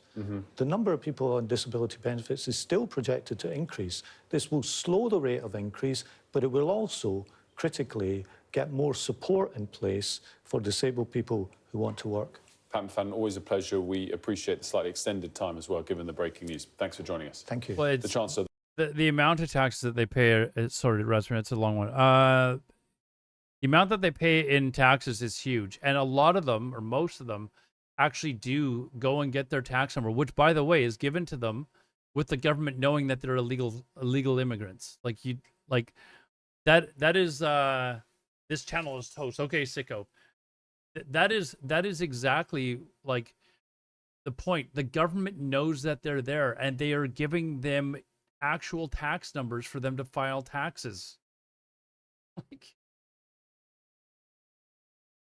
Have been killed. And they're filing taxes because they want to eventually become citizens. They're filing their papers and stuff like that. That search is still ongoing. There to could legally be become citizens. Still in the rubble. We have seen pictures of people being carried out alive from that rubble. We've also had an update from Iran. This is from the Reuters news agency, quoting a deputy provincial governor on state media saying that 9 people were killed early Tuesday in Israeli strikes on residential buildings in People, that's fine. People can have their opinions, Devismo. But if somebody says something racist about black people, I have the right to actually think you're a fucking retard. You know, or if you say something racist about another group of people, it is also my right to think that you're a fucking retard. And to think that you're ignorant, or whatever term you want to use. The ceasefire, but early Tuesday perhaps implies it was before that 7:30 Tehran time deadline, and Iranian state media, as we've previously talked about, they have said the ceasefire is now in effect. And of course, we do have that very clear statement from President Donald Trump saying the ceasefire is in effect. We haven't had official confirmation yet from the Israeli government. We know that Benjamin Netanyahu, he was the Prime Minister, had a Security Cabinet meeting 2 a.m. last night where he talked about, not asking for approval, but talking about what he had talked about with Donald Trump around the progress for a ceasefire and asking everyone to keep a media silence on that.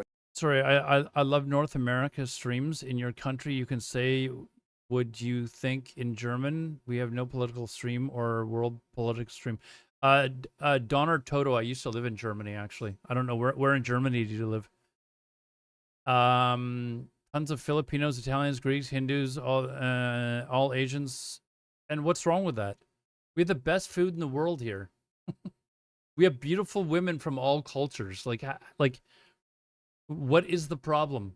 This has not happened long ago, has it? I mean, even in the space of the last 12 hours nearly, those missiles from Iran were heading over the Gulf to Qatar, to that base. They were intercepted. There were no casualties, and things moved very rapidly after that. Now, there had been briefings around here in Israel that actually Israel wanted to wind down the war by this weekend. Other than food in Vancouver, I hear some quicker than that again if the ceasefire. Dude, I've traveled through many places. The food here in Vancouver is very underrated because there's so much different types of food here. Like, so much. It became, from posting on social media, a very new way to find out about a ceasefire. Bit of confusion around that. Things moved very, very rapidly. And I think, you know, by the time people were going to bed, that was sort of news. It was announced. People saw, hey, look, this war is ending. And then woken up at sort of 4 or 5 in the morning by these alerts that sound on your phone, told to go to shelters. What was it that said that they were from Germany? By Donor the Toto. Israeli Home Command to shelter in place. And, you know, the results I always like to of that find out where people are from when they say they're from Germany, to see if it's anywhere near where I live. deadly missile strike on this residential compound. Iran still has force. It was still deploying force right up until that last moment. I jumped over you because you made an extremely ignorant comment, and it was pretty clear you knew absolutely nothing about what you're talking about. It's also a very touchy subject, probably for a lot of people that are in the chat. Warnings anyway, but it is, you know, come to life as people go about their jobs. You're from go to work. It feels a bit like the sort of tense part. I went through Köln. I lived in Mainz. You probably know where that is because it's not too far from Köln. Reason and a bit of wonder, just that, you know, this has happened so quickly and so comprehensively, and it seems to be where your friend used to live. Hey, it's a cool town. Tom, great stuff. Thanks so much. Tom Cheshire there for us in Jerusalem. Mari's here on set now to discuss all of the significance of this for the UK and react to what Pat McFadden was saying. Your daughter was born in Mainz. Most interesting to me as it relates to the situation. Where, I'm assuming you were stationed at one of the army bases that were there. There's a few of them around Mainz from what I remember. He now lives in Hamburg. Okay. I'm not sure if there's a Cologne, France. In Germany, it's actually pronounced Köln, like K-O-L-N. I don't know why we Englishize everything. It's spelt like that, but it's actually got an umlaut over the O. So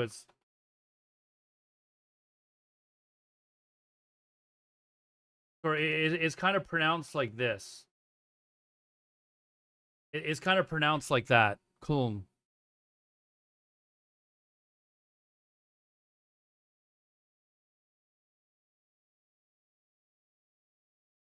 Born in British Military Hospital, Berlin, before the Walkie. Sorry, who was? You say you were Streamer DB? Oh, you were born in Germany, really? Very cool. I remember when the wall. That's how old I am. I remember when the wall came down. And it was like just such a spectacular event. That things will calm down, but I remember going to high school and I was going into my German class and my German teacher was actually crying. We've heard from Trump means that clearly the UK government is perhaps slightly scrambling to figure out exactly what's happening on the ground and trying to perhaps speak to different counterparts across yeah, that part was interesting as well. I mean, clearly all of us I haven't checked Twitter yet. Are observers on what is going on literally right now in the Middle East itself. Trying to see if there's any notices of whether or not it's quite clear we've been an observer. The leadership has been killed very clearly by President Trump over the last few days. Come maybe to the NATO summit at the end, but the welfare stuff I thought was really interesting. And this is obviously pivoting hard back to domestic politics, but clearly this is not something where the government is planning to lose or expecting to lose or trying to offer something in the short term, and they're going to fight this, and it just raises the stakes, because if this amendment gets selected, nothing from inside Iran yet. Yeah, absolutely. The stakes are high. This is a real moment of political jeopardy for the Labour Party right now when it comes to the welfare reforms. Pat McFadden trying to look quite relaxed about it on the airwaves, but Sky News understands that, almost 100 MPs... Oh, in Wiesbaden, that's like right across the river, dude. That's right next to Mainz. Worked in Mannheim until that base was closed and daughter born. Really? That is... That's pretty cool. Wiesbaden's not a bad town as well. For weeks. It's a really great area. I know that Treasury I'm actually supposed to go back to Europe in September, and I'm gonna stop in Mainz, and there's another World of Warcraft streamer named Lazanta who lives not too far away, in Hanover.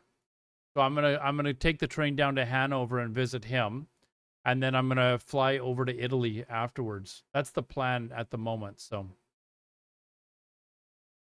where are we looking here? Still going to have more people on these benefits, even if the reforms do come into Gaza? play. And privately, the government really feels that. What is going on? Oh, it's this guy. We don't want to watch this guy. We had people that were just like, guy's an idiot. Let's see if there's anything else. Hey, thanks for the follow, man. It's still rubble. Yeah, unfortunately, it's going to be rubble for many, many years. I think these guys are actually... maybe not.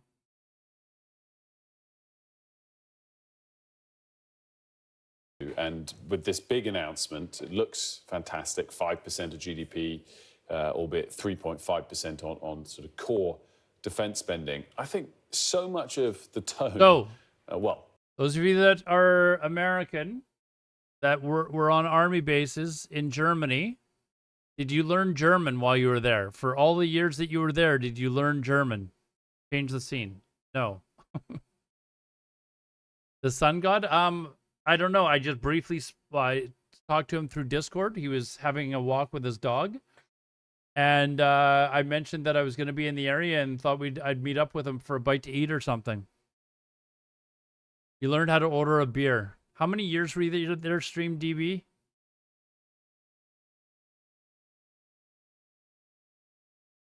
I'm not German. I just lived there for a year, wise guy, for an exchange program.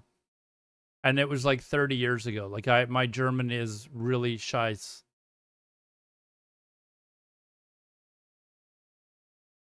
But I do, my family is partially German, but it's like my grandma, one of my grandmothers was from an area of Germany.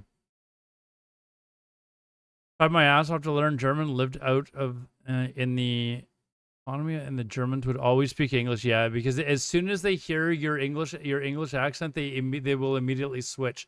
I used to have to demand. I'm like, listen, please, I'm trying to learn the language. Like, just stop. Like, especially in high school, in the school I was in a gymnasium that was there. And all the students could speak English very well, and they'd all immediately want to talk to me in English. So,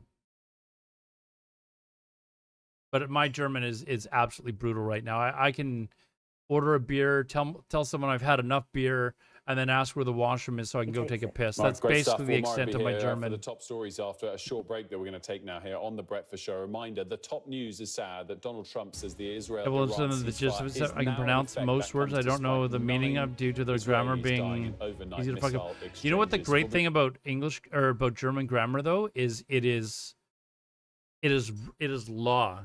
Like it's not like English where it's like I before E except after C, and in some certain cases, like there's none of that shit. The grammar is this is how it is, and we do not deviate from this.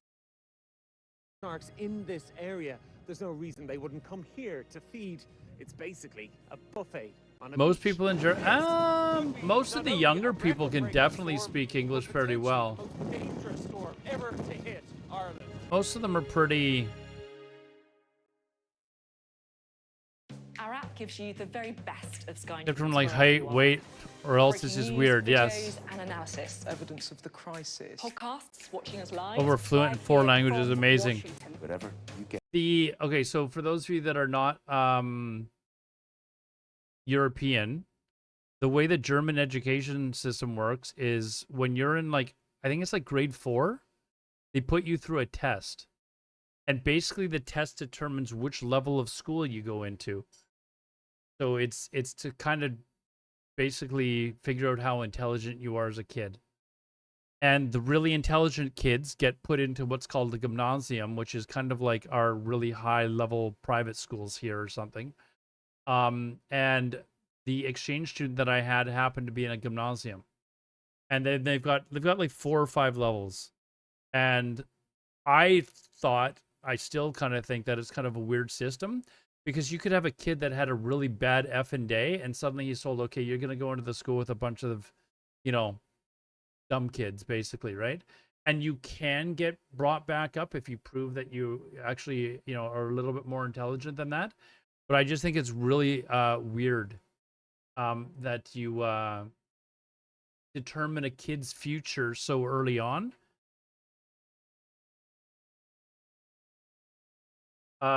Yeah, gymnasium. It's translated as just high school, but it is actually like a high, like their higher level of education. Class that rides the short bus. No, I wasn't. So my exchange student was, a really intelligent kid. He went to school with a bunch of other intelligent kids, and I believe they were taking 6 languages in high school. So they had English, French, German, and then he was taking Latin and Spanish. So maybe it was just 5, but I was sitting there like I couldn't even speak French.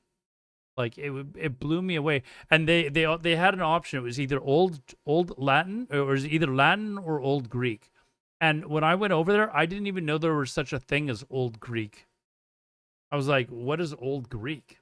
Like, what the hell is that? But they had that choice. That was their choice of languages in school. If they were like here in Canada, like where I live, nobody speaks French. Like French is very, very rarely heard where I live. Like they would be better to actually like teach you how to speak like, Mandarin or Cantonese or Farsi or something like that. Like it's just not useful to really learn French. Although if you want a job, as with the government, then suddenly it is.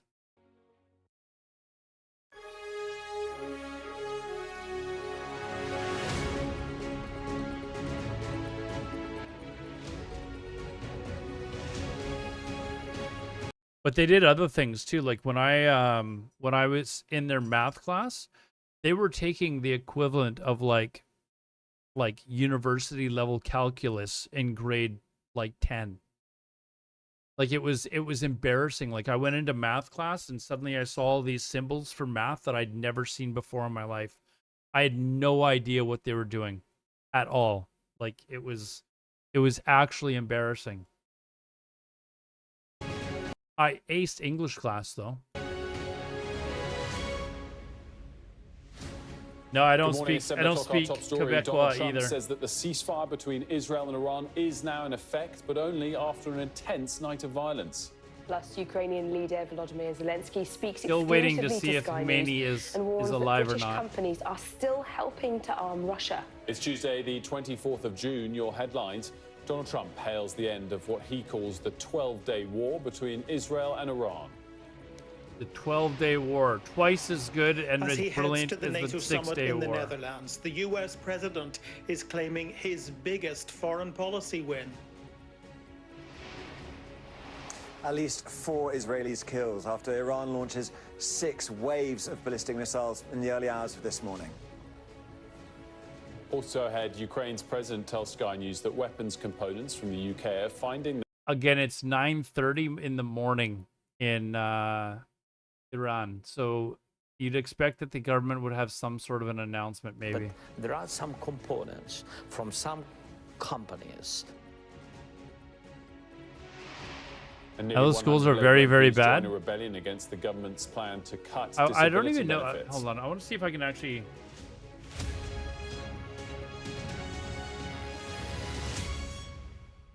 Let's see if I can actually find. A very good morning to you. The US President Donald Trump says Israel and Iran have agreed to a complete and total ceasefire, which is now Where I in lived effect. in mines, like State this television is in 30 Iran has years announced ago. that I the would. ceasefire has begun after 6 waves of missiles were launched at Israel in the early Wait, where's hours of this Frankfurt? morning.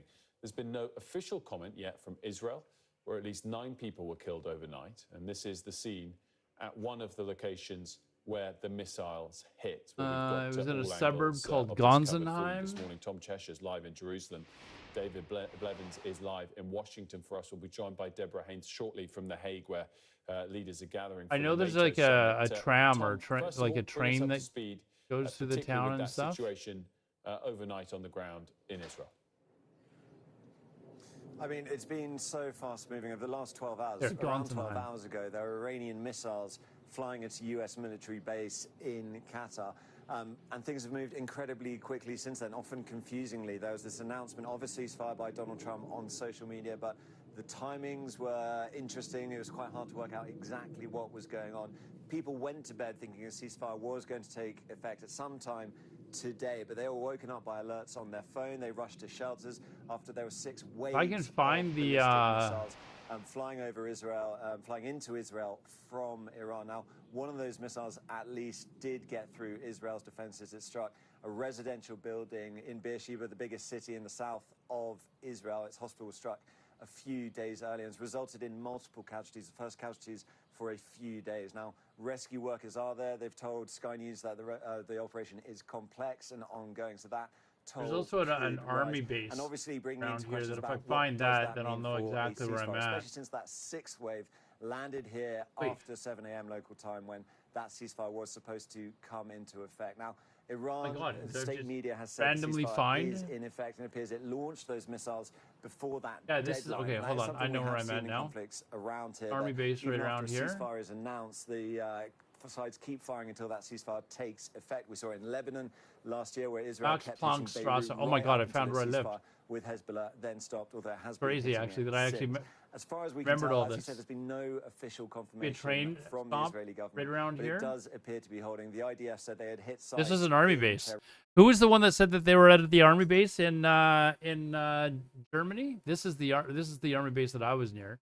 I don't know if I'm going the right way, but there is a. I feel like maybe going the wrong way.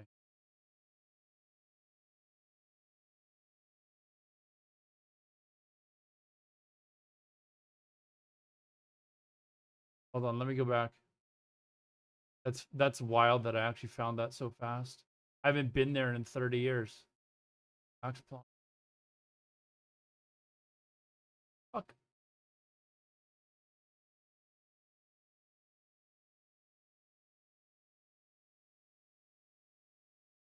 Max Planck Strasse. So I think I lived right here. I think. Or here.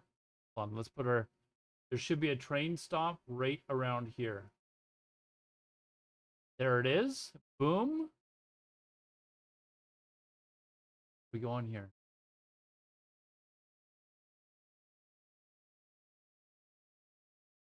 I think right here. I think this is the building that I lived in. This is wild. I haven't looked at this in years, but it's obviously changed. Like this growth here, or this bush here, was not there when I lived there. But this is definitely the tram station that we would catch all the time. Go down here. Oh wait, I can't. Yeah, there's a path down here. Can I go? I can't go down the path. Shit. Scheiße.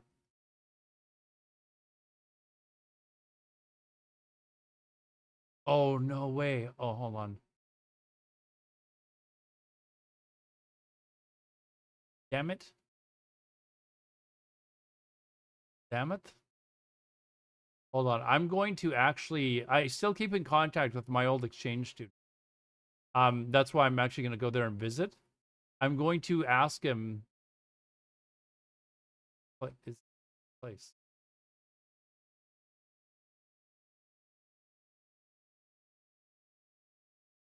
I got to send him a message and say, hey, is this your old place? I want to know if I was able to find it.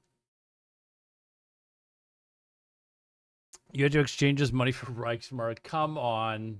Relax. He didn't achieve a ceasefire in Ukraine. He didn't achieve Relax. one in Gaza. But this would be the most It's changed completely. This here I'll zoom in. This here, this fence and bushes, I'm pretty sure we're not there. This is definitely the train station though. Like I'm 99% positive that this is it. And you can't really see in there, but these are like townhouses basically. And they lived in one of the, I think the second one here.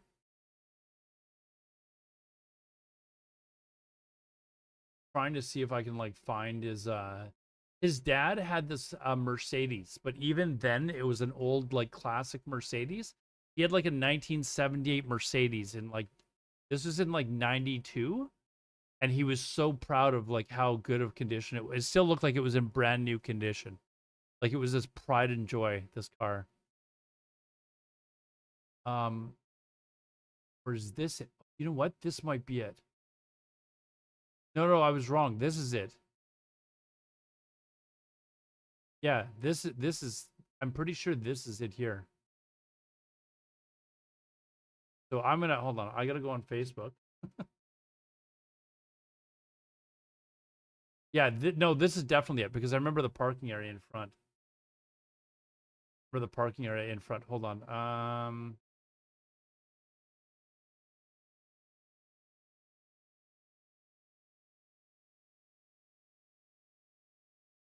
Where are we here? They've moved though. Like they don't live there anymore, so it's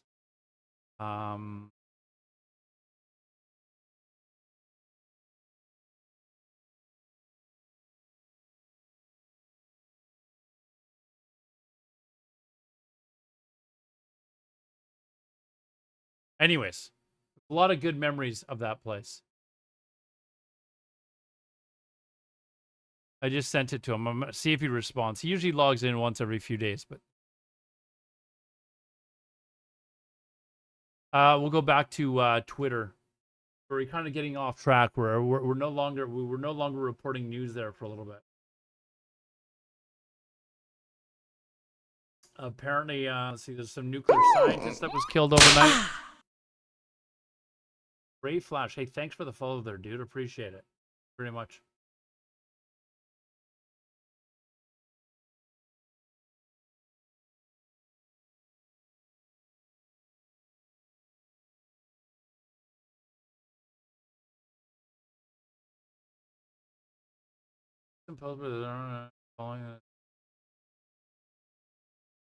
It is a victory, a compromise. What?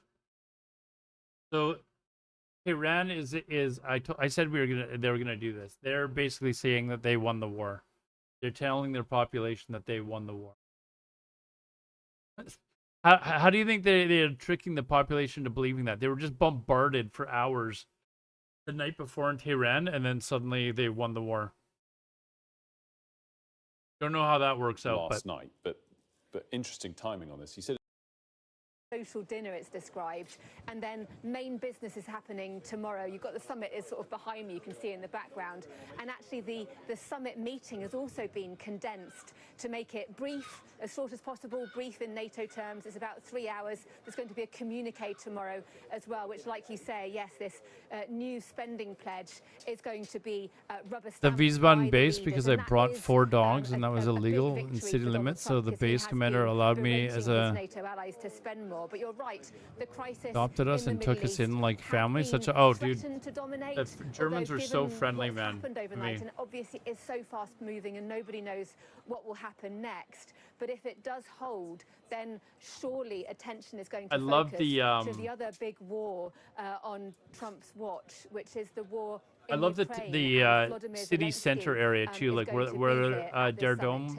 is and stuff like that. We're going to talk more about Mark Austin's exclusive interview with him in just a moment. But it's such David, a nice little just town. To come back and round off this part of the conversation, what is the expectation in Washington as to the extent with which President Trump will be wooed by this NATO pledge? Is it 5%? Is it actually 3.5%? Is it not happening until 2035, or is it significant that it's being announced at all? We all know he likes to this is you guys can't see it. Hold on. This is their dome. He's probably going to be in a positive mood. It's like is a big, moment that he's going like to cathedral-like church that's there. Something that he criticizes his European NATO allies. There's a cool little square that they have here, like very typical, you know, European square. In place between Israel and Iran, he will feel that he is in the strongest negotiating position that let's he's see if I can ever find been it. in with his relationship with NATO. So I think he is going to push very hard towards that 5%. There's a school not by here. This is where I went to school. Trump is a man who has so many critics, both at home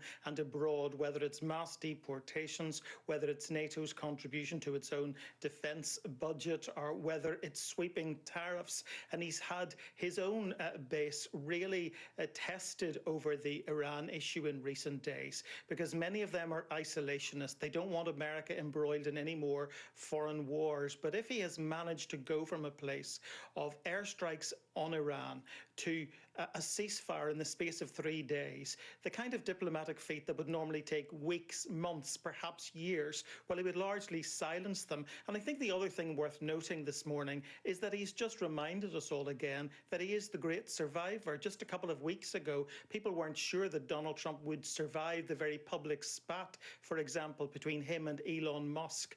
And here we are this morning talking about him. Nobody's talking about Elon Musk anymore, are you? A ceasefire in the Middle East between sworn enemies, bringing to an end potentially what he is very deliberately describing as the 12-day war.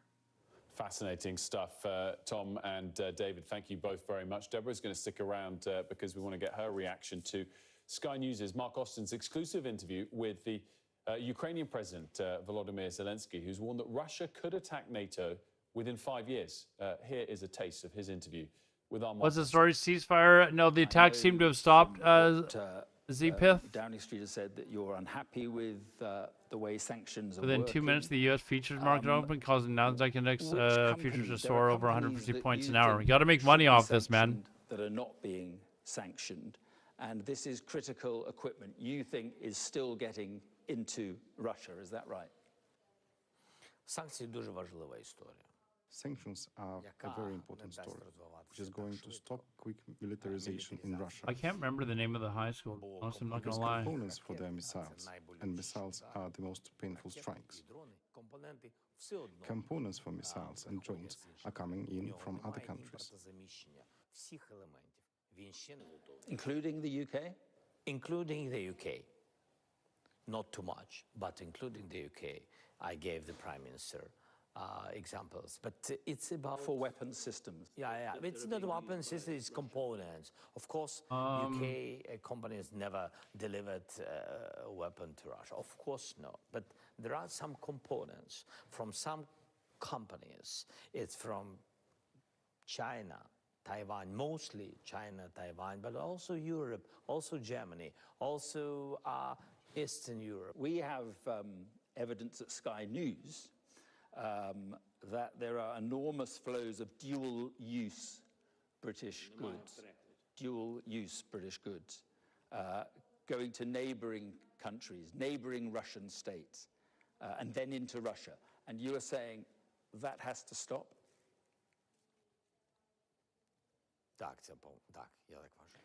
Yes, I believe so. There are lists of these companies and lists of these components. We are monitoring this. It is vitally important for us. And we are handing these lists over to our partners and asking them to apply sanctions. Otherwise, the Russians will have missiles. There is talk of NATO countries having this target for spending of 5% GDP on defense by 2035. That's 10 years away. Is that too slow? I can't remember the name of the high school. Very slowly. In my view, this is slow, because we believe that starting from 2030, Putin can have significantly greater capabilities. Today, Ukraine is holding him up. He has no time to drill the army. And they are all getting annihilated and wiped out at the battlefield. In any case, he needs a pause. He needs sanctions to be lifted.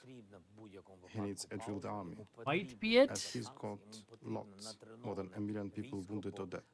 Can't remember the name of the school. Who were professional warriors. That looks And familiar, now though. He's got non-drilled ones.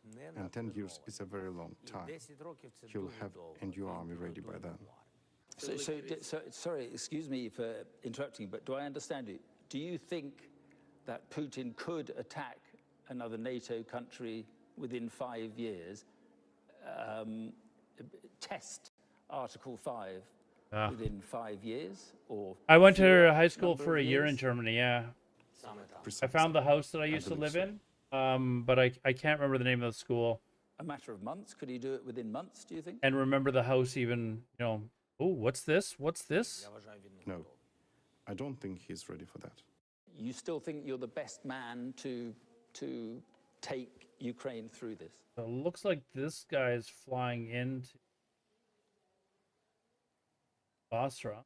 I am the most experienced one. There's another flight that's coming into Iran, but it's not as... Maybe not the best one. Oh, that's Iraq. What am I... There are There's always still nobody going into better than Iran. you.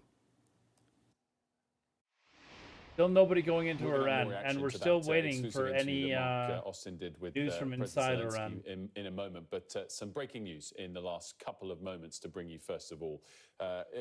Israel's Prime Minister Netanyahu says Israel has agreed to Trump's ceasefire. Been to Germany a lot of times, mainly Berlin, though. My favorite capital in Europe, for sure. I liked it. I was there for a year and lived in a little town called Mainz. Office, and the Prime Minister Netanyahu will deliver a statement later today, of course, as we've been briefing. But it was a great area to be around. And I'm supposed to go back to Europe this fall, because of Iranian strikes on Israel, permitting. which reports have suggested killed 9 Israelis. Despite that, President Trump confirmed the ceasefire was in place on social media an hour or so ago. The Iranian Foreign Ministry has said they were observing it. We were waiting official confirmation on the Israeli side.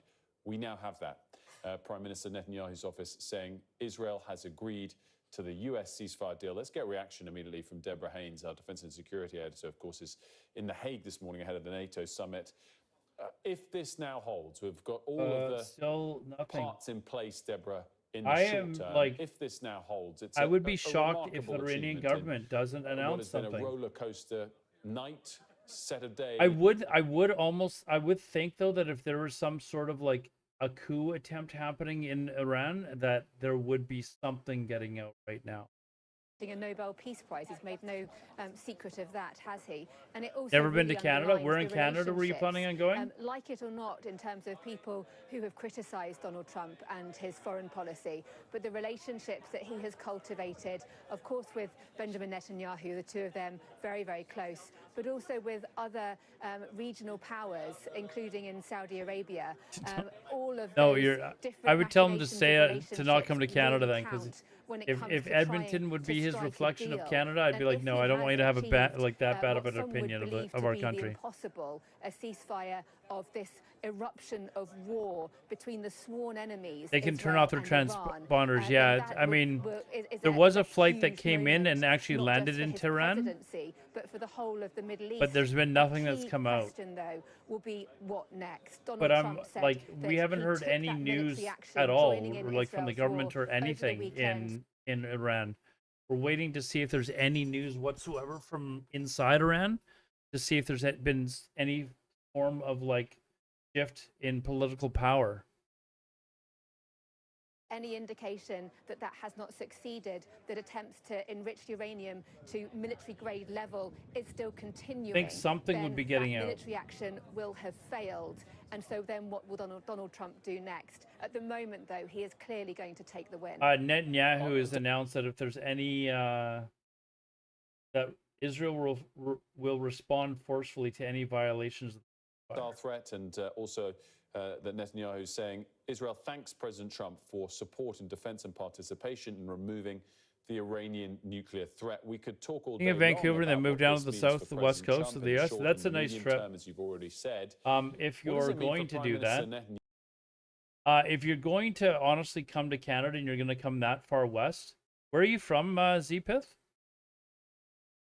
Where are you from?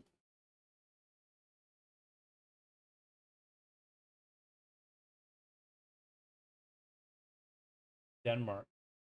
So if you're going to come over here, you may as well like go to the Rockies if you're going to spend that much time. Like, this here is the most photographed picture in all of Canada. It's called Lake Moraine, but it's in the Rocky Mountains. But I mean, you'd have to basically go for, you'd have to basically probably fly into Calgary, visit there, and then fly from Calgary to Edmonton. Up to you whether or not you're willing to make that much of an extra, that bit of an extra trip. This is just one of the places in the Rocky Mountains, though. But from Vancouver,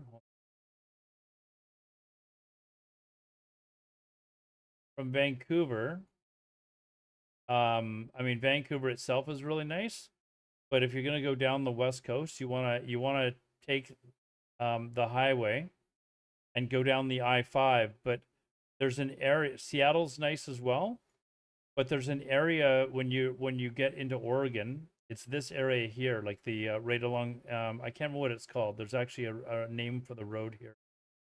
But it's a really, really pretty drive. I don't even know where it's like super pretty. Okay, not here.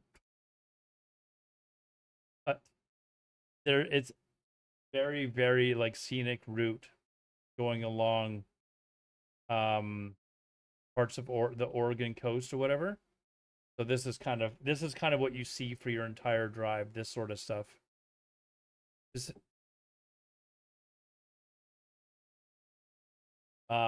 yeah, if you're gonna come all the way over to Western Canada, it would be kind of a shame for you not to go to the Rocky Mountains.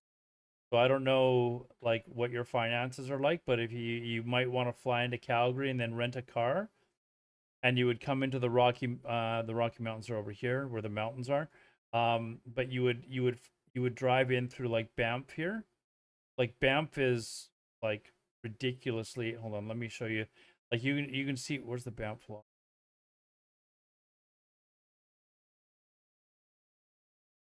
I don't know where the Banff, probably see it from just about anywhere. Okay, maybe not from there. But you can Google the Banff law. Why can't I just see it here?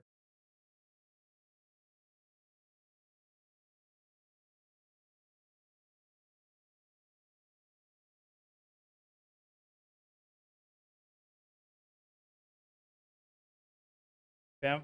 Oh, Fairmont. There we go. There we go. The Fairmont Banff. It's like, of course. Okay, this is it here. Just a little bit closer than I expected. It's a really cool building to go inside. I know for Europeans, like, this is an old building for us. Okay, like, give us a break. For Europeans, it's can we see it from here? Or for Canadians, you can sort of see it in the distance. It's kind of a cool place to go to. And then there's another place called Lake Louise. Let me get my bearings here. Yeah,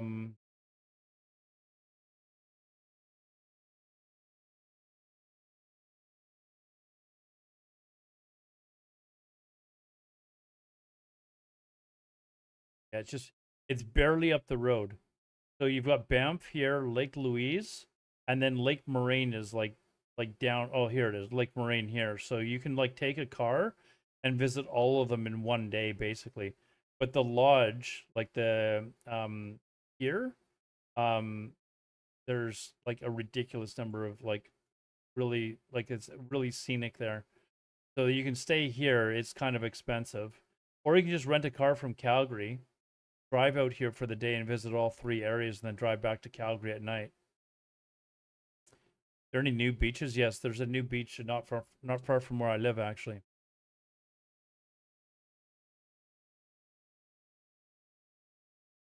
So yeah, Tofino's cool too, but it's a little far. But this is like if you're gonna come to Canada and come this far west, like you kind of need to stop at the Rockies. Although you have something sort of similar to the Rockies in like the Alps. You know, they're different. I wouldn't say one is better than the other. They're different. There's a couple of other lakes that I'm looking for that are kind of really scenic to actually see. There used to be a place called Jasper, but it burnt down last year. Like the entire half the town burnt down last year. I don't know that it would be a great place to visit, but there's a couple of other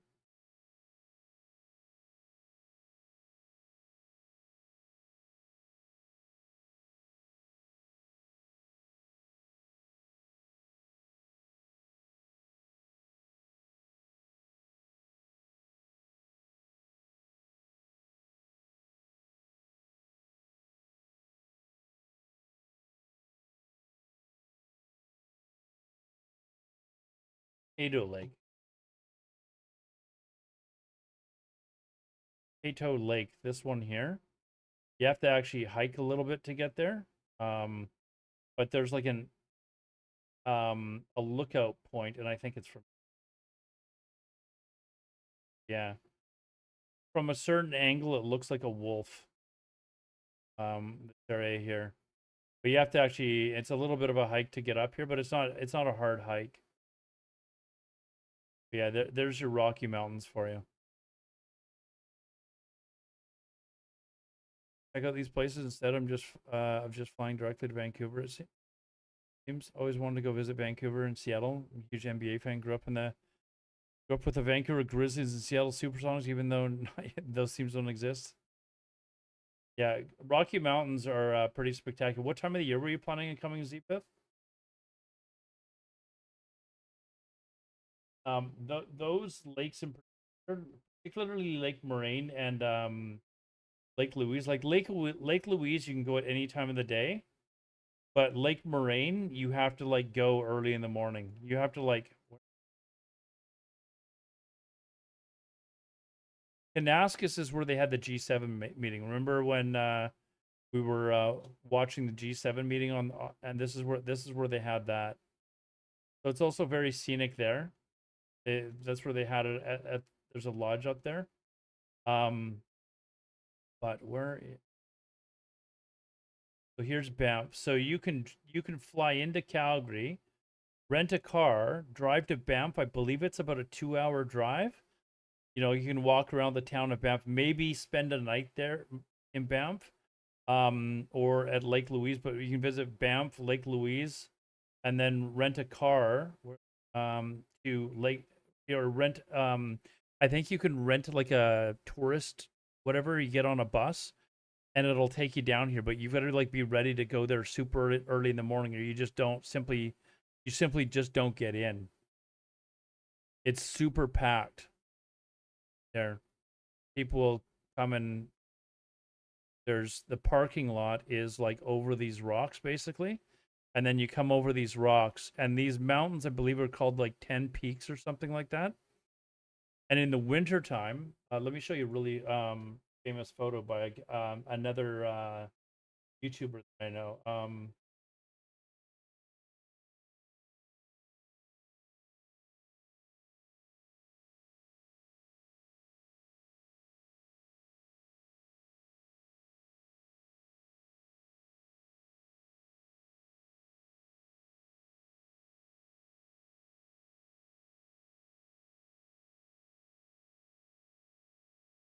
Hold on.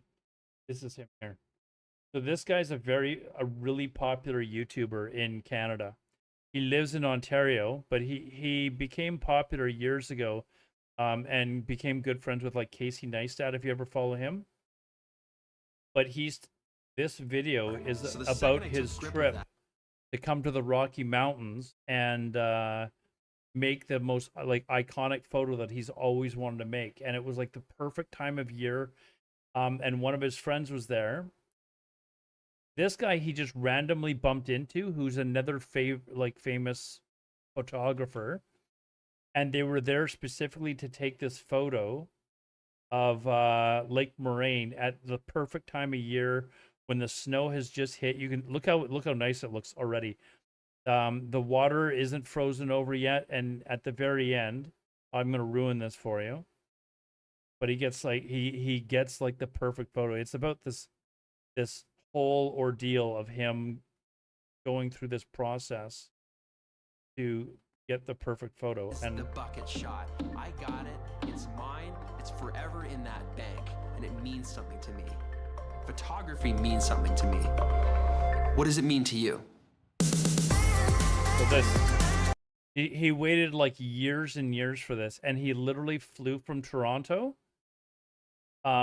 just purposely like to get there at the exact right time. He heard it was started to snow there, and he knew the water wasn't going to be frozen yet. The wind conditions are right. You can see that there's no wind or ripples on the water. Like he's a professional photographer here, but he does vlogging as well. But he'd waited years to be able to take this photo. It looks so good. But you know where I would really love to shoot? Anyways, he's a really famous, really popular YouTuber here in Canada. So if you're, I don't know. Hey, is he dead yet? Not Peter. Not Peter McKinnon. Peter McKinnon is his name, but he's a famous YouTuber now. We don't have anything like this in Denmark. Yeah, but I mean, you have the Alps, right? Like you're closer to the Alps probably than I am to. How long would it take you to drive to the Alps? Like, you have the Alps there, right? It's kind of similar to what we have for the Rocky Mountains. Oh, I was talking about your trip. Where are we here?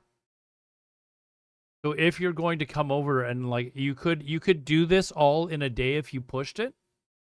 What time of the year did you say you were going to come?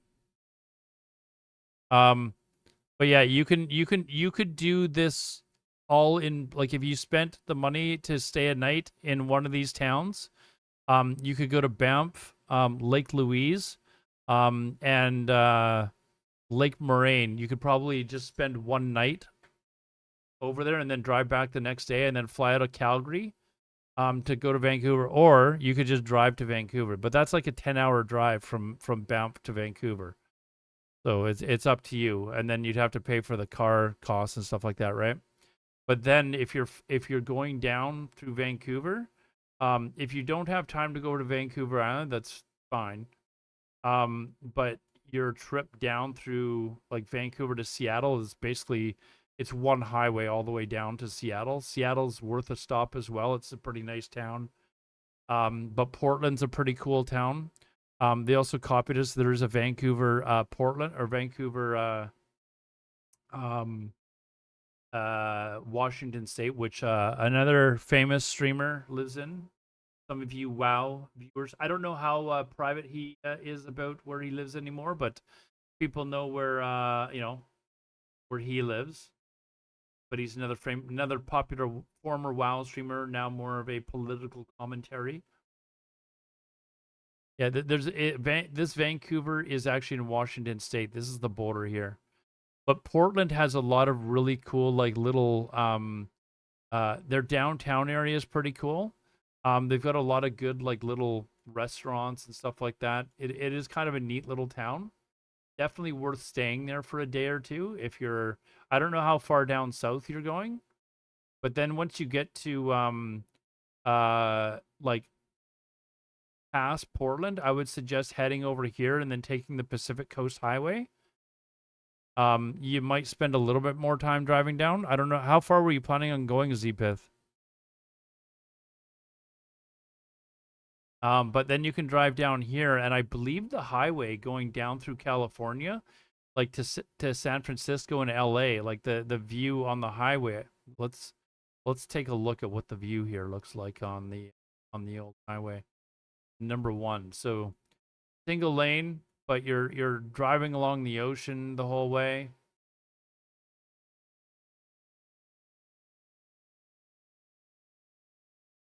A little annoying, but you can drive down through the highway. Your final destination is LA and then fly to Vegas. Oh, dude, I've been to Vegas like 25 times. I can give you some tips on Vegas, man.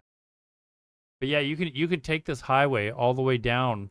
I mean, you can still take the I-5. This highway, the I-5 it's called, if you drive like north on it, you'll end up in Vancouver. Like this one highway will take you all the way up through Seattle and then into Vancouver. Although in Vancouver it's called 99 highway, but it's the same highway. You can take this all the way down, but I'm suggesting you don't. I'm suggesting once you get to Portland, you bump over here and take the 101 down through the coast. It's much more scenic, unless you're in a rush. Ever been to Nelson, BC? I have not been to Nelson, actually. But yeah, I would definitely stop in San Francisco. San Francisco's a great town. Down at like Fisherman's Wharf, and then you can take the trip over to Alcatraz, which is here. And I think Fisherman's Wharf would be down here. Yeah, there it is. Fisherman's Wharf is really popular to go down to, but Alcatraz, you can take it's a really interesting little touristy thing to do, but Fisherman's Wharf is pretty cool too. Let's look at it from the other side, actually. But Fisherman's Wharf is pretty cool. And then I don't really know the area of like Sacramento, and I've heard Sacramento's a dump. Don't bother going there. There's lots of places in LA to go to. Unfortunately, Venice Beach is not what it once was. Venice Beach used to be, where are we here? Venice Beach here. Long Beach. Venice Beach. Venice Beach used to be really popular, and you've seen it in a lot of movies and stuff. Not that far, so. Anyways, obviously, like there's a lot of movies and stuff that have been filmed down in this area. But you can like go down here and spend time. I would spend maybe a few days in Vegas. Where are we here? Trying to get my bearings here. Like I'm looking for the Ferris wheel. Long Beach. Why am I not? Am I in the wrong area? Oh, I might be in the wrong area. There we go. Venice Beach. I was in the wrong area. So Venice Beach is kind of run down compared to what it used to be like. It used to be amazing. A lot of cool attractions there and stuff like that. But now it's honestly just a little bit run down. Okay. That's not good.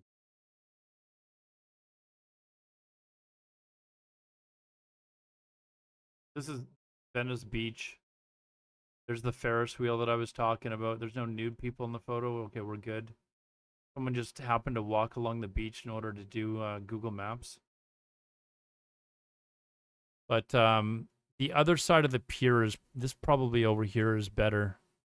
But actually, I have a photo of Lazanta Milk Steak and I. For those of you that are WoW viewers, this is where I took Lazanta. It was somewhere, actually, I want to say it's even right over here.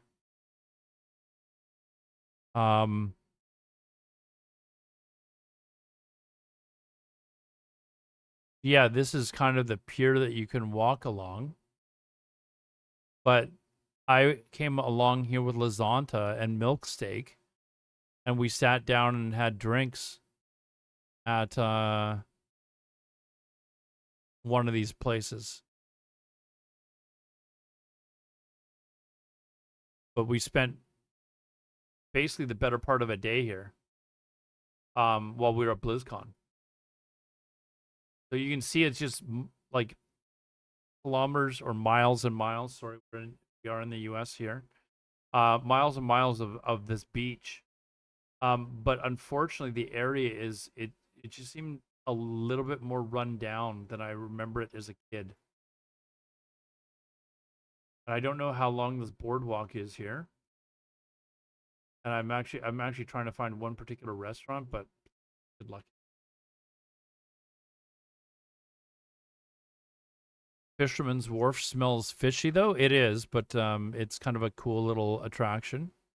Okay, this is Muscle Beach. Okay, so I know roughly where I'm at here then. So this is around the area of Muscle Beach. Okay,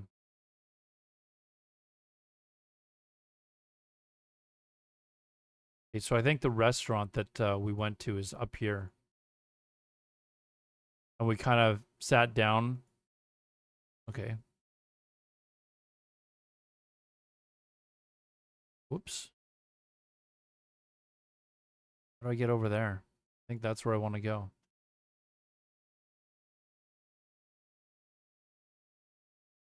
Where was Muscle Beach again?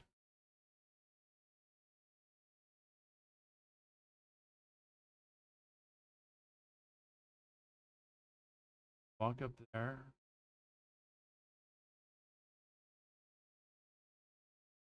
I wanted to say it was like right around here or something.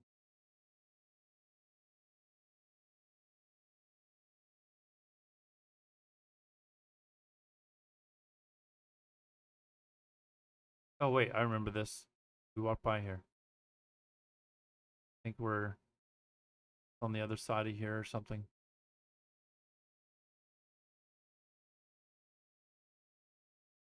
But yeah, that trip was one of the funnest trips that I ever had. I picked up Lazanta at the airport, or no, at his hotel. And then immediately we decided to go to Venice Beach for a day trip. And we had the most ridiculous stories. We we left Venice Beach. I've probably gone too far now. We went to Venice Beach because he'd heard about Venice Beach. And sat down with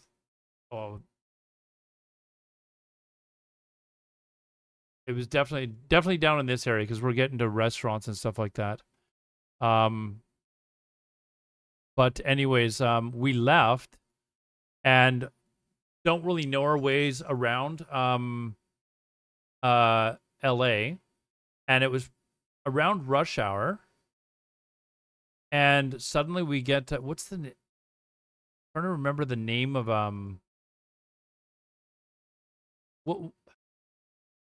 Compton. We were driving along. We were using my phone for directions, and suddenly my phone goes turn right onto Compton Avenue or something like that. And Milksteak's from Washington D.C. So Milksteak and I just kind of look at each other, and I'm like, uh-oh. And it was starting to get dark out. And keep in mind, it was also on Halloween. It was Halloween when this happened because we were at BlizzCon, which was the first weekend in November.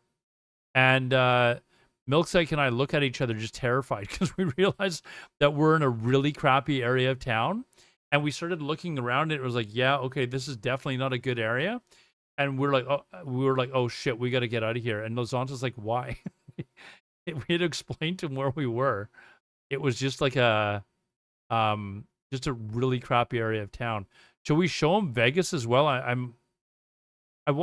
feel like I'm almost to this restaurant that we because I remember walking past all these shops. It's just blocks and blocks of these shops. Yeah, no, this is like straight out of Compton. The movie was about Compton. Oh, you know what? I think this is it. I think this is it here. The Sidewalk Cafe and Bar.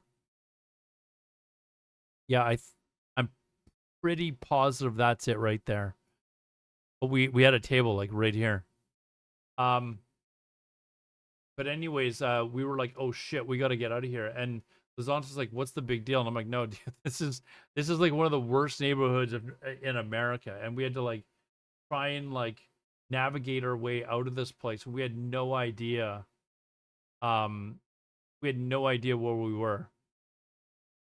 Like no idea how to get out of there, no idea which direction to head, but it was obvious just based on looking at the neighborhood that we were in the wrong area of town. So, oh man, can I find of I don't think I have it on my Instagram, which sucks because I had pictures of Lazanta and I and Milksteak on Instagram. I've got pictures. Maybe I just didn't post them on Instagram.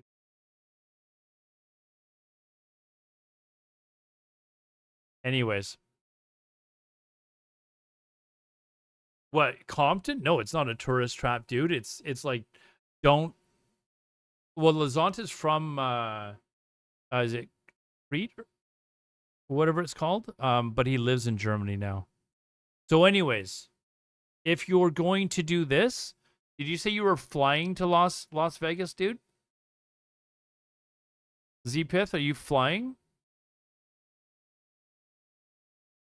You went to Harlem in 2000? No, this is worse than Harlem, dude. Planning to fly. Okay. If you have the opportunity, like again, I don't know what you're like situation, how much you want to spend, in going to these places. But there's an area. Well, you can go to Vegas. I can give you 1,000,001 things to do. But if you have time to go visit the Grand Canyon, since it's so bloody close to Las Vegas, I would strongly suggest going to the Grand Canyon.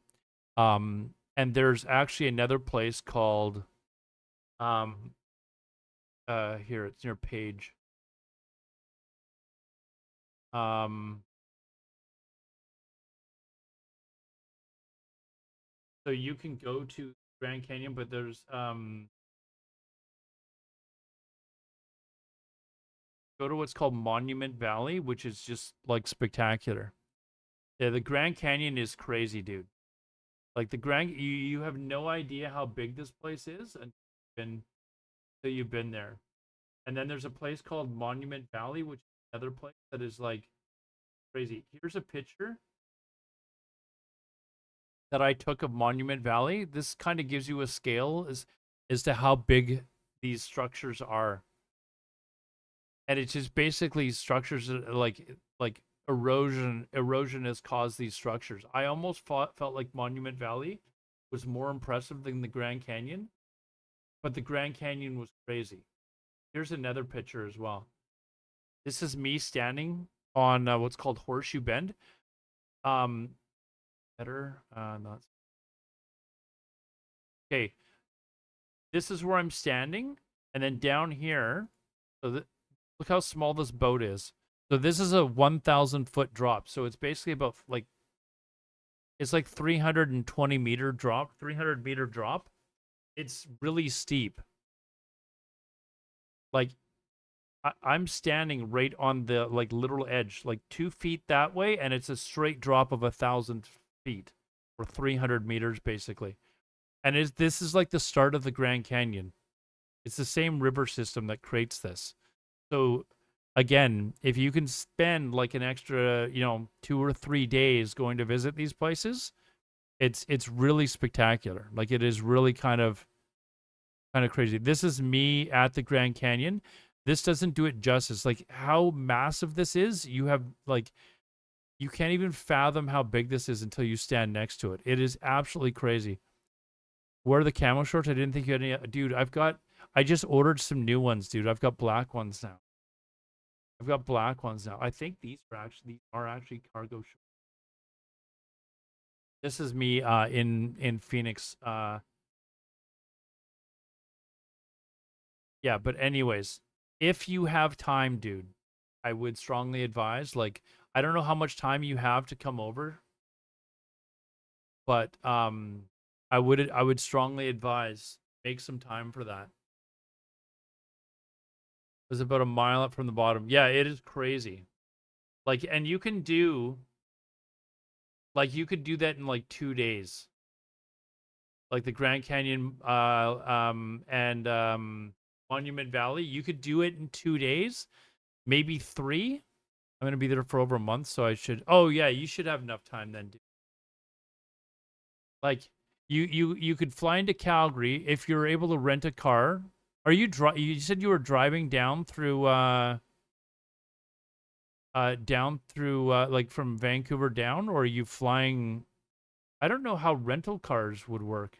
Are you planning on like returning the car to Calgary, or are you just gonna drop it off at the airport? No, you said you were flying from LA. I mean, I guess you could rent a car. I don't know how that works if you're taking it across the border, though. I don't know how that works, actually. I've never attempted to do that. Las Vegas. Shall we go? Here, let me check for see if there's been any coup. Want to keep up to date. It's just a little bit slow in the news, but we're talking about traveling now. I don't see anything as far as Hey, thanks for the follow, dude. Netanyahu says his country achieved the goal of removing Iranian nuclear and ballistic missiles, but no report on a coup yet. Also,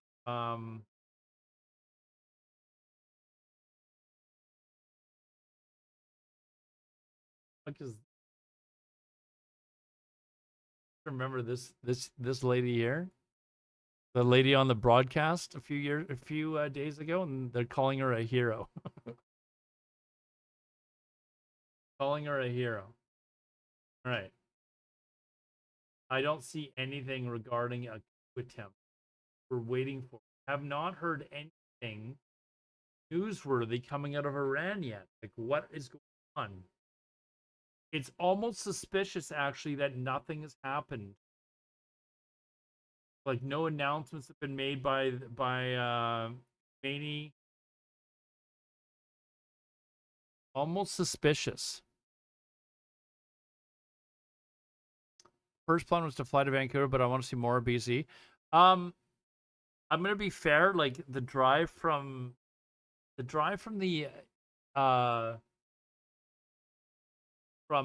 Rocky Mountains to Vancouver is a nice enough drive, but I would probably here. We'll just back out here. Like there are some okay spots, but I think you would probably be. What time of the year did you say you were coming? Hopefully around the summertime. But the drive is not bad, but it's probably not really worth you spending any time there because it would take away from you spending time in other places. July, August, yeah. Like there's an area here. Where are we here? Kelowna? Kelowna's not bad. You know, to spend a night there. These lakes are fantastic, but they're not really anything special compared to what you've seen. By the way, apparently, Canada has more lakes than the rest of the world combined. Little interesting piece of useless. Look at all these lakes. Apparently, Canada has more lakes than the rest of the world combined. Who knew? Anyways, you can, yeah. Apparently, let me Google it. I've heard this stat many times. Does Canada have more lakes? Combined? Yes, it's true. Canada has more lakes than the rest of the world combined.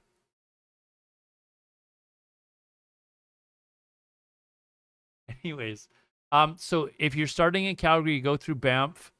So you want to hit Banff, Lake Louise, and then Lake Moraine. Okay, and plan ahead to get to Lake Moraine because like this is stuff where like you might even have to book ahead in advance. I don't know. but you would take a bus down here because the parking lot fills up, which means that, like, you're getting up at like 6 or 7 o'clock in the morning to like catch a bus to go do it. Otherwise, the parking lot's full and you can't make it. You won't be allowed in, basically. You're driving from Banff or Lake Louise, and then you would basically eventually just come through here. And I mean, this looks a little bit deceiving, like whether you go this way or this way through Kelowna. This way is probably a nicer drive, but takes a few hours longer. And then it's just a straight stretch down through here. Spend a few days. I would probably spend 4 days in Vancouver. There's a lot that you can do in Vancouver, especially in the summer. You could go over to Victoria. It is kind of a nice ferry ride through Victoria. You can actually take the ferry from Vancouver to Victoria, and then take the ferry from Victoria. I think it goes to here, and Cortes. So there's another ferry that you can take across and then cross the border that way, and then just continue the drive. There's literally not really much to see in this stretch, but Victoria is actually kind of a nice city, but you know, it's up to you. But I would spend maybe another 2 or 3 days in Washington. I would spend maybe 3 days in Portland, and then I would take the drive through down through the Oregon coast, maybe stay a night somewhere along here, continue the drive down along here. I would take the scenic route for sure.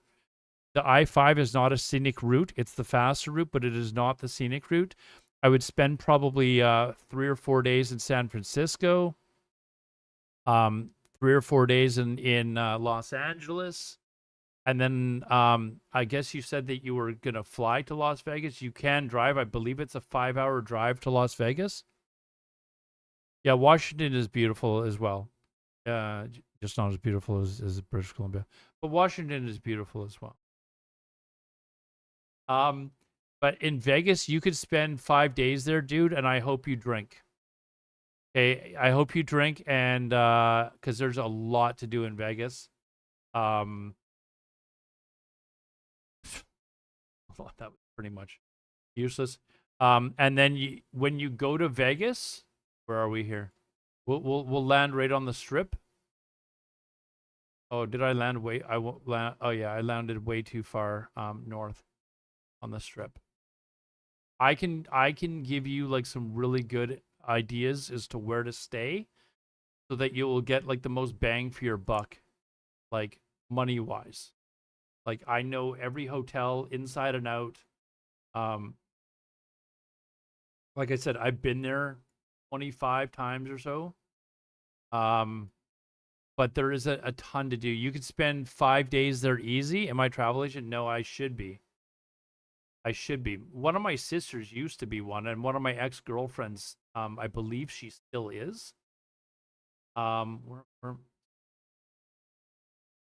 I'm going the I'm still a little bit far north, but you want to stay kind of central. Like, you want to stay central. Like, if you're looking up hotels to stay up, don't get sucked into staying at places like Circus or some crap like that, which is up in this area. Do not stay like up there. You want to stay central, and a great hotel. It's not like really beautiful and spectacular, but it's in a great area of the Strip. Is called the Flamingo, and it's usually relatively cheap compared to other hotels, but you're right smack dab. Where the fuck am I? You're right smack dab in the middle. Okay, Paris, so Flamingo's right here. You're right smack dab in the middle of everything in front of the Flamingo. There, this is it here. It's nothing spectacular. It's got an amazing pool. You know, a lot of really, drunk people in the pool if you're into the party pool scene, and it costs no money, but you're right across from Caesar's Palace. And Caesar's Palace is still, to my day, my favorite hotel to stay at, or to be at. Have I tried to use AI to make a trip? I have. I've actually got an AI itinerary for my trip to Italy. So I've used it for my trip to there. But I mean, this is literally right in the middle of everything. So I would stay at the Flamingo.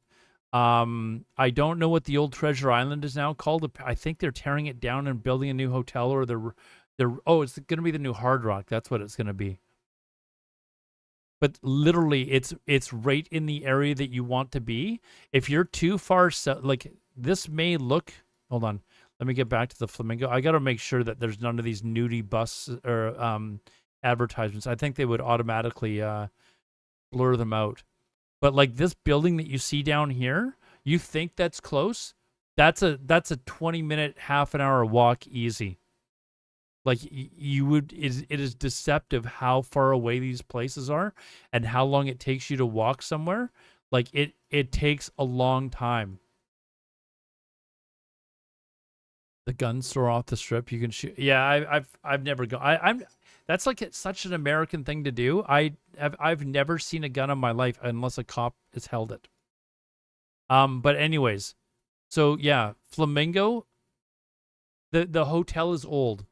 Okay, but the rooms are perfectly fine. It's got a great pool, especially if you like a really busy party pool type of atmosphere where there's a lot of young people, drinking and have a lot of fun. Caesar's Palace is right across the street. It's easily my favorite place in Vegas to be. Like the hotel is old as shit, but it is great inside. I absolutely love Caesar's Palace. I can't get enough of Caesar's Palace. Do you guys remember, Cheesy, if you're still here, when I went to Vegas a few years ago and I tried to live stream, and I had to sit down on a patio or sit down outside? This is where I was sitting, and I couldn't get my stream to work because my phone was overheating. That's how effing hot it was. My phone was overheating, and I basically sat down on there is normally chairs and tables here. Can't see any right now, maybe because it looks closed. But I basically had to sit down here and wait until later at night. And even later at night, I tried to start up my stream, and my stream would just crash. Because of how bloody hot it was. Oh man, I'm getting the itch to go to Vegas, and I'm just like, no, I can't do that. They might check my phone at the border. But there is so much to do in Vegas, man. I would spend no less than 5 days in Vegas. Like I would even say 6. Like if it's your one time that you're gonna come here, I would spend like 6 days, so 4 full days of being in Vegas, just to be able to go around and see stuff. And then at night you're gonna be out. Like I don't know if you like drinking and stuff like that. There's no shortage of places to drink in Vegas.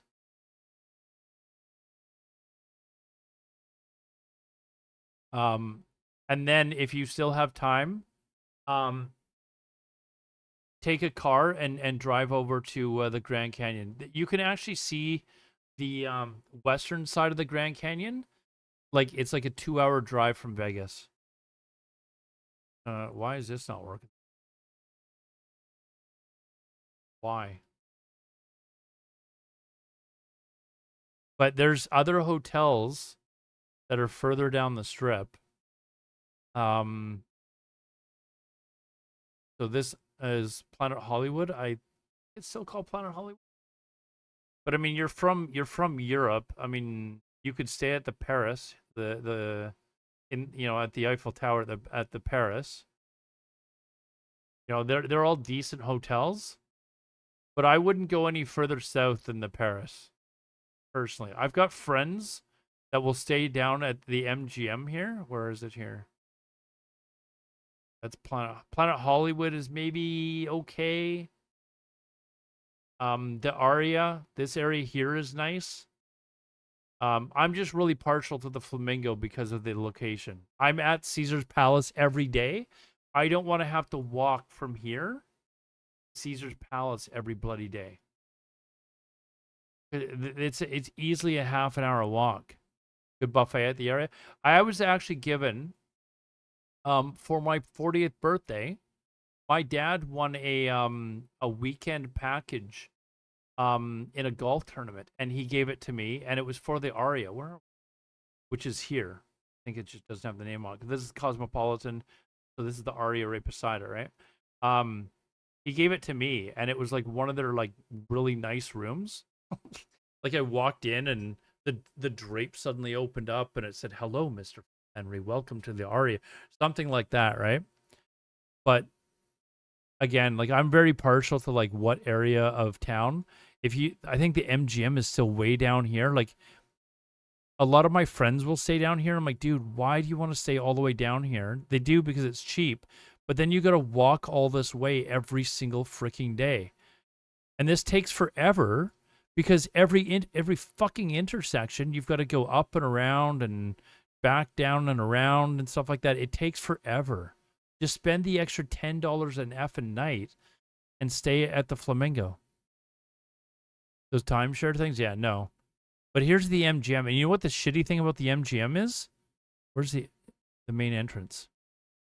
Is it over here? Somewhere around here. Yeah, the MGM right here. So this is like one of the entrances. It could be like, it could literally be 20 minutes from the main entrance to your hotel room. I am not kidding you, because the hotel is built so far. Look how far back that is. Like you have to walk from the front entrance, and that's your hotel way back there. Like it could take you 20 minutes just to walk from the entrance just to your hotel room. And then if you want to go to Caesars, it's going to take you an hour to get there. Like forget that. Like, and there's nothing like this roller coaster, waste of time. New York, waste of time. It's a dump. Like there's way down here's Mandalay Bay. It's like literally it's not worth doing. The walking is a nightmare. If you've never been to Vegas before, walk the entire strip once. In fact, I'm not kidding you. I don't know why I do this. Maybe I'm just mentally like retarded or something. I make it a point. I've been there 25 times. I make it a point to walk the entire strip, at least like the entire strip once, maybe not in the same day. But what I will do one day is I will walk from Flamingo all the way to the Stratosphere. And I've been doing this for like the last 15 times that I've gone there. So all the way from, like, look how far this is. All the way from, this is, what is, all the way from Flamingo to Stratosphere. And I do that every single trip that I go. And the last 3 trips, I don't know what got into me, but the last 3 trips, I've actually gone from Flamingo all the way to Old Vegas. So Flamingo to Stratosphere. Where are we here? Where the fuck is Stratosphere? Further up, right?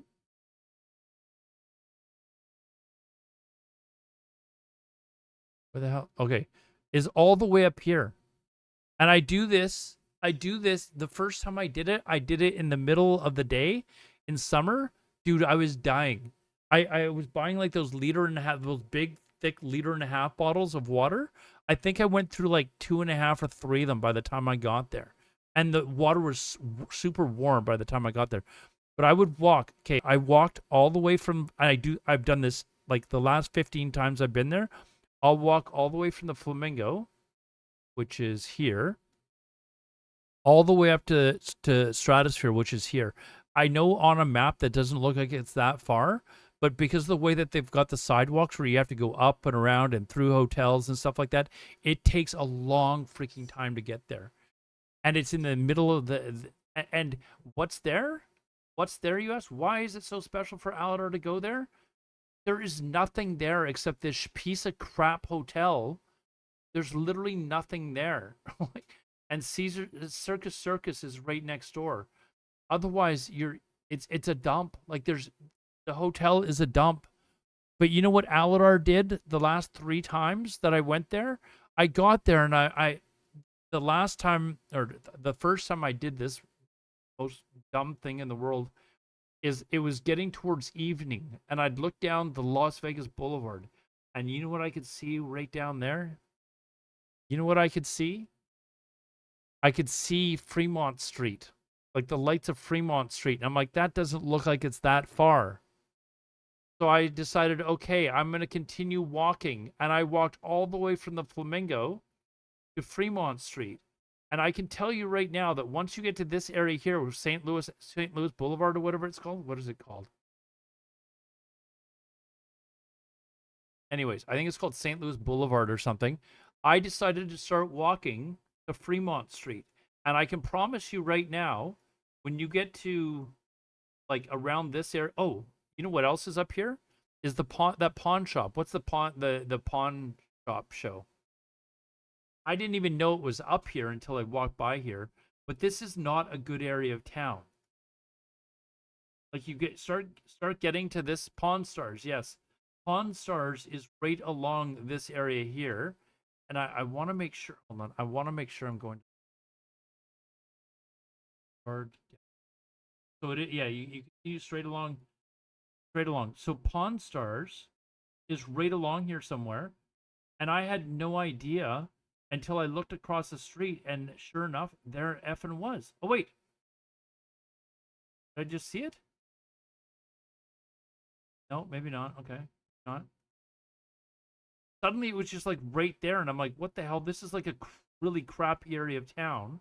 And Pawn Stars was suddenly like right here. It's got all these like kind of sketchy. Yeah, okay. This area here, when I walked through here at night, full of crackheads. Like it was like, okay, I am in the wrong area of town suddenly. And I think Pawn Stars might be right up here suddenly, somewhere. This Little White Chapel is a really famous place to get married in. You can get married by Elvis Presley there. Like, guy dressed up as Elvis Presley. Anyways, this is where all like the wedding chapels are. You know, people that they go down to Las Vegas, they meet someone, and the next morning they decide they're going to get married, and they do something incredibly stupid, and suddenly you're married to someone that, you know, lives in a completely different country from you. Adult Superstore. What the fuck goes on there? So adult about it. Anyways, can we continue on through here? I think we may have already passed Pawn Stars. I'm not positive. But this whole area, like, is sketchy. Going through here. Yeah, I think I may have passed Pawn Stars, but it is on this. I think there's like a. Oh wait, pawn shop. Hold on. Hold on. Hold on.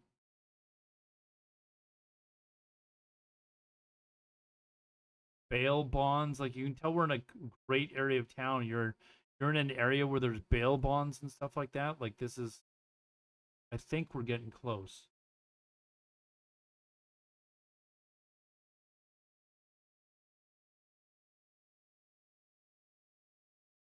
World famous, is this it here? This might be it. Hold on.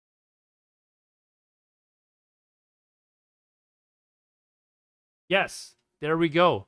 That's it. That is literally all the stores. That's all it is. It's just this. You think it's something bigger than that, and that's it. It's just this little store. And I was walking on this side of the street, and I look over and I'm like, what the hell? That's the pawn shop or the store thing.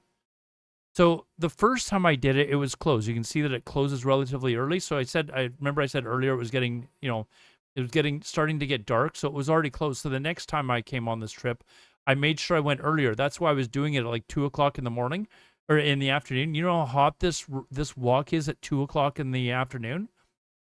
Anyways, so you continue down here and then suddenly you're at Fremont Street.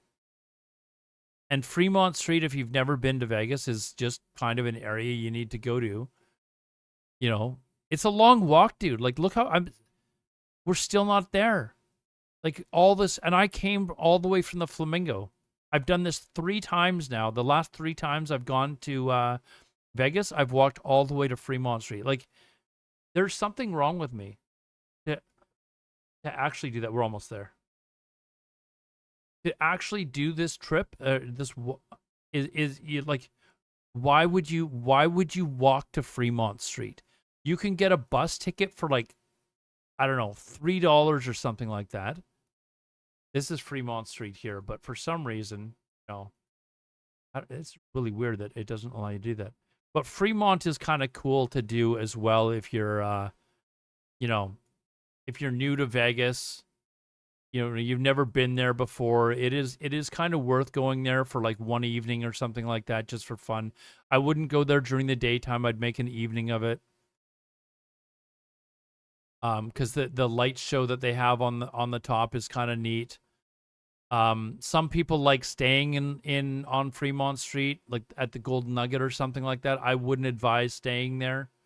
But some people like staying in Old Vegas. These are where all the old hotels are, like the old Vegas, right? Like these are the old classic hotels. Yeah, they got zip lines if you want to wait 5 hours in line to zip line past people. But you can get some pretty good deals as far. You know what? I'm going to give you a secret right now. I'm going to give you the ultimate tip for Vegas. Everywhere. I'm going to find one really quickly. Everywhere that you walk around, you'll find.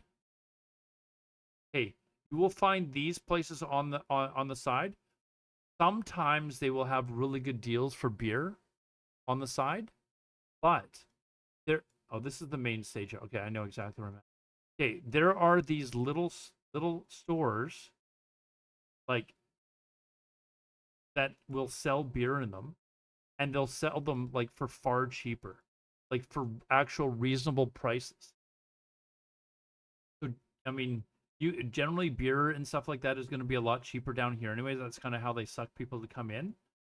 But there are like these little. What are the little like pharmacy stores that they have that are down there? They're not like 7-Elevens. They're like, there's something. They're called something else. Walgreens, something like that. No, not liquor stores. There's actually a name for it.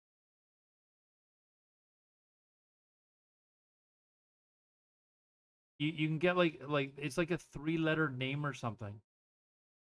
But you can find them everywhere. CVS, yes, thank you. So they've got like these little CVS stores. Oh, here's a Walgreens here. Oh, what's Walgreens?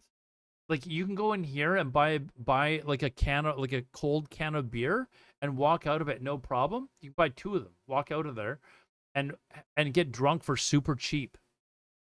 Like it's much cheaper than going into and these Walgreens or the CVS stores are everywhere, man. So you can get cheap beer and actually get drunk for dirt cheap there. Look at this, 2 Coors Light for $4. I mean, don't drink don't be a dumb idiot and drink Coors Light or some shit like that. But you can get Coronas for like roughly the same price. Don't drink Coors Light, dude. You're European, you're better than that, okay? Let the Americans think that Coors Light or Miller Lite is actually good beer. It's gross. But you can find deals. Like you can find like certain restaurants and stuff like that will like sell you steak dinners for like $10 or something like that. You have issues with Walgreens. Anyways, yeah, I would suggest coming to Old Vegas for an evening. Maybe 5-6 hours. You don't really need more than that. Just wander through the old casinos to see what they're like.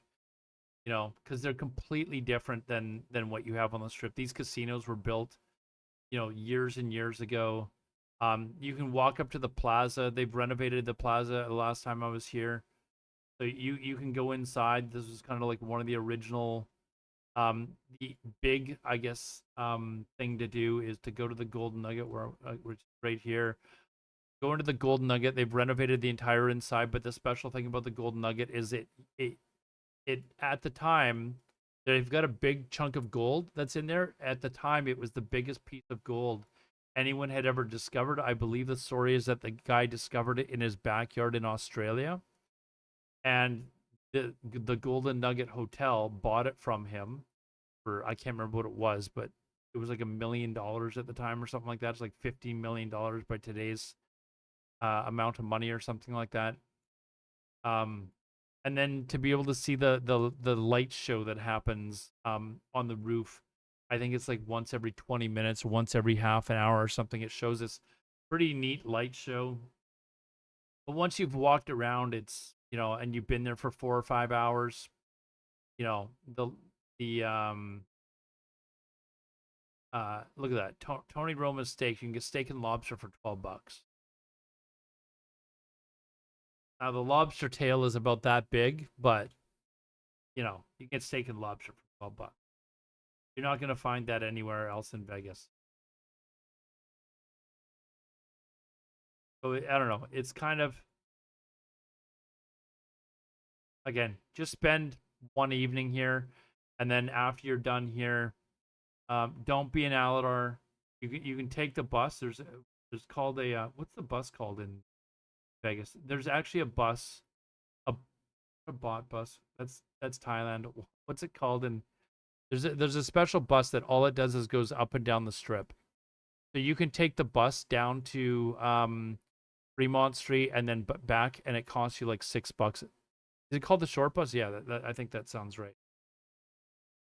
But yeah, you can hop off the bus here and then find the stop, and it's like a 20-minute, half an hour ride, and it'll come back down to the strip, and it'll go all the way down to the strip, all the way down to the Mandalay Bay. So whatever hotel you're at, it'll stop in front of it. But yeah, it's Vegas is definitely, if you're coming over from Europe, and I would say 6 days total, so you've got 4 days to spend. Just and you don't need to go to any of these other areas. Like any of these other areas in Vegas, don't worry about it. You're only staying on Las Vegas Boulevard. This area here. And you can see actually, like, there's Flamingo right here. Okay, I'm gonna make a little mark there. Anyways, the Flamingo's here. Okay, where's Luxor's here. So Flamingo's here, Mandalay Bay's here, and the Strat's up here. So you can see Flamingo's kind of in the middle. You can also look at the prices, you know, at some other hotels as well. But I would generally try and stay in that area. Now I've kind of got the itch to go back, but then I remember how expensive it is, and it's like, no, I've been there way too many times. You could also, if you're in Los Angeles, you could make the drive down to San Diego and go over to Tijuana. You know, you could make the trip across to Tijuana, and that is a bit of a shit show.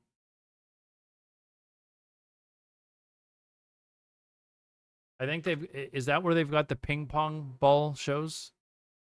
They've got that sort of thing in Tijuana, right? You don't know what that is, don't look it up. Are they called ping pong ball shows? Is that... Anyways. Never been to Mexico, but might get hustled or worse down there. No, I mean, this is a touristy area to come in. I haven't been to Tijuana in like a billion years, so I don't even remember where the touristy places are. But you can go across the border for a day or two or something like that, and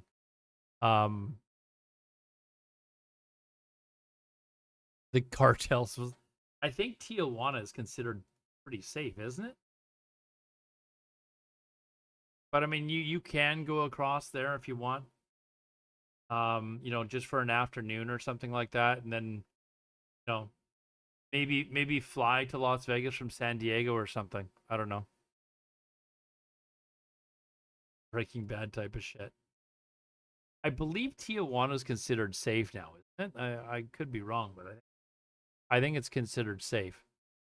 So yeah, you can use Google, like ChatGPT to give you a trip itinerary from Calgary to Vancouver, down through the Oregon coast to Los Angeles. If you don't want to go to Tijuana, that's fine. Go to Mexico some other time. Because Mexico is well worth it to go on, you know, Or Colombia. I absolutely loved Colombia. Or sorry, Cuba. I haven't been to Colombia yet. But Cuba I absolutely love too. But you can Mexico's cool. Like I've traveled throughout like Cancun and stuff like that. Tulum is apparently, I believe it's Tulum that is known as kind of the fun place to be these days.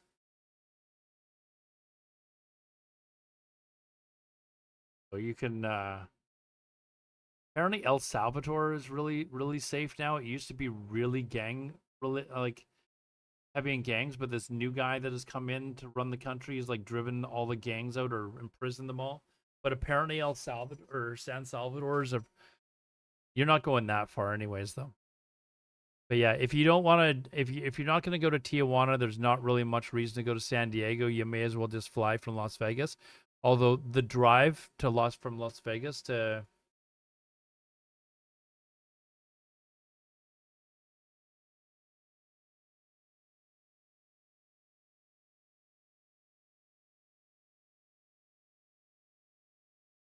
the drive, I think it's 5 hours. Oh, it says it's only 4 hours and 10 minutes to drive. So when I go to Las Vegas, I always meet people that are from Los Angeles and they just drive over. Right? So, but you can fly as well.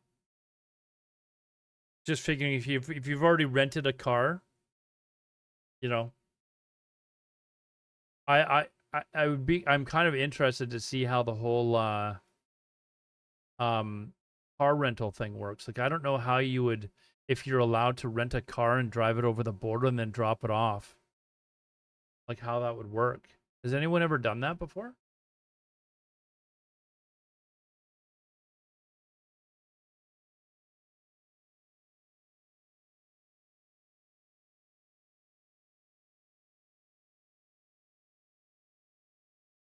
Generally, it's possible to rent a car in Canada and drive it across the border. Yes, but it's you to inform the rental company sure you have the necessary documentation. Most major rental car allow cross travel for the vehicles with some restrictions may apply based on the type policies. So, I know when I rented a car, I rented a car from Phoenix because I have relatives that live in Phoenix, and I drove up to like Flagstaff and then up into this area. Where is trying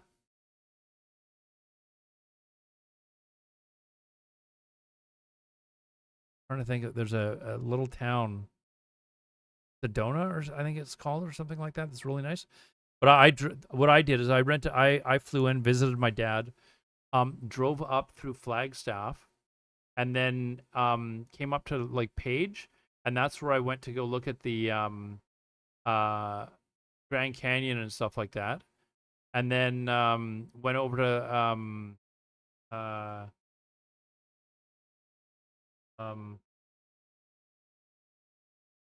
what called Monument Valley. Sorry, Monument Valley, which is over here. So I drove through. Let's go through Monument Valley. So this is basically an example of what Monument Valley are. That's what they're calling the monuments. These things here, they're all over the place, and you've probably seen. What was the name of the Tom Hanks movie?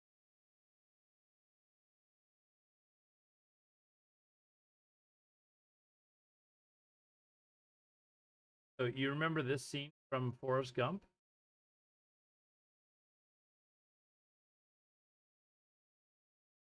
You remember this scene where he was running along in Forrest Gump? This was filmed in Monument Valley. There's all sorts of other. Actually, here I'm going to show you another one.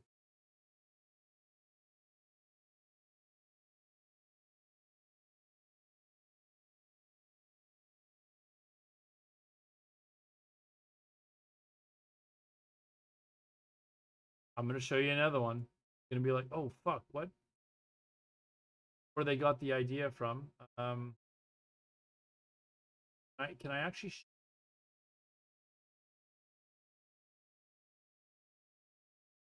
I can find the clip.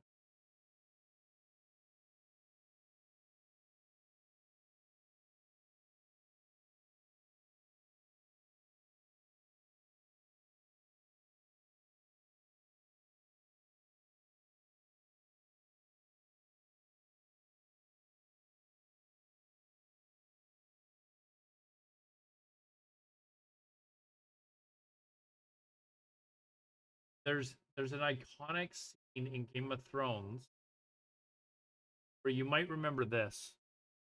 You remember when Daenerys? You watch Game of Thrones, right? If you don't, unsubscribe, unfollow. Where Daenerys first meets what's his name? First time she did battle against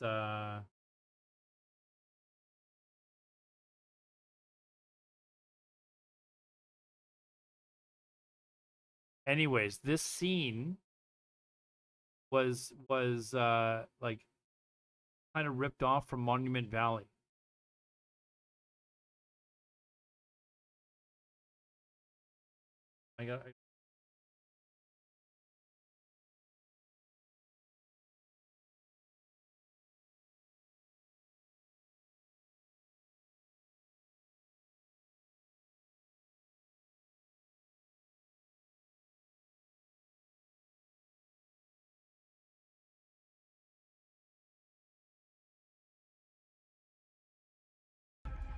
I think this here.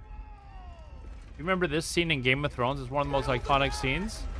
See all these huge rock monuments. I don't know if it'll show it in this scene, but this was the idea of these monuments was taken from Game of Thrones, or sorry, from Monument Valley. This is maybe one of my top 5 favorite scenes in Game of Thrones. If you remember it. I don't even know if I can play this on stream, so we're gonna leave it at that. But that's kind of try to go to Canna. What is Canna? There's also where Lampoon's. Oh, the vacation, National Lampoon's Vacation. Funny.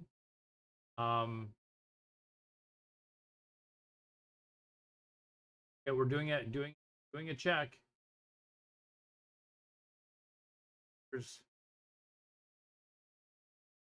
Stop. Is the rocket? Oh, stop. Sirens in northwestern Israel. Stop. 41 seconds ago, Israeli minister identified missiles launching from Iran. Stop.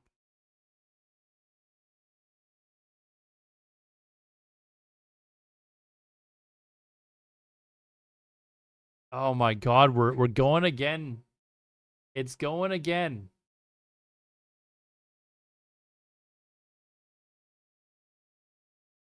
It's all staged at this.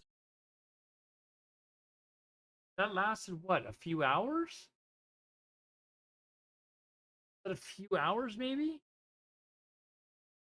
Hold on, I may as well just bring this up here. Like, look at this.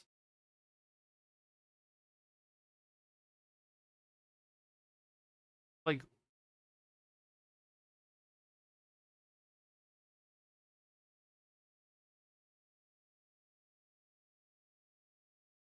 crazy. Like, absolutely crazy that this is going on. Where is this?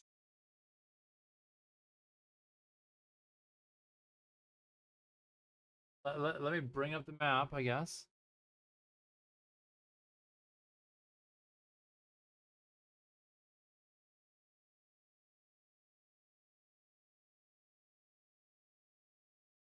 Impacts expected in the coming minutes.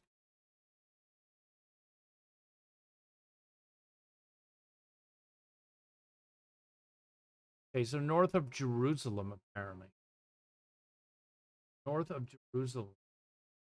Let us find sirens.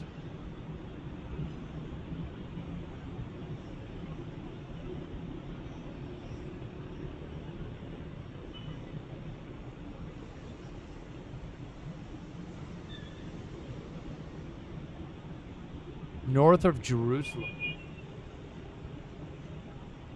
Can't believe this is starting up again.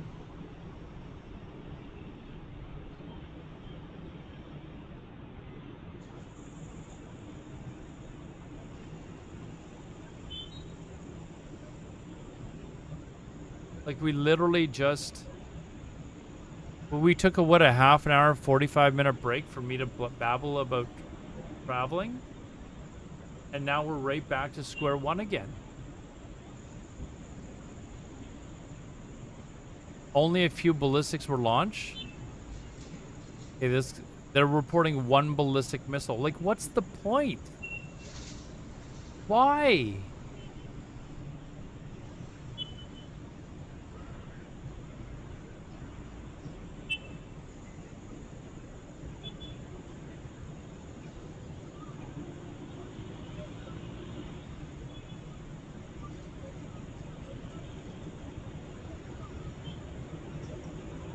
Okay, this is saying missiles, but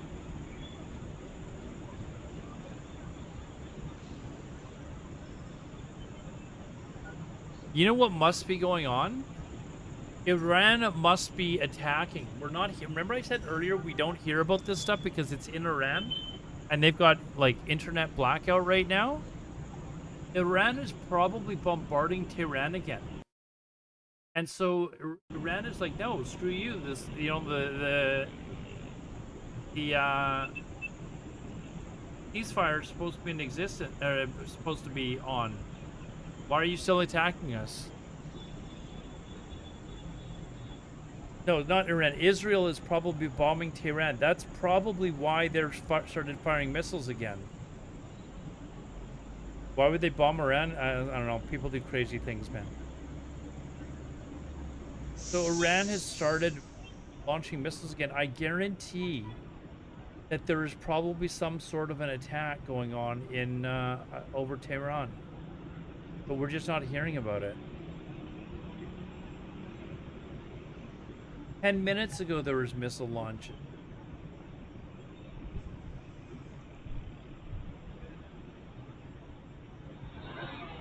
Hold on, where's Tel Aviv?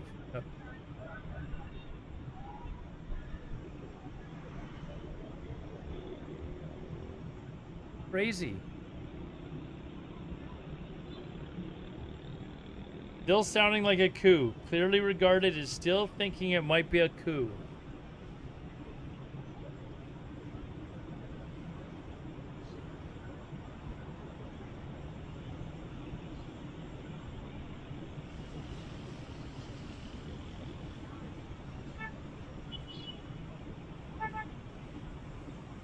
How's that?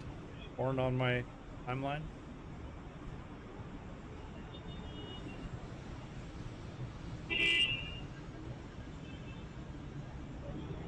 So, Iran's Supreme Leader Ali Khamenei says Iran is not a nation that surrenders. He said this a couple days ago, though, or yesterday. So, let's see if there's anything that they've actually announced.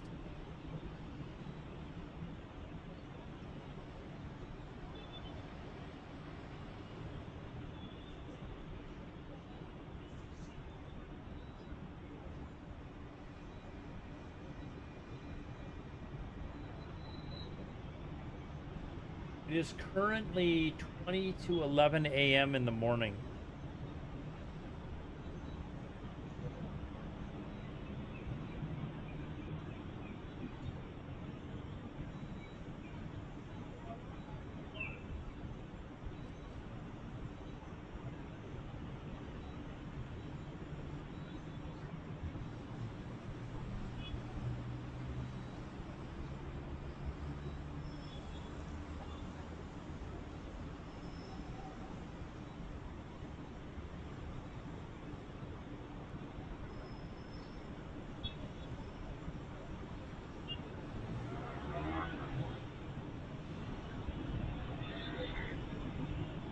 Crazy that this is starting again. It's not supposed to be over.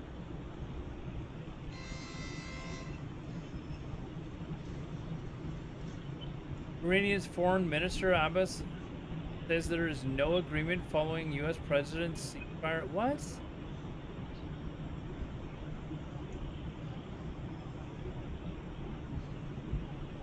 Well, this has got to be reporting old news, right? Because they announced earlier that there was a ceasefire on both sides.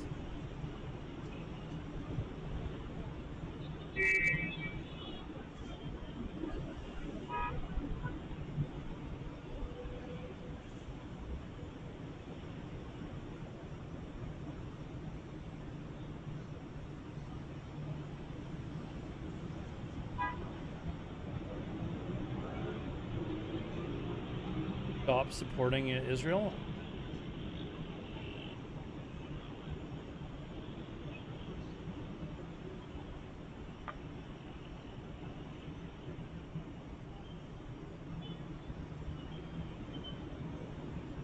So I don't... Okay, so it's only been in like the last 10 minutes. It looks like. I've gone back to the point where I had stopped paying attention to my Twitter feed for a little bit.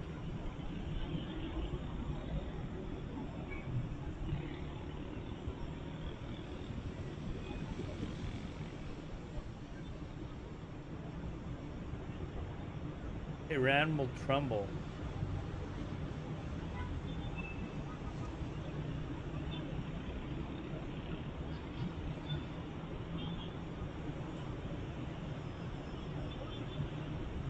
I thought Donald Trump said this was going to last forever. What happened?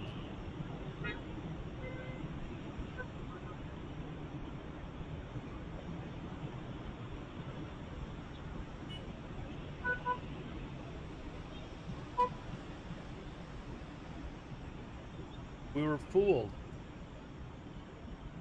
Hey, Nixon, what's up, man?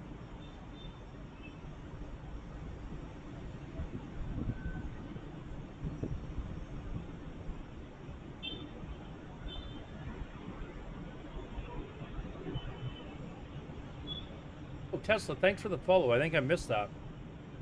And Gray Flash as well. How did I miss this? Tesla's been here for a while. I didn't realize he hadn't followed yet.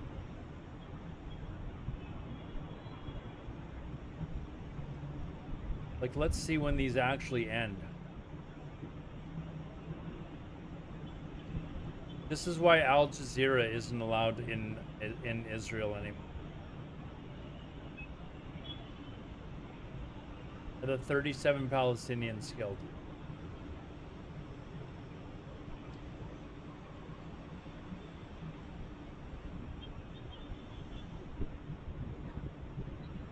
This guy here, remember I told you there's an Iranian guy that is reported is very pro-Iranian? This is him.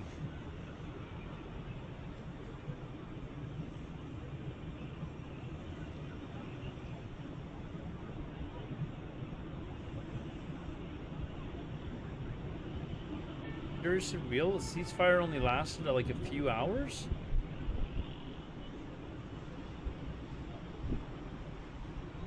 Crazy.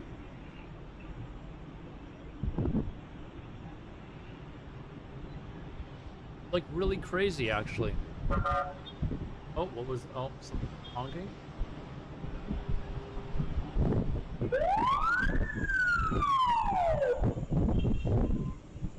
That sounded like it was just a cop.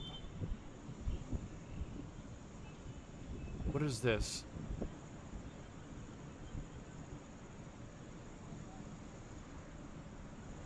No translation, apparently. See if I can Google translate this.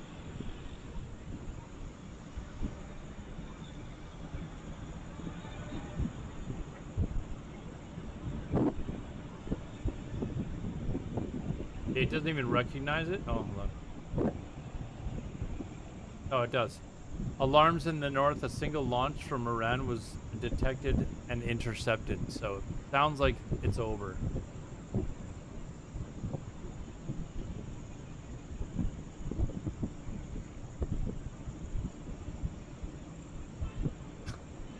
A missile was launched from Iran in violation of the ceasefire. Israeli media reported on Tuesday. Finance Minister Bezalel Smotrich said in response, Tehran will tremble. Missiles were launched from Iran towards Israeli territory shortly after the ceasefire took effect. Air defense systems were activated and intercepted the threat. What was the point? What was the point?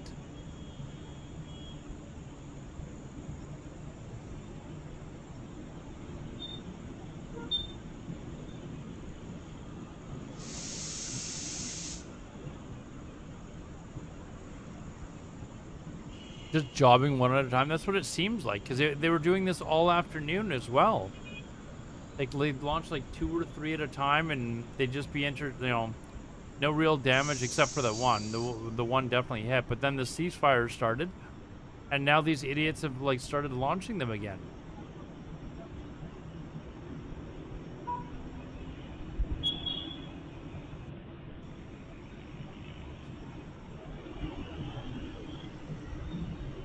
Let's check to see if there's any people trying to escape. No, doesn't look like it. Yeah, no, I'm not kidding you, Owen. Like, they're now, it looks like they've been intercepted, but these were just launched like 10 minutes ago.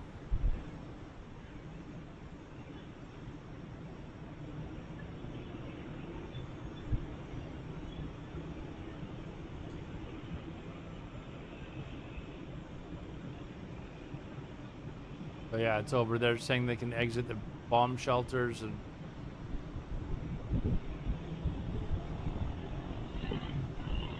Yeah, but rearm for what? You like launch 1 or 2 missiles? Like, it just seems really fucking weird.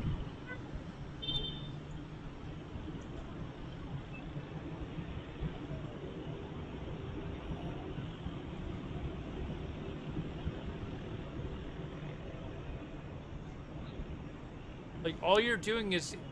Did the bombardment of Tehran last night not teach you anything? You're just giving them a reason to just say, okay, you know what? We're just gonna immediately come and attack you.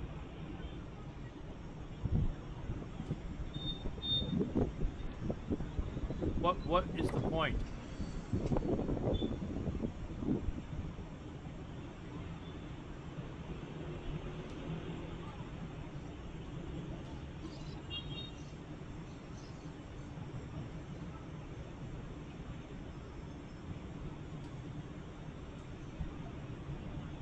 Did you guys see the Ethan Klein video that he made and now he's suing people?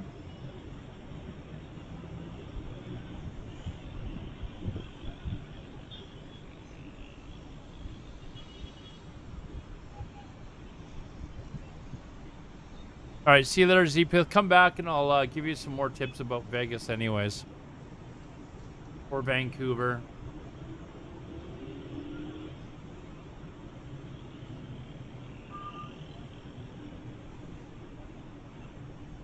Like, really?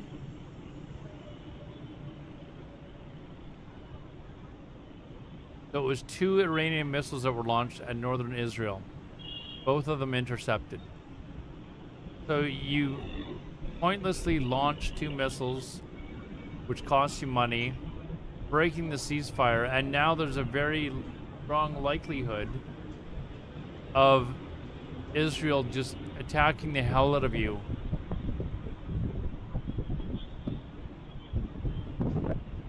That leads me to believe that there hasn't been a coup attempt anyways.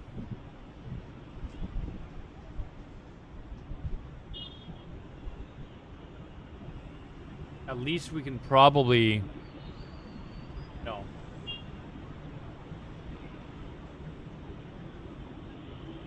Probably assume that anyways.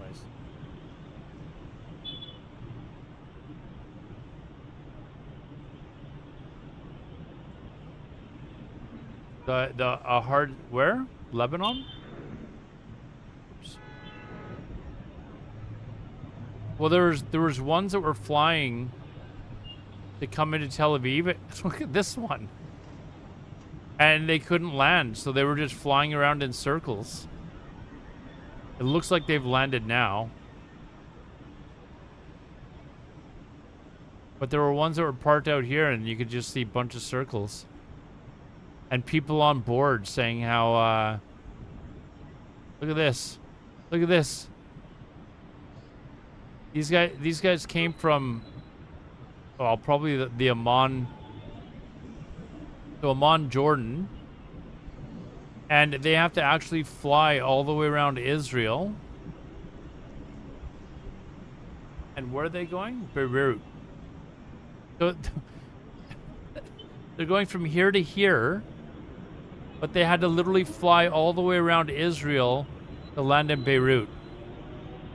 This is probably a half an hour flight. I don't know.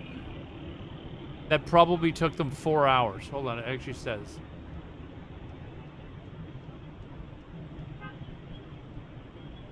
Oh, apparently it's only like an hour and a half to do the flight that they're doing. But that would probably normally take like 15 minutes then or something.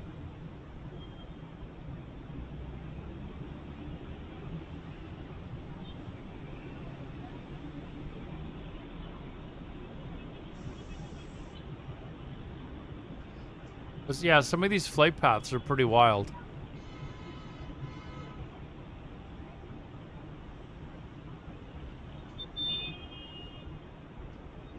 Like above it? Which one are you talking about?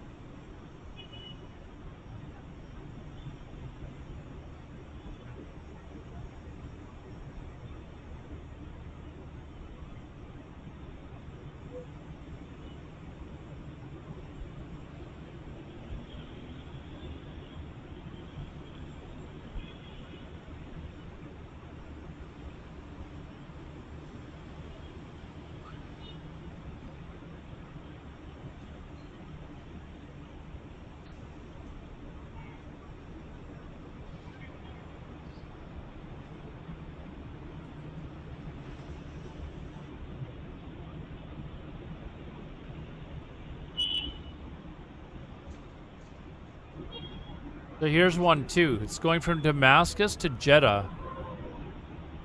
And Jeddah is, where the fuck is Jeddah? It's somewhere down here. There.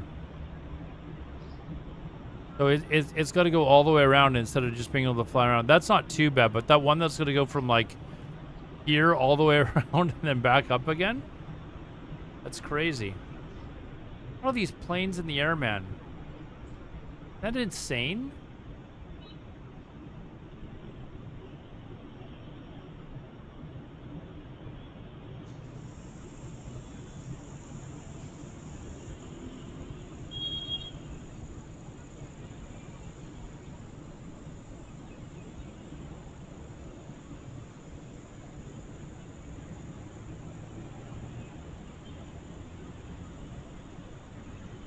I flew on a plane from South Korea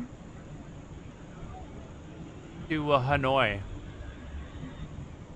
And the legroom was like, you know how short legroom already is? This legroom was like 8 inches shorter than you would normally find on a plane. I couldn't actually sit in my seat. I had to like sit. You know, normally you sit straight forward. I had to sit like facing sideways basically with my legs up in the air or like out in the aisle and watch to see if the stewardess came by. Because I could not actually physically move my legs around to fit behind the seat. And normally, like if I fly on a plane, like I can get my knees in there and there's a little bit of wiggle room. There was no chance I was fitting in this seat. But they didn't say anything when I turned my legs to the side and was taking up a bunch of the legroom.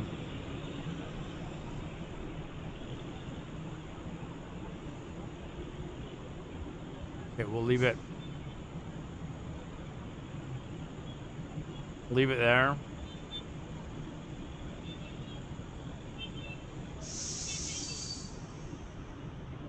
Let's check to see what's. I think the missiles were both intercepted, they said.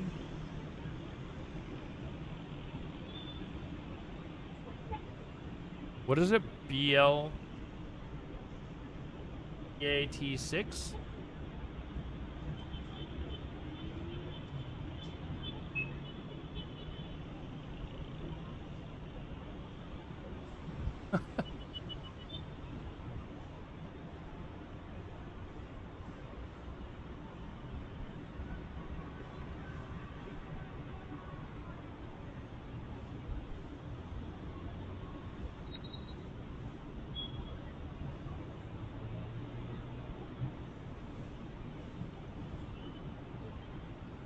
The Gonella Airport.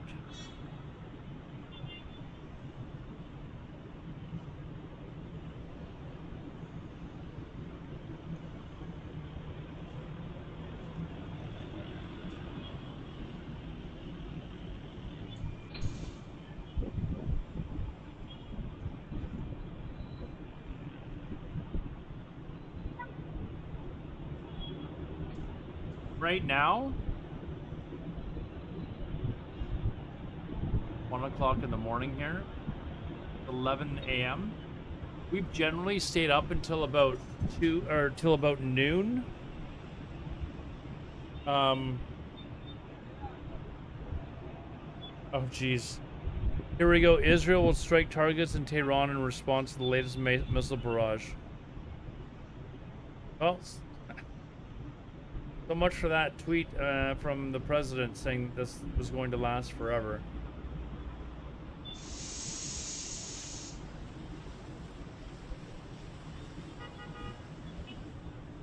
Yep, Israeli Defense Minister says that he has instructed the military to respond forcefully to Iran's violation of the ceasefire with high-intensity strikes against targets in the heart of Tehran. Here we go. Yeah, I guess ceasefires can only, you know, if you want, they can only last a minute or two, right?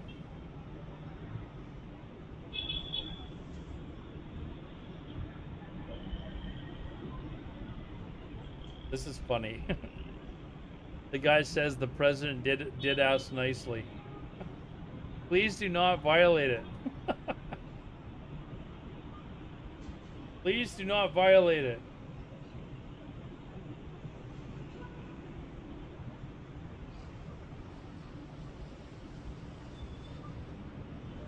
Plane is cutting through low in Iran.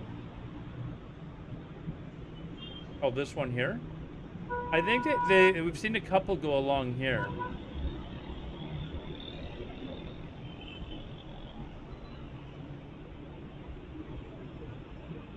Yeah, Air China. I was like, Chengdu, that sounds like... So this is a Chinese flight. And China is a ally of Iran, so I think they're just like, okay, leave, don't attack the Chinese. Don't attack the Chinese. Don't do something stupid.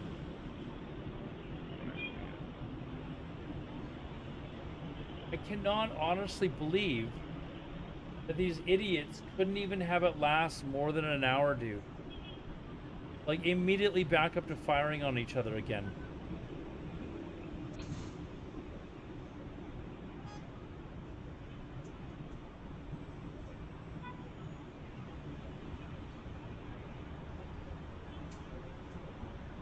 Is that true, J-Rock?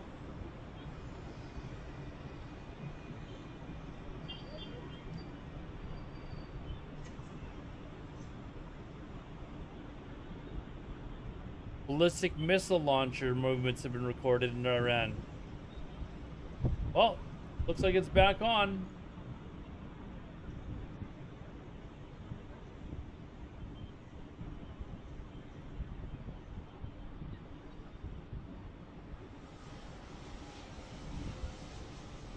There we go. Back to the circus, guys. Back to the circus. When you thought it was slowing down, well, we might get a strike against the Ayatollah of Rock and Rolla. Ayatollah of Rock and Rolla Khomeini.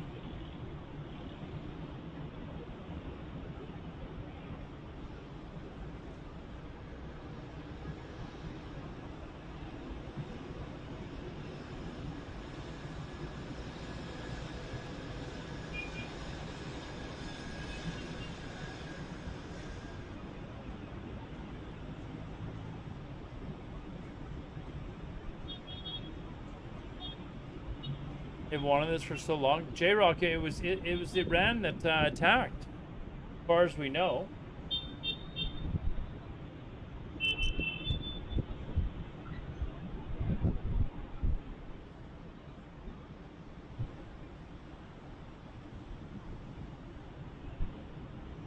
know, has launched a new series of missile attacks.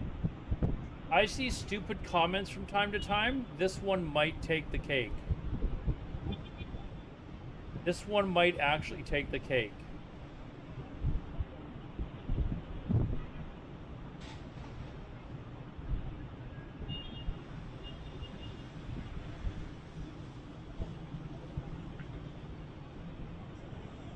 Where's this person from? A PhD at Harvard?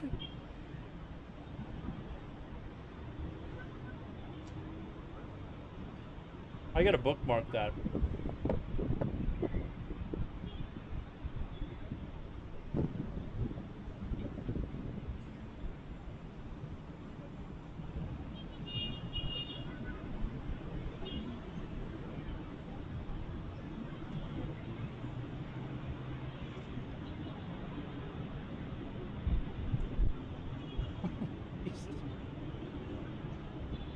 Don't get me wrong, what's going on in Gaza is pretty sick.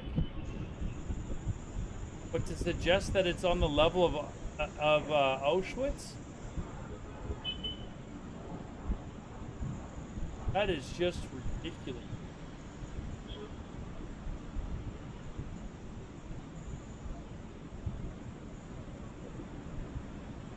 How many people died at...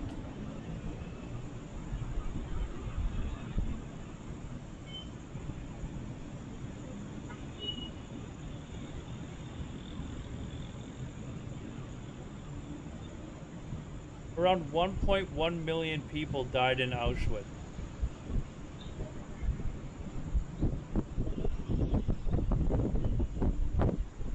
$1.1 million people.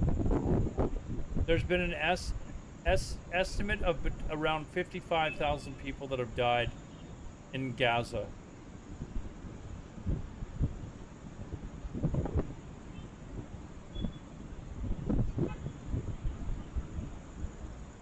Unbelievable. Instructed the Israel Defense Force to respond forcefully to Iran's violation of the ceasefire with intense strikes against regime targets in the heart of Tehran.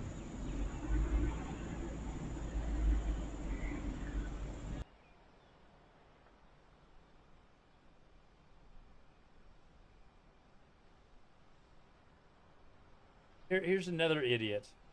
Come on, how many idiots?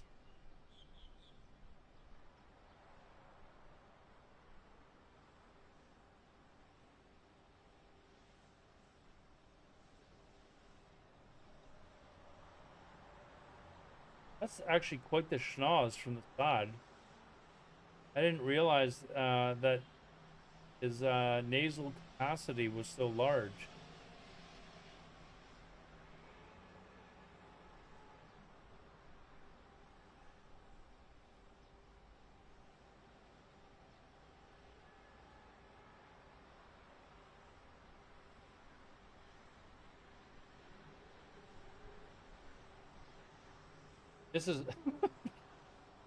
This is gonna be mean, okay? This is gonna be mean.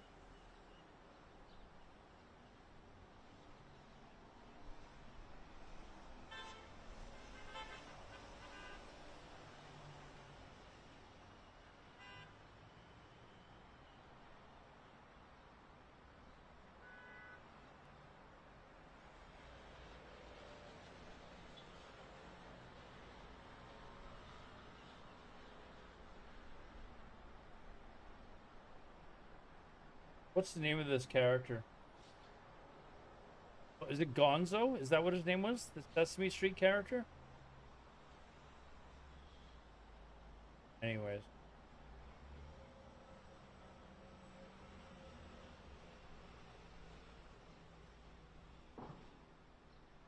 The type of the name of the plane that we watched land, the one in Tehran? Yeah, I've still got it up actually. This one here. We search by registration?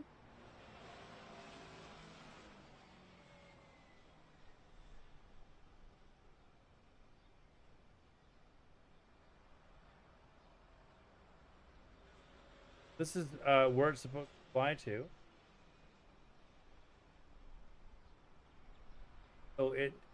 this is the flight that it was on.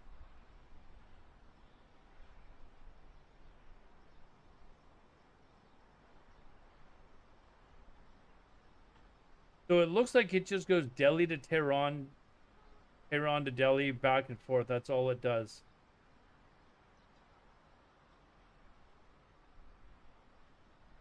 Date 23rd. Yeah, so that's the flight that it does. Is Delhi to Tehran. It landed, and it looks like it's supposed to. What does that mean? Oh, scheduled time of arrival. So it'll leave tomorrow at some point and fly back to Delhi.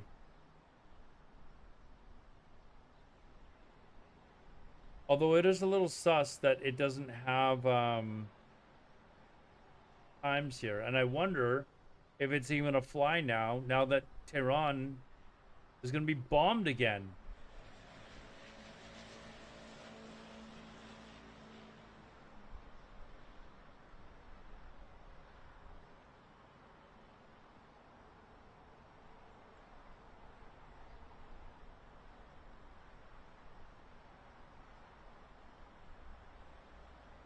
Explosions in what? Dnipro? This has got to be in the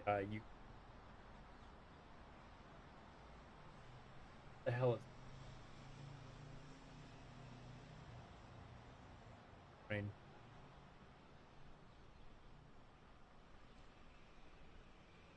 I can't believe we're going again, chat. We're going again.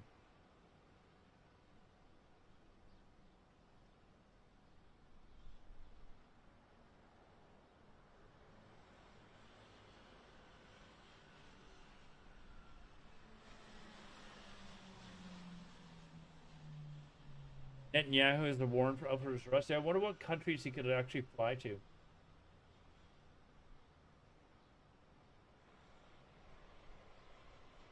wonder what countries he would be okay for him to fly to.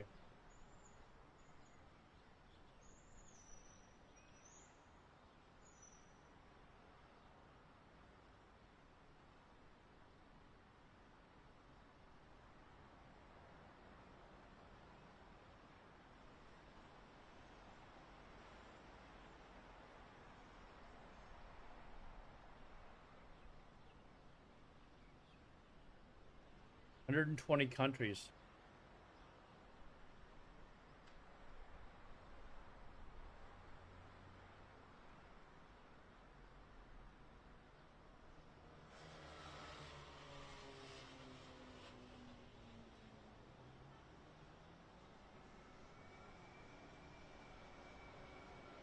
I'm going to turn off the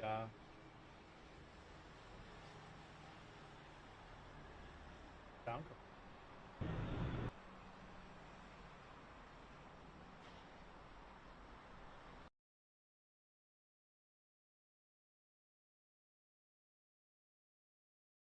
Here we go. Whether he is going to be Israel wanting claims to talk Iran's about violated that ceasefire instead of, agreement. The Middle East. Well, I guess we'll have to wait and see. Deborah, just very quickly, remind us of the timeline. What time is the Prime Minister expected? We just saw a picture of Mark Rutte speaking already, but when does the Prime Minister get there? When's President Trump meant to get there? Well, the summit itself has actually been shortened because people were worried. They saw what happened at the G7 with Donald Trump leaving early, and they wanted to sort of limit the possibility that he might do the same here and quit, because a NATO summit without a US president is very hollow indeed, given America provides the majority of military power for the alliance, which is exactly something that Donald Trump is trying to correct. Leaders will be coming here over the course of the next few hours. They will all go. It sort of kicks off really in the evening once Donald Trump arrives. There's going to be a dinner taking place, more of a kind of social event, and then the main business will be tomorrow with about a 3-hour meeting where they will be running through all the different International court issued arrest warrants against them over suspected war crimes in Gaza, while Israel does not recognize the authority of Netanyahu and Glenn will not turn themselves in. The pair's world just got a lot smaller. Yeah. We'll be talking about not just defense spending, but also about Ukraine, and there is obviously friction. Be interesting if he got arrested if he went to the U.S. In particular, the United States on how to describe Ukraine's future. Many want. If you're just joining us, chat, the NATO club. The ceasefire is over already. The ceasefire is over already. Iran fired a couple of missiles at northern and, well, some places in Israel. And now apparently Israel is mounting they're mounting an attack on Tehran. I don't know when it will hit. Presumably, they do it during the day. I don't even know if they do it during the day. Maybe it would probably be easier to hit targets. I don't know that they've got much defense left. So we're now waiting to see when that happens. Can't go to Canada? Good. Actually, technically, Donald Trump wasn't supposed to be allowed in Canada for the G7 either. Technically, he was supposed to be turned away.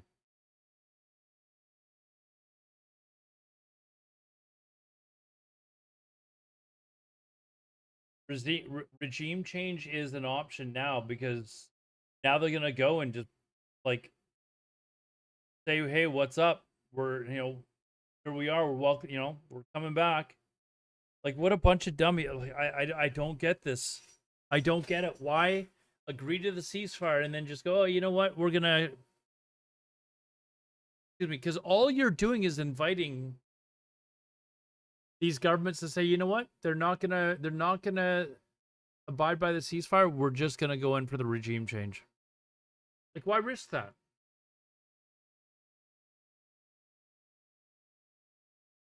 Like, it's kind of nuts.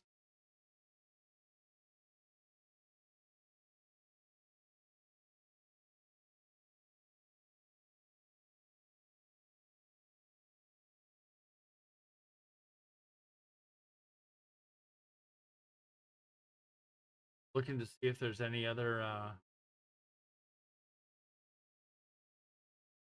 alternative.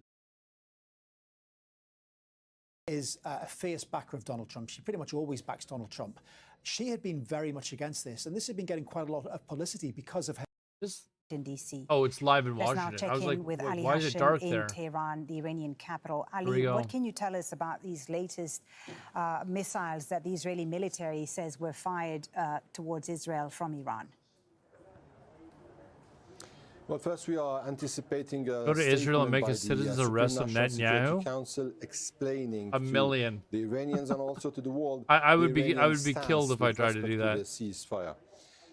It was a very complicated deal. This is what we understood, and the main issue was the issue of timings. Now, with respect to the latest launch, it's clear that Tehran wants to say that it is the one that shoots last, and that's a kind of a messaging or signaling in this war that after the cessation of hostilities, people killed because of this, that was reached, Iran wouldn't tolerate any kind of Israeli airstrikes within its territories, or what Israeli Prime Minister Benjamin Netanyahu described as the freedom of movement, because the precedents in Lebanon gave the Iranians a lot of lessons, and this is one of the reasons why we are seeing till the last moment Iranian barrages of rockets being launched towards Israel.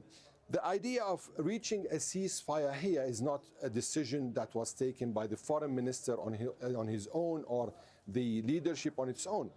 This is a decision that was adopted by the Supreme National Security Council. So it's not an individual decision. It's a country that took this decision. Now, the issue about this whole image yesterday, since President Trump started talking about the ceasefire, there was an issue with Iran stopping or ceasing hostilities, and then Israel ceasing hostilities in 12 hours later. This was the main hurdle to reach a ceasefire, and now the Iranians are trying to stress this. Remember, issue Israel attacked by the U.S. action, Liberty, by killing launching the 34 rockets Americans to make it till look the like last an moment. attack However, from another country. We are not sure. I haven't what is watched going that to happen documentary now, yet, whether actually. Israel is going to Was retaliate it you that sent to the last the batch documentary? of rockets that was sent. But at the end, it's clear that this is a round that was fought. Look at this. Cessation of hostilities doesn't mean a peace deal. Iran is already I want to ask violated you about ceasefire. Qatar and Iran. We're expecting any moment now a news conference from the Qatari Prime Minister, who will be speaking alongside the visiting Lebanese Prime Minister here in Doha. Qatar, Somebody we mentioned understand, there has was a summoned the documentary. Iranian ambassador following Iran's attack on the American base here in Doha on Al Udeid. What are the implications for the relationship between the two countries? There's one by Al Jazeera actually called the Day Israel about their Attacked targeting America. of this base in Qatar, Almost an hour which is long. a country that they have good relations with? Well, it's clear that I'll have to watch for that. the Iranians, they wanted to send, aside from the attack that happened yesterday in the statement issued by the National Security Council, the third of 1/3 of this Depends, statement I don't know, was do you guys figure meant you want to send watch it, or? messages to Qatar that this attack wasn't meant to breach the Qatari sovereignty, wasn't directed against Qatari Oh, there's people. another But one at the from end, the Qatar is a BBC. sovereign state, and Just called the USS of course, Liberty incident. is a breach of sovereignty, and that's why we saw this Let's reaction. educate from some Qataris, people. From the Gulf What happens countries, if from something most happens, of from the countries around the region and the world. But for the Iranians and the Qataris, the issue is that despite what happened, the Qataris were still leading the mediation to end this war in the region. And this is a huge victory for the Qatari diplomacy, because they were able, despite what they had to go through or what they underwent, they were able to mediate, they were able to deal with cold blood and offer this mediation to both sides in order to reach to what we can describe as the first ceasefire, or at least the cessation of hostilities. A cessation of hostilities, a truce, a fragile one. France but a surrendered? truce What are they talking about? nevertheless, Ali. And as you said, the Iranians, as the Israelis are presenting this as a victory, how will the Iranian public be viewing this? And remind us of the cost for Iran and the Iranians these past 12 days of war with Israel.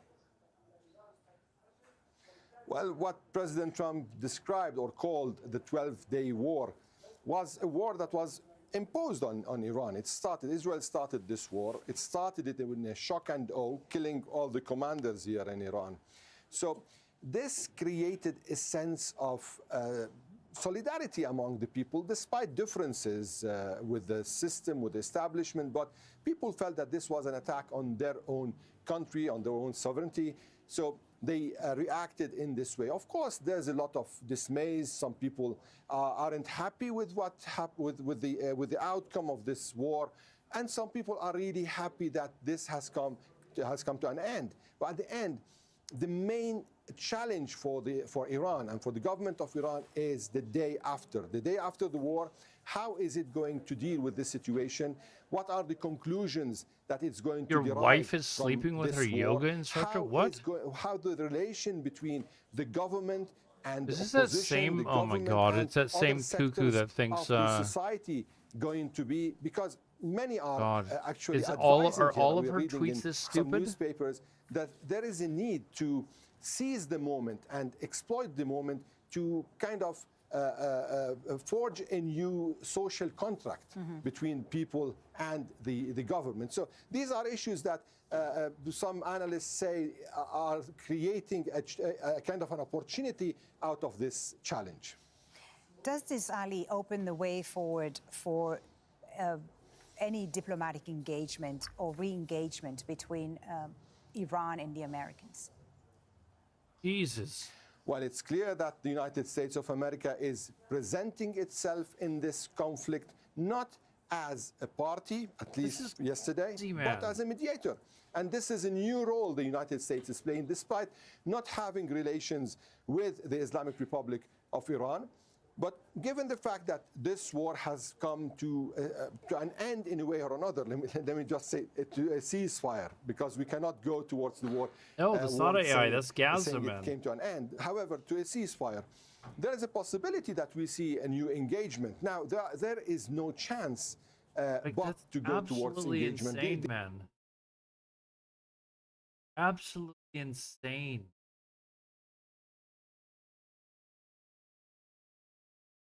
Like, I don't even know what to say to this. This is saying that 377,000 people have died in Gaza.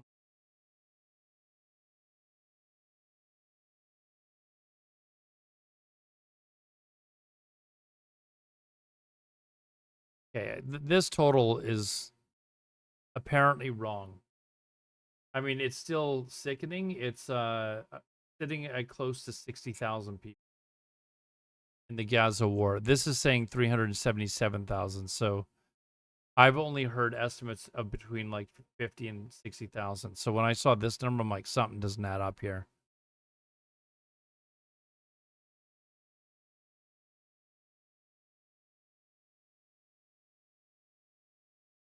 But apparently the total is 55 or 57,000 roughly. Like that is, I mean, come on, man. That is just gross.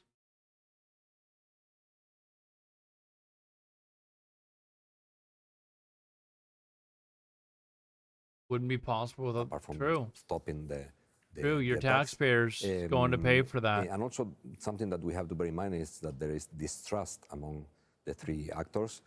Even, I mean, Iran is not recognizing Israel. There is no diplomatic relation between Iran and the United States since 40 years. Yeah, they're saying ago. So it's difficult. well to over half are see women and how, children this is going that have died. to hold. Moreover, when if you want to commit genocide, kill the women and children, right? Iran and the U.S. and then it was broken.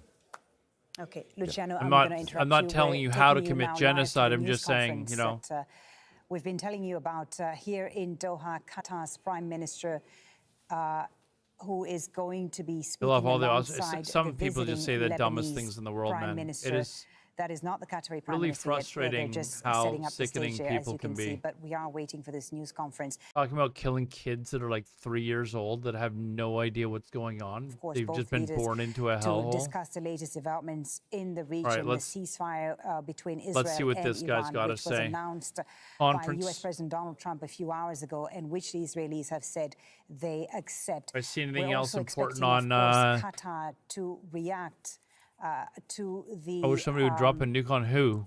Oh, you're talking about on Israel? Yeah, but then innocent people in Israel are dying, dude. Not all people in Israel believe that that should happen.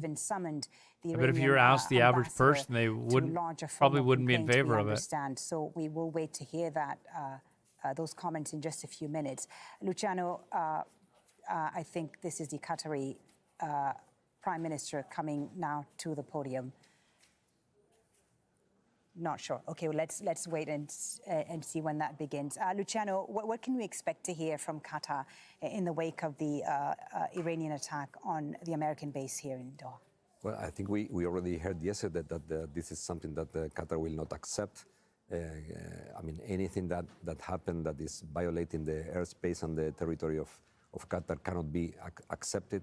So he's going to get up to the podium and he's going to be all mad. Response, or at least which I guess he should be. If somebody fired a missile into Canada, I'd be pretty pissed off too. Should be done, and to make clear Iran that even though there is an American base here, the fight in Gaza isn't really a war, dude. America cannot be made in that's a slaughter. How do you think the U.S. role in brokering the ceasefire between Iran and Israel, how do you think it will shape its standing in the Middle East, President Trump's standing in the Middle East?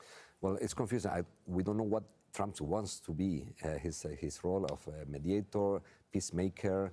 People say the Matrix is a bad thing. Humans are unable to rule over themselves without killing each other. One proof. Iran in a way that he would. And there's one particular thing that a lot of these wars are started over. This is something that is contradictory, at least, to say that first of all, I will bomb everything, killing I don't know how many people, destroying all the infrastructures I can, and then I force you to sit to make peace with me and with the rest of the world. This policy of... That's what he said. I mean, he did talk about diplomacy. Killing because it makes them feel good, and then killing to end this. Very big strength. So it's a very small carrot and a very big stick. From reports I assume that he's trying to send signals to everybody as well. Well, from a lot of reports, it sounds like a lot of the killings are for fun. From his foreign like policy, they're not taking only in the target practice against people that are trying to get that he could find in order to food. say, and they've got guys that are just sitting there with rifles and taking pock shots at these people. But as far as you it's fucking crazy, man. What I am trying to tell you, and if you don't accept that, I will impose my conditions by force, which is actually what is expected to decide. But this is not Iran's Supreme National Security Council will issue a statement on the ceasefire shortly. Uh-oh. Their will and its hegemony in the whole region. Now, the confrontation between Iran and Israel is over for now. Uh-oh, here the we go. hostilities that Stay existed for tuned. decades remain. How do you see that going forward? What will it take, do you think, to lessen the tensions and to make this ceasefire turn into something more lasting, perhaps? I don't think it What will happened? move to something else. I mean, as far as there are no Iran's Supreme National Security Council will issue a statement on the ceasefire shortly. stalemate. Didn't last They long. would never be friends. They would never be cordial relations. That but didn't at least last they would not long. be Here we go. Open fire, Round as it two. was before. Before there was a cold war, no war, no peace. I'm I gonna think go we're grab going to come a back to this snack. I'll be right situation back. in which there is no direct intervention. We have to remember what are that we there at was for no ads right direct now? attacks between Israel. Okay, good. and We still Iran, got like half an hour. I'll be right around back. 40 years, at least not declared ones, not military direct attacks. And only this happened because of what happened in Gaza. And this is something that we have to remember. The Gaza problem is still there.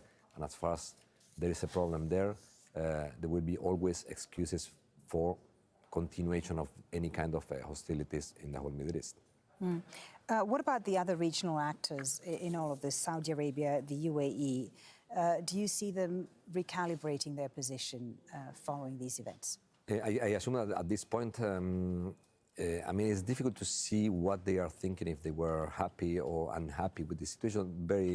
I mean, they criticize both Israel and the United States because of the unilateral attacks. But of course, none of these countries want Iran to impose their will in the whole region. They all want an Iran state that is possible to discuss with and to engage in conversations, but not the country that they fear or that they want to, they want to contain, which was the policy before. I mean, before, all the states were more worried about containing the influence of Iran rather than engaging with Iran in a constructive dialogue. Now we are in another phase, and I assume the all GCC states want to keep that trend that was established in 2022 with the normalization of Iran with the Emirates and Saudi Arabia. Okay, Luciano, thank you very much for the moment. Luciano Zakara here in Doha with me. Let's get the perspective from Iran and speak to Abbas Aslani, who's joining us from the Iranian capital, Tehran. Abbas, what is your sense of where things stand right now? A ceasefire has been announced by the U.S. president. The Israelis said that they accepted. We have no official response from Iran, as far as I know. And in the last hour or so, we've seen, according to the Israeli military, missiles fired from Iran. Where do you think this all stands? Round two. And where is this headed?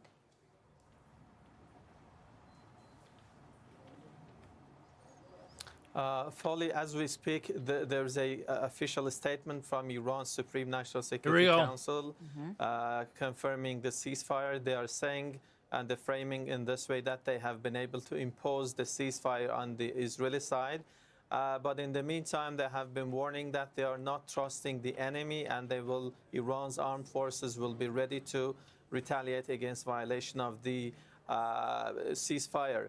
Meanwhile, regarding the news reports on missiles being launched toward Israel, Iran's state TV also denied launching any missiles against Israeli targets. So this seems that there has not been, let's say, missiles coming from Iranian side. That's yet question what has been happening. But at least it's not from Iranian side. So in the early hours of this ceasefire, the situation might be fragile, and it needs, attention from the both sides in order to avoid, a renewed escalation. But it seems that we also have the official confirmation from Iranian side, and it's important to take note that there will be no violation of the terms of this ceasefire. Very important to bring us that latest line there from Iran, and thank you for it. So Israel's we now claiming have official confirmation. Abbas Aslani, our guest in Tehran, telling us that the Iranians have also now accepted the ceasefire after the Israelis announced 2 hours or so ago that they would agree to the ceasefire, which was announced by the U.S. president. The Iranians now also saying, yes, they will abide by the ceasefire. And Abbas Aslani, you're also telling us that Iran has denied launching the missiles, which the Israeli military said came from Tehran an hour or so ago, because we did see an alert in the Israeli military telling its citizens to take shelter. But as Noor O'Day, our correspondent in Amman, was telling us, there were no prior warnings. Usually when these things happen, there is a warning that sounds over Amman in Jordan, which is then also relayed in Israel. But we didn't hear it this time. And now you're telling us that the Iranians are denying having launched missiles towards Israel this morning.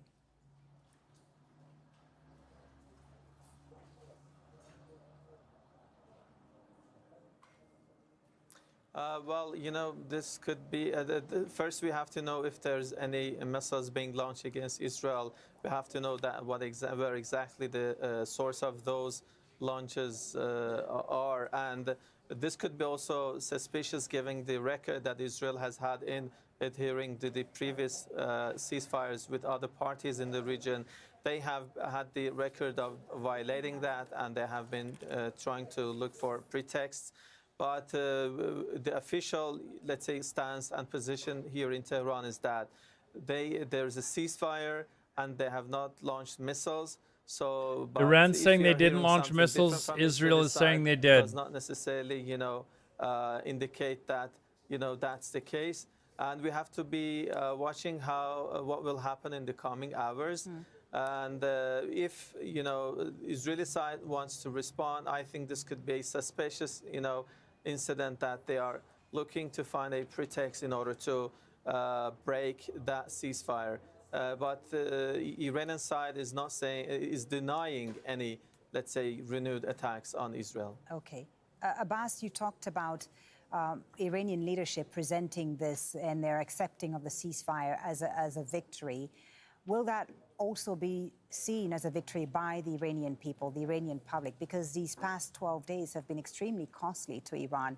We've had over 400 people killed, if I'm not wrong, and a great deal of material damage as well. Was this Israel just lying? Fully, you know, this aggression was initiated by Israel, followed by further attacks by the United States. And the point that they themselves were the first ones to looking for a ceasefire, and they were trying to convince Tehran to accept that ceasefire, tells us that, you know, Iran's continued response against the targets in Israel and against American interests was not the thing that they wanted. So this could be Israel would do a false strike. Well, so far they haven't returned an attack, but look at this. And in the meanwhile, you know, as a result of the recent aggression, the distrust among Iranian public toward West and Western capitals has increased, and this also has increased the backing of the government among the public. So this seems that, you know, comparing to the previous months or years, the government and the public in the country, despite some differences, some problems, they are in good terms these days, and this could be an opportunity to somehow communicate in a way that could benefit for both. And these days, I think what people are hearing now from the Israelis government are saying they're going to strike with force than what they are hearing from the Israeli or American side. They are not trusting Benjamin Netanyahu and American President Donald Trump. I don't think we saw any videos this time of missiles being shot down with interceptors or anything either. Abbas Aslani, thank you again for being with us seems a little sus bringing this us time. a view there from Iran. As I remind our viewers again of the latest developments, Iran in the last few minutes has denied reports of violating this the guy, ceasefire Austin with Israel, which was Defender, announced by whatever. US President Donald Trump a few hours ago. Iran denies launching. He's been very on the ball with other attacks that have come in. He's also followed, or this whoever this account is also followed by like a lot of very reputable news sources as well. So when I see that, I kind of think that maybe. Wait, he's followed by Matt Morse? towards Israel. He's followed by Caleb Williams. Once again, associate professor of Gulf politics at Qatar University. So we've had a denial. Oh, he's got to be a legit from source the then. Iranians that they violated the ceasefire, which the Israelis had already accused them He's of. followed by the What Keemstar. does this indicate? This indicates perhaps that the Iranians want the ceasefire. He's followed by Asmongold. It looks like the Iranians are committed to do so. At least this is what we are hearing. He's followed by The Tyrann Israeli Wow. press keeps saying that Iran broke the. But he does have a lot of like reputable news sources, and a lot of the times these reputable news source guys, they will not follow people that aren't reputable, but a lot of them will follow the accounts that are. Make sure that both sides So, are complying with the. and he doesn't just report on Israel; he reports like all throughout Europe too, right? It's going to take for both sides to respect the ceasefire. I mean, we have few details about how it will work, of course, but what mechanisms do you think need to be up and running for it to be fully operational in response? Okay, so since they're just babbling here, they would see a missile from far before. Now all of a sudden, yeah, I don't remember us seeing actually any video of missiles coming in or interceptors going up this time. Zach on crack. Wait, so Iran attacked Israel in the last? Yes. Israel announced. Actually, we can probably go back far enough in time. Israel announced that Iran had launched missiles, and like 2 or 3 of them, and so the ceasefire had been broken. Are these them here? No, that's in Ukraine. It wasn't too long ago, sorry. And so they were announcing, okay, they've broken the ceasefire. Now we're gonna fucking, here you go. See? A missile was allegedly launched towards the north. Interceptor was launched from Haifa. Oh wait, maybe this is video. Did you say false flag? Defense Minister said he instructed the IDF to respond forcefully to Iran's violation of the ceasefire with intense strikes against the regime targets in the heart of Tehran. So this person is now claiming that's a false flag.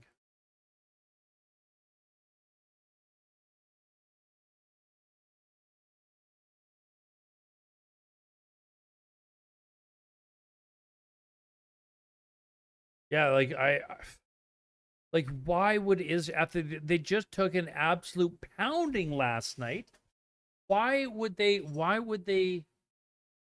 Because they were the last ones to strike, right? Like once they finished their missile barrages, they apparently stopped. Like why would they go and start attacking again? They just got the absolute hell beat out of them the night before. But now they launch 1 missile or 2 missiles and risk Israel saying, okay, fine, we're just going to do the same thing again, which is what Israel has done. They've said, okay, well, fine. We're just going to, that's why it's a little suspect that did they actually, or is this just fake? Iranian TV denies missiles were launched from the Iran towards the Israel. I use the word allegedly because it was so obvious. Okay, so I guess this is.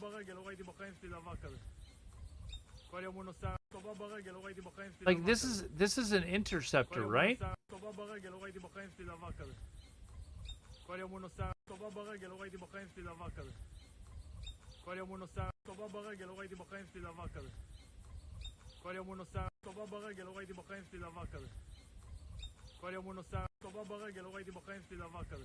Like there's people in responding saying, it smells like BS. Like this just seems weird that they would do this.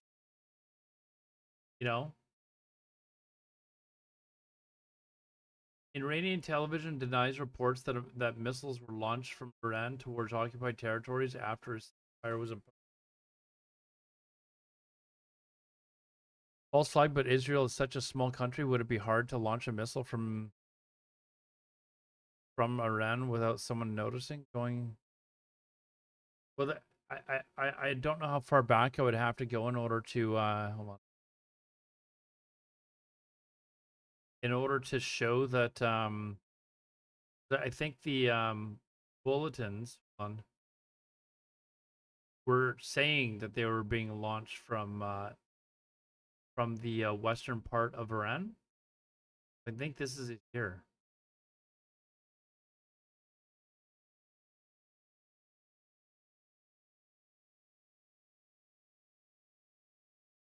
First major Israel-Iran ceasefire violation has occurred. Iran forces have launched ballistic missiles towards Israel. Sirens going off in multiple areas. So they're announcing, without any photo or video evidence, that Iran launched missiles. They were all intercepted, apparently. Nothing hit anything, if anything was launched at all. And now they've got an excuse to launch a counterattack against Tehran again tonight. Okay, so here, Iran fires missile at Israel after Trump declares. So apparently this is a picture of the missile. Politico. I don't know if that's a reputable news, but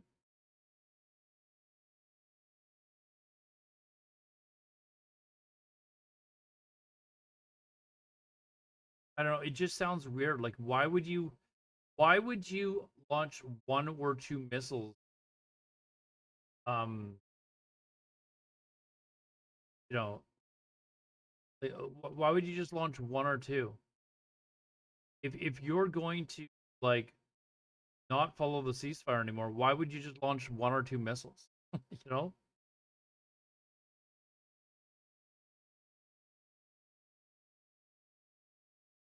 Yeah, be Israel have proxy groups, and we know they have Mossad running around in Israel as well, right?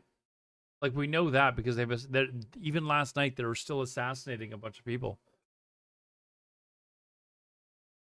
So they could very possibly have pulled this off themselves, launched a missile at Israel, knowing Israel was going to shoot it down, and then it just gives them reason to continue on pummeling them. Could be.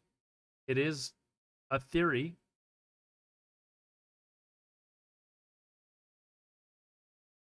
Israel is running low on interceptor missiles. Use ceasefire to refill ammo stocks continues. Yeah, but I think when they mean they're running low on ammo, like they had to actually like build more ammo. I don't think it was a matter of like just reloading the gun. I think they were like literally like it wasn't a matter of them like putting the bullets back in the gun. It was a matter of they were running out of bullets. They had to actually like build more of this ammo. I don't think like 12 hours of ceasefire or a couple of hours of ceasefire was gonna make a difference there.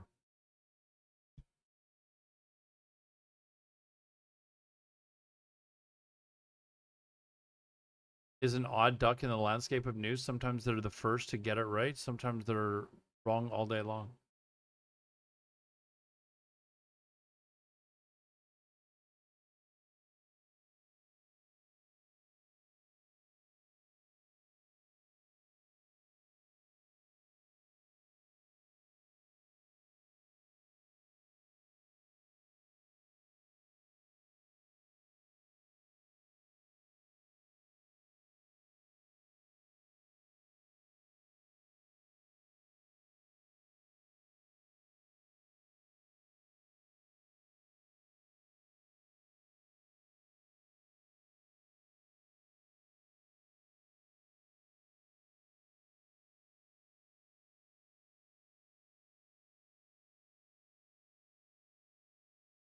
I've found media rates middle category of bias and is reliable analyst fact reporting in terms of reliability. Politico is a media company that focuses on politics and policy in America and across the world. Information is presented through a news website, online magazine. Overall score, reliability 42. Like if it's out of 100, that's pretty shit. Oh, scores above 40 are generally. Reliability scores for articles are shown on a scale of 1 to 64. What a random number to choose. Scores above 40 are generally pretty good, while scores above below 24 are generally problematic.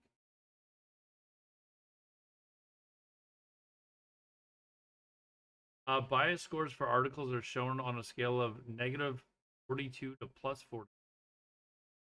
Higher negative scores being more left, higher positive scores being more right.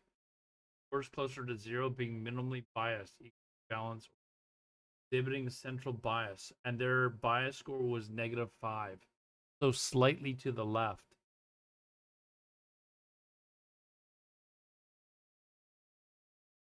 So apparently not bad, according to them.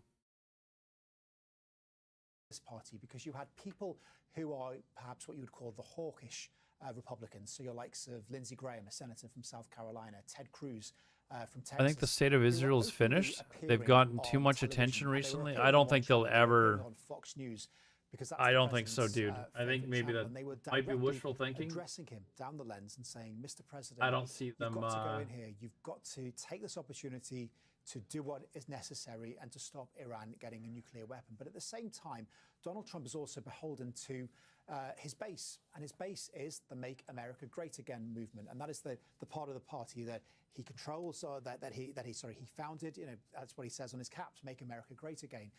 And their attitude was very much that they didn't want to be drawn into. Well, I guess we're waiting up to see what kind of a response we get. Break out in the Time Middle is East, there? because they are very much Almost about America noon? first. They're about maintaining. Like, that would they distance attack in from the foreign daytime? Entanglements, from letting other countries Just to make it solve more their own spectacular? problems and not America trying to be the world police. So he was getting pulled in both directions. And what was quite interesting was there were some very prominent podcasters and influencers.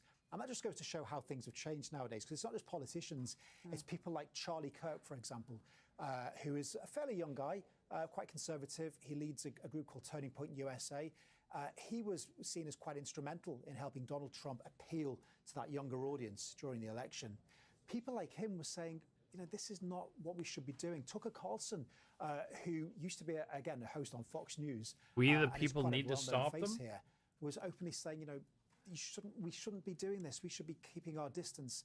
What we've seen since, though, May as well find the day. I don't know that they actually have any defense left for them to have to worry about it. And do what they feel needed. No, to be done J-Rock, with it's Iran. nighttime But at in the same Vancouver. time, you've got It's those Make all America Great noon again, in Israel at the sort of moment. section of the party, who have seen him go in, sort of do what needed to be done, but come out again and not have to. And draw welcome the back, US J-Rock. into it. Hi Because the to last all thing of you that are on people here YouTube. I want appreciate the fact that you're is the watching there. I am trying to build my audience there as well, so thank you very boots on the much. ground when there are so many people who are still getting over Iraq and Afghanistan. You know, Iraq was, what, 20 years ago? But still, to so many people, it is such a fresh wound. Okay, Phil, thank you very much for that. For the moment, Phil Lavelle in Washington, D.C. Luciano Sakara, let me ask you about the U.S. role in brokering this ceasefire, and Donald Trump's most precisely. How will that affect his standing? Woken Donald in Trump this up yet to region? let him He know the already had good ceasefire is relations now with a number over? of countries. How do you see the U.S. role in brokering this ceasefire shaping the rest of its relationship and foreign policy in the region? Well, Trump has been going. Said back and forth in 962. different Yeah, I saw aspects, somebody tweet asking that out earlier, for Tesla. ceasefire, I was like, where and did you get in this different number from? conflicts, between Iran You got and it from Israel AI, and so between that's probably Israel where they got it and from Hamas as well.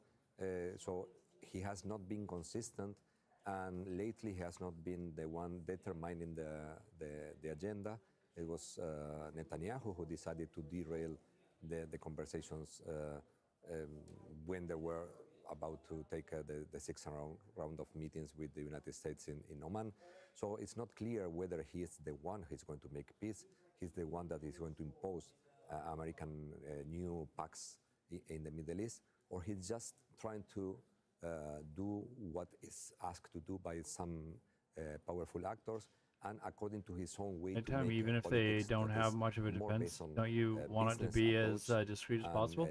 And we saw that recently with his recent visit I don't to know. the Is region when he targeting traveled to better in Qatar, the daytime? to Is the it UAE and more Saudi Arabia impressive as well? in the daytime when you see it's not big a consistent, clouds of smoke over the policy. city? Like, we cannot see what would Trump terrify the that is based people on that some live there even principles, some more? values, is based on more opportunities. Is a more. Remember we were pragmatic, talking about this and earlier when today? he needed to I got all use the fucking force, angry he and claimed shit. since the very beginning, even his last Another presidential term, case. that he doesn't want to start Innocent any war. person But in for this is 3 months. totally because they were on vacation. With that policy, with that premise. I wonder what you see that would make the U.S. Want to detain these, or the wife in particular. I mean, she looks extremely threatening. So I don't see United States moving forward to a more mediator or more peaceful Tonight, because role. they'd be asleep. Would targeting be better during the day, or no? Establishing a relationship between a number of countries in this region, Saudi Arabia and Israel. That's something that he pushed for during his first term, and that he seems intent on wanting to achieve in this second term. You don't see that happening in the region? What is the posture? Well, I think of the leadership in this country situation regarding of Israel? the Has that Abraham changed? Like I don't think you're going to get much surprise. Like they're probably going to have radar and know that there's planes incoming. So I don't know if there's really much better in surprise. It might just be harder for people to, like, I don't know, and we are facing fire manual machine guns at them or something like that. Because of the abandonment of the Palestinian cause and because of the lack of support that the Palestinians had in order to establish the two-state solution, that everybody seems to Iran is saying that Israel was forced to accept a one-sided ceasefire. Enlarge this, oh, never mind this guy. This guy's the guy that is always problem that we are pro now seeing, that is Iran. Gaza and Palestine, because West Bank is also becoming targeted. I don't see how this can happen. I don't think that any Arab country now will sign any agreement as far as this is only imposed by the force, imposed by Israel and imposed by the United States without solving any of the previous situations that they are. So are you not hopeful that now that there is a ceasefire between Iran and Israel, and hoping that it holds, of course, that a ceasefire in Gaza could be next, perhaps?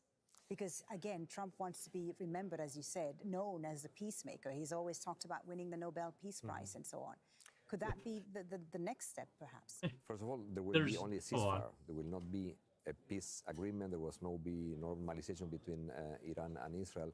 On the other hand, we see that while attention, the worldwide attention was paid on what was going on between Breaking, Iran no and missiles Israel. were launched towards Israel after the was, ceasefire took effect. Iranian state media said on Tuesday denying violation of violating the ceasefire. Again, we haven't seen any in that context. So videos of missiles, or we saw basically there is no conversation about interceptors go up in the air, but we never actually saw them intercept anything. There is no conversation about exchange of hostages for something else. So Trump is not interested anymore on that because it's not attracting worldwide attention. This is attracting attention. Claiming that he finished the 12-day war is something that he's proud of. Moreover, when he received this kind of accomplishment by Netanyahu, praising his behavior and praising Trump as the only country that dared to do that that was done against Iran. Luciano, thank you very much. Again, we are continuing to wait for this news conference here in Qatar. A news conference that will be held by the Qatari foreign minister. There is movement in the room. It looks like it's imminent. He'll be speaking alongside the visiting Lebanese Prime Minister Nawaf Salam, who's on an official visit to Doha.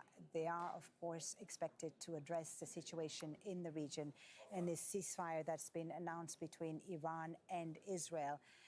The Qatari Prime Minister also expected to comment on. Look how the Nobel Peace Prize was founded, and it will make sense. Attack on the American Who won the base first here one? in Doha, the Al Udeid base.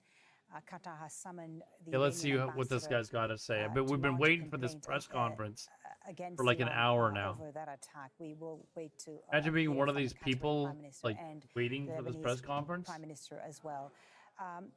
Luciano, let me come back to you and ask you about Qatar's role in all of this. They, it would seem, also played a role in convincing Iran to accept the ceasefire with Israel. Yeah, it seems so. At least it was reported that the Emir had some role in this negotiation, which is good. I mean, the fact that there is still, I mean, this shows that the relation between Qatar and Iran has not been harmed because of it, at least not harm in a big extent. There will not be, embassies that they are going to be closed or nothing like that. I think that there is an understanding that this was something that needed to be done by Iran, and no harm was made against Qatar interests, and there was no harm aimed by the attacks, the Iranian attacks. So the fact that Qatar can be still a reliable actor in this, on all this mess. An important regional mediator, as we've seen also with the war on Gaza. Yeah, I mean, Qatar did not lose that role, and they can still keep that role with Iran, mediating between Iran and guys, there's a 3-minute break. To make the difference with the United States. It's coming. I'm going to run it really quickly right now before this thing starts. So stick around, because apparently this guy's going to talk. But hopefully the break ends beforehand. If you want to watch it, flip over to YouTube. The link's down below. Any other country, mainly in those countries that they are trying to achieve a peace with. So Qatar's role is still very relevant in this context. Here we go. Remains to be, is he coming in? Is that him?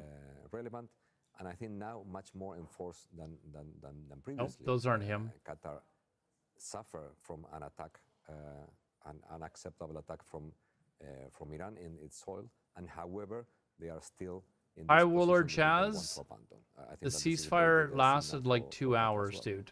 A good signal for Qatar. Israel is And accusing I Iran think of no sending doubt, despite missiles the over. There's no fragility of the video of it. ceasefire, a There were positive alarms that went step off, but there's no for video of it the so region far. as a whole, isn't it?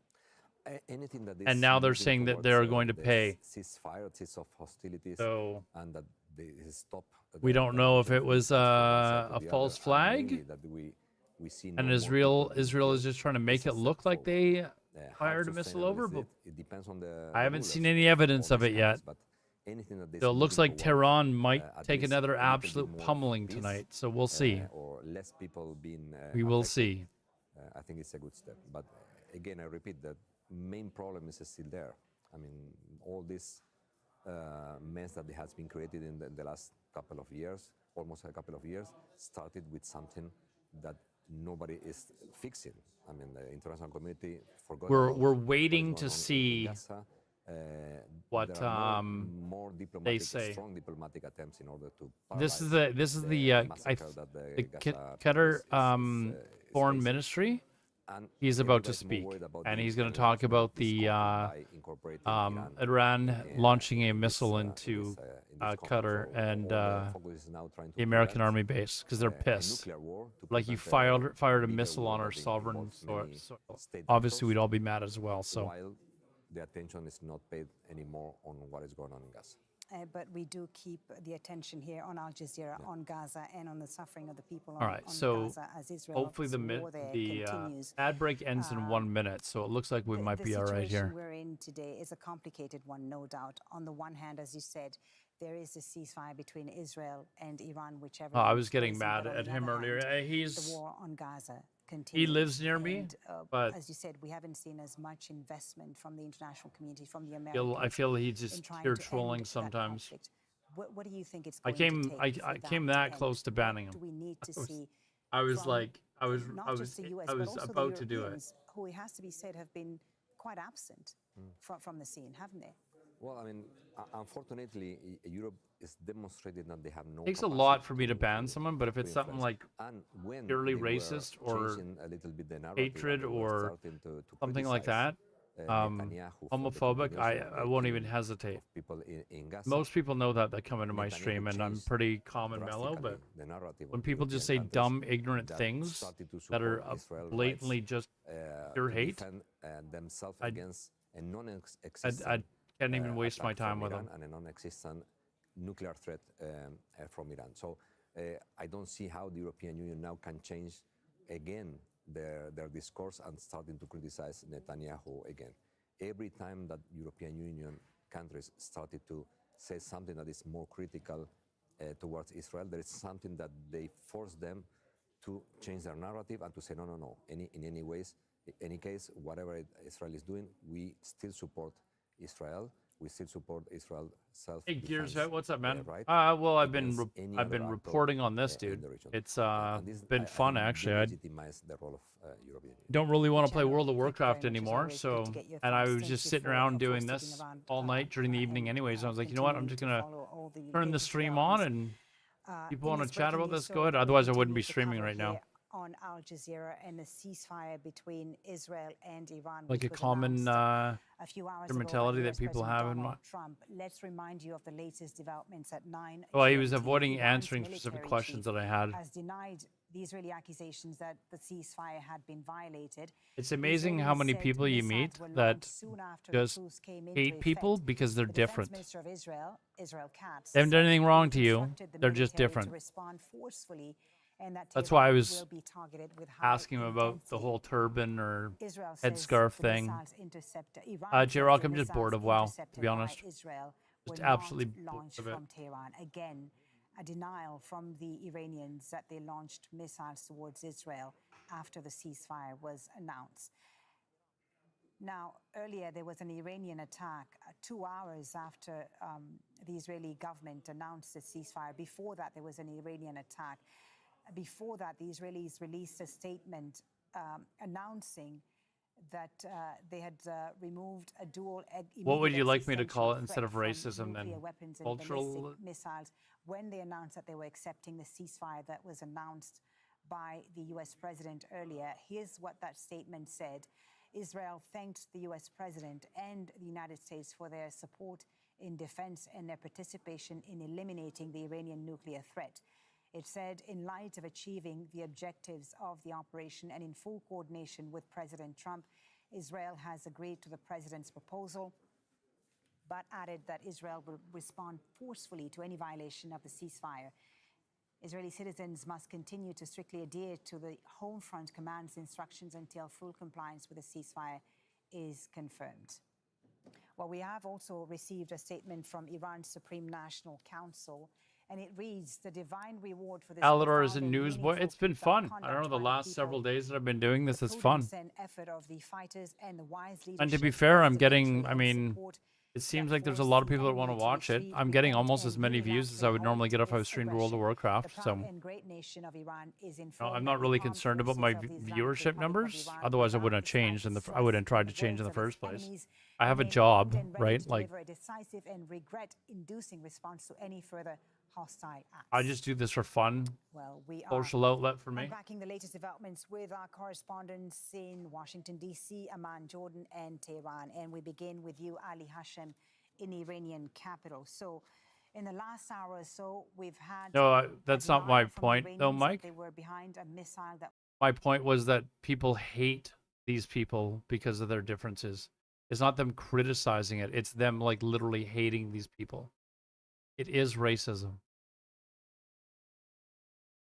Yes, So I can criticize for someone for smelling. That's one thing. That's criticizing someone. To the launch of rockets. Now we have also the Iran Chief of Staff of Armed Forces also denying. But these are people that would hate this guy here that's here because he's brown. No other reason. National Security Council that is involved in the decision making issued this statement. This guy could have a very thick Southern country Texas accent, and there are people that would walk by him and immediately hate him, thinking that he was just some stupid immigrant, and you know. And we are adhering to this. I don't have time for that. By stopping because Iran didn't start this war. So this is the framing here. Of course, it's a war of narratives also. At the end, when a war comes to an end, there is Or the page, okay. narrative war, whereas each side would like to present themselves. What's going on over here? We're waiting for the war to start up again, apparently. Not giving up or conceding. So this is the position from here, from Tehran. It's clear Iran is fully recognizing the ceasefire despite the wordings. And now also we're hearing from the spokesperson for the foreign ministry. I would like to read his statement.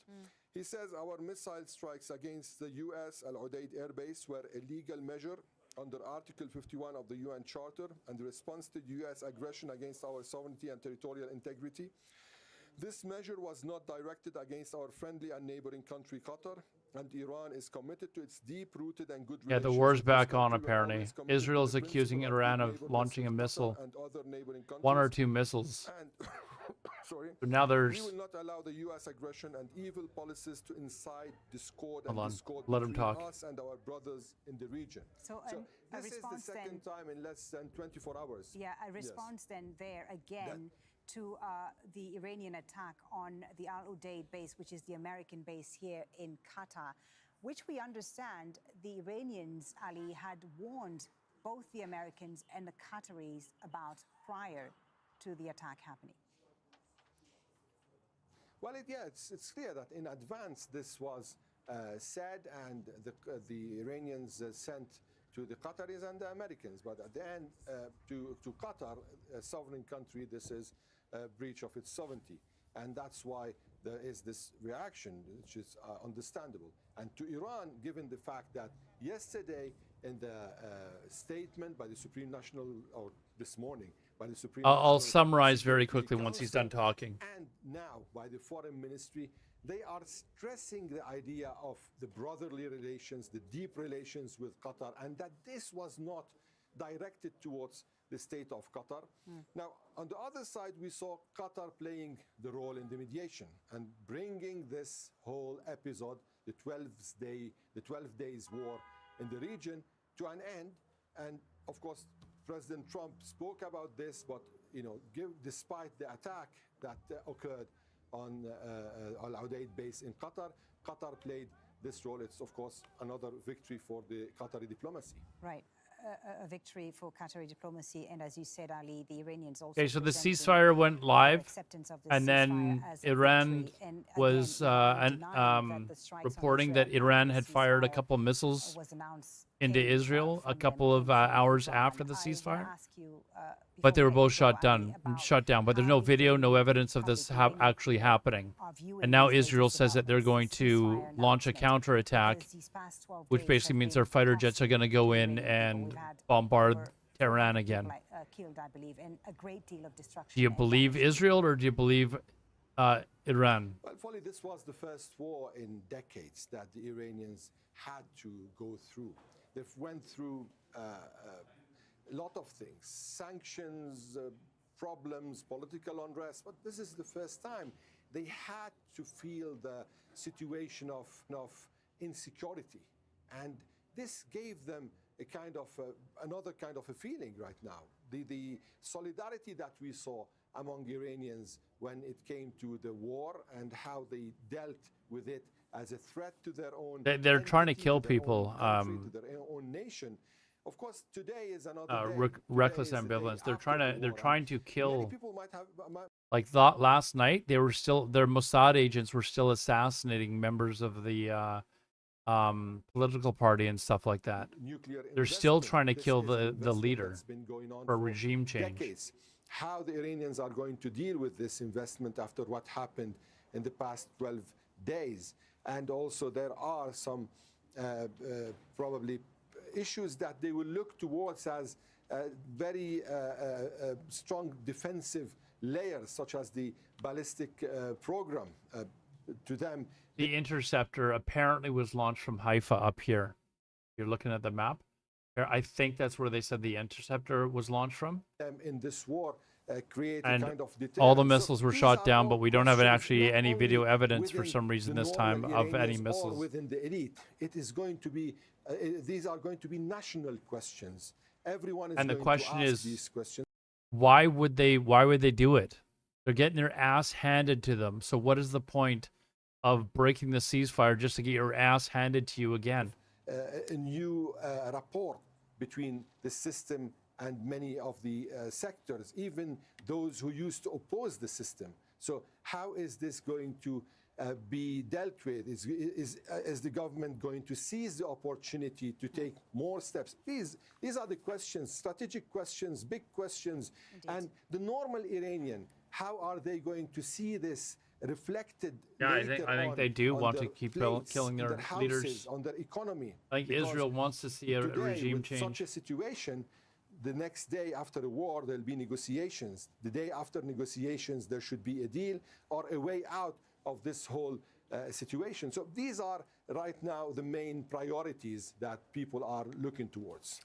Ali, thank you very much for that. Ali Hashem in Tehran. Let's now bring in Noor O'Day in Jordan's capital, Amman. Noor is keeping an eye on developments in Israel for us from Jordan.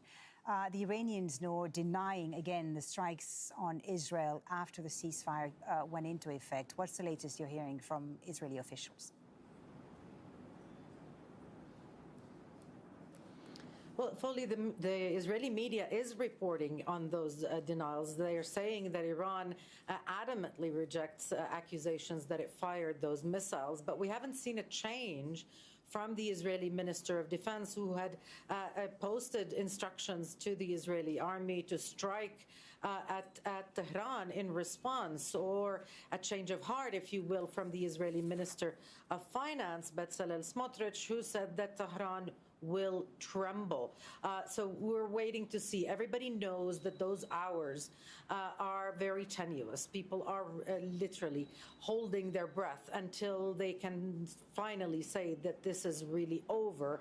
And to see those restrictions in Israel lifted, It's hard to tell, ordinary day-to-day Titus. tasks, that's when they will know. It's hard to know. It seems as though there would actually be a lot of people that would be in support of a regime change. Like, they know they're oppressed. The problem is that they can't express that because they would be in deep shit, right? Like, they're in a very authoritarian state.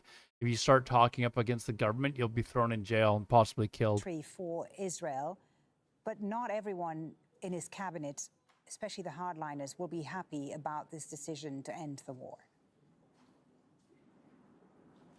Like the Shah's son, yeah. I mean, That's right. Although there is, I think, a realistic understanding, even within the hardliners or the more ultra-nationalists in this coalition it's possible government, when that saying no current to structures Trump crumble, after yeah. But everything he's done in this I mean, this confrontation that would be Israel a hard started with regime to Iran crack would have been impossible and really because they're very costly. thoroughly Israel embedded was into the culture and the political system that's there.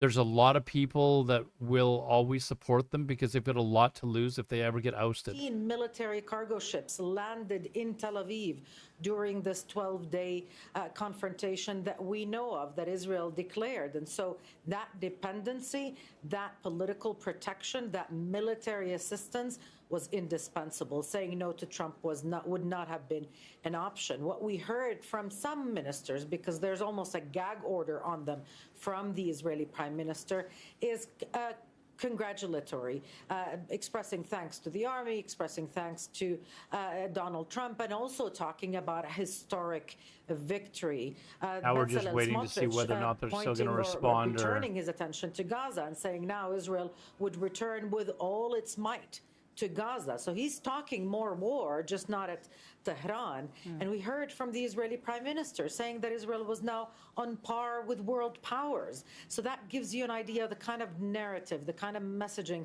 that this government wants to maintain. Talk of victory, decisive, historic, unprecedented. Who's but devout also supporters, trying yeah. to look to other things, because attention. Keep in mind the Islamic Revolution happened in 1979. Most of the people that are alive in Iran, they have no idea what it's like to live outside of that sort of authoritarian state. There are obviously people that have seen or have been outside of Iran. They've seen movies, videos, whatever.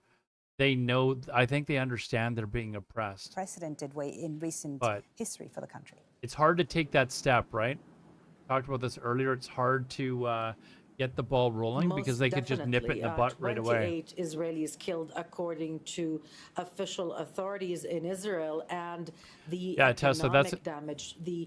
That's a good point. Like they probably would not trust the U.S. to come in and say, "Hey, we're going to help you with your elections and make sure that they're valid elections," right?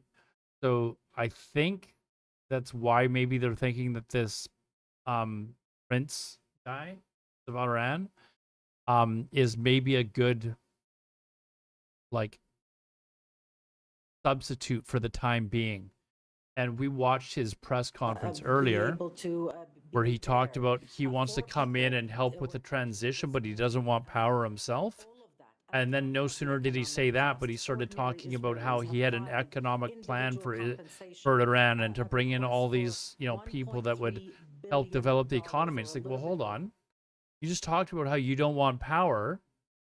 How long are you planning on being around for? Now you're talking about bringing all these people in and, getting the economy started and stuff like that. And that's not what you said. You said that you were just going to come in and help transition the government to a proper democracy.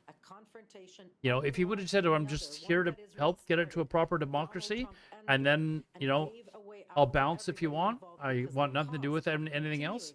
They might trust him, but as soon as you start saying, "Oh, I've got all these plans," thank you. well, hold on. We'll come back to you, of course, throughout. I thought we were having a democracy here. Don't we have to elect someone? Let's just now remind you before we speak to our correspondent in Washington D.C. They're going to be around calling shots. Yeah, it's like announcement unfolded. And there's a lot of people that are still around from when his dad was the Shah. And his dad as a Shah was terrible. The two countries on social media announcing it has been fully agreed by and between Israel and Iran that there will be a complete and total ceasefire. He said he made a music video with a woman in bikinis, so he had to leave Iran and avoid execution. Let me denounce him. So, I mean, let me see if I can find one. GMT Monday.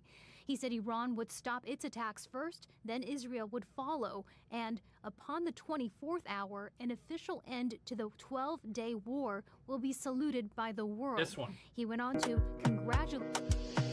This one was all over the internet.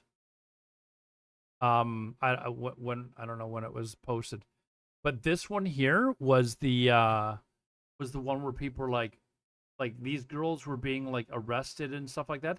They're obviously not wearing your traditional like headscarf and crap like that for this.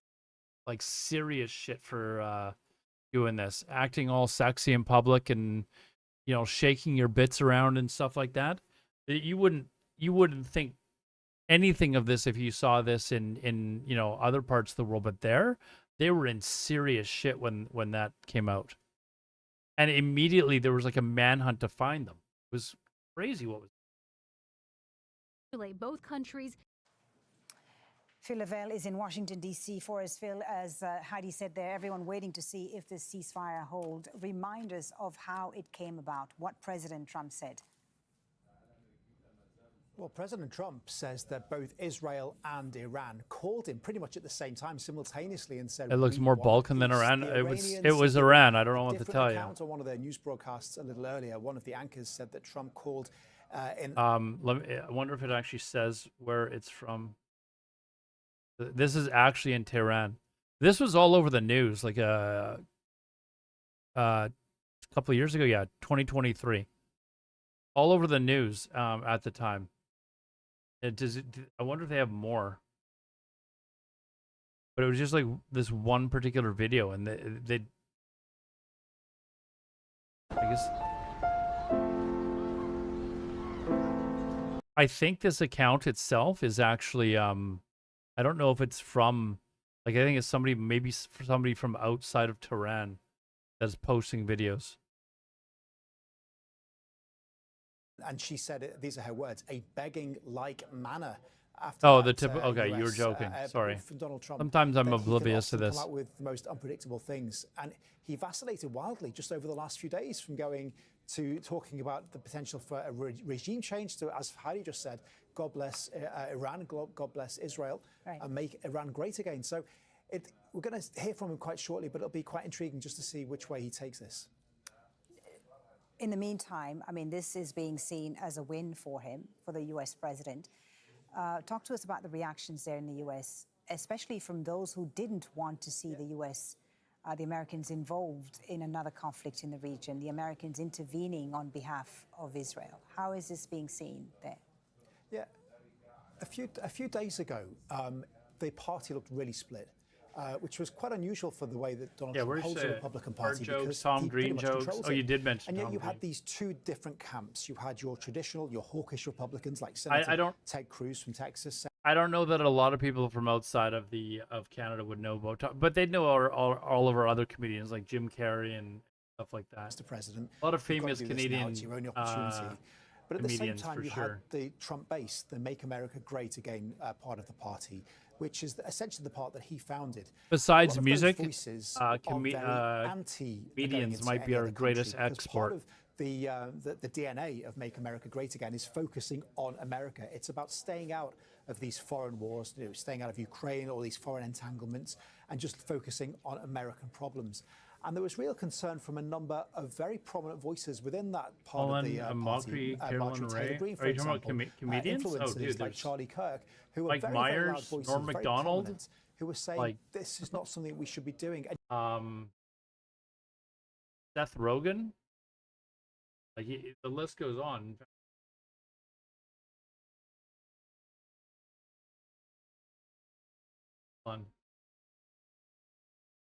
I'll put this over here, and you can just look at the list. Appeal to both the Hawks. John Candy was massive back in the day. Bombs, and it came out. So it Catherine O'Hara's popular. Dan Aykroyd. Also, he's Russell Peters. Phil Hartman. Happy because he's. Phil Hartman may have been one of the funniest people in the world. Same as Norm Macdonald. Like comedians, if you ask comedians around the world who the funniest comedian is, a lot of them will say Norm Macdonald. Like his humor will go right over top of people's heads if they don't understand it. But if you ask like Seinfeld or a lot of really popular comedians, they think Norm Macdonald is the greatest comedian ever. Hilarious, man. There are a lot of analysts here who are saying, well, it's too early to tell what happened. Did Iran perhaps move some of that uranium? Was it destroyed? J.D. Vance was asked this on television earlier today. He sidestepped the question. Leslie So Nielsen. the question is, was that uranium destroyed? Did Iran manage to move it? And that's something that Donald Trump quite seriously can't answer at the moment. Yeah. Oh, of course, Trailer Still Park unclear, as you Boys. say, the extent of the damage to Iran's nuclear program. Phil Lavelle in Washington, thank you for the moment, Phil. Thank you very much. Let's now speak to Abbas Aslani, who's in Tehran. He's a senior research fellow at the Center for Middle East Strategic Studies. Abbas, thank you so much for being with us throughout the hours here on Al Jazeera as we continue to follow the latest developments in this story and this ceasefire announcement between Israel and Iran, which the Iranians have now also said they Is he will the best? Oh, dude, he was respect and ruthless. abide by. Give us a He was sense ruthless of in that. where do you think things stand and whether this ceasefire can hold?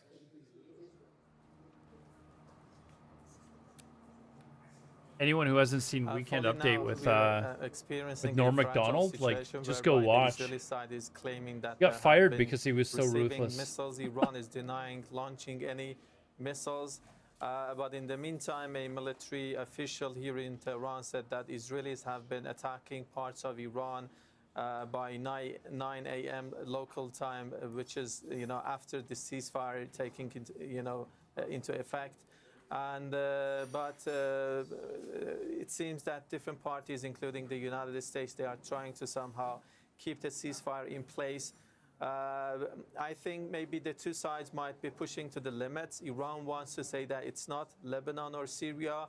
Israel in future and after the ceasefire cannot now and then come and attack parts of Iran and go unanswered. So I think they are trying to somehow set the red lines or the borders in order to stop further aggression, because establishing a deterrence following this war is very important, at least for Iran. So that's why Tehran wants to make sure there will be no further aggression. Abbas, the Iranian leadership is presenting this ceasefire as a victory for Iran. How so? How is Iran emerging? The mainstream media anymore, because everyone is so woke and butthurt. No one can joke about themselves anymore. People do get a little upset over stuff. Folly, as you said, Iran has been framing this as imposing the ceasefire on the. If you want to see funny comedy that is like really risky, like go watch the old In Living Color show where like it was with like the is it Damon and Williams or whatever that started it, and they had that's where Jim Carrey was from. Waited for Iran's confirmation that in It's the crazy case the stuff that the they other used to do. parties were under pressure to end. Couldn't this get away with conflict. half this crap And, anymore. Iran sees this a victory for itself as a kind of the success of its resistance against, an external aggression, because the aim and the outcome of the recent aggression was to destroy Iran's nuclear program. Tehran believes and thinks that this has not happened. It could be maybe there could be some delay as a result of damages to the nuclear facilities, but the nuclear material and the knowledge is there and intact. And the second aim was to destroy Iran's missile and defense capabilities.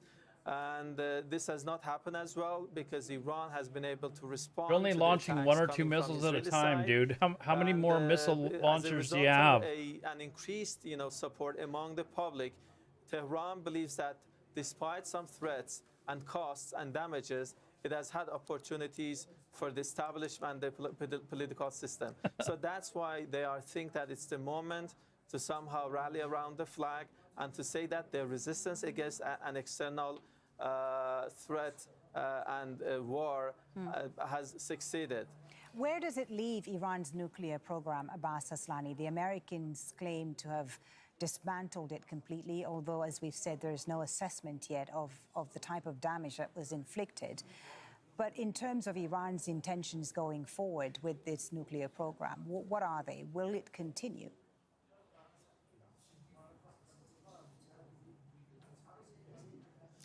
Fully Iranian officials, including the Iran's nuclear chief today, they said that they are investigating the extent of the damage to the nuclear facilities. And he said that they have been pre-planned measures in order to recover and revive those damages and the facilities. And Sam Kinison was kind of hit and miss for me. Those centrifuges, he was either really funny or he was just really annoying with how much he screamed. Scientists and, let's say, experts, they are able to recover them even in a shorter span of time comparing to the past. And one point which is significant, let's check to see if there's any killing of the number of scientists. This has been the case in the past. They think that Iran's nuclear program cannot stop by physical elimination of scientists or inflicting damages or sabotages against those facilities, because they think that they have the know-how, and in case of any, let's say, sabotage if there's any updates damage, here, they are able to revive those facilities, equipment in future. And in the meantime, let's not forget that Iran is reconsidering its cooperation with the IAEA. This might be a new era. Yeah, here they're claiming that there was they did not break this indicates the ceasefire, so it's one word against the other. Your war, your aggression has backfired. From now on, you will see a different era in terms of Iran's cooperation with the IAEA and its nuclear activity. Seems a little suspect. Iran reconsidering its position, there had been talk in the Iranian parliament of withdrawing Iran's participation in the NPT, the Nuclear Proliferation Treaty. Is that something that they are serious about, and what would be the timeline of that?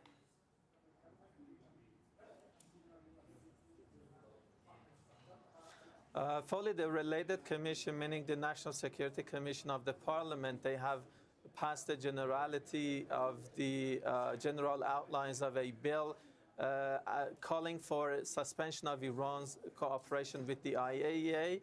This could be a prelude, not necessarily exactly the withdrawal from the NPT, but a prelude for that in case of further pressure.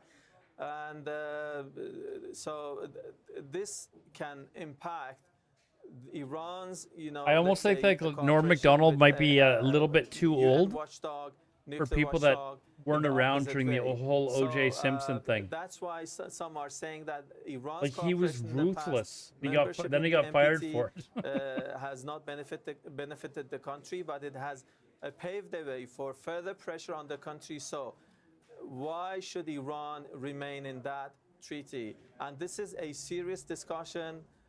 Much more serious than ever. Okay, Abbas, thank you very much for the moment. That's Abbas Aslani joining us there from Tehran. It is now 9:30 GMT. You're watching Al Jazeera and our continuing coverage of the Israel-Iran ceasefire. Here, we'll give you a little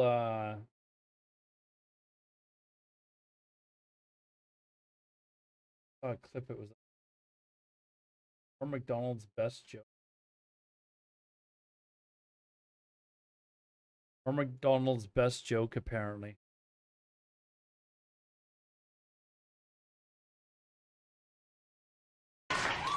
In his book, O.J. Simpson says, that he would have taken a bullet or stood in front of a train for Nicole. Man, I'm going to tell you, that is some bad luck when the one guy who would have died for you kills you. That's probably...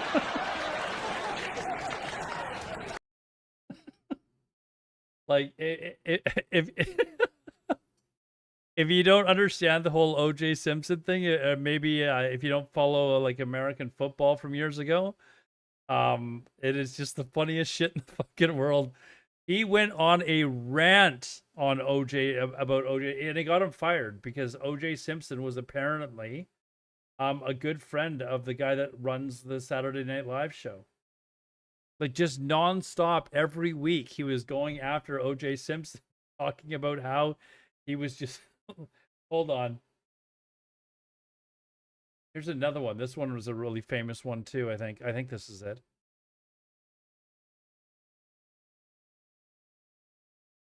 Come on, hurry up. Load up, YouTube. Let's go. What's going on? And there's Charles Woodson. How about that? What a season he had.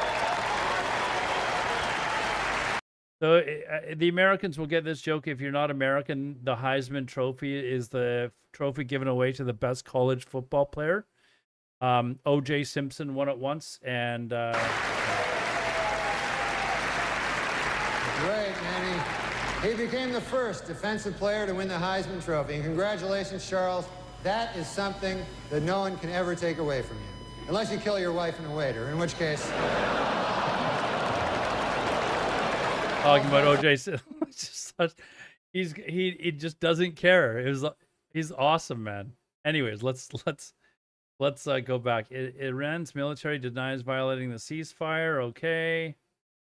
Iran report that prisoners were transferred from Tehran's Evin prison to other prisons tonight following the IDF attack yesterday. So look at this. They've transferred the prisoners to another prison tonight. After having seen the Naked Gun movie? I mean, and then he ended up going to jail anyways because he tried to rob people that were selling his stuff apparently in a hotel in Las Vegas or something. Remember, he ended up going to jail anyways for something else. Yeah, O.J. Simpson, the Naked Gun. Hold on.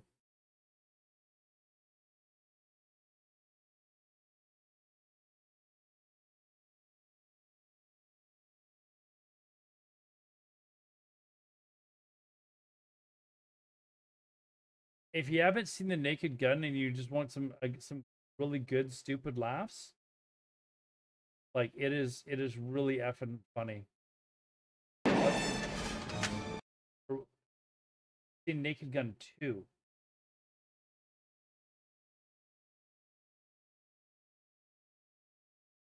Says he was in the second one. I'm not sure about the first one.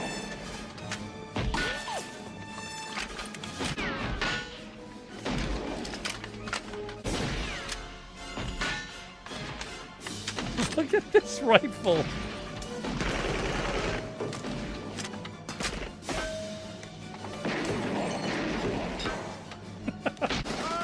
Look at this gun he's putting together.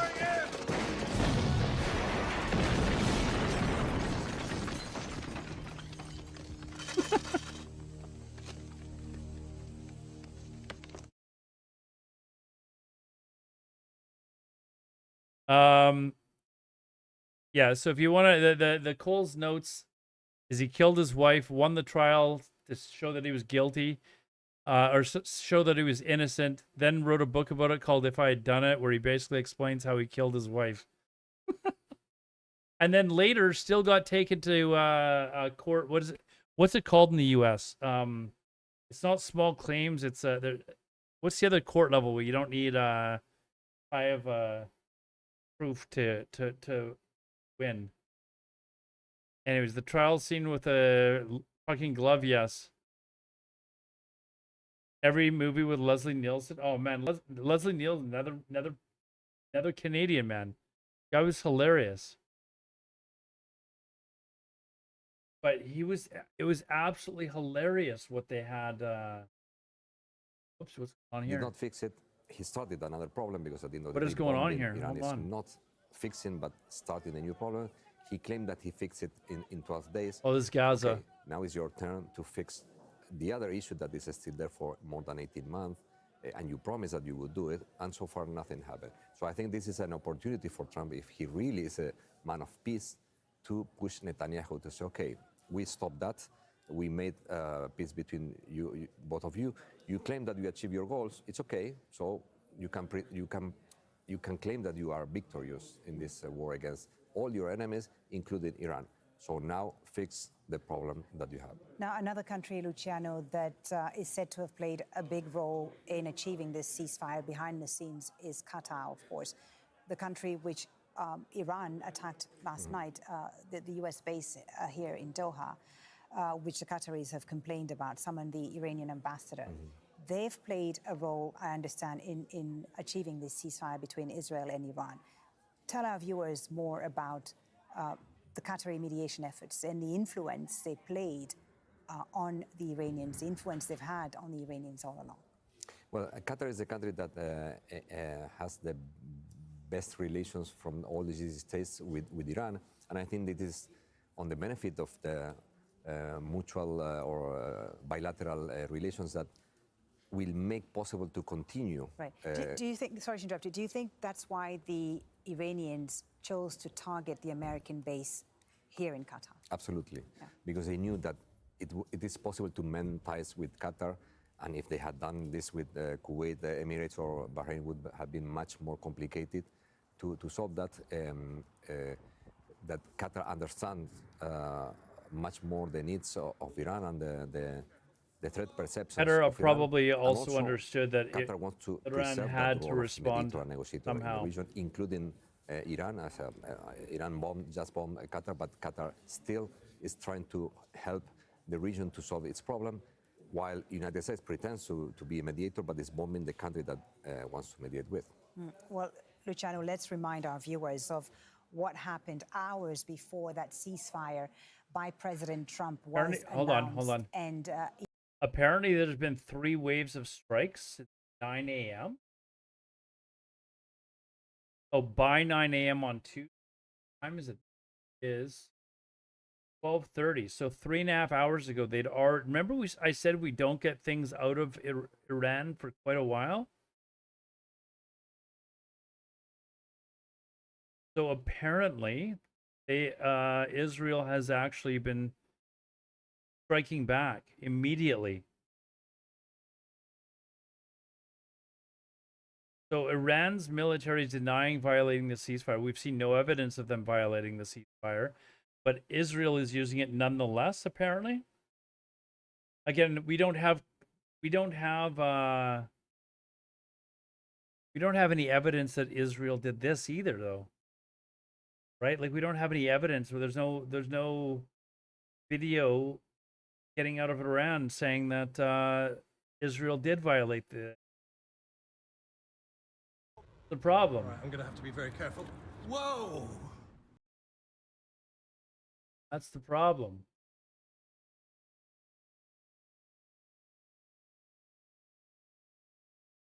This 12-day war is over. Posting on Truth Social this. I'm going to read it in full in case you haven't come to it just yet. The president saying this. There might not be an Iran. To everyone. It has been fully agreed by and between Israel and Iran that there will be a complete and total ceasefire in approximately 6 hours from now, when Israel and Iran have wound down and completed their in-progress final missions for 12 hours, again, at which point the war will be considered ended.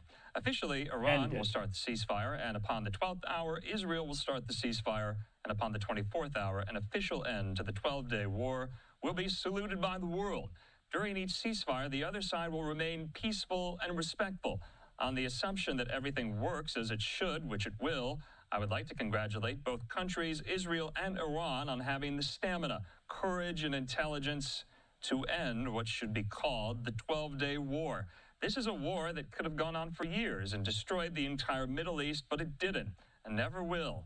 God bless Israel, God bless Iran, God bless the Middle East, God bless the United States of America, and God bless the world. So we're getting some new reporting back out live there to the White House about how this all came together. Our colleague Trey Yingst reports this, that diplomat briefed on the talks to Fox News saying this: that President Trump spoke Okay, with so sorry, we changed it here now. Now Iranian TV is claiming that Iran did not launch missiles at Israel. Now Iran is claiming that it fired the missiles in response to an Israeli violation of the ceasefire. details. This effort proved successful, and following discussions with the Qatari Prime Minister, the Iranians agreed. The deal was coordinated at the highest level by the President and Vice President and the Qatari Emir and Prime Minister directly, saying despite having been attacked just hours earlier, the Qataris set aside their grievances and prioritized regional security to get the deal done, according to the source to Trey Yingst. We also have more reporting in from Jeff Mason at Reuters. He says that the president brokered a ceasefire in a call with Netanyahu Monday afternoon, while the vice president, Marco Rubio, the Secretary of State, and Special Envoy Steve Witkoff held direct and indirect talks with Iranians about the issue, according to a White House official. Israel agreed to it so long as Iran did not launch further attacks. Iran signaled to the U.S. that no more attacks would take place, according to the official. So that kind of gives you an inside look at how the sausage was made there, as to how this all came together and transpired. But you've been hearing probably Israel and Iran have yet 14 to days of war. Well, it was 12. Now does Trump have to call it the 13-day war? The time I'm on the desk, of course, we'll bring that to you. Have to change the name now? How does that work? By now, of course, Hal Kempfer, national Now the security analyst 13-day and war. expert and retired Marine intelligence officer. Hal, you've been so instrumental over the last 72 hours. Boy, what 72 hours it has been, really head-spinning and dizzying here. 12 days. Not be the largest state This sponsor. is Fox First News. by Like, what is Israel wrong with their preemptively, microphones and we've been covering here? it ever since. And then, of course, everyone knows how Saturday night unfolded there with U.S. strikes on 3 nuclear facilities in Iran. The very first time in history that the United States has directly targeted the country of Iran. And now, according to the president, Hal, it's ended. It's over. What went into this? Are you healthily skeptical about this or not? Well, I'd like to say, Andrew, that I'm a little bit hopeful that No time the for mic ceasefire checks. is what it looks Get some to be, streamers in and there that to it help will you hold. properly set up your shit. I don't know, because there's a lot of other variables out there, but there's a couple of things that kind of go to that. Number one, Iran did its performative retaliation, if you will. They launched against a U.S. base in the Gulf. It's our largest base, Al Adid, in Qatar. It's got about 10,000 troops. U.S. troops are there. My understanding is we evacuated pretty much all the aircraft well before this took place, and all the troops were kind of hunkered down in bunkers. Nobody was hurt. 14 missiles launched. 13 of them were intercepted. One kind of landed, harmlessly out in the middle of nowhere. That's why it wasn't taken out. So that was done. It was done in such a way they coordinated in advance with the Qataris, let them know it was coming in. They reportedly back-channeled to the U.S., although I think if the president kind of says publicly that they talked to him, I don't know if that's really back-channeling anymore. But basically, they let us know what was going in. We intercepted them. They got their little demonstration, and that's done. And that kind of set the stage for what happened now. It was kind of it was unusual the way it rolled out. It almost looked like maybe this was a foregone thing, that they were going to do this and then walk right into us. They said World War I was the war to end all wars. Do you know what they called World War I during World War I? And is now in ceasefire. They're no longer firing Trivia any question missiles for or you. drones anywhere. Within 12 hours, Israel will be in a ceasefire. I think part of that was to give them a chance to get all their aircraft back because they had been doing missions throughout the night over there, so they wanted to get everything safely ensconced back in Israel, and then they will be in a ceasefire, and within a day, 24 hours, everything will be in a ceasefire, and hopefully that is not just missiles and drones and airstrikes. Hopefully that involves their Called the entire Great War. network of proxies throughout It the wasn't. region. Yeah. Oh, Mike and just got it. also all their proxies, They didn't start covert calling it World operatives War and I Iranian until operatives World War that II are, started. in the U.S. and around the world, that they don't do anything, which the Uh, FBI is on referred to as the really War of leaning Nations? forward on alert, as is DHS right now, anticipating something. So hopefully this will put all of that to bed, so to speak, and it will hold. Harry, they both agreed to a ceasefire, and then they started attacking each other or claiming that the other side is broken the ceasefire. But we haven't seen any evidence from either side that they've broken the ceasefire. We don't know for sure. And then that's where we're at right now. And we're waiting to see whether or not Khomeini has been killed. We're still in power, but it looks like he probably is. Right? That's the big question. Right now, we're kind of, this is unfolding news. I don't know exactly the full extent of this ceasefire. For example, if Iran was to start laying sea mines in the Strait of Hormuz, that to me would be a violation of the ceasefire.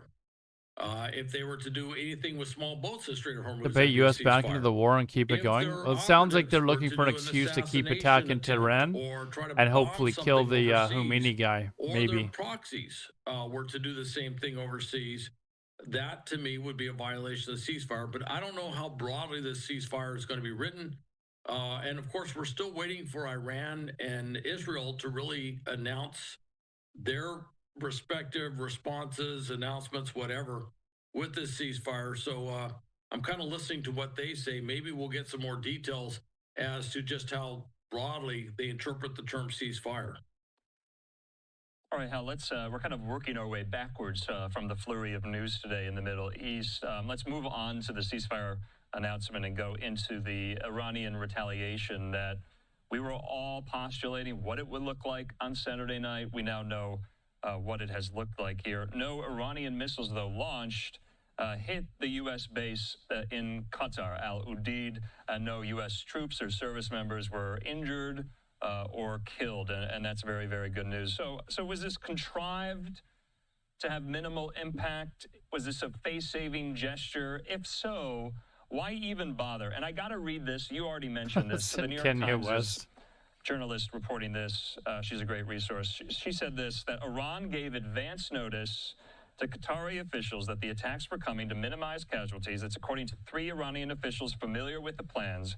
She reports satellite imagery taken of Al Udeid on June the 5th, compared with imagery taken Monday morning, shows many aircraft have left the airbase before the attacks, something you alluded to as well, and that Bahrain, the United Arab Emirates, Kuwait, and Iraq all joining Qatar and closing their airspaces in light of the attacks well ahead of time. From what I understand, the airspace above those countries now free, now open, and some of the consular embassies and other outlets and outposts will be open momentarily here. So this was extremely planned, extremely contrived. To my question now, if you're Iran, why even bother if it had such minimal impact?